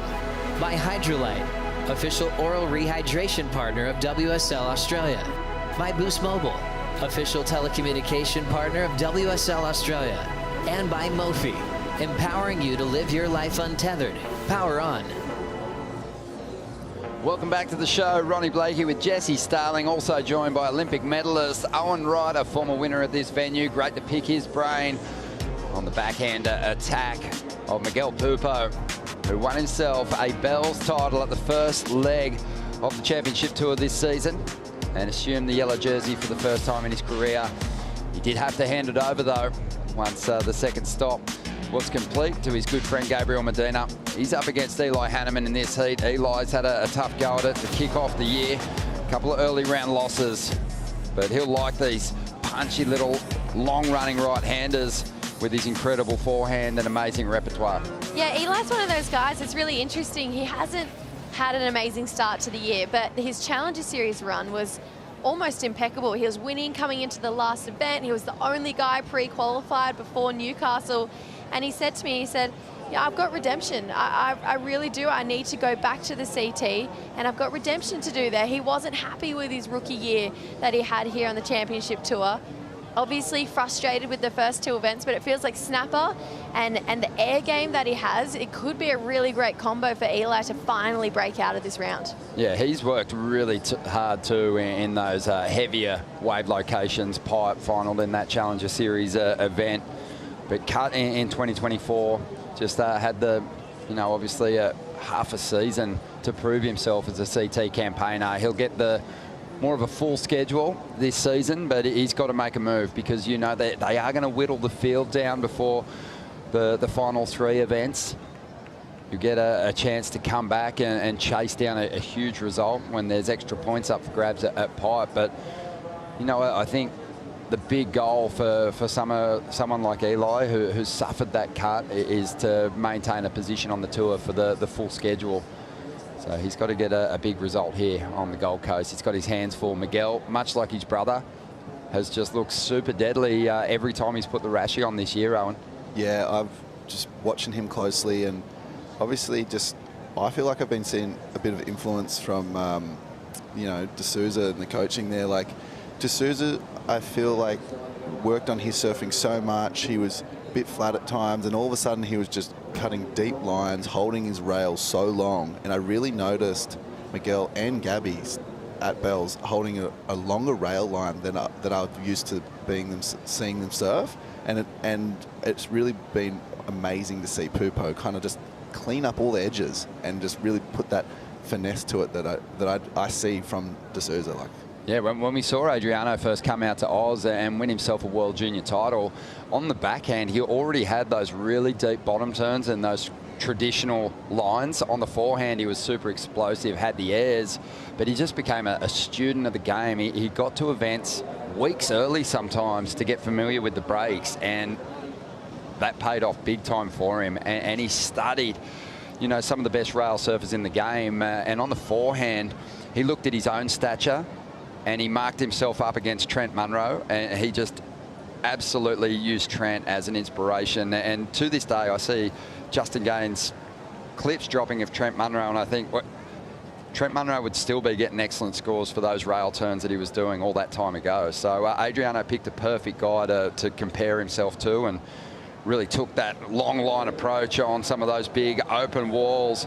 And I think we've seen just that competitive mongrel too that Adriano had instilled in the surfers that he's working with this year, Jesse. It's so funny. I actually got to have a free surf with Adriano the other day, just down during all the CT session the day before the comp started, and we were down towards the buoy. It was just the two of us exchanging waves, and I was watching him surf going, wow, he is so fit. He's still so razor sharp. He still absolutely belts it. And if you put him in a heat right now, he would still give it his all. He would still want to take the win. So now transitioning into that coach mentality, but still being so switched on and win at all cost attitude that even he still has in the free surf. It really is this incredible combination to add to Miggy Pupo and Gabby Medina's corner. Look at the excitement out of D'Souza right there. Look, he's focused as. And here we go, Miggy. Yeah, Miguel. He just finds a bit of a sleepy opening section, but he's going to stick with this one. Banks off the foam. Always a display of confidence with a competitor will tangle themselves up with that whitewater to set up turns like this. Super explosive. Another nice section. And Miguel just going upside down a number of times. Gets back out in front now. And this wave is on its way to an excellent score already. And he just keeps attacking that bowl, calls for the cab, and he'll make his way back to the takeoff zone. And another stunning start to a championship tour heat this season. I am loving the Miggy Pupo that we're seeing this season. Just going so upside down. Even what we saw at Winky Pop, he had never won a heat there before. Came out here, went out Winky, and then went all the way to the win. This is really mimicking that fun Winky bowl that we're seeing here. Oh, and I just saw you put your hands up in the air this entire wave. I just seen him like doing like, you know, like wiggling back and forth, a bit wobbly on the rebound, and then it just stands up. And look at just how clean he goes from top to bottom. Like there's not a wobble in him, and he just goes up and down. He doesn't pump. He's clean, steady, up and down, and it's vicious, some of those snaps. I was losing it. And on those bottom turns as well, when he winds up, that outside fin entirely popping out as well. So just how hard he's pushing on that heel edge rail to create these tight pivot points that he can go super vertical. And Owen, you know, watching you growing up my whole life, on your back end, you always put your front hand on your board when you're coming down, especially on those steeper sections where Miggy, he's choosing to stomp on that back foot. So just the weight transition between front and back foot on that wave was impeccable. Yeah, I was really impressed by that. I had 2 hands up in the air. That's just like an absolute goofy. Multiple times. Oh my God. 7.83. And as I mentioned, you know, they're kind of high risk turns to get the setup. He wanted to really stick close to the bowl on the most critical section of that wave, and he was getting tangled up, almost tripping up on one section there, but it is a sign of his confidence. You know, he's flowing beautifully, and shoulders are down. Really feeling it. Shoulders are down, and he had so much patience just looking for so long before he'd actually engaged and got up there, and it's a tricky thing to do in the backside out here. And I've had him in a heat out here before, and he dusted me up with an absolute 8.5 high 8 and put me away early on days. But he was yeah, that was the type of surfing he was doing, just upside down, real patient off the bottom. Just over 25 minutes to go here. And Miguel, he's got to be in the running for that Mophie Power Move contender. And I think you could pick any number of these turns. That was a mean series of backhand verts there. Yeah, that first turn, that was dangerous, but he just, look at this. What? Oh, he's picked the eyes out of it. And look, you can see him just waiting for these things to stand up, tail out. Like, that was perfectly placed. And he's straight into it again. That's tricky to do when it's sucking out like that. And he's going vertical, put, like you say, back weight on the tail, dropping tail first. Not like, for me, I was always hand down on the front to get myself back into the wave. Whereas he was already up and around and tail dropping, which was impressive to see. Subtle little adjustments there too, Jesse. Redirects when the wave was kind of starting to reel. He got out of the turn a little bit quicker, but still hit it with enough punch to get the judges' nod there. Yeah, that's exactly kind of that point that we were alluding to. Just that weight transition, he knew exactly when to push and pull. It was just this natural flow instinct that Miggy tapped into there. We saw him have that over at Winky Pop. Now tapping into it again, just out a really pumping snapper. And having Sammy win that last heat, he's the younger brother. Those two, they've got a really beautiful relationship, but of course there's sibling rivalry there. They say there's not, but there totally would be. Miggy wouldn't want to lose right now. No, well, he doesn't want to lose, but he also won't want to lose if he does progress through this heat, because he will meet up with his brother in that third round. 23.5 minutes to go, and Eli takes a ride, and right behind it, Miguel He finds that second wave of the set, and we heard Joel Parkinson say that wave often has a little less water in it and will steepen down the line. And Miguel just waiting for this one to start reeling before he gets on the attack. Whips the tail there. Just had a little bit of a bump in it, a few ribs moving across the sandbar there, so didn't find as much freedom on the rail as he had on that opening ride. Good backup score. It's definitely not going to match that high mark of the 7.83. You can see different approach, especially when that section bowled up right towards the end. He put that front hand on the board, so that weight was moving forward with those ridges on the face and that rip running up it. He really needed to start to get his energy moving forward. That wave, unfortunately, just had a weird little wobble all the way through it, so it didn't kind of give Miggy a lot of steep sections. It looks good from the start, though. Came in, and you can see completely buried the nose. That was fully underwater, and that kind of just slightly put him off rhythm here. He had to go to his rail. Even if he sat on the foam, there wasn't really any of those bowly sections where he could go up there and go nice and vertical. Calves back, and this is where I started to get a little bit excited, but look how much water is rushing up the face there. So he puts his hand on the front of the board. That shifts the hip forward, the weight forward, everything starts to move further down. That's the Owen Wright approach. And got a completion. It's a nice score, but he's definitely going to want more. 22 minutes remaining here. Big brother Miguel Pupo dropping a 7.83 on his opening ride, 3.5 with the backup. Little bro Sammy already through to the third round, is down there with Vaughan. Sammy, well done, mate. That was a tricky heat in some respects. The tide's so low, and just picking the right wave is a real challenge. Yeah, well, it was super tricky. Yeah, I just misread a few waves right there. I fell off a couple of times, but I'm just happy to make the heat. Really, hit win's a hit win. It wasn't pretty, but just stoked to get through this round is always really important. And yeah, just watching a few of the top guys falling off in this round earlier, so definitely saw some opportunity to make some heats here and get myself more up in the rankings. So yeah, I'm happy.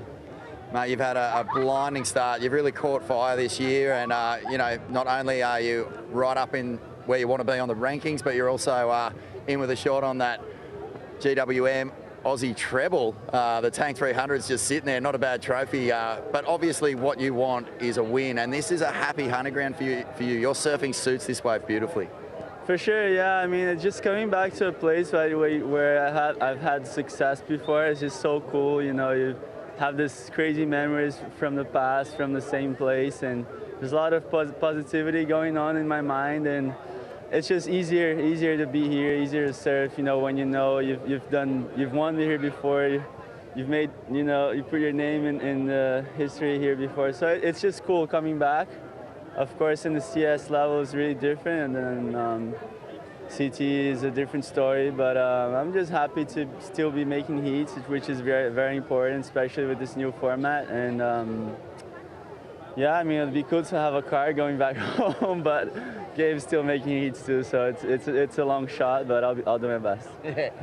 And mate, look, the storm is raging at the moment, but in this event, you guys are stacked pretty heavily down the same side of the draw, and your brother, Miggy, who won at Bells, obviously, he's in this heat right now. He's got a couple of good scores. There's a chance you guys could be surfing in the next round. Now, I don't want to bring up bad memories, but the last time you actually surfed the heat was a real heartbreaker over there in Margaret River, where you know, you had to basically knock him off tour. What do you think it'll be like if he gets through this round to surf against him again without that sort of pressure and you know, such a heavy sort of feeling around the moment? Well, I feel like it'd be a much happier scenario, really. We're both sitting on the top 5 picture, so it would be just a fun heat. Heat that the family's been waiting for a while, without that whole pressure of falling off tour. Just a heat where we can just have fun and show our surfing and give it a good show for everybody at the beach and for the family to just have a good time watching the heat. And yeah, I mean, he's been inspiring me so much this year, and it's this last part of his career, just how much effort he's putting on his surfing. As an athlete, everything's changing for him, and as a father as well. So it's been cool to just watch everything and fire me up for the middle to the last part of my career too. Just get my first win, which is really my main focus right now. And yeah, I feel like we're just pushing each other and it's healthy. I get the feeling little brother's going to be coming out of the blocks pretty hard in that one if it happens. For sure, yeah, all in, all in. Well done, mate. Congrats. That's right, Vaughan. Little brother's coming. Sammy Pupo on fire. And big brother doing pretty well here too. 7.83. Hasn't been able to back it up though. He's had a couple of cracks at it. And that's left the door somewhat open for Eli Hanneman to build some rhythm in this heat. It's been pretty slow going for Eli so far though, Jessie. Yeah, he's having he's on struggle street right now. He just got a wave during that interview there, and it's going to come through. It's his best score, but it's still really small. It's a 3.17. So Miggy's low score still eclipsing Eli's high score. Good news is there's still 17 minutes on the clock, but let's take a look at it. So it feels like Eli maybe is surfing with maybe a bit of noise going on in the head right now. You can see it feels like he's thinking on the wave when I watch him surf. Just bobbling a little bit, and seeing him glitch a little bit, which is really uncharacteristic for Eli, because on the Challenger Series, he was just surfing so smooth, so free, with no fear of losing. It was all about winning, and he knew he backed himself completely. And maybe those first couple of losses are starting to play into Eli's head right now. He just needs to reset. You know, it's pumping snapper rocks. He's going to get an opportunity. And when he does, show us what he can do. You know, he's got this incredible repertoire of progressive maneuvers. I'd love to see him really tap into it now. Yeah, Owen, I'm sure you can speak to it. You know, you have a long off-season for Eli, and obviously those that came from the Challenger Series, it wasn't that long, but, you know, with such a dominant performance on the Challenger Series, he would have been coming into the CT this year thinking, all right, I'm going to do it different. This is the year. Body's feeling good. I'm in a good place. You know, I'm getting through a lot of heats. And then you rock up to the CT and you're knocked early in the first two events. You know, how hard is it to keep the focus on just, you know, a solid performance and not kind of let it beat you up? Yeah, like I've watched this kid pretty closely because he was like one of those child prodigies, right? And he has turned it into like he's making the tour, but like you say, knocked off. He was requalifying again. He's kind of been forced to really work hard, and you can see that he's doing that in the off season. I've followed some of his posts. There's a bit of head noise going on, like you mentioned. Like it's been a hard slog for him to really get himself up to that, you know, making the tour consistently and staying on there. And from what I can see, the improvements that he's made, I feel like he's really strong in the barrel. He's really strong in the air, and I just think it's his face surfing that is where he's like his focus has been, and he's been improving. Oh, behind the rock. Yeah, tucked in there.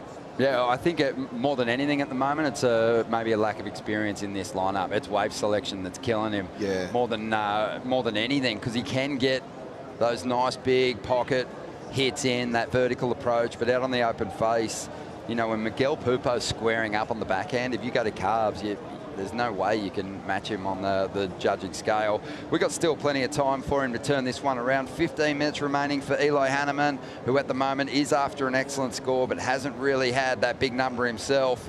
So we'll see what happens on the other side as the women get set to hit the lineup, including the current world #1, Gabriella Bryan, who's looking good in yellow. We're going to take a Bonsoy brew break.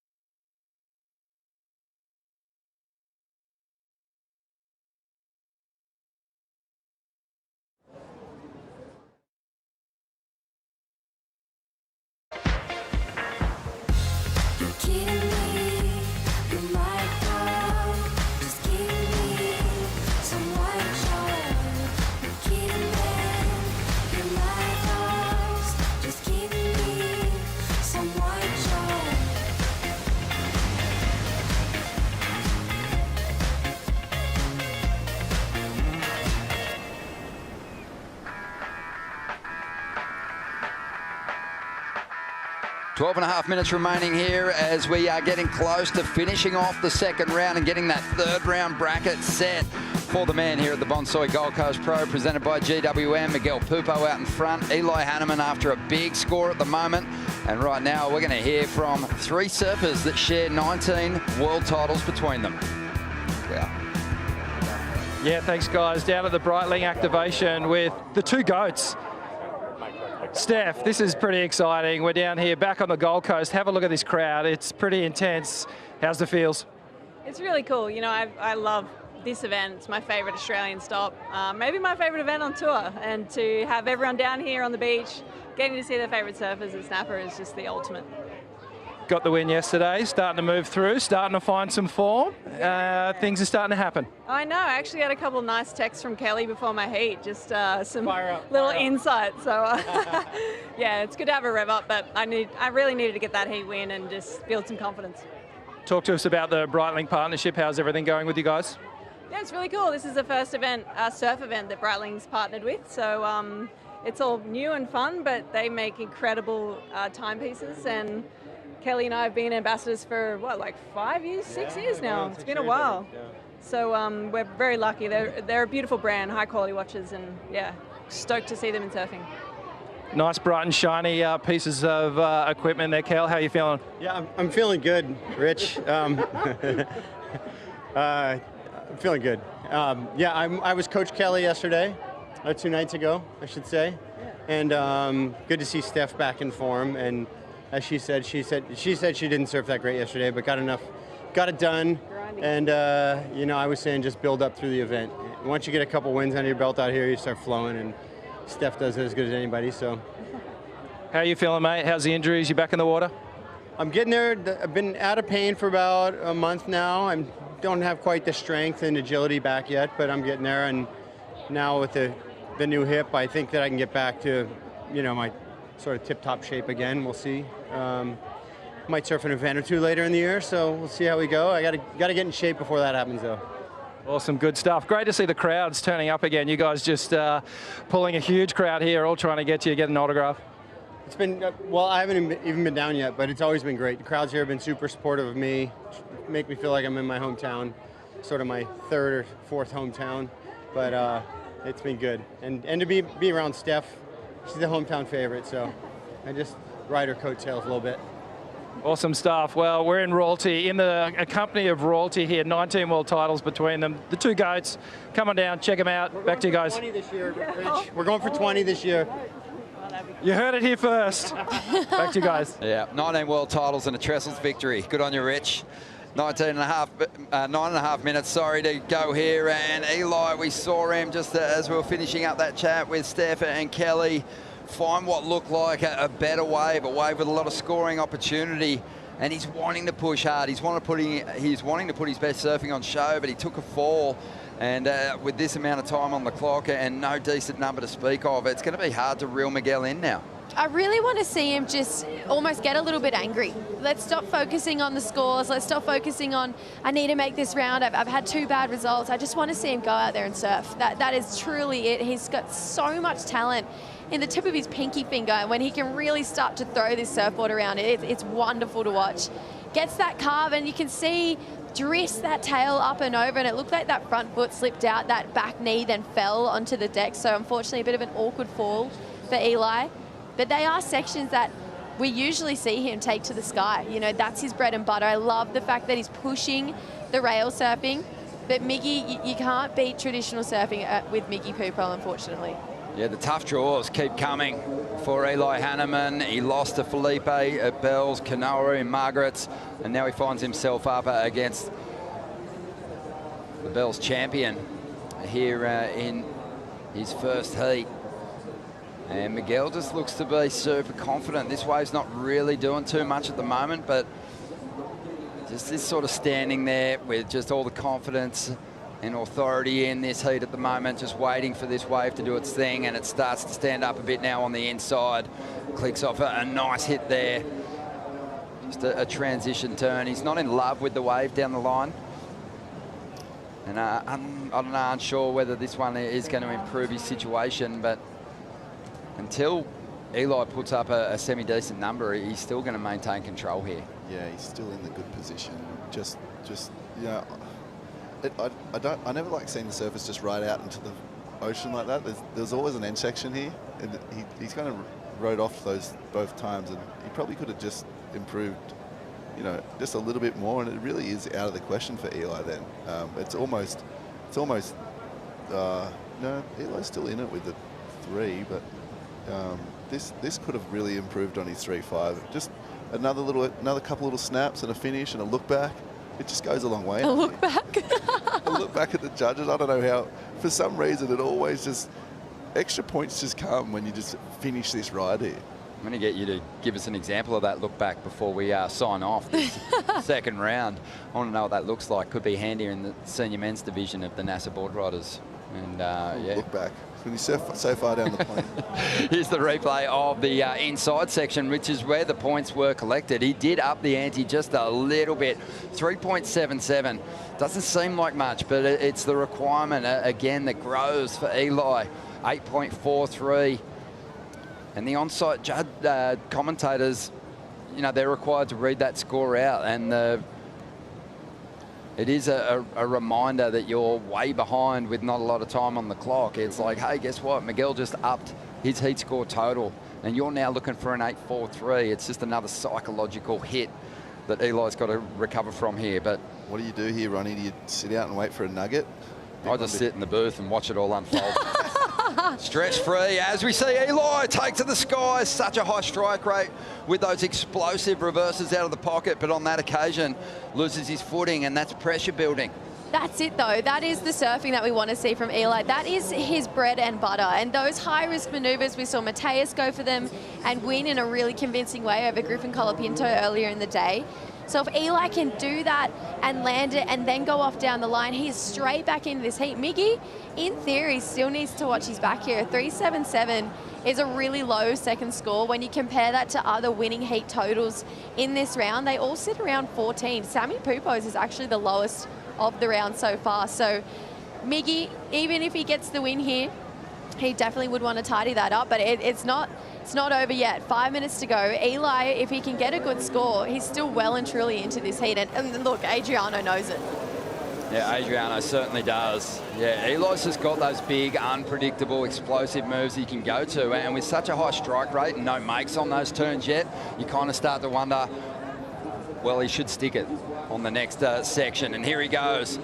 So 4.5 minutes to go, and this wave, you know, if he can convert this into a semi-decent score, he might have a shot at a lesser number going into the final stages, but he is forced to push it.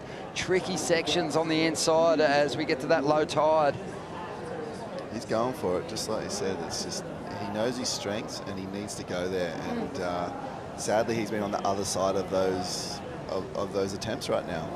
Yeah, Chris Gallagher watching on, a little frustrated. This has been a shocker heat for Eli. I mean, there is some quality waves out there, and he hasn't really been able to break into the fours yet even.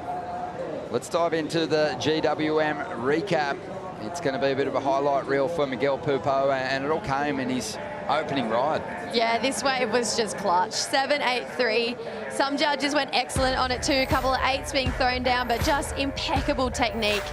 I could watch this all day, actually. Just snap a bowl with Miggy going upside down, turn for turn. The technique was flawless. I love the way it was free falling out of these turns. Super small score for the backup so far. It's a 3.77. It really did come from that big moment there. You can see he's looking in form. When it does start to bowl back towards him, Miggy looks sharp. He does, and he, you know, the benefit of having that big score means that even on his backup score, you know, the wave's not doing much, but he's not forcing it either. He's just surfing the sections that are in front of him. Meanwhile, Eli's, you know, just desperately trying to get himself into this heat. He needs an 8, so his last ride, that 3.6, that's his best.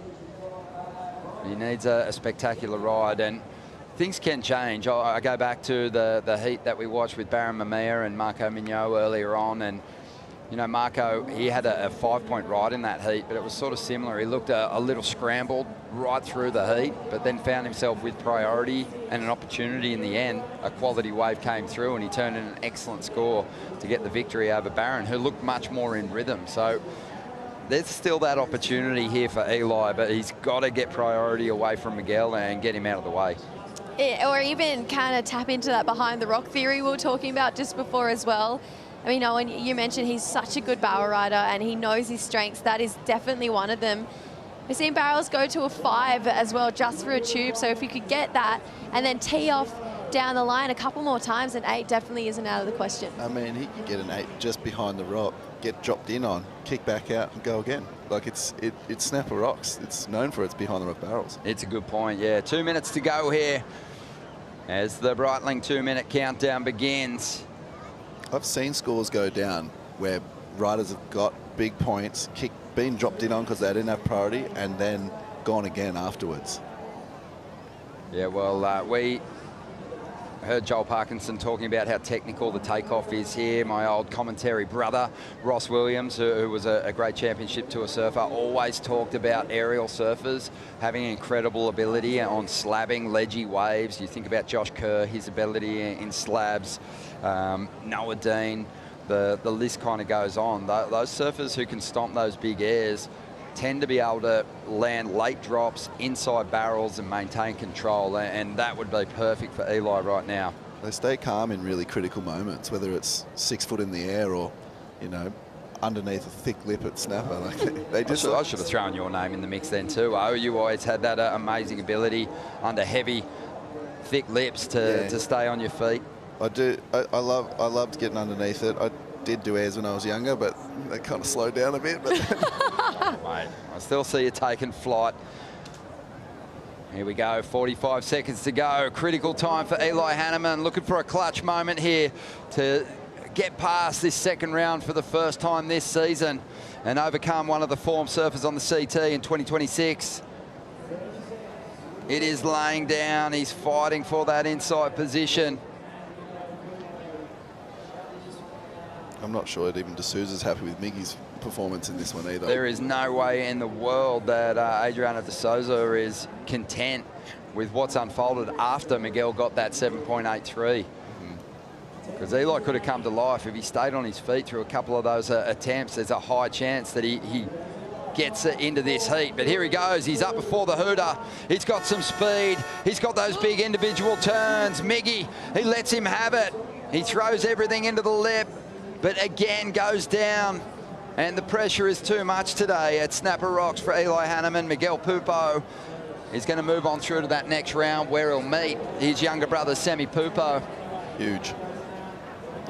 If Miggy took off then too, that was an interference. Because the hooter went. Oh, that's why I didn't go. I was going, that was silly. Yeah, but that's tactically a very smart decision. Yes. We've seen that heartbreak before, haven't we? Yep. Well, what a pleasure to have a former winner, an Olympian, here in the booth with us for the call for those last couple of heats of the second round. Owen, I know we're going to see you over the weekend again because you're a huge fan of surfing and there's big performances and great matchups coming our way. And I'm a surf nerd. I'll be back. We love it. No, I really appreciate your time. And Jesse, let's take a break and get a good seat because we've got huge heats coming up as we dive now into the second round for the women. Gabriella Bryan will take on Sally Fitzgibbons with Joe Tapel and Rick Love coming in for the call.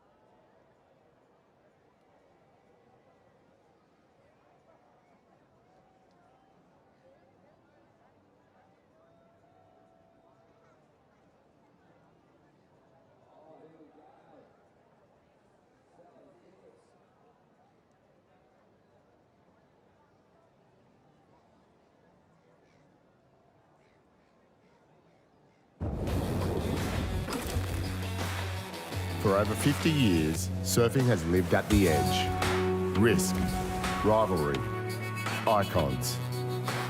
Legends shape the culture. Look at this wave. The fearless rewrote the rules. Progression isn't given, it's earned. In split seconds, incredible, on the biggest stage, under impossible pressure, a new world champion, harnessing nature, 50 years deep. And when it's on, nothing comes close.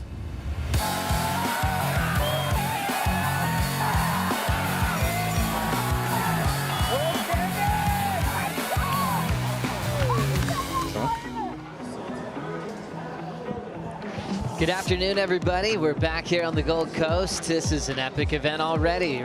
Started yesterday, running through today. Next couple days look promising on our Surfline forecast. And we just set up the round for the men. All the guys on lost surfboards out of the event. So now the women are going to have to pick things up, led by Gabrielle O'Brien, world #1, along with Sally Fitzgibbons in the first heat. Welcome to our host set, powered by Mophie, keeping us all up to date with all the event updates that are coming in. And just getting a text from John Pizell.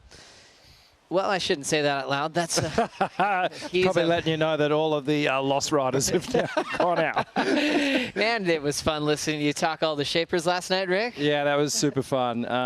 Yeah, they were a little lubricated, but it was it brought out some good banter and really cool to tap into the knowledge of the world's best shapers. I mean, these guys are at the very top of our sport.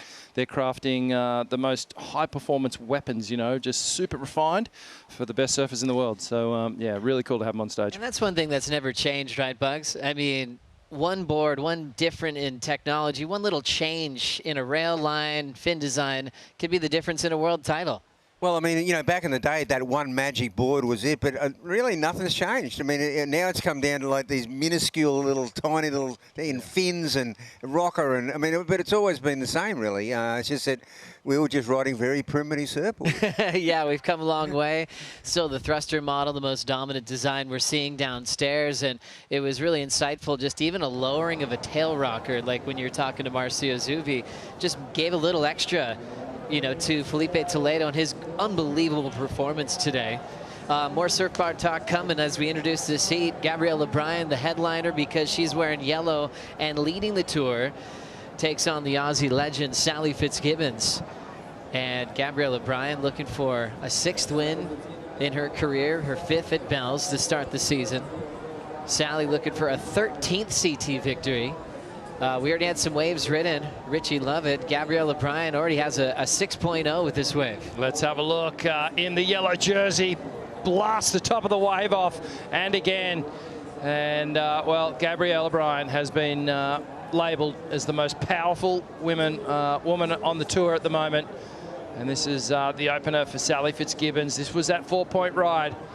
Sal up high into the lip there, quick snap down the line, and again, foamy section, tricky one, but she navigates down, and the wave didn't let her in for that final hit. But okay, we're off and running here, so Gabby just getting a 2-point advantage over Sally on the opening ride, a 4 versus a 6.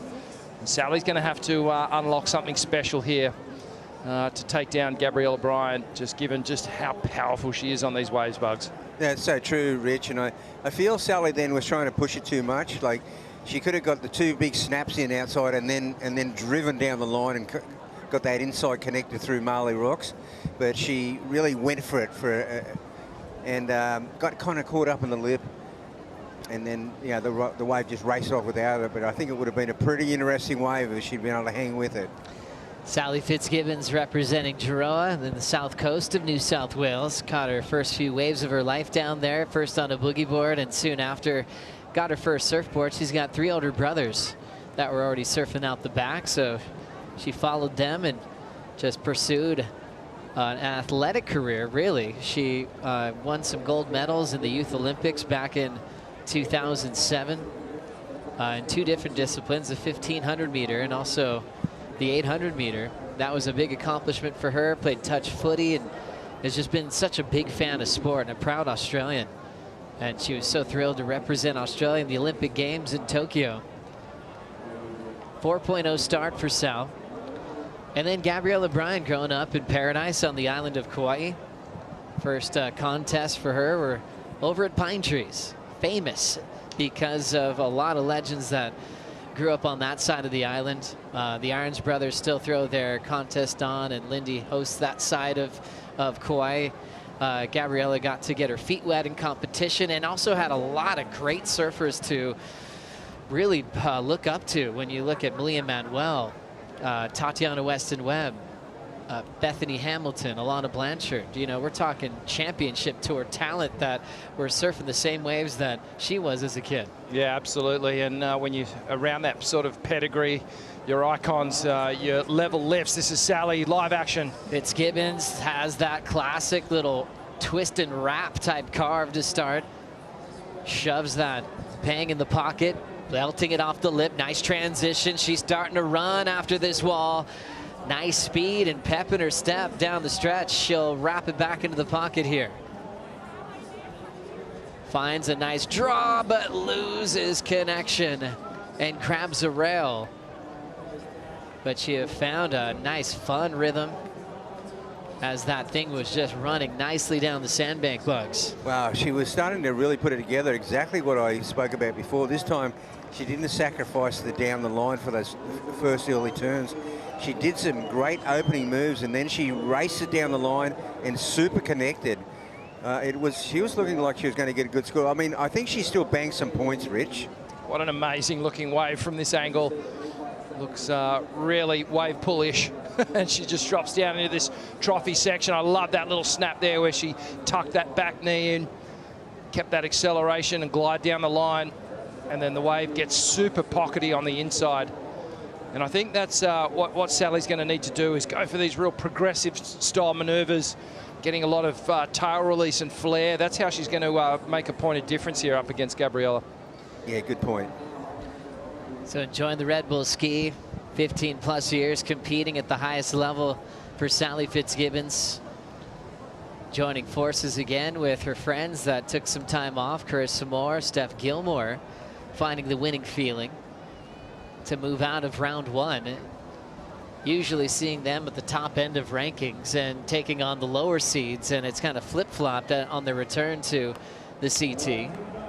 Also Tyler Wright looking good as she cruised through her opening round heat. So all of her good friends that have been around for over 10 plus years on this championship tour are fitting in nicely so far at Snapper Rocks, Rich. Yeah, they sure are. It seems like some of the veterans are really starting to take advantage of their experience out here, because as straightforward as this wave looks, it is kind of tricky to figure out the lineup, and it's got different moods through the tides. We're about an hour and a half past the low tide now, so incoming.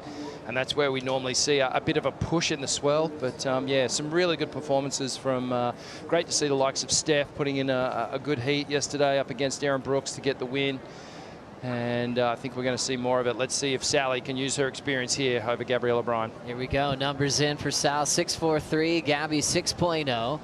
And we had the brother matchup for the Colapintos at Margaret River. It's the Pupo's turn. Miguel Pupo got the victory over Eli Hanneman. He's on the glass with Vaughn Blakey. Thanks very much, Joe. Sorry, we were just chatting away there, just about old times. But Miguel, mate, 18 years you've been coming to Australia. I reckon that this might be your best ever trip. Definitely. You know, it's fun to be here. It's fun to be at Snapper. It feels like Brazil right here right now, and just a lot of Brazilians, a lot of good energy, and I was lucky to find a first good wave, and then I was struggling through their heat, but yeah, just happy to make through.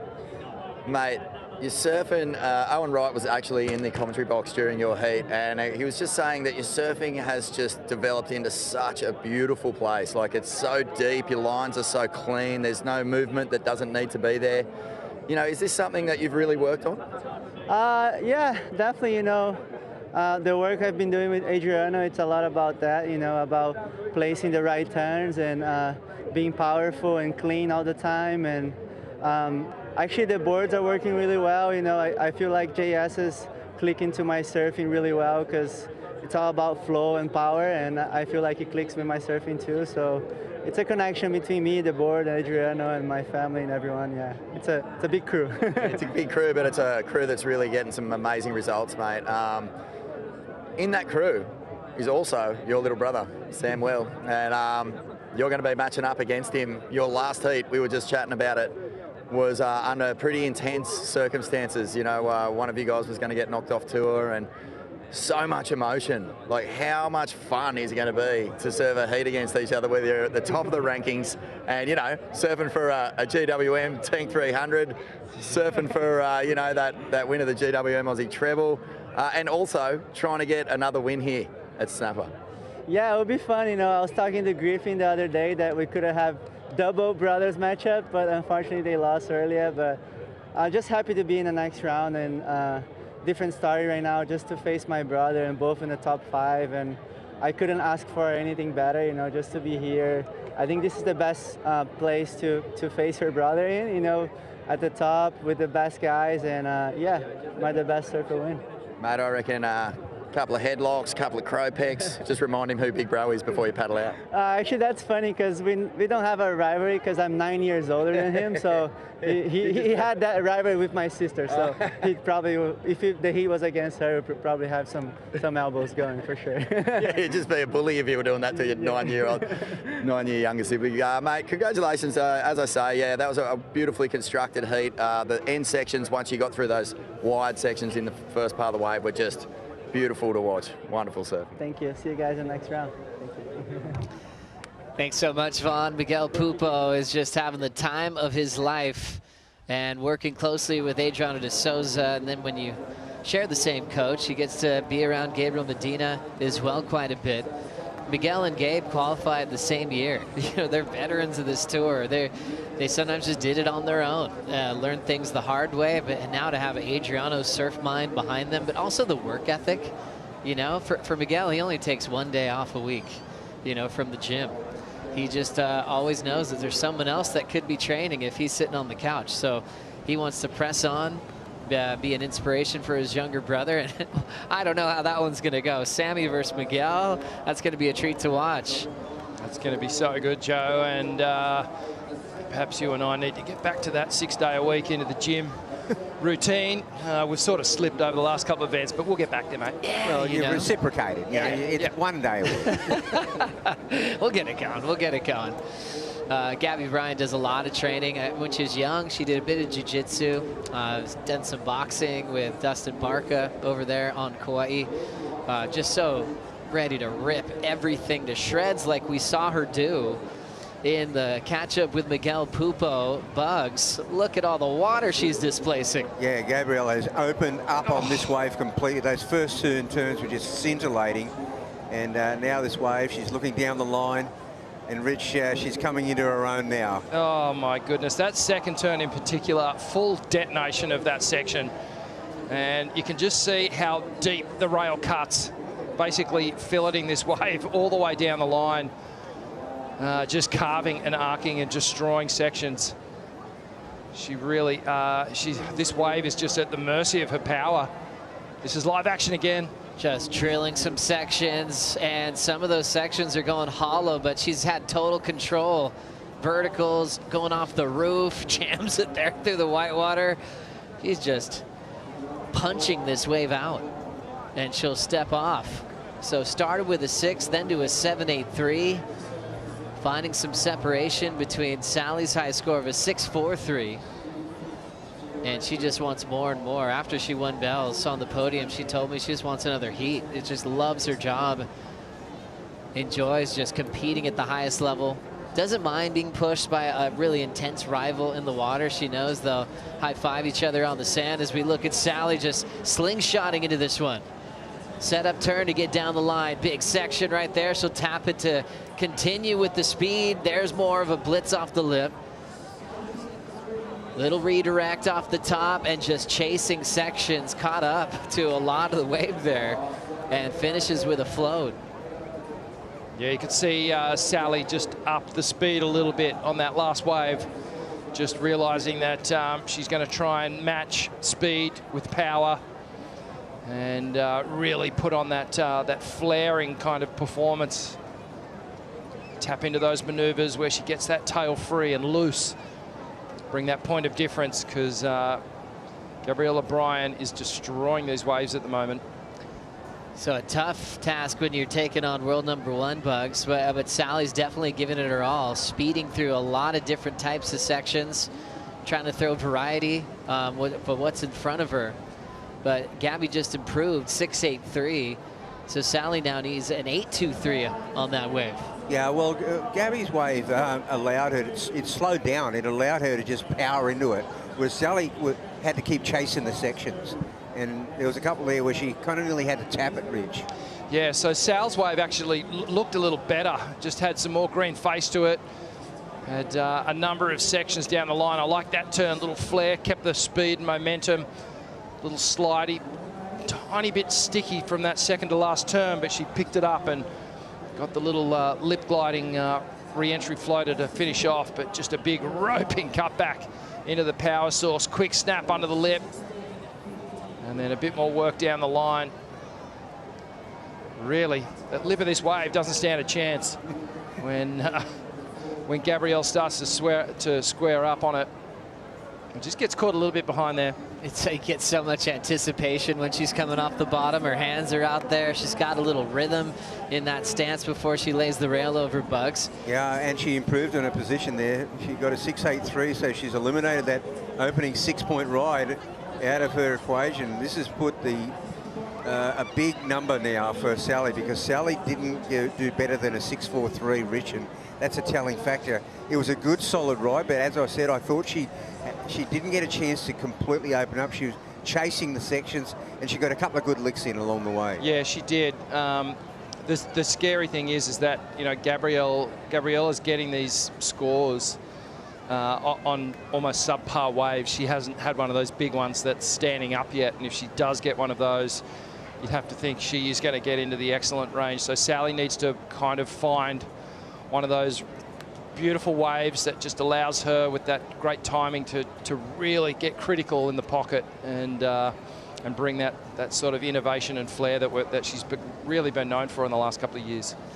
Yeah, well, I mean, earlier on, Kelly alluded to the fact that it's a tricky break. It's not easy. I mean, there's so many different waves, and it's nearly like what wave is best for the board you're riding at the moment as well. Yeah, definitely. Some sections can be fuller, flatter on the face, but there's so much energy coming from the pocket. There's so much excitement when they get a grower or one that's doubling up and really lets them tee off. We've had some enormous numbers throughout the men's round. Our goal is to finish 3 heats of round 2 for the women. And like Vaughn was reminding Miguel, there's a GWM Tank 300 on the line.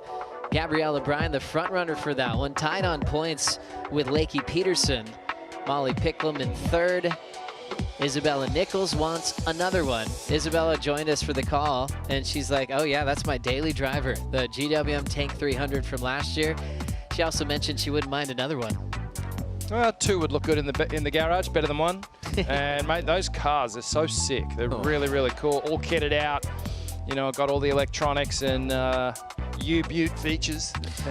They do. GWM has the V2L technology. You can power just about anything from the car. Fuel efficiency also meeting professional off-road performance in the GWM Tank 300. Tank 500 plug-in hybrids. You rarely need to stop for fuel with that hybrid technology. That's on the line. This is the final stop of the GWM Aussie Treble. Wanted to find out who's the best in Oz to kick off the season. That same surfer that takes the tank will be the front runner for the title race before heading to New Zealand, which is something that Sally would be familiar with. You know, the event wasn't in Raglan back in the day, but there was a really solid goofy foot that was on tour representing New Zealand named Paige Harrop. And when Paige was on tour, an event popped up in Taranaki. And Sally had a lot of success out there, so she would make those early trips in the beginning of her career.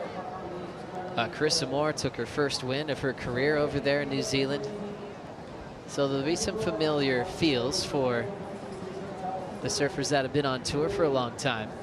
Hopefully we run into Paige as we see Sal Fitzgibbons just set up that rail hook in the pocket. Messy, turbulent. A lot of ribs on that wave. She gets out. I guess just getting familiar with the judges' scale and the criteria for fans watching, Rich. Sally's gotten some sixes. You know, what parts of the criteria is she meeting right now to get those scores? So, I mean, there's sort of 5 major parts of the judging criteria. You know, there's the innovative element, there's the style and flow, there's the sort of distance the surfer travels, combination of major maneuvers, variety of maneuvers, and the commitment and the degree of difficulty of those maneuvers as well. So within each one of those categories, you can sort of break it down and go, okay, what's Sal producing here? Is the power element there? Maybe she needs to turn that dial up a little bit. Is the innovation there? Sure, she's been doing some of those beautiful clean snaps where she's really blowing the tail and kind of drifting out of control for a moment. So she's got to somehow figure out a way to stitch it all together and bring a little bit more if she wants to really compete in this one. 12 minutes to go. Sally chasing an 8.23 to catch up to world number 1, Gabriella Bryan, who's just throwing water all over the place off that surfboard from Matt Biolis. We'll take a break. Back for more from heat number 1 of round 2 after this.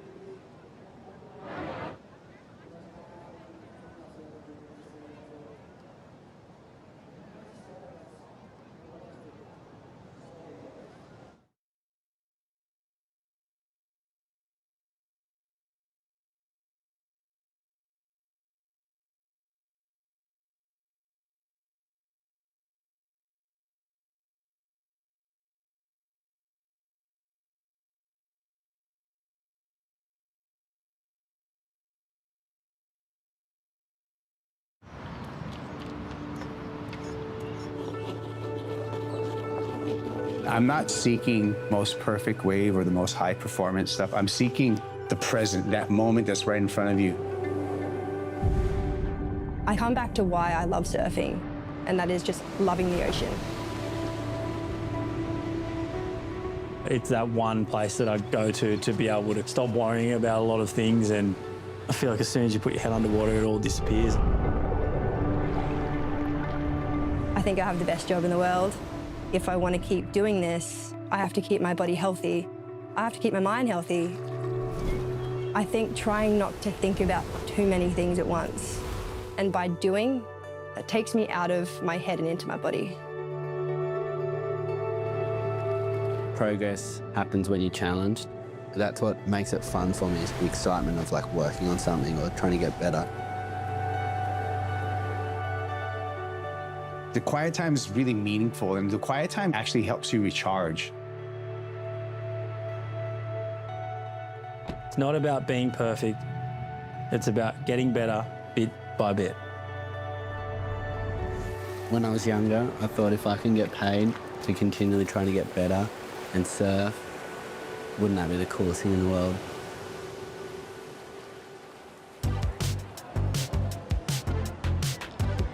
And welcome back to the Bonsoy Gold Coast Pro, hanging out at my favorite spot, the Cafe Del Froth. And we got more than just delicious drinks here. We have Froth Luck by Bonsoy. You can win a DHD surfboard. You come here, you scan the QR code. We're going to announce the winner on finals day. We also have daily prizes as well. This is the board we're giving away, and you have a bonus of signatures from Bella, Callum, and Connor.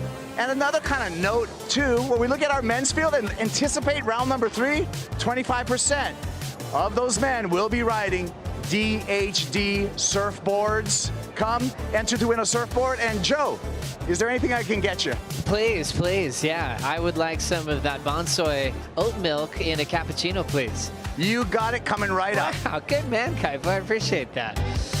Bonsoy ambassador Kaipo Guerrero having a good time with his friends downstairs. It is packed down there, by the way. There's people everywhere here on Saturday, maybe more than I've seen ever for this contest. It is a great day to watch the world's best. Yeah, it was amazing. Just catching up with Steph and Kelly down there at the Breitling booth. It was honestly standing room only. There was security everywhere. We could hardly get in to even get the interview done. But yeah, just crowds down here on the beach around all the activations. Let's have a look at the replay here of Sally's ride. Just a little snap to start things off. Beautiful connection on the second one. Nice and tight, streaking down the line here. Takes to the air. Sal gets the air. And it was a nice clean one. A nice straight air there, no grab. And the hit on the final section. So I'm stoked that she's bringing something new to the table. What do you think about this wave of Gabrielle O'Brien, Bugs? Yeah, well, Gabrielle's gone straight back in, and she's picking these kind of waves that really allow her to jam out of the pocket. Now down the line, keeps the speed up, whack, and she's just got the power. She's got such a power base, Rich. Yeah, she really does, that wave there. Oh, my goodness. Just literally carving the wave in two. And so a good variety of that power hack, Joey, on that last one for Gabrielle O'Brien. I mean, she's sort of showing different variations of it, isn't she? And Sally, you can tell she's kind of going, okay, how am I going to solve this kind of riddle that is Gabrielle O'Brien? What can I bring to the table that's going to offset this power? Sally up and out. I'm just blown away on the power of Gabrielle O'Brien. You watch one of those turns by themselves, those are majors.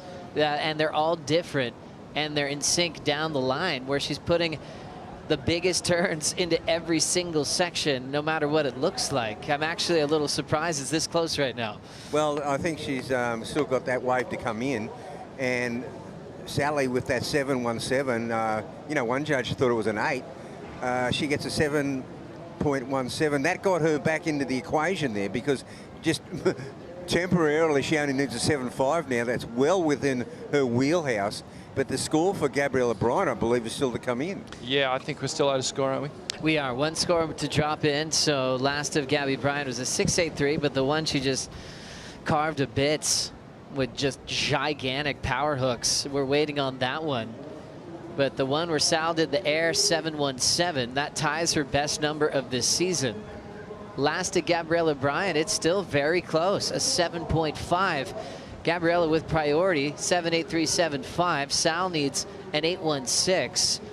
Very similar type numbers in the 7 range. What's the difference you're seeing, Rich? Okay, so just on reflection, I was just thinking how Sally had beautiful flow through the turns. There was no down moments. She had that clean snap to start off. The second one had some more aggression to it. Then she did the air and finished off quite cleanly as well. So ticking that whole flow and speed and power element and that rhythm between the turns, really, really good. Gabrielle O'Brien had these moments on the wave, in particular that one huge hack, but it was a little stop-start, so that's the reason I'm seeing, you know, why the judges didn't have a bigger spread on it. Well, but the judges' spread itself, within itself, is quite significant. I mean, we're seeing there's a 7.2 and an 8.2 there for Gabrielle. That's a big spread, in my opinion. And then you look over at Sally's score, there's a 7 and an 8. So the judges, the interpretation, they're trying to work out, you know, Sally's ride particularly threw a bit of a cat amongst the pigeons with that air, Rich, and it was progressive. Yeah, playing different parts of the criteria, aren't they? You know, and there's a lot of different ways to get a score out here. And for Sally, she's throwing up combos, and no one's really beating sections in the air right now with how fast and demanding this wave is. So she's getting rewarded for that. And then the undeniable power of Gabriella Bryan, putting everything into every single section. She's going to try to force the judges to give her something in the X1 range. She'll throw some water off the rail there to start this one off. Pushing hard into another cutback on the open face. Whitewater just funneling behind her, and she drills it in the pocket into a searing open face hook. Winding up, checks it there with the speed snap. Nice timing, throwing a big fan off the roof. Gabriella Bryan carves her way through, and she wants more. This is why you train. I don't even think she can get tired. She wants a bit more. Way down the beach. She's heading towards Greenmount. Are you kidding me? Look at this wave. Passing the free surfers all the way down towards Greenmount. What a ride from Gabriella Bryan. Wow. Yeah, I mean, she has sounded her intentions. I mean, we saw yesterday, it was the backhand women surfers dominated. That's the best forehand performance I've seen. Yeah, that was a better canvas for Gabby to work with, and she didn't disappoint us. Really just saying to the judges, okay, what have I got to do to go excellent here? I think we're going to see the numbers start to fall. Gabriella Bryan put a lot into that wave. She's worked hard for her sevens, but that one had a bit more height that stayed steady through the sandbar, and she got to punch it out a few times. Sally already chasing an excellent score, but this could just put it away. Well, better rhythm to that one, Joe, for sure. In the one previous, how it was a little bit stop-start, and it didn't have that transition, the smoothness of the transition. That one in particular, gosh, she just stitched all those maneuvers together so beautifully. And some of them just pushed it right to the edge, and there it is. Numbers in for Gabriella Bryan. It's an 8.83. And now she's in a great spot here as we see the IC score line. Picking herself back up on the Red Bull ski way down at Greenmount. She's still looking at her Apple Watch going, maybe one more. Sal in a bit of trouble chasing a 9.49. The most powerful surfer in the world, world #1. Quarterfinal finish at Margaret River. Almost went 3 in a row at that event. She was the favorite to do so based on those open face hooks. And she's reliable. It doesn't need to be like a broad sunset type wave like she got to enjoy in her first couple years on tour or main break. It could be a nice tighter transition that we've seen in this heat at Snapper Rocks. So you can fit that frontside hack into anything. Sal will take this last wave, looking for something major, basically surfing for a 10-point ride here. Fitzgibbons pushing some water off the top, just feeling her way down the line, and she's already looking like she might try to get into a double up. And she's just going to reach for something big, a throwaway air reverse for Fitzgibbons, knowing that she needed a 9.49. And she will exit out in round 2 because of Gabriella Bryan building and peaking with her last wave at an 8.83. That was big. Unbelievable scoreline. She was throwing away a 7.5, 6.83 and a 6. And, you know, her 2 counting scores up in the 16 heat total. So excellent numbers there for Gabriella Bryan, and a sign of things to come. She's building. Great surfing from Sally Fitzgibbons, though, nonetheless. She showed us some really cool maneuvers, her brand of surfing on show. But I'm not sure what you're going to do to really take down Gabriella Bryan in this sort of form. Yeah, it was a best number for Sal Fitzgibbons, tying her high single score. That was great, but her opponent, Gabriella Bryan, turned in her highest combined heat total at the same time, 8.83, 7.83. So both throwing some fireworks in that matchup. Sally's been successful getting out of that round 1. She got past Bella Kenworthy. She's done that at the last couple events. She's just been dealing with the new giants of the sport, from Molly Picklum or Gabriella Bryan. This round 2 is so tough to get through. But we're going to see the powerhouse move forward. More big rail hooks to come into the weekend for Gabby Bryan. Up next, Caroline Marks takes on Nadia Arostarbe in an all goofy foot battle.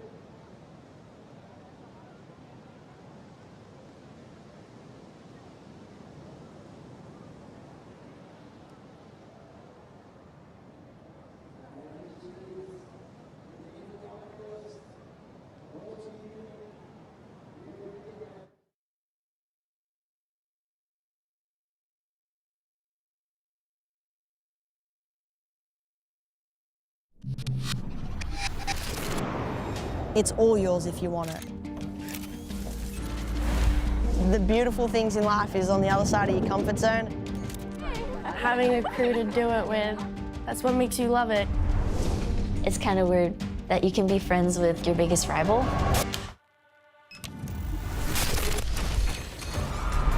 You want to look back on your career like, we really paved a new path for the next generation. I'm very determined. I don't like to lose. We want to beat each other, but it's not like we're going to stop being friends after it. We wouldn't be here if it wasn't for each other. We need each other to push. Kind of like press play from here and watch what unfolded. Are you kidding me, dude? Woo! Thanks.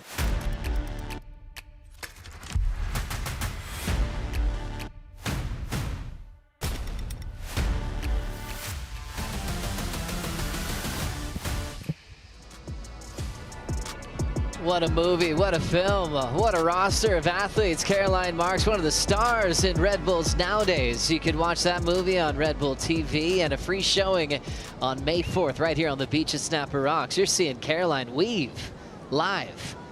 That wave splits, she'll take the low road, jams it off the lip line. Caralupo finds the end section and she will step off, trying to get a quick start in this all goofy foot matchup against Nadia Aristarbe. In her true rookie year on tour, even though she had a bunch of reps last year. Officially on tour, feels like she belongs, and her backhand has certainly been sharp, Bugs. Nadia was a standout yesterday, an absolute standout. Nadia Aristarbe has 2 flags on her jersey, you can see there. One for the Basque, one for Spain. Loves where she comes from. Growing up surfing the beach break at Zerouts, but they've got a lot of fun waves around there, even big wave spots as well. And she's got mentors like Aritz Aramburu that are always backing her. We loved when Aritz was on tour.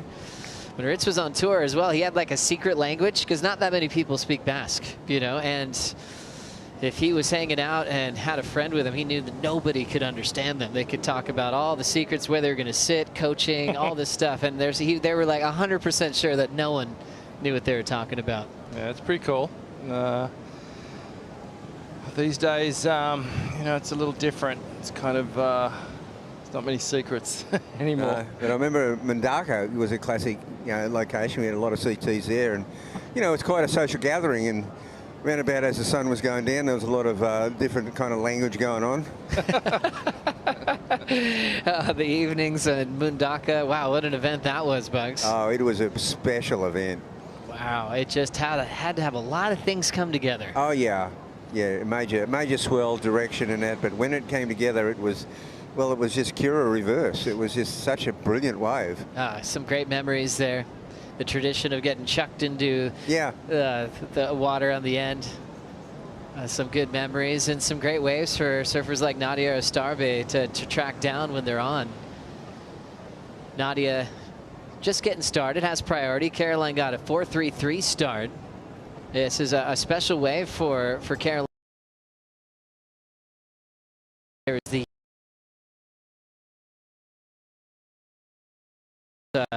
something that had to happen, you know, for a very long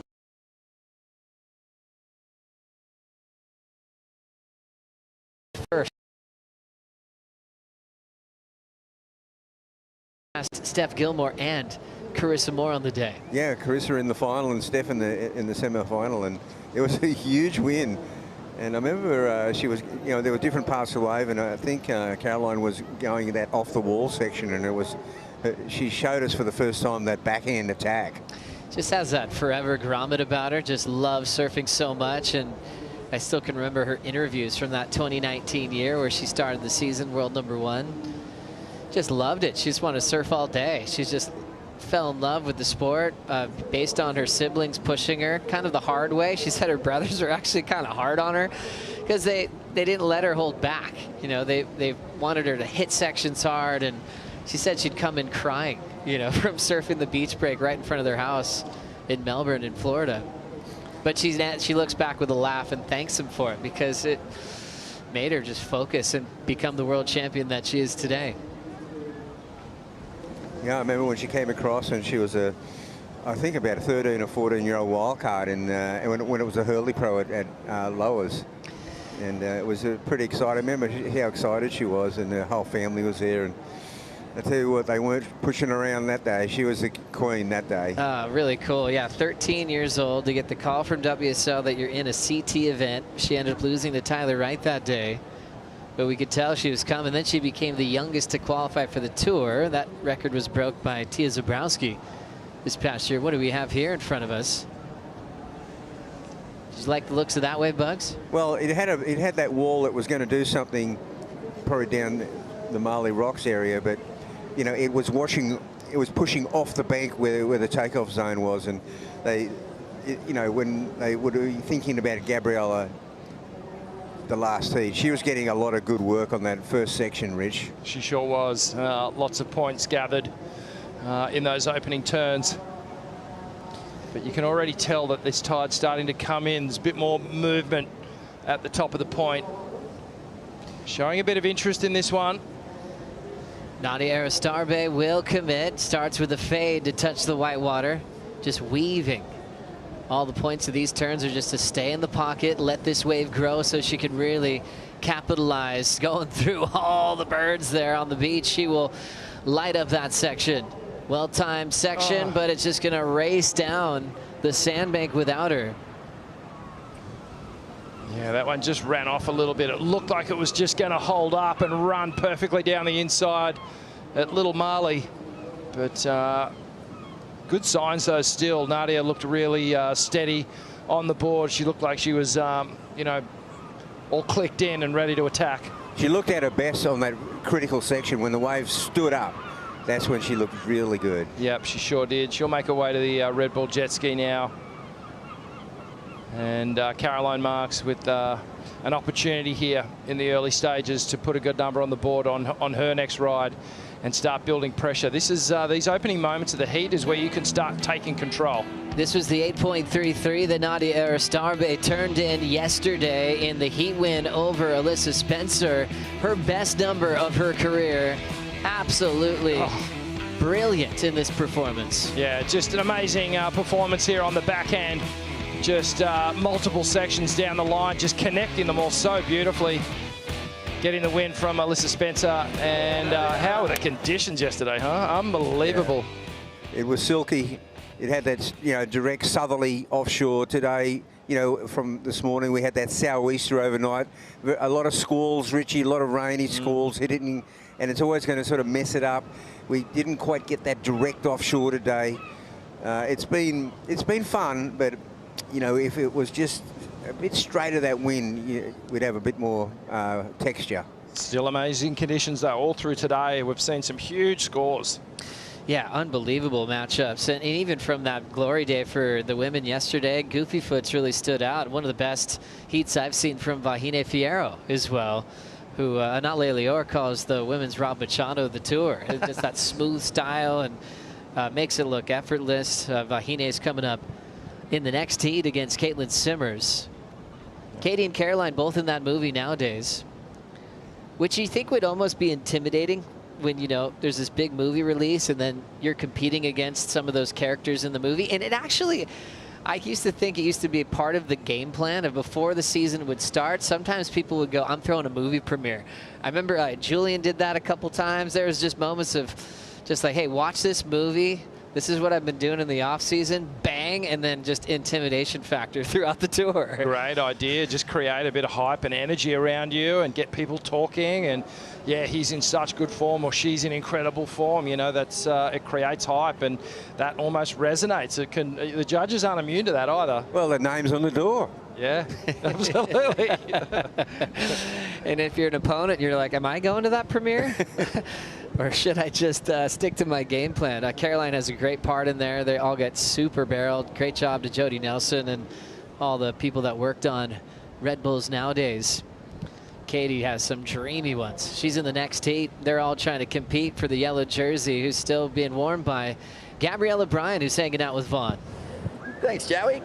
Gabriella Bryan, look at that smile. You look pretty stoked. You got snapper all to yourself. You got plenty of opportunities to showcase really top line surfing, and my goodness, some of those big clobber fest down the end there were really fun to watch. Thanks so much. Yeah, it was so fun, honestly, just to have an empty lineup at snapper. I almost didn't know what to do because I've been battling like friggin' 20 surfers for a 1-footer, so I had to pick up the lineup, which was so awesome. And yeah, that last wave that I got was probably like the best wave lined up that I've ever had out here. But yeah, I just kind of surfed it. I think I could have gone harder for sure, but yeah, I'm so stoked. You could have gone harder? Yeah. Whoa, hectic. I think so. Yeah. Oh, no, look, it's unreal to just see someone in such, great form. Obviously, the rhythm is just with you right now. And you've also got a little secret weapon in your back pocket as well with Jay Phillips helping you out.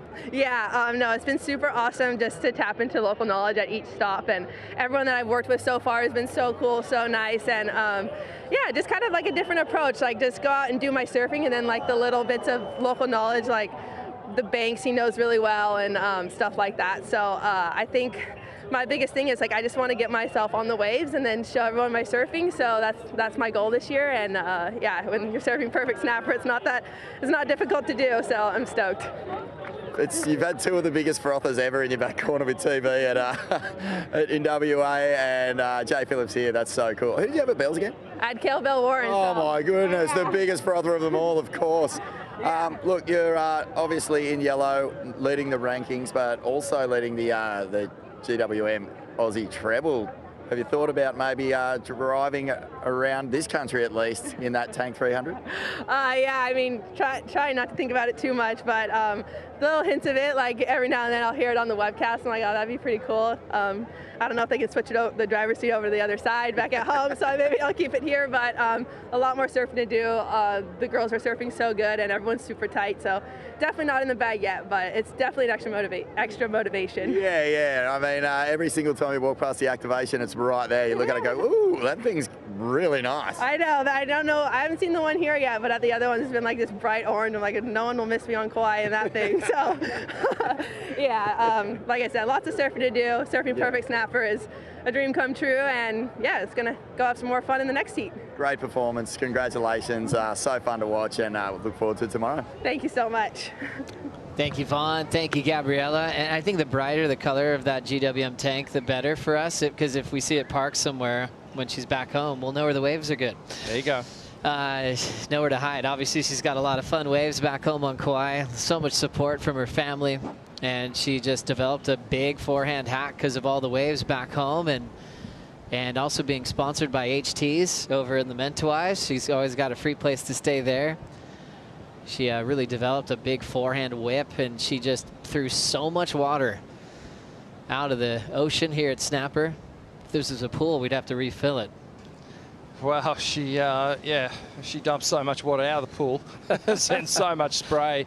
And, our kind of off-air discussion, we were just tripping out on just the amount of good scores she had in that heat. And the fact that she said she's got more, she could have gone harder.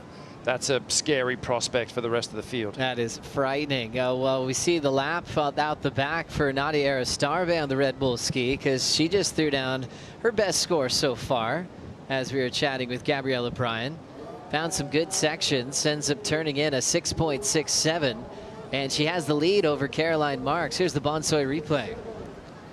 Yeah, so Nadia just quick snap, almost a little airdrop, and then this second turn kind of blows the tail and does a little drift off the lip. And Nadia really starting to get comfortable on the backhand here. You feel like with each heat, with each wave, she's sort of getting the opportunity to explore different parts of her own surfing, because, I mean, let's face it, even Caroline said it's really hard to get some reps out here on a given day when there's 300 people in the lineup. Of course, the surfers had a full day practice session, but you always want more. You always want to be figuring out your boards and your own style and your performance, and just putting these little extra bits onto the turn bugs on your backhand, that extra little tail flare or drift that you may not have experienced before. And she seems to be building with each wave. Yeah, well, certainly different to her approach yesterday. She had those clean carving sections. That was a completely unorthodox approach to that wave. Caroline Marks looking to take the lead off Nadia Aristarbe. An Olympic gold medalist will attack the lip. Gets through the whitewash. Finds a little opening in the face there to fade, and she'll sink off the top. Now a good look at section for Nadia Arostarbe. She tags it off the roof. Belts it again, airdrops and lands it. The surfer from the Basque part of Spain is just drilling sections, feeling right at home at Snapper Rocks. Had some reps in the Challenger Series, and she looks really comfortable in a matchup with the world champion.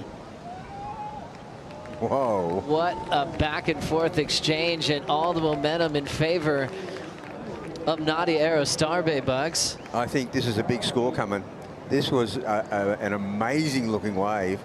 I mean, Caroline, you know, she used her priority to get her wave. Caroline had to watch that as well. She was paddling out trying to get to the ski, and she would have copped a look at Nadia's, I guess, final few maneuvers on that wave, and she's probably just going, oh my goodness, I have picked a bit of a shocker compared to Nadia, who got a beautiful wave that stood up. Can't wait to break this one down. Caroline could usually get herself out of tough situations just by her ability, but now surfers are so smart with their wave selection. This was Caroline's wave rig. So a little swoop, almost like just a repositioning turn. Now she cuts one off the top. And again, up into that little section there. And now the wave starts to get a little disjointed. And she goes for that final hit and goes down. But in contrast, have a look at the wall here for Nadia. Critical turn, tighter in the pocket. The wave stands up and she starts blowing the top off this thing.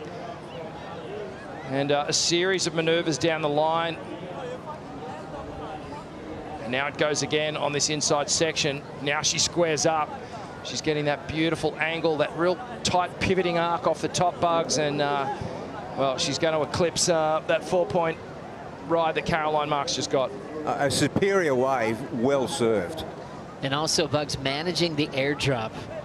She looks so solid. It's amazing how she doesn't look like she could fall. And it just shows that she's as tight in the pocket as she can be when there's air under the board. She's not afraid of just being super critical. And she's pushing a world champion right now.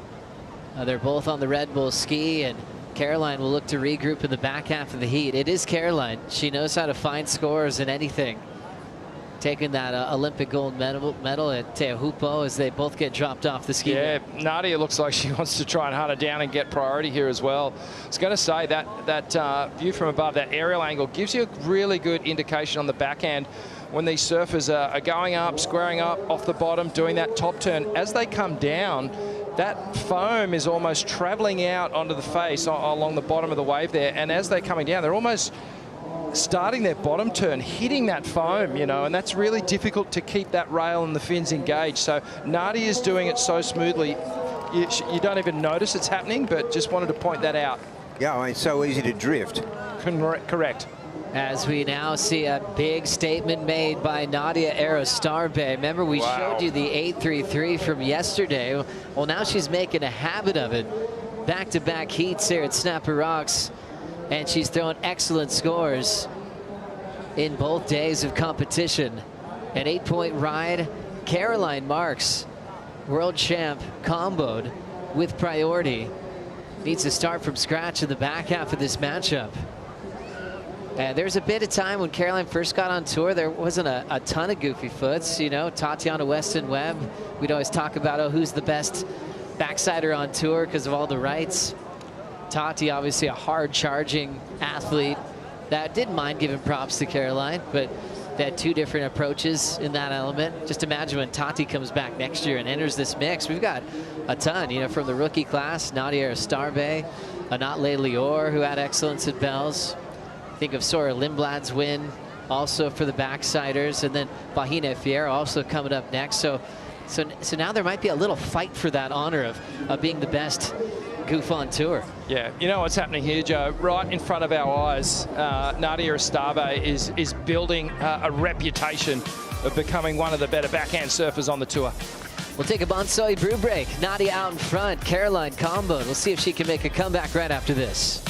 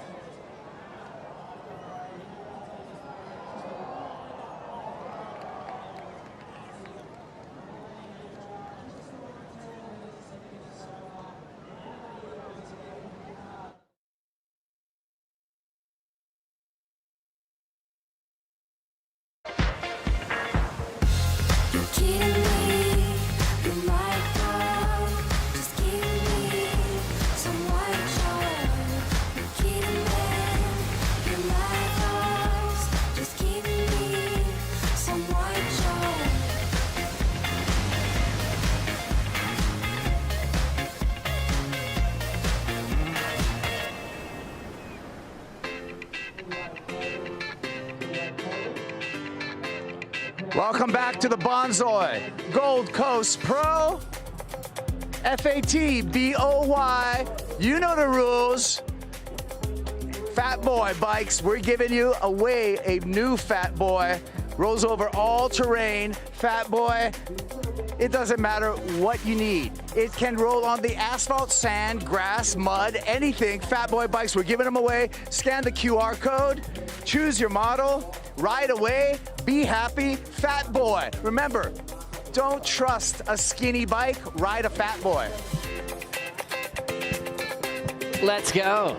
Let's go. Thank you very much, Kaipo. 10 minutes to go on the clock here. Nadia Starbay, Caroline Marks here in Heat 2 of Round 2. And coming up next, Caitlin Simmers taking on Vahine Fierro. That was the goal, to complete that third heat of Round 2 before we leave the beach here on Saturday. And we need to catch up with last of Nadia Starbay catching this wave during the break, Richie. Oh, my goodness. Have a look at the wall on this thing. Under the lip snap to start off. Stands up in front of her. Big swooping turn, just more of a readjustment.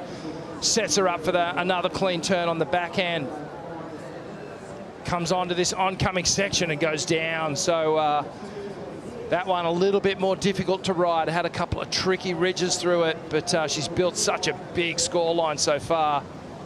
14.67 total. And still has Caroline Marks in combination with 9 minutes to go. Caroline needs to get to work here. She needs to go excellent on the next ride. Now, I thought Caroline might have had priority then. Well, the race off the ski, we saw Caroline get the 4, then she caught a wave of 0.27. That might have been the switch during the break as we look at Caroline up now. Pushing on the open water, starting to bowl. This is her moment. There you go. Well done, perfect snap. She's laying low, that thing's traveling hard. She gets there in time for the late hit closeout section, but she was definitely hoping for more backhand hammers. You can see how brilliant that backside snap was before it started rushing her down the bank, but she's gonna need more. Caroline still under pressure, Bugs. Yeah, she sure is. I mean, she surfed that wave well, but it didn't stand up through the Marley Rocks, Rich. It just didn't go on with it. No, it just didn't have that line, did it? Little two-stage cut back to start off.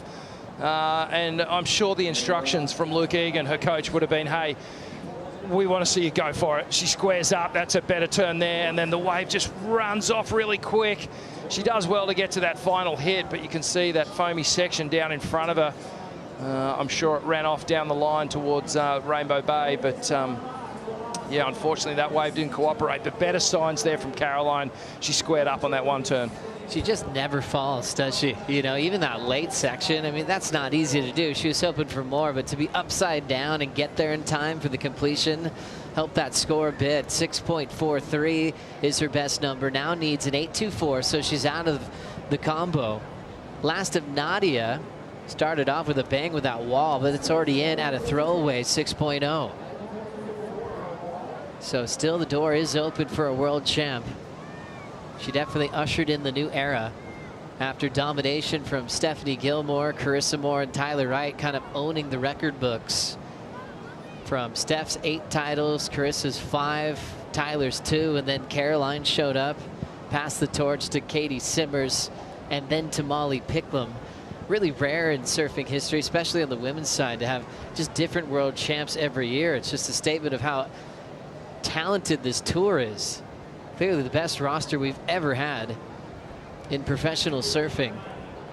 And adding to it, just the return of the legends of the sport. Steph Gilmore will have Betty Lou Sakura Johnson in this round, most likely tomorrow. And, you know, that statement before about world champions every year, and then there was a period where we had 2 women getting between them 13 world titles over a 15-year period. Yeah, what a dynasty, what an era, just completely owning professional surfing. Now 6:19 to go, Caroline's getting dropped off. Big thanks to Eero, proud sponsor of the event. Eero, fast, reliable Wi-Fi inside and outside your home or business. It's simple to set up and manage from anywhere in the app. Eero, the way Wi-Fi should be. 6 minutes to go. Caroline doesn't have first choice in the lineup. That's Nadia's job with priority. Aristarbe showing us that she feels like she belongs. The headspace she had last year as a replacement, she just felt a little uncomfortable, thinking she hadn't earned it yet. Even though her friends and coaches told her differently, it took it her way to the Challenger Series to officially qualify for her rookie season, to then really feel that she was more than ready for the tour. Now with back-to-back 8s from round 1 to round 2, you can tell that she's just fallen in love with some snapper rocks. Winner of this heat moves to the quarterfinals to take on Gabriella Bryan, and we'll watch Caroline under Pryo hit that first section. You never know when you can get a little double up here. She's hoping that it does. You can see that low road kind of bending towards Caroline. She created that space. She's magic at creating opportunities, drilling the lip line again, and Caroline floats it. Changes gears there in the pocket. There's a fold in the face, but she'll fight through it to some clear water. She is slamming sections now. Caroline with the fight back. Halfway through, she was comboed. Broke that open with a 6-4-3 and turns in that wave under priority. Wow, that was incredible. Great fight back for Caroline Marks. Still time on the clock, 4.5 minutes. She's going to have to wrestle priority somehow once she gets back out the back. But I'm not sure if it's the number, Joe, but it's going to lessen the requirement for sure. It's definitely going to be better than a 6-4-3. She really connected with this one. Got it deep on the point. Just goes vertical on the opening turn. Stays in control with that nice cut back. And as you said, waits for this low road. Now the wave goes again. She squares up. Better speed on this one. Staying critically in the pocket through all these turns. Great read through the inside as well. And watch this final turn, just puts a bit more spice, gets the tail flare, and then the finishing floater connected so smoothly. Great transitions through the entirety of that ride. Well, it was an excellent ride.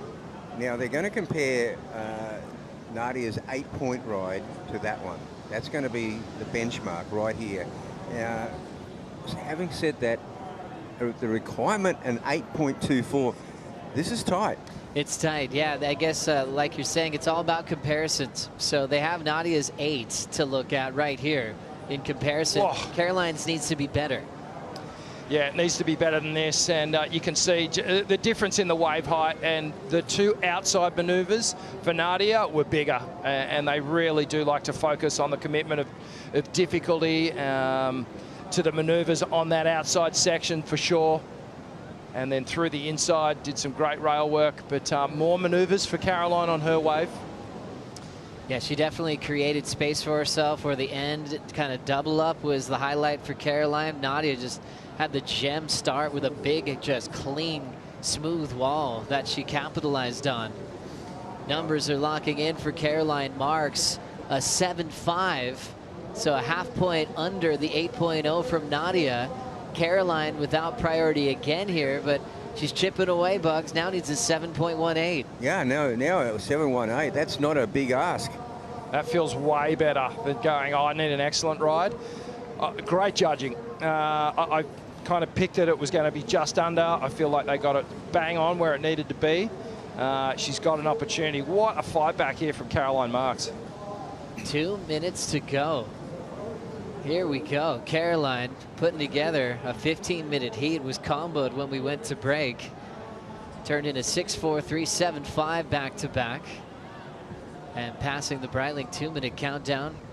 We'll see who ends up with Gabrielle Bryan in that first quarterfinal shortly, Bugs. Well, if a wave does come her way, there's such a distance between her and Nadia right now that she could actually nail a 7.5-point ride in that space.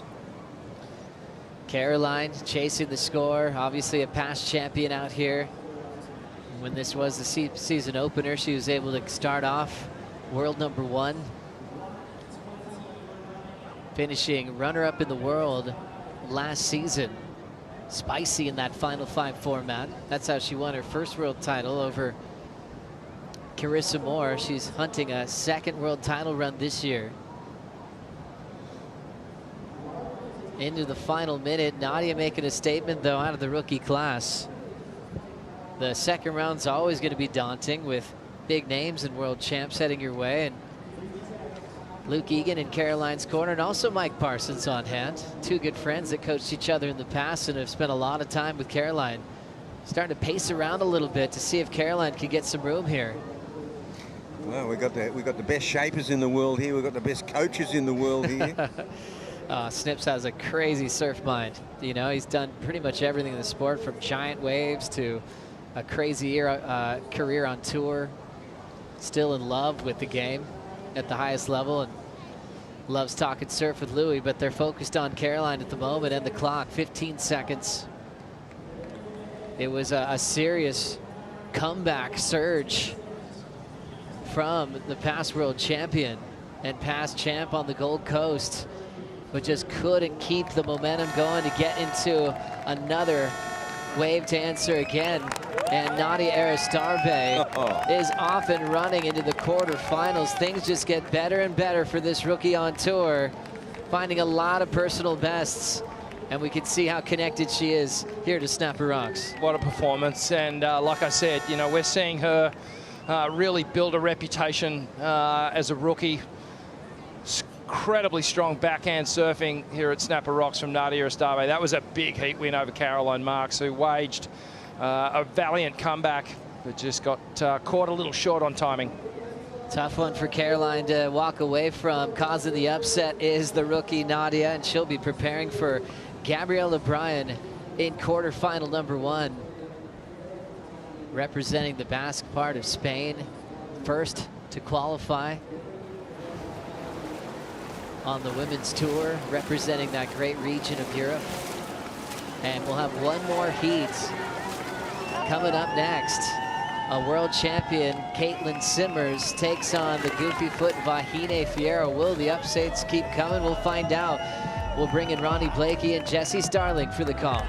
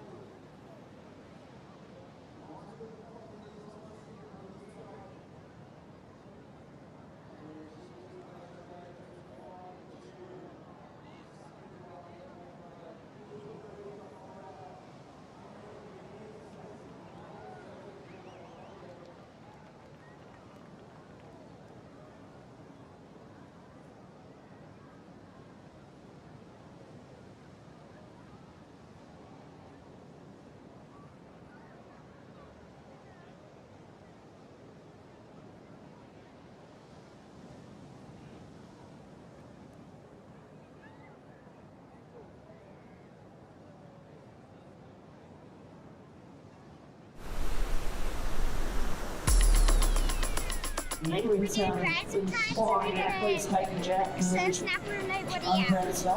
get any better. I'm on a new wave, I got a new weave, I got a 10-step skincare routine. I hear you ask where I've been. This is like the Grom Mecca of the world, for sure. Nails, I got new teeth. The waves are firing, it's like 3 to 4 foot pumping behind the rock. The trick is you want to get the grow up.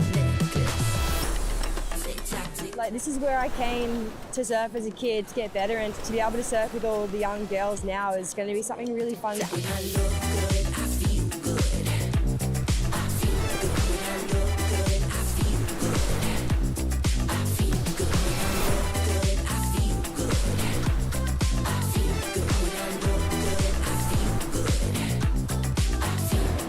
Who's got a question? How do you deal with losing? That's a really deep and good question.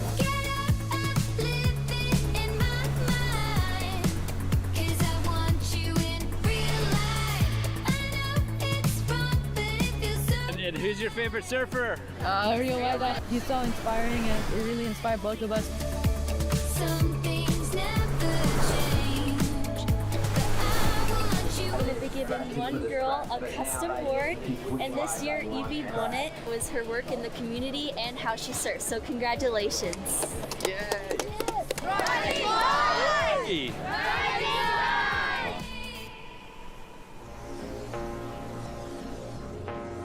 We absolutely love to see another successful edition of Rising Tides here at Snapper Rocks. The Groms getting the opportunity to hit the lineup with the world's best, and what a treat for one of those lucky girls getting a custom board from Biolis, thanks to Erin Brooks. Ronnie Blakey with Jessie Starling. We've arrived at this last heat of the day, and it couldn't finish with a better matchup. I'm loving the ladies in the water right now. Katie Simmers taking on Vahine, who was easily one of the standouts yesterday. Let's see if she can keep that form alive. Here she goes. The backhand has been on fire, dropping excellent scores, and she'll need them against Katie, who's got a great read on this location and won the event here at Snapper Rocks as a Challenger Series contest when she was just a Grom.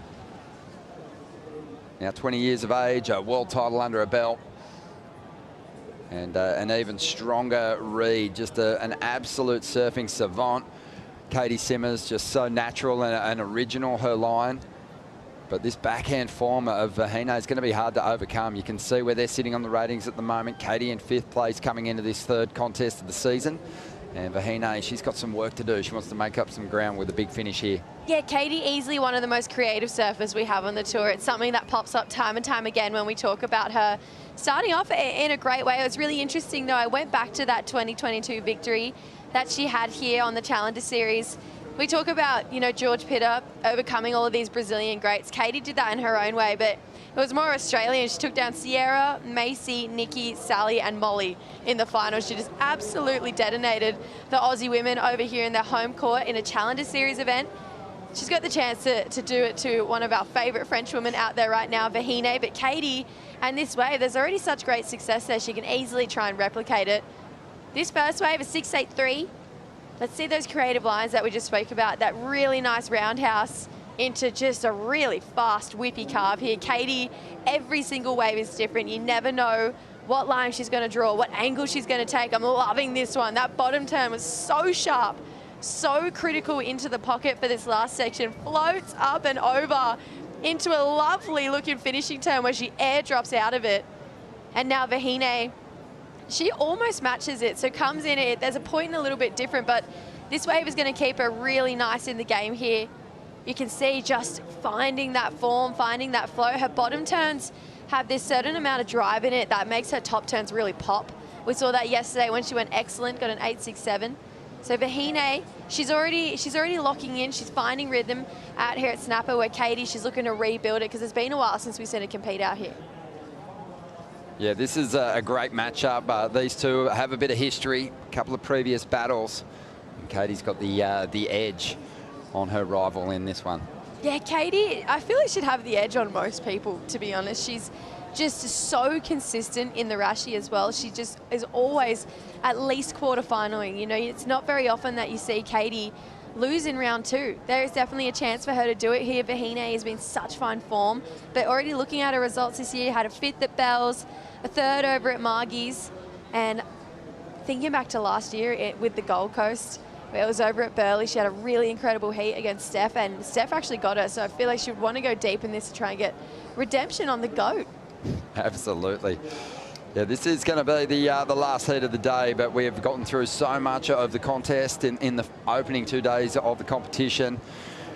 And we have just seen another big upset, you'd have to call it, Vaughan. Nadia Aristabe going excellent against Caroline Marks. We'll get down to Vaughan in just a moment. Just quickly, let's see what Vahine can deliver on this ride. 5.17 on her opener, and a little bit of foam on the face to deal with. She's going to stick with it, though. There's those bottom turns that Jessie was speaking about just a moment ago, just the way she holds that line off the bottom to size up her options and just identify what kind of move she wants to go for in the pocket there. 26.5 minutes to go. Let's check in with Vaughan and the winner of the last heat, and then we'll see some replays.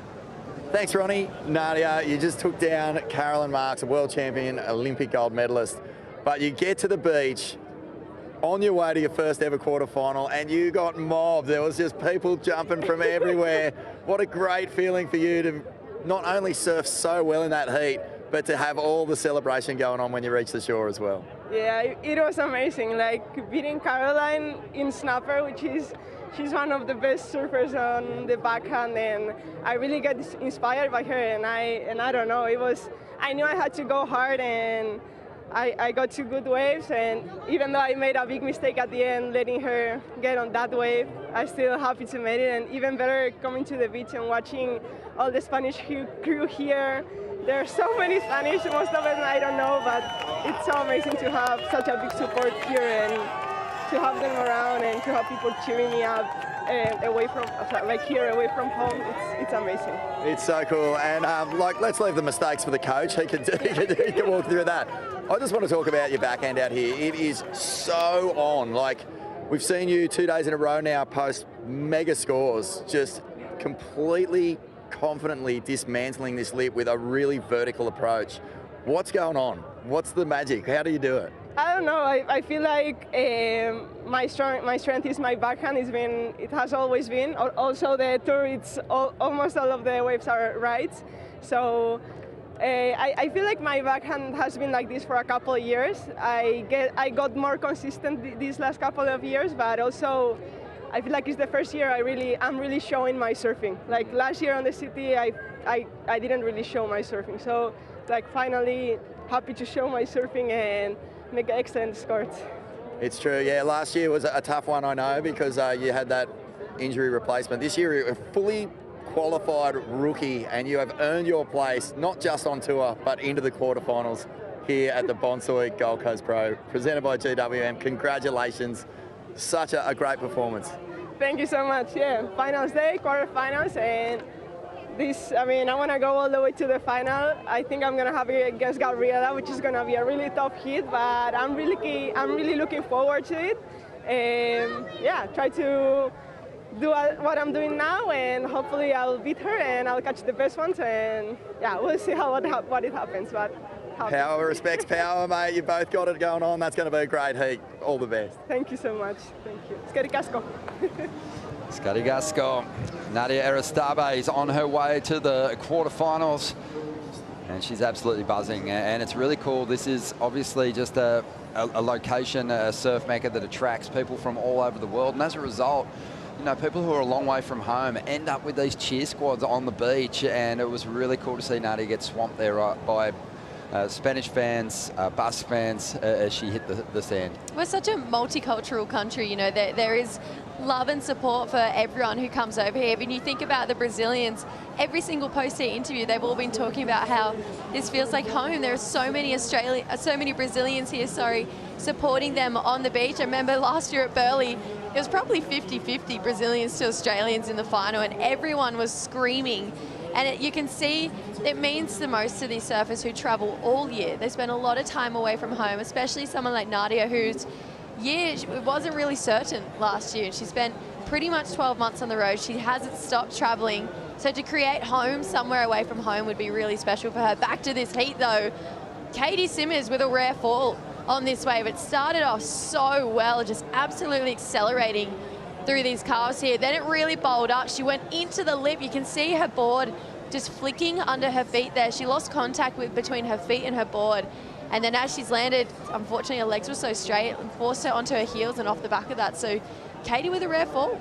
Such an original though, Katie. I mean, we're going to see contrasting approaches here, obviously with Vahine on the backhand looking to square up and getting those critical turns in. But for me, it's the moves that Katie does between her major turns that make her so special.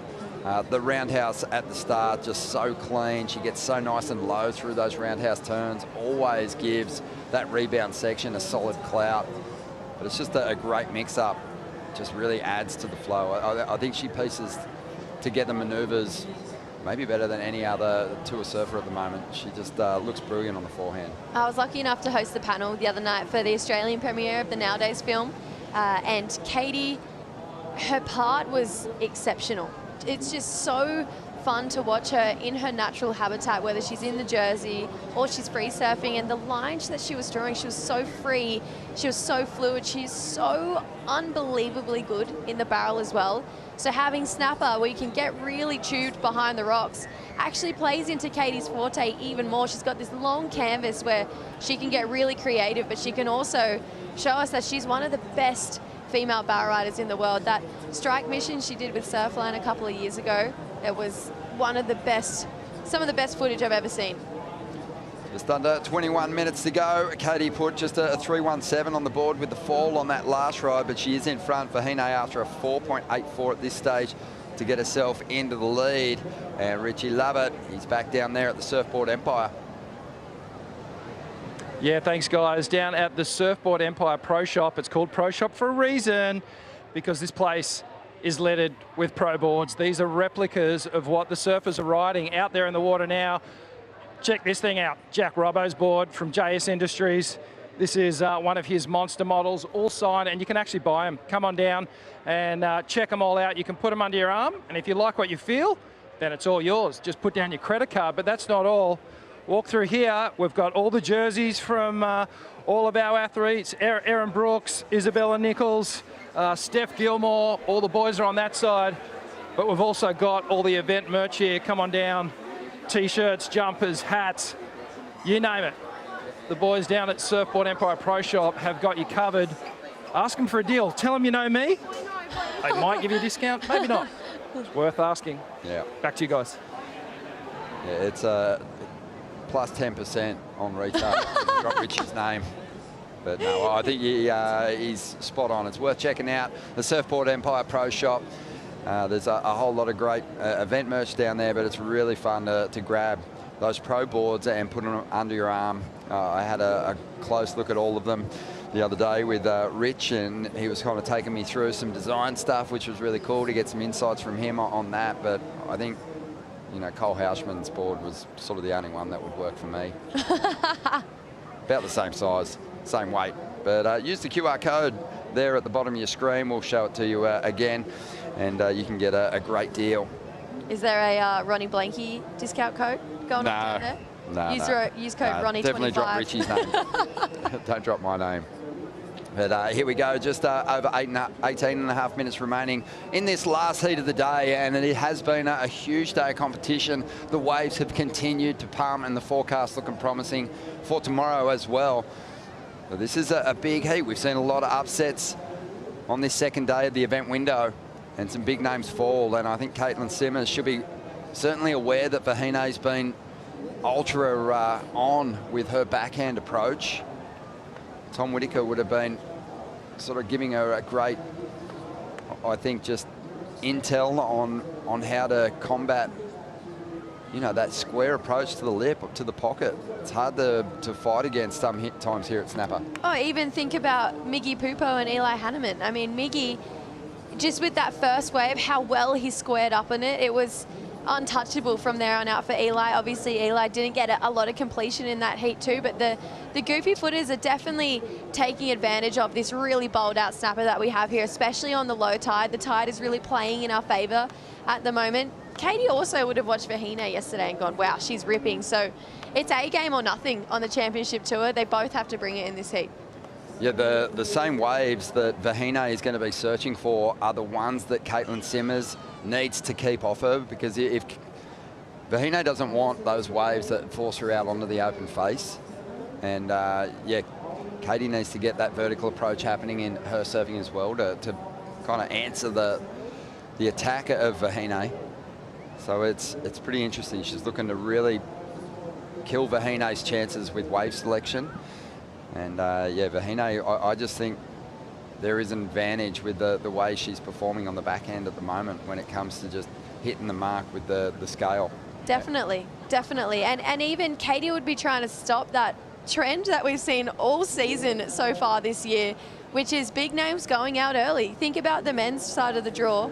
Griffin Colapinto's out. Crosby's out as well. Caroline Marks is out of competition. It's been a running theme that we've seen, especially in these round two. It is straight, you know, to Raglan if you're not getting through these heats here. So Katie would be looking to put a stop in that, make sure that she's still building. This is a world title year. This is the first time that Katie is competing in a year where consistency really counts for the entirety of the year. There's no cut, and then a smaller, refined group of women past the season date. So Katie, she's got to stay really consistent if she wants to add another world title to her name at the end of the year. 16 minutes to go here, and you know, we've seen a huge crowd turn out in force today. This is one of the real major events on the calendar, and even world-class athletes turning up to watch the world's best do their thing, Vaughn. That's right, Ronnie. I'm down here with the Broncos premiership winning halfback or hooker. What were you playing in the grand final? Played a bit of both. That's right. It's Ben Hunt, Queensland Origin legend, of course, representing Australia. Mate, welcome down to the comp. You were saying you're a bit of a bush head.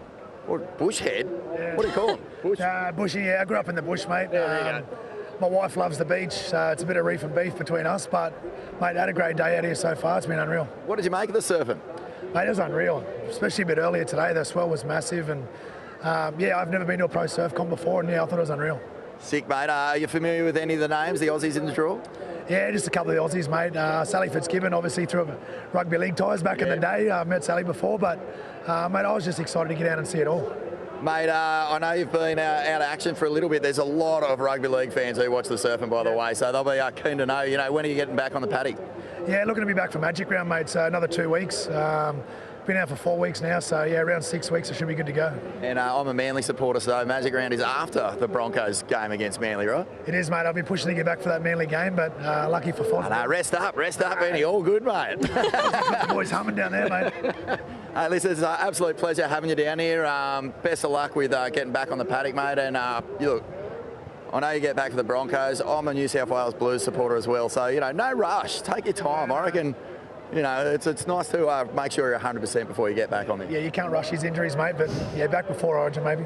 Good on you, mate. Thanks for coming down. Thanks, mate. Appreciate it. Ben Hunt, well, he has, I think, broken our hearts as New South Wales supporters over the years. He's been an absolute superstar and recovering from injury, and what a better way to spend a Saturday afternoon than to getting down here to Snapper Rocks and seeing the world's best, getting behind some of those Queenslanders left in this draw. And as he said, you know, really fun for people to rock up and check out an event for the first time and see world-class surfing. You're so close to the action here. It's awesome. I know we're currently in Queensland, but go the Blues. No, it's pretty cool to see just all the celebs coming down. I saw Chris Hemsworth down here. I was freaking out about it. I was like, what? He's down here checking out all the action. And I was chatting to a lot of the competitors today and a lot of people who've been in the industry for a really long time.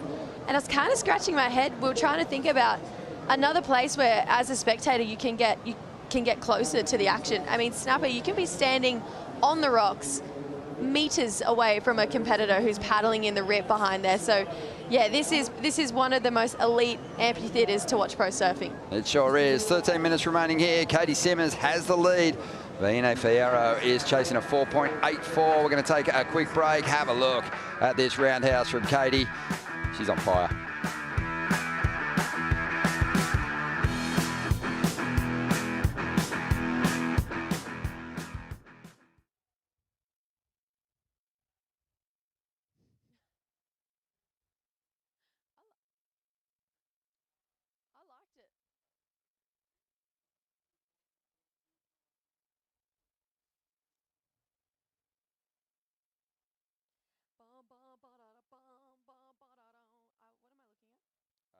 up. You know what the best thing ever is? Is that I've put in a request for Mum's cooking tonight, and Mum's making my favourite meal.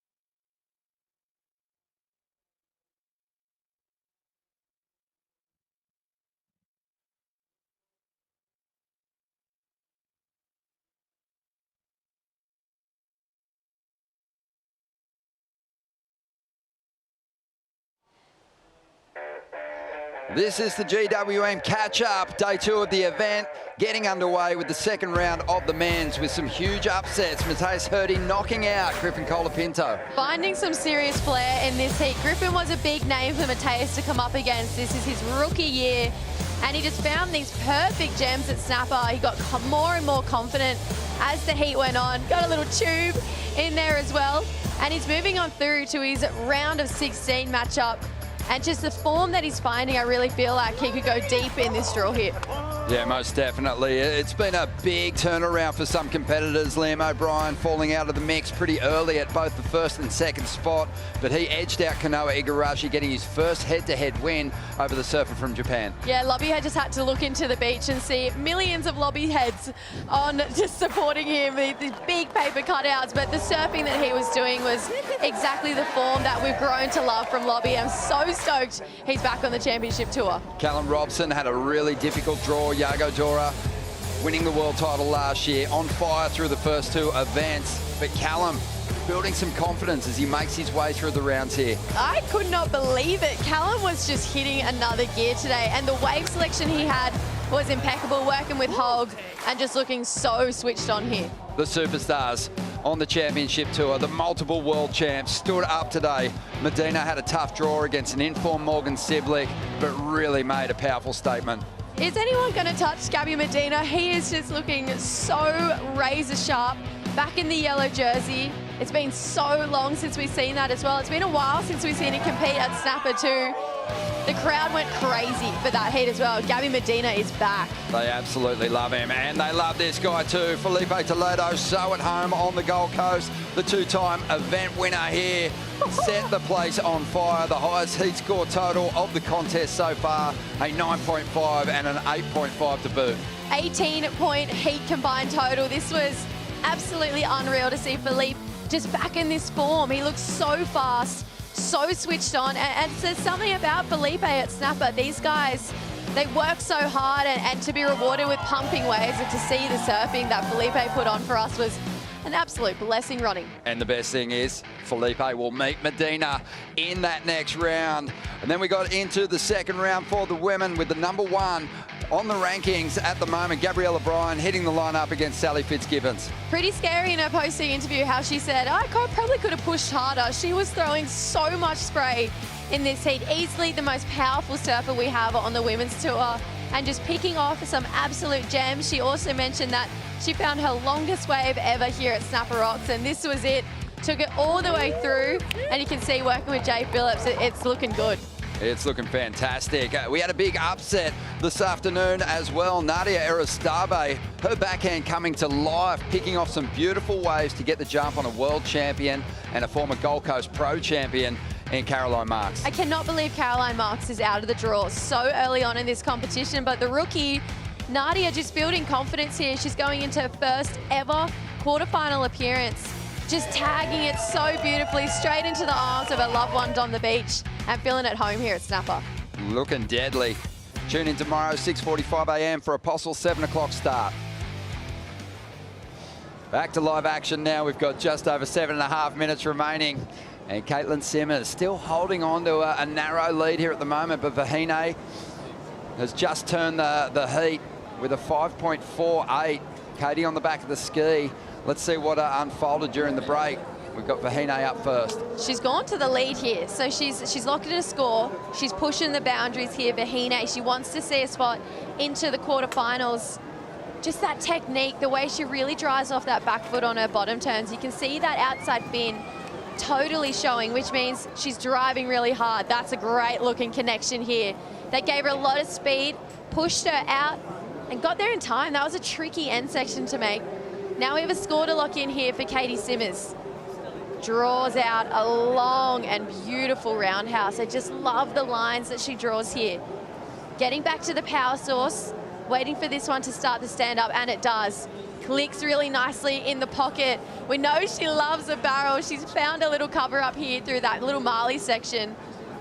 Just, puts a bit of extra spice into that down carve there. This one, it went all the way through. There's that trademark layback that Katie Simmers has made us all fall in love with, and there you go, back in the lead. Yeah, it's a solid score, a 7.48. Pretty impressive stuff.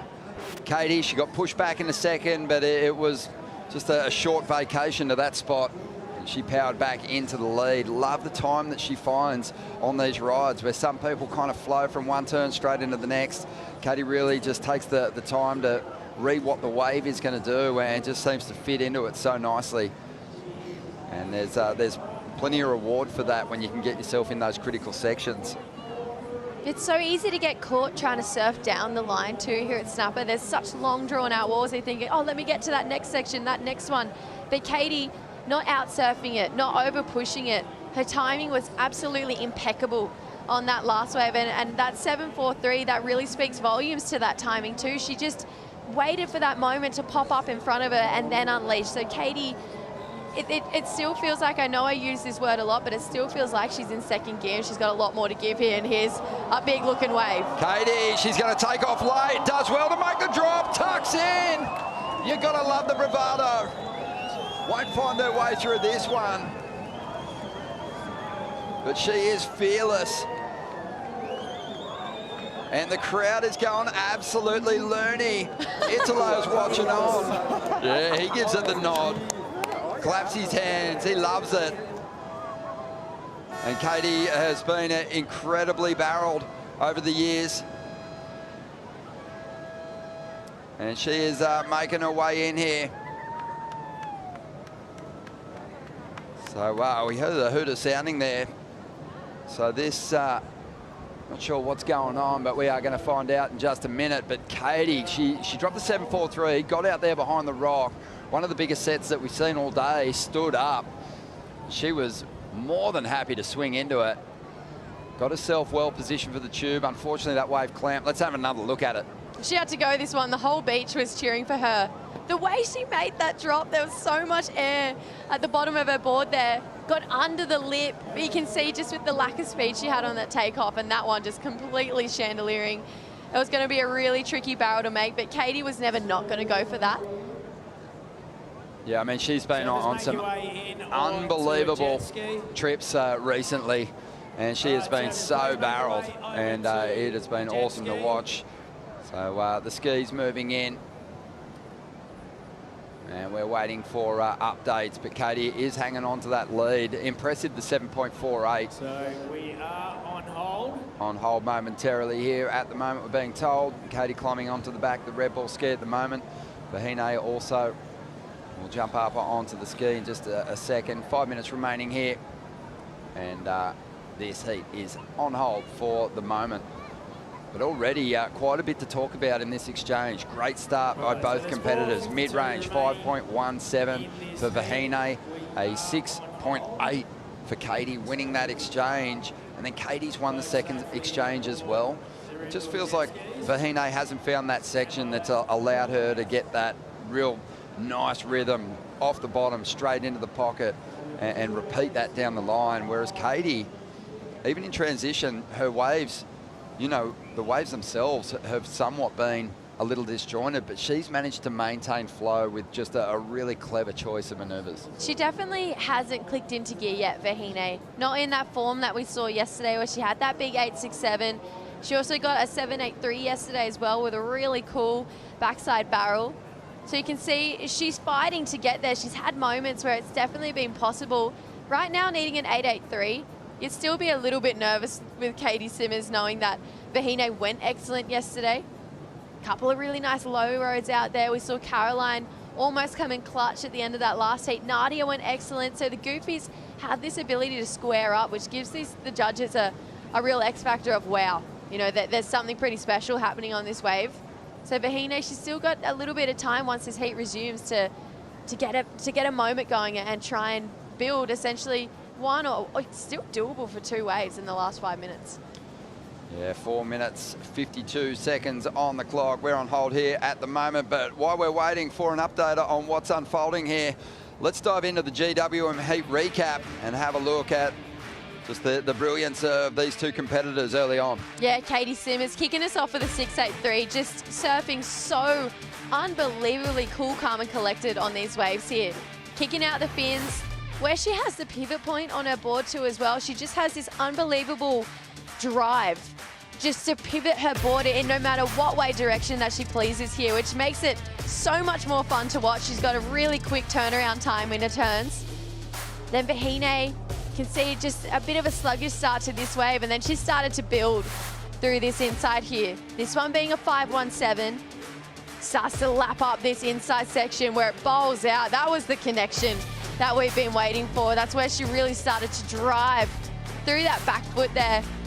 And then Katie came through. She was actually on the back foot at this point here. She needed a score to go back up into the lead, and this was quite the way to answer back. A 7.43. Gave us a couple calves to think about at the start here, and now you can see it just completely bowling out. Katie tucking in, finding some shade. That board looking like it's got a little bit of extra length in it as well, and throwing it around like it's a 20 out there for Katie. Came through, laid into a really big end section slam there. So Katie currently with the lead. Less than 5 minutes to go. She gets another opportunity. It easily could be shut down. Yeah, for sure. She's been experimenting with some different equipment in the lead up to this season getting underway, and you know, just looking for a refreshing feel in her surfing. I'm really enjoying what Katie's putting together out here at the moment. Vahine's got to make a move soon. She'd love to just have a lesser requirement to chase down in the final stages here, but more often than not, you know, there's only been a couple of times in the event that someone's been able to turn around the momentum in the final 5 minutes with 2 rides. My mind goes back to Ethan Ewing, who was being pushed by Rio Aida, and in the final 5.5 minutes dropped 2 big scores to get himself into a great spot. It's fun to see Ethan starting to find form as well, you know, just because we spoke about it in the Dawn Patrol. It has been a really sleepy start for Ethan Ewing, and we wanted to see that form that we've just grown to be obsessed with, to be honest. Those really sharp calves that he has into those explosive Rios. He finally started to find that form again today. So unfortunately, Rio going out, that was a hit to my fantasy team, but Ethan starting to find that rhythm. Yeah, looking good. As our competitors out there in the lineup, an update coming through from the Office of Tours and Competitions. We placed the event on hold. 4 minutes, 52 seconds remaining after a shark was spotted in the competition zone. So that kicked in that immediate hold. So we got the surfers up on the back of the skis, monitoring the situation at the moment. And once things are clear and the safety team confirms it, we'll get the competition hopefully back underway this afternoon. But the Water Patrol team quickly on the scene to get our surfers up out of the water, and yeah, we'll just hopefully wait for this area to clear and get things back underway. Big heat on the line here. Katie, she's been strong through the opening stages of the event. She'd love to get herself a victory and continue her climb up the ratings. Had a quarterfinal finish down at Bell's, 3rd place finish in WA. And Vahine looking for her first finals appearance this year. Vahine's had success in Australia before, thinking back to her World Junior title campaign where she got to bring that home in 2017. She actually won that here in Australia. It was on the South Coast. So she has that winning feeling here already. Obviously that almost 10 years ago. So next year it'll be 10 years since Vahine was the best junior in the world. And she followed that classic trajectory line of of winning a World Juniors, going all the way to the championship tour. So having had already won here before, she would be feeling that she's got a good connection with Australia. Just still trying to find that rhythm just a little bit more in the competitive jersey on the high stage. Yeah, and especially against Katie Simmers, who we mentioned earlier has that 2-0 record over Vahine in championship tour heats. So we are on hold at the moment. We're going to go to a quick break and we'll update you on what's happening on the other side.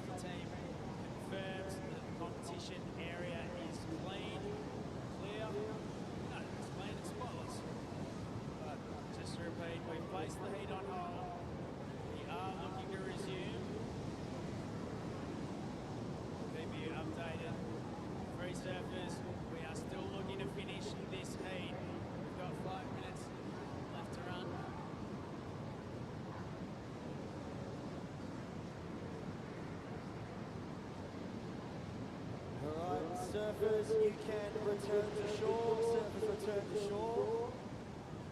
All right, so the official update, updating the last update. We are now done for the day.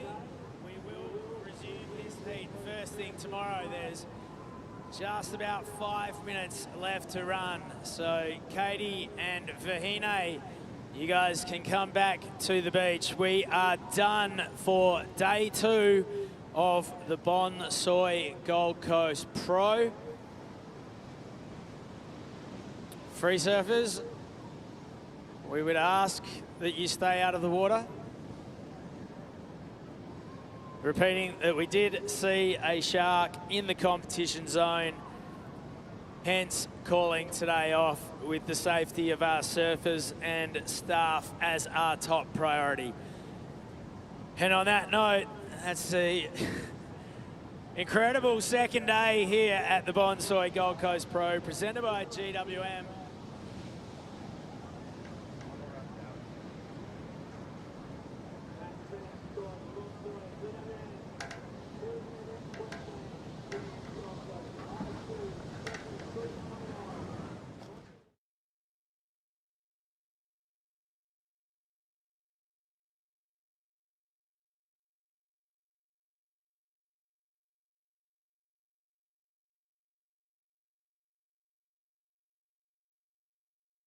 Airstyle.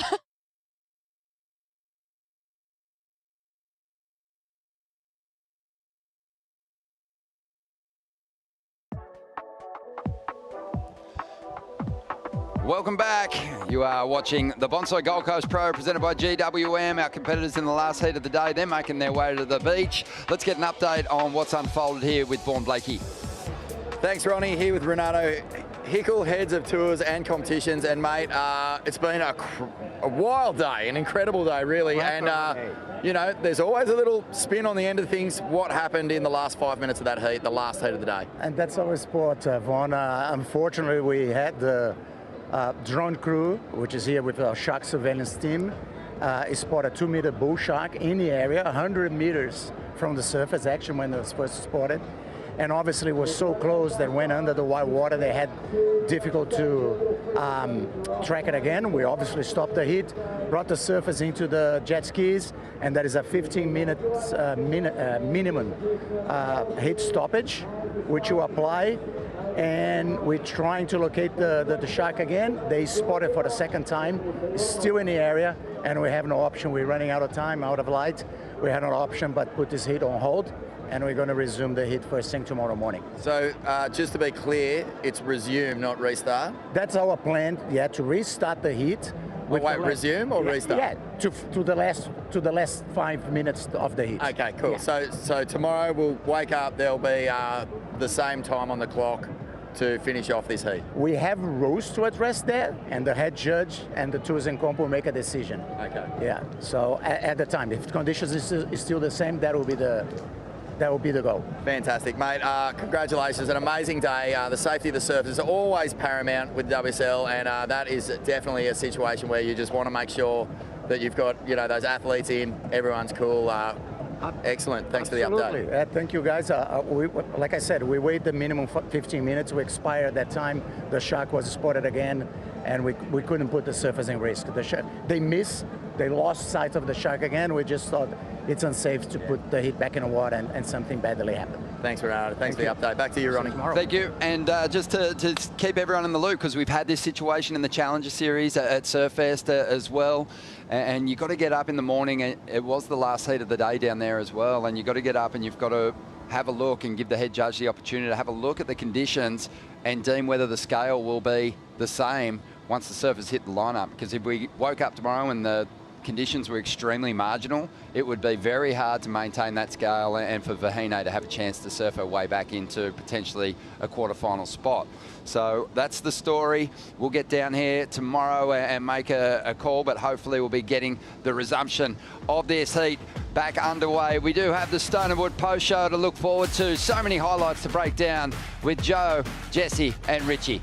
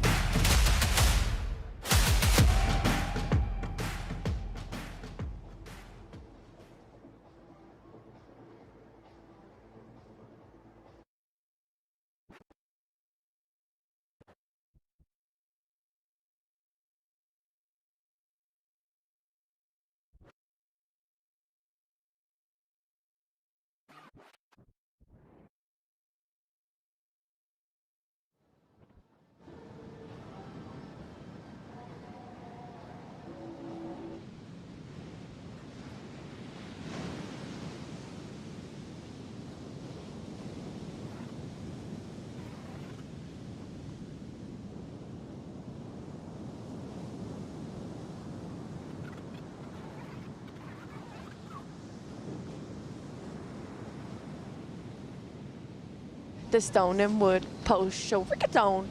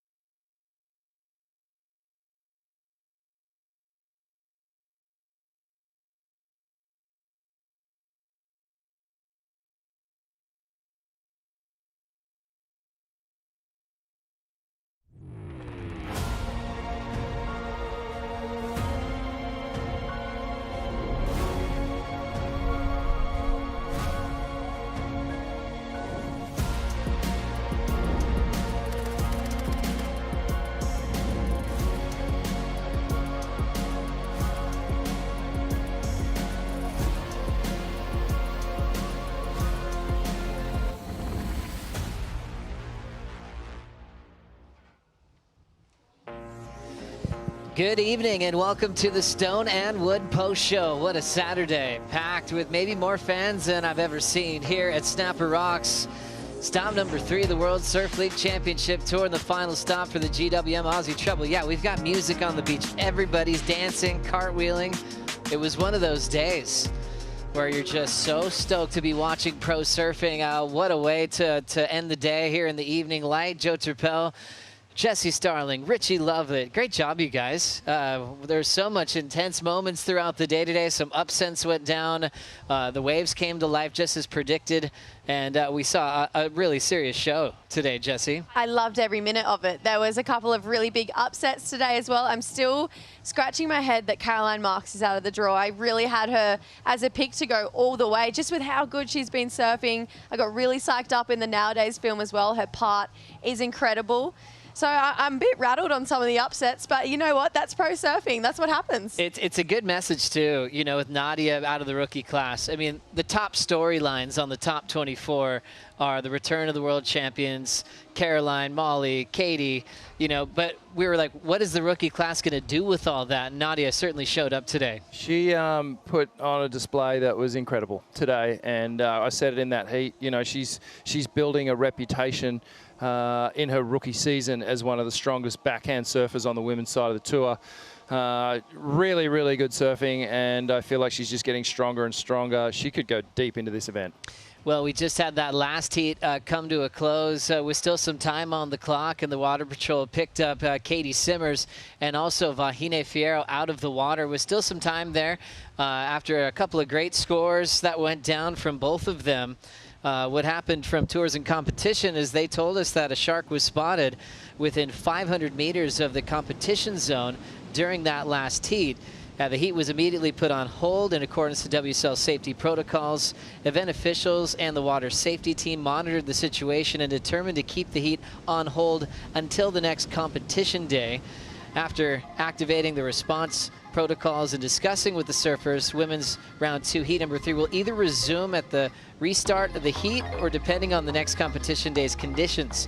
The safety of our surfers and staff remains our top priority, and the next call will be tomorrow morning at 6:30 a.m. for a possible 7:05 start. So we're still waiting to see the official call if we finish up with that remaining minutes on the clock, or if it will be a complete restart, kind of similar to what we saw up in Newcastle in the heat where Cade was winning and then had to start all over the next morning. We'll find out tomorrow morning.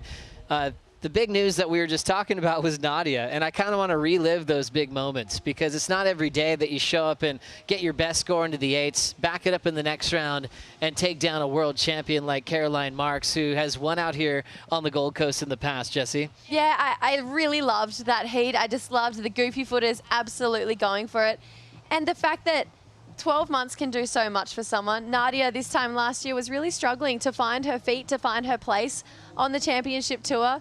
This year she's come back and you can see the confidence, it's glowing out of her. She's smiling. She's got a bigger smile than what we saw last year, and she actually seems to be really enjoying it as well. So Nadia going into the quarterfinals, that's a massive confidence boost for her at this stage in her career. Oh, it's interesting. You know, when you don't feel the belief, but you have the surfing, and your support crew's trying to do everything they can to show you that you believe. But she said she had to qualify and not be a replacement to feel it herself. Here's some of that vision, Rich. Yeah, and she also said that she's been feeling really good about this backhand approach that she's had. She's been working on it for the last couple of seasons, and Snapper Rocks is the perfect canvas to put it on show. And I feel like she's getting the opportunity now in these heats to get some of these better waves that perhaps you don't get in the warm-ups out here, and she's exploring where she can go with it. You know, she's toying with the lip, she's starting to get that little tail drift happening, and it's looking amazing. So yeah, she's going to be really strong. You can see here the form just picking the best waves. Caroline, we can't actually just discredit the fact that she came back so strong. You know, she really waged a good comeback, and I think time just beat her at the end. She was comboed at the halfway mark, Jesse, and really was building towards her comeback here. That really does speak volumes to the world champion surfer she is, to fight back at such a dying stage. But Nadia saying Australia's starting to feel a lot like home for her. There's a lot of Spanish and a lot of Basque people here in her corner, and you can see right running into the arms of her loved ones. And I'm stoked for her, to be honest. I'm all about an underdog story. It's in our blood as Australians to love an underdog. And Nadia, yeah, she's the front runner in that storyline right now. Oh, huge upset, past champ, world champ out of the draw here in round 2. And Caroline was really picking this event to kind of pop back in to that world title conversation. Now with 3 events down in 2026, how surprised are you Caroline's in the position she's in? A complete head scratcher, really, because when we go back to this full season, we don't have the cut anymore. We know how good Caroline is under pressure. I mean, look at the comeback she had today. But to have a full year now, she's going to have to do her best, Griffin Colapinto, and turn this around pretty quickly. Obviously, Griffin with a really horrible start at the last year and then went on to be second in the world, came so close to his maiden world title. Caroline's going to have to take a leaf out of his book because this is definitely not the start she's looking for. And she's always been leaning on her backhand abilities, you know, but now heading to Raglan as a goofy footer, that should give her some excitement to kind of switch gears and hop to a fresh event. She's so strong on the forehand. We've seen it, you know, at places like lowers left and other breaks where she can just perform so beautifully. Being the goofy footer, I think Raglan's going to suit her. The problem here is that, you know, in the last few years we've done Final 5 and, you know, you just got to get into that top 5 and then everything kind of gets sort of cleared and you have the opportunity to win the world title. It's accumulative now. She's got to do the work, and each time she dips out early, you know, that those bad results, you've really got to offset them with a finals finish or, you know, at least a semi-final finish. So there is pressure starting to build now. She needs to start performing. Well, that was a situation of last year's world runner-up going down to a rookie. We saw the same situation go down on the men's side. Rookie on tour, Matthias Hurdy, taking on last year's world runner-up Griffin Colapinto, both with the same ability to have big, high performance, spontaneous combinations of turns at snapper. And Matthias kept heating up, one of the biggest heat wins of his career. Still, another head scratcher. I cannot believe Griffin Colapinto is out of the draw, but Matthias just found a flow that we've never seen before from him, not on the Championship Tour stage. He's usually had a couple of decision makes that I haven't fully been convinced with, but this heat, it was so perfect. No notes from Matthias Hurdy. He put risk in his surfing. He had great wave selection. He played priority really well, and he outdid world number 2 last year. Griffin had a beautiful fight back. I mean, you can see how good his surfing is, just where he's at this year, and he's definitely someone that you think is going to be in world title contention at the end of the year. But Matthias ruffling some feathers. I had a chat to him after his heat. I said, you fell on an opening wave where you went for an air reverse on a really lippy section. I said, if you had made it, that would have been a big score. And he goes, you wait till tomorrow. So Matthias, he's ready. He's ready to be back in the jersey.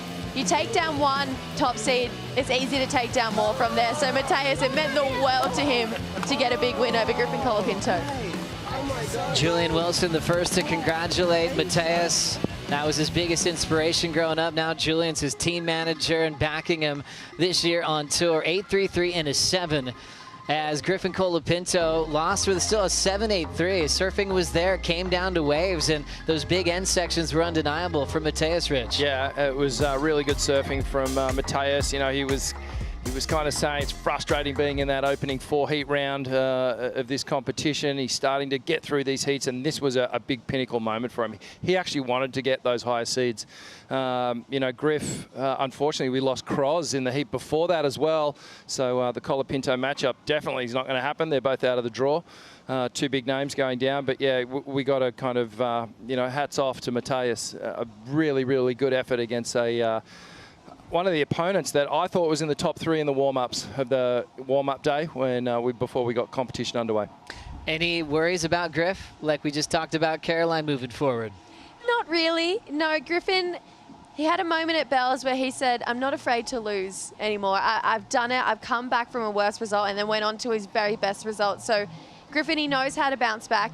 He knows how to stay calm and to use his amazing headspace to his advantage. So I'm not worried. Not at this point. If we went a couple events with this, maybe I'd start to go, oh no. But at this point, no. There we go. Now we lead to our Boost Mobile heat of the day today. Hard to pick with the waves we had today, but we had a big Aussie crowd back in this, man. There was a lot of heads floating around the audience for Liam O'Brien as he took on Kanoa Igarashi. They've had some fiery battles in the past, Rich. Yeah, they sure have. And, well, Kanoa had got the jump on Liam on every single one of those heats.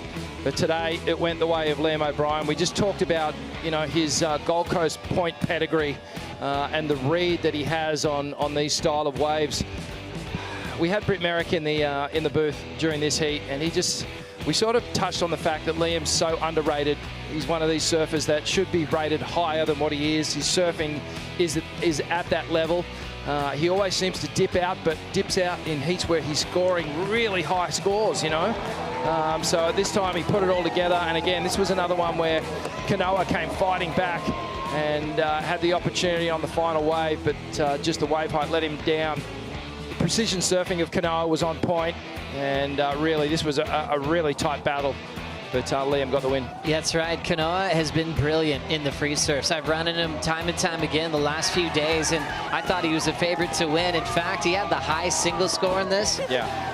But the lob mob on the beach was too hard to deal with today. The lob mob, that is such a good name for it. Like, I completely agree with you, Joe. I would say that Kanoa's in world title form. It's the best I've ever seen him, but Lobby, he's just so good at this part of the woods, at this part of the world.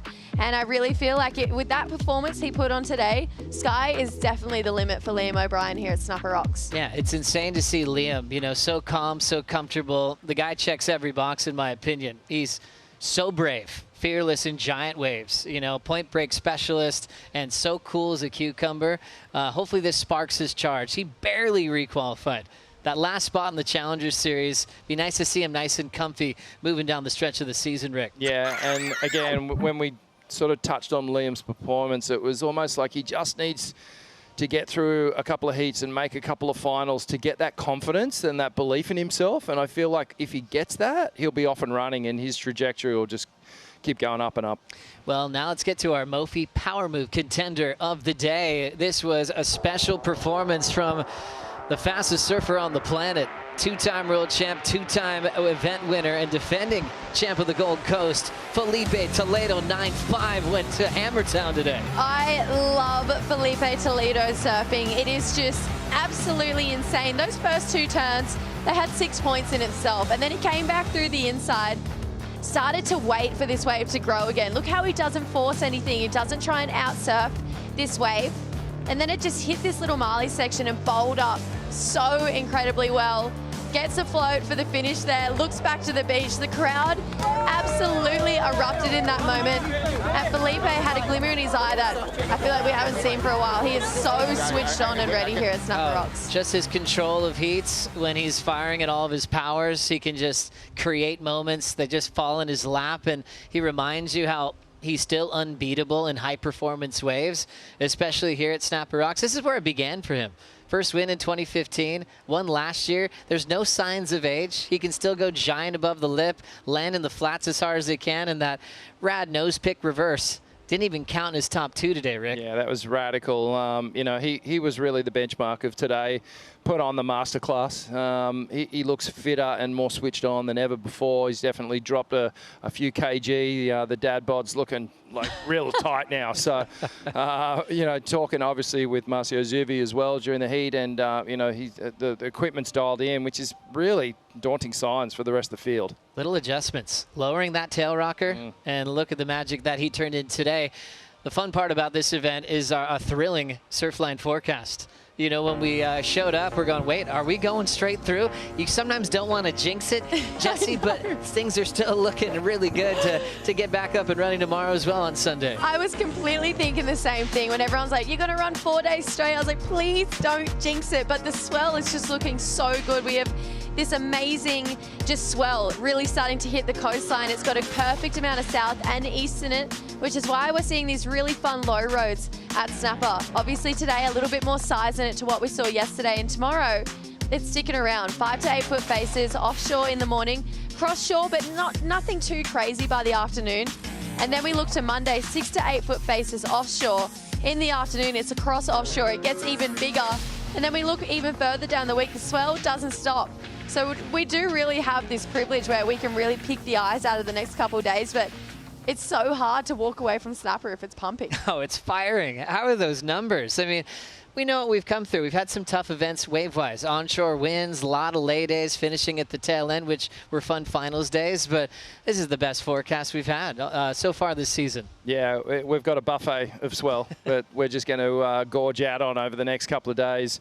And I think the wind's going to be more of a factor tomorrow. I think it's going to be better today. We had a lot of those squalls come through, as Rab was alluding to.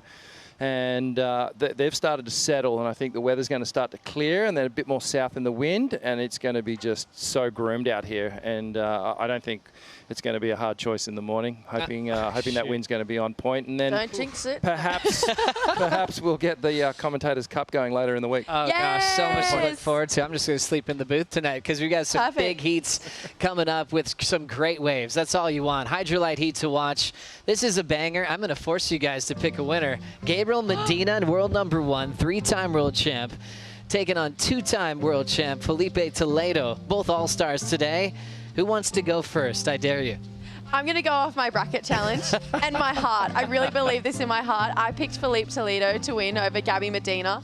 I actually picked Felipe to go all the way to the semi-finals in my bracket challenge. So tomorrow, I'm going to go with Felipe Toledo taking it over Gabby Medina. Whoa. There we go. That's a big one. That's upsetting world number 1. Richie, are you on the same side there? I don't know. I'm kind of getting full moon vibes trying to pick a winner here. I'm going to actually flip the little Mophie battery. Circle's going to be Gabrielle. The back's going to be Felipe. Circle, Gabrielle. Okay, he just flipped it. So yeah, I mean, so it is a Mophie power toss, is what you're saying. I tossed the Mophie power battery. That's kind of like sitting on the fence a little bit. Yeah, well, right? I wanted to sit on the fence. Yeah. I thought, what do I do here? I just flipped it. You don't sit on the fence. No, well, we got the result. Gabrielle. You know what? I didn't know you were going to turn it on me, but... yeah, Joe, what are you doing? What do you think? It's just the mojo of Medina is scary right now. There's an aura about him. I honestly feels like he starts off the heat winning before a wave's caught. He's still carrying that kind of energy. It's that hard to pick, though. I think surf fans are winning to have this matchup. I can't believe it's this early in the event. We've got another Hydrolite heat to watch. More pressure on you guys. Get ready. Betty Lou Sakura Johnson made a statement before the season started. She's like, how are you guys going to handle the legends coming back? She's like, I'm going to smoke them. You know, the next clip, she started cracking up, but she's ready for it. And for Gilmore, this is her stage. I cannot believe I'm about to do this. Like, I cannot believe I'm about to say what I'm going to say, but I'm picking Betty Lou. Oh, that's big. She's just surfing so big and so strong and really, really, really fast too. Her equipment looks amazing. Steph has forever been my favorite surfer, but I just think Betty Lou is going to have the edge. And she's got to back up the fire that she was sending to the legends at the start of the season. She's going to be going all out. What about you, Richie? Are you going to flip the Mophie thing again? I'm actually going to flip it again. Oh, that's so heavy. Okay, circle for the goat. That is so heavy. Stand for Betty. Here we go. Oh, Betty Lou. Double Betty Lou. Oh, my goodness. Actually, you know what? No, I'll go you flipped Steph. it. You flipped it. I'm kidding. Is it that? It's that hard to pick. What are you doing? Yeah. Yes. You know what? I think it's Steph's time. I think there's something that reinvigorates her when she's home. She's one of those surfers that lifts her performance in front of this audience, which is her community, from government officials to her neighbors that are going to be backing her. You know, 6-time champ, 7 final appearances in this career. I think it's the GOAT's turn to get off and running with some big points. Yeah, I think you might be right. And just chatting to her today, she kind of has a different energy around here for sure. Leaning into Kelly a little bit as well. You know, Kelly's kind of been giving her a couple of tips, and that's pretty scary. It's crazy. We've just arrived at the BioGland Daily Dose. Biggest moments of the day today, starting at number 5 on the list. Great to see a Queenslander get some resurgence today and some fire here at Snapper, throwing down an 8.17. I'm really stoked that Ethan found his flair. He really needed to make a comeback against Rio as well. His back was up against the ropes. I just love the way Ethan Ewing surfs, and he's surfing on this wave. It's such an entertaining thing to watch here. And getting this one so late in the heat, he really did keep us on our toes here. So Ethan just surfing so unbelievably well, and I cannot believe he claimed. I don't know if we've ever seen that before. That was a first for me. I loved it. Number 4 is just the masterful performance of Medina. That power combo of Adriano de Souza as his coach was insane to watch today. 8s or 8s for Medina, and it was just a really dominating performance from Medina on the backhand. So forceful with each one of his turns. And, you know, we keep saying Medina's back, but he really is. Looks comfortable in the yellow jersey. And we also saw just so many fans arrive at the beach to get a glimpse of the 3-times world champ. Number 3 on the BioGlen Daily Dose goes to Gabrielle O'Brien in the heat with Sally Fitzgibbons. She actually told Vaughn she had more to show on this wave as she threw all the water out of the tank today. I cannot believe she thinks she can push harder. This was crazy. That is so scary for the rest of the field that she said, I probably could have pushed a bit harder. This wave, it hit the bank perfectly. It grew down the line and Gabby folded every section in half. She is so powerful. Undeniably the most powerful surfer on the women's side of the tour. And working with Jay Phillips here, those two obviously had a plan and it worked out in Gabby's favor. Number 2, we saw the Rail Wizard, as Tanner Gudauskas named him today. Jake Marshall was excellent with an 8.83 on the opening ride, Rick. Yeah, and we've seen shades of this from Jake Marshall down at Bells, scoring really highly. And these style of waves just suits Jake's surfing so well. Another one of these precision surfers, quite tall and lanky, but he's got such a great way of performing on the waves. Tucks that back leg in and just scintillating all the way down the line, keeping all that speed. And he had a hard heat up against Crosby Colapinto. Big heat win for Jake Marshall. And then number 1 on the BioGlen Daily Dose, Felipe Toledo goes bang at 9.585. 18-point combined total. This is exactly what I love about pro surfing. Just the best in the world doing their thing on absolute pumping waves, drift the fins, up and over that section. The thing I love most about Felipe, I mentioned it earlier in the Stone and Wood post show, is just he's not trying to outrush this wave. He's not trying to out-surf it either. He's just attacking every moment that presents itself to him. And Felipe getting such a hefty total so early on and finding the form that he's found as well only in round 2. I really do feel like it's only up from here. That turn was insane. It threw so much water out the back, came all the way through the inside and just gave the fans something to scream about. This wave was the highest wave score of the day, and going 18 points in round 2 is really setting a pretty large statement for the rest of the field that he means business here. Oh, it's absolutely enormous. It's the 4th time that he's had an 18-plus total on the Gold Coast.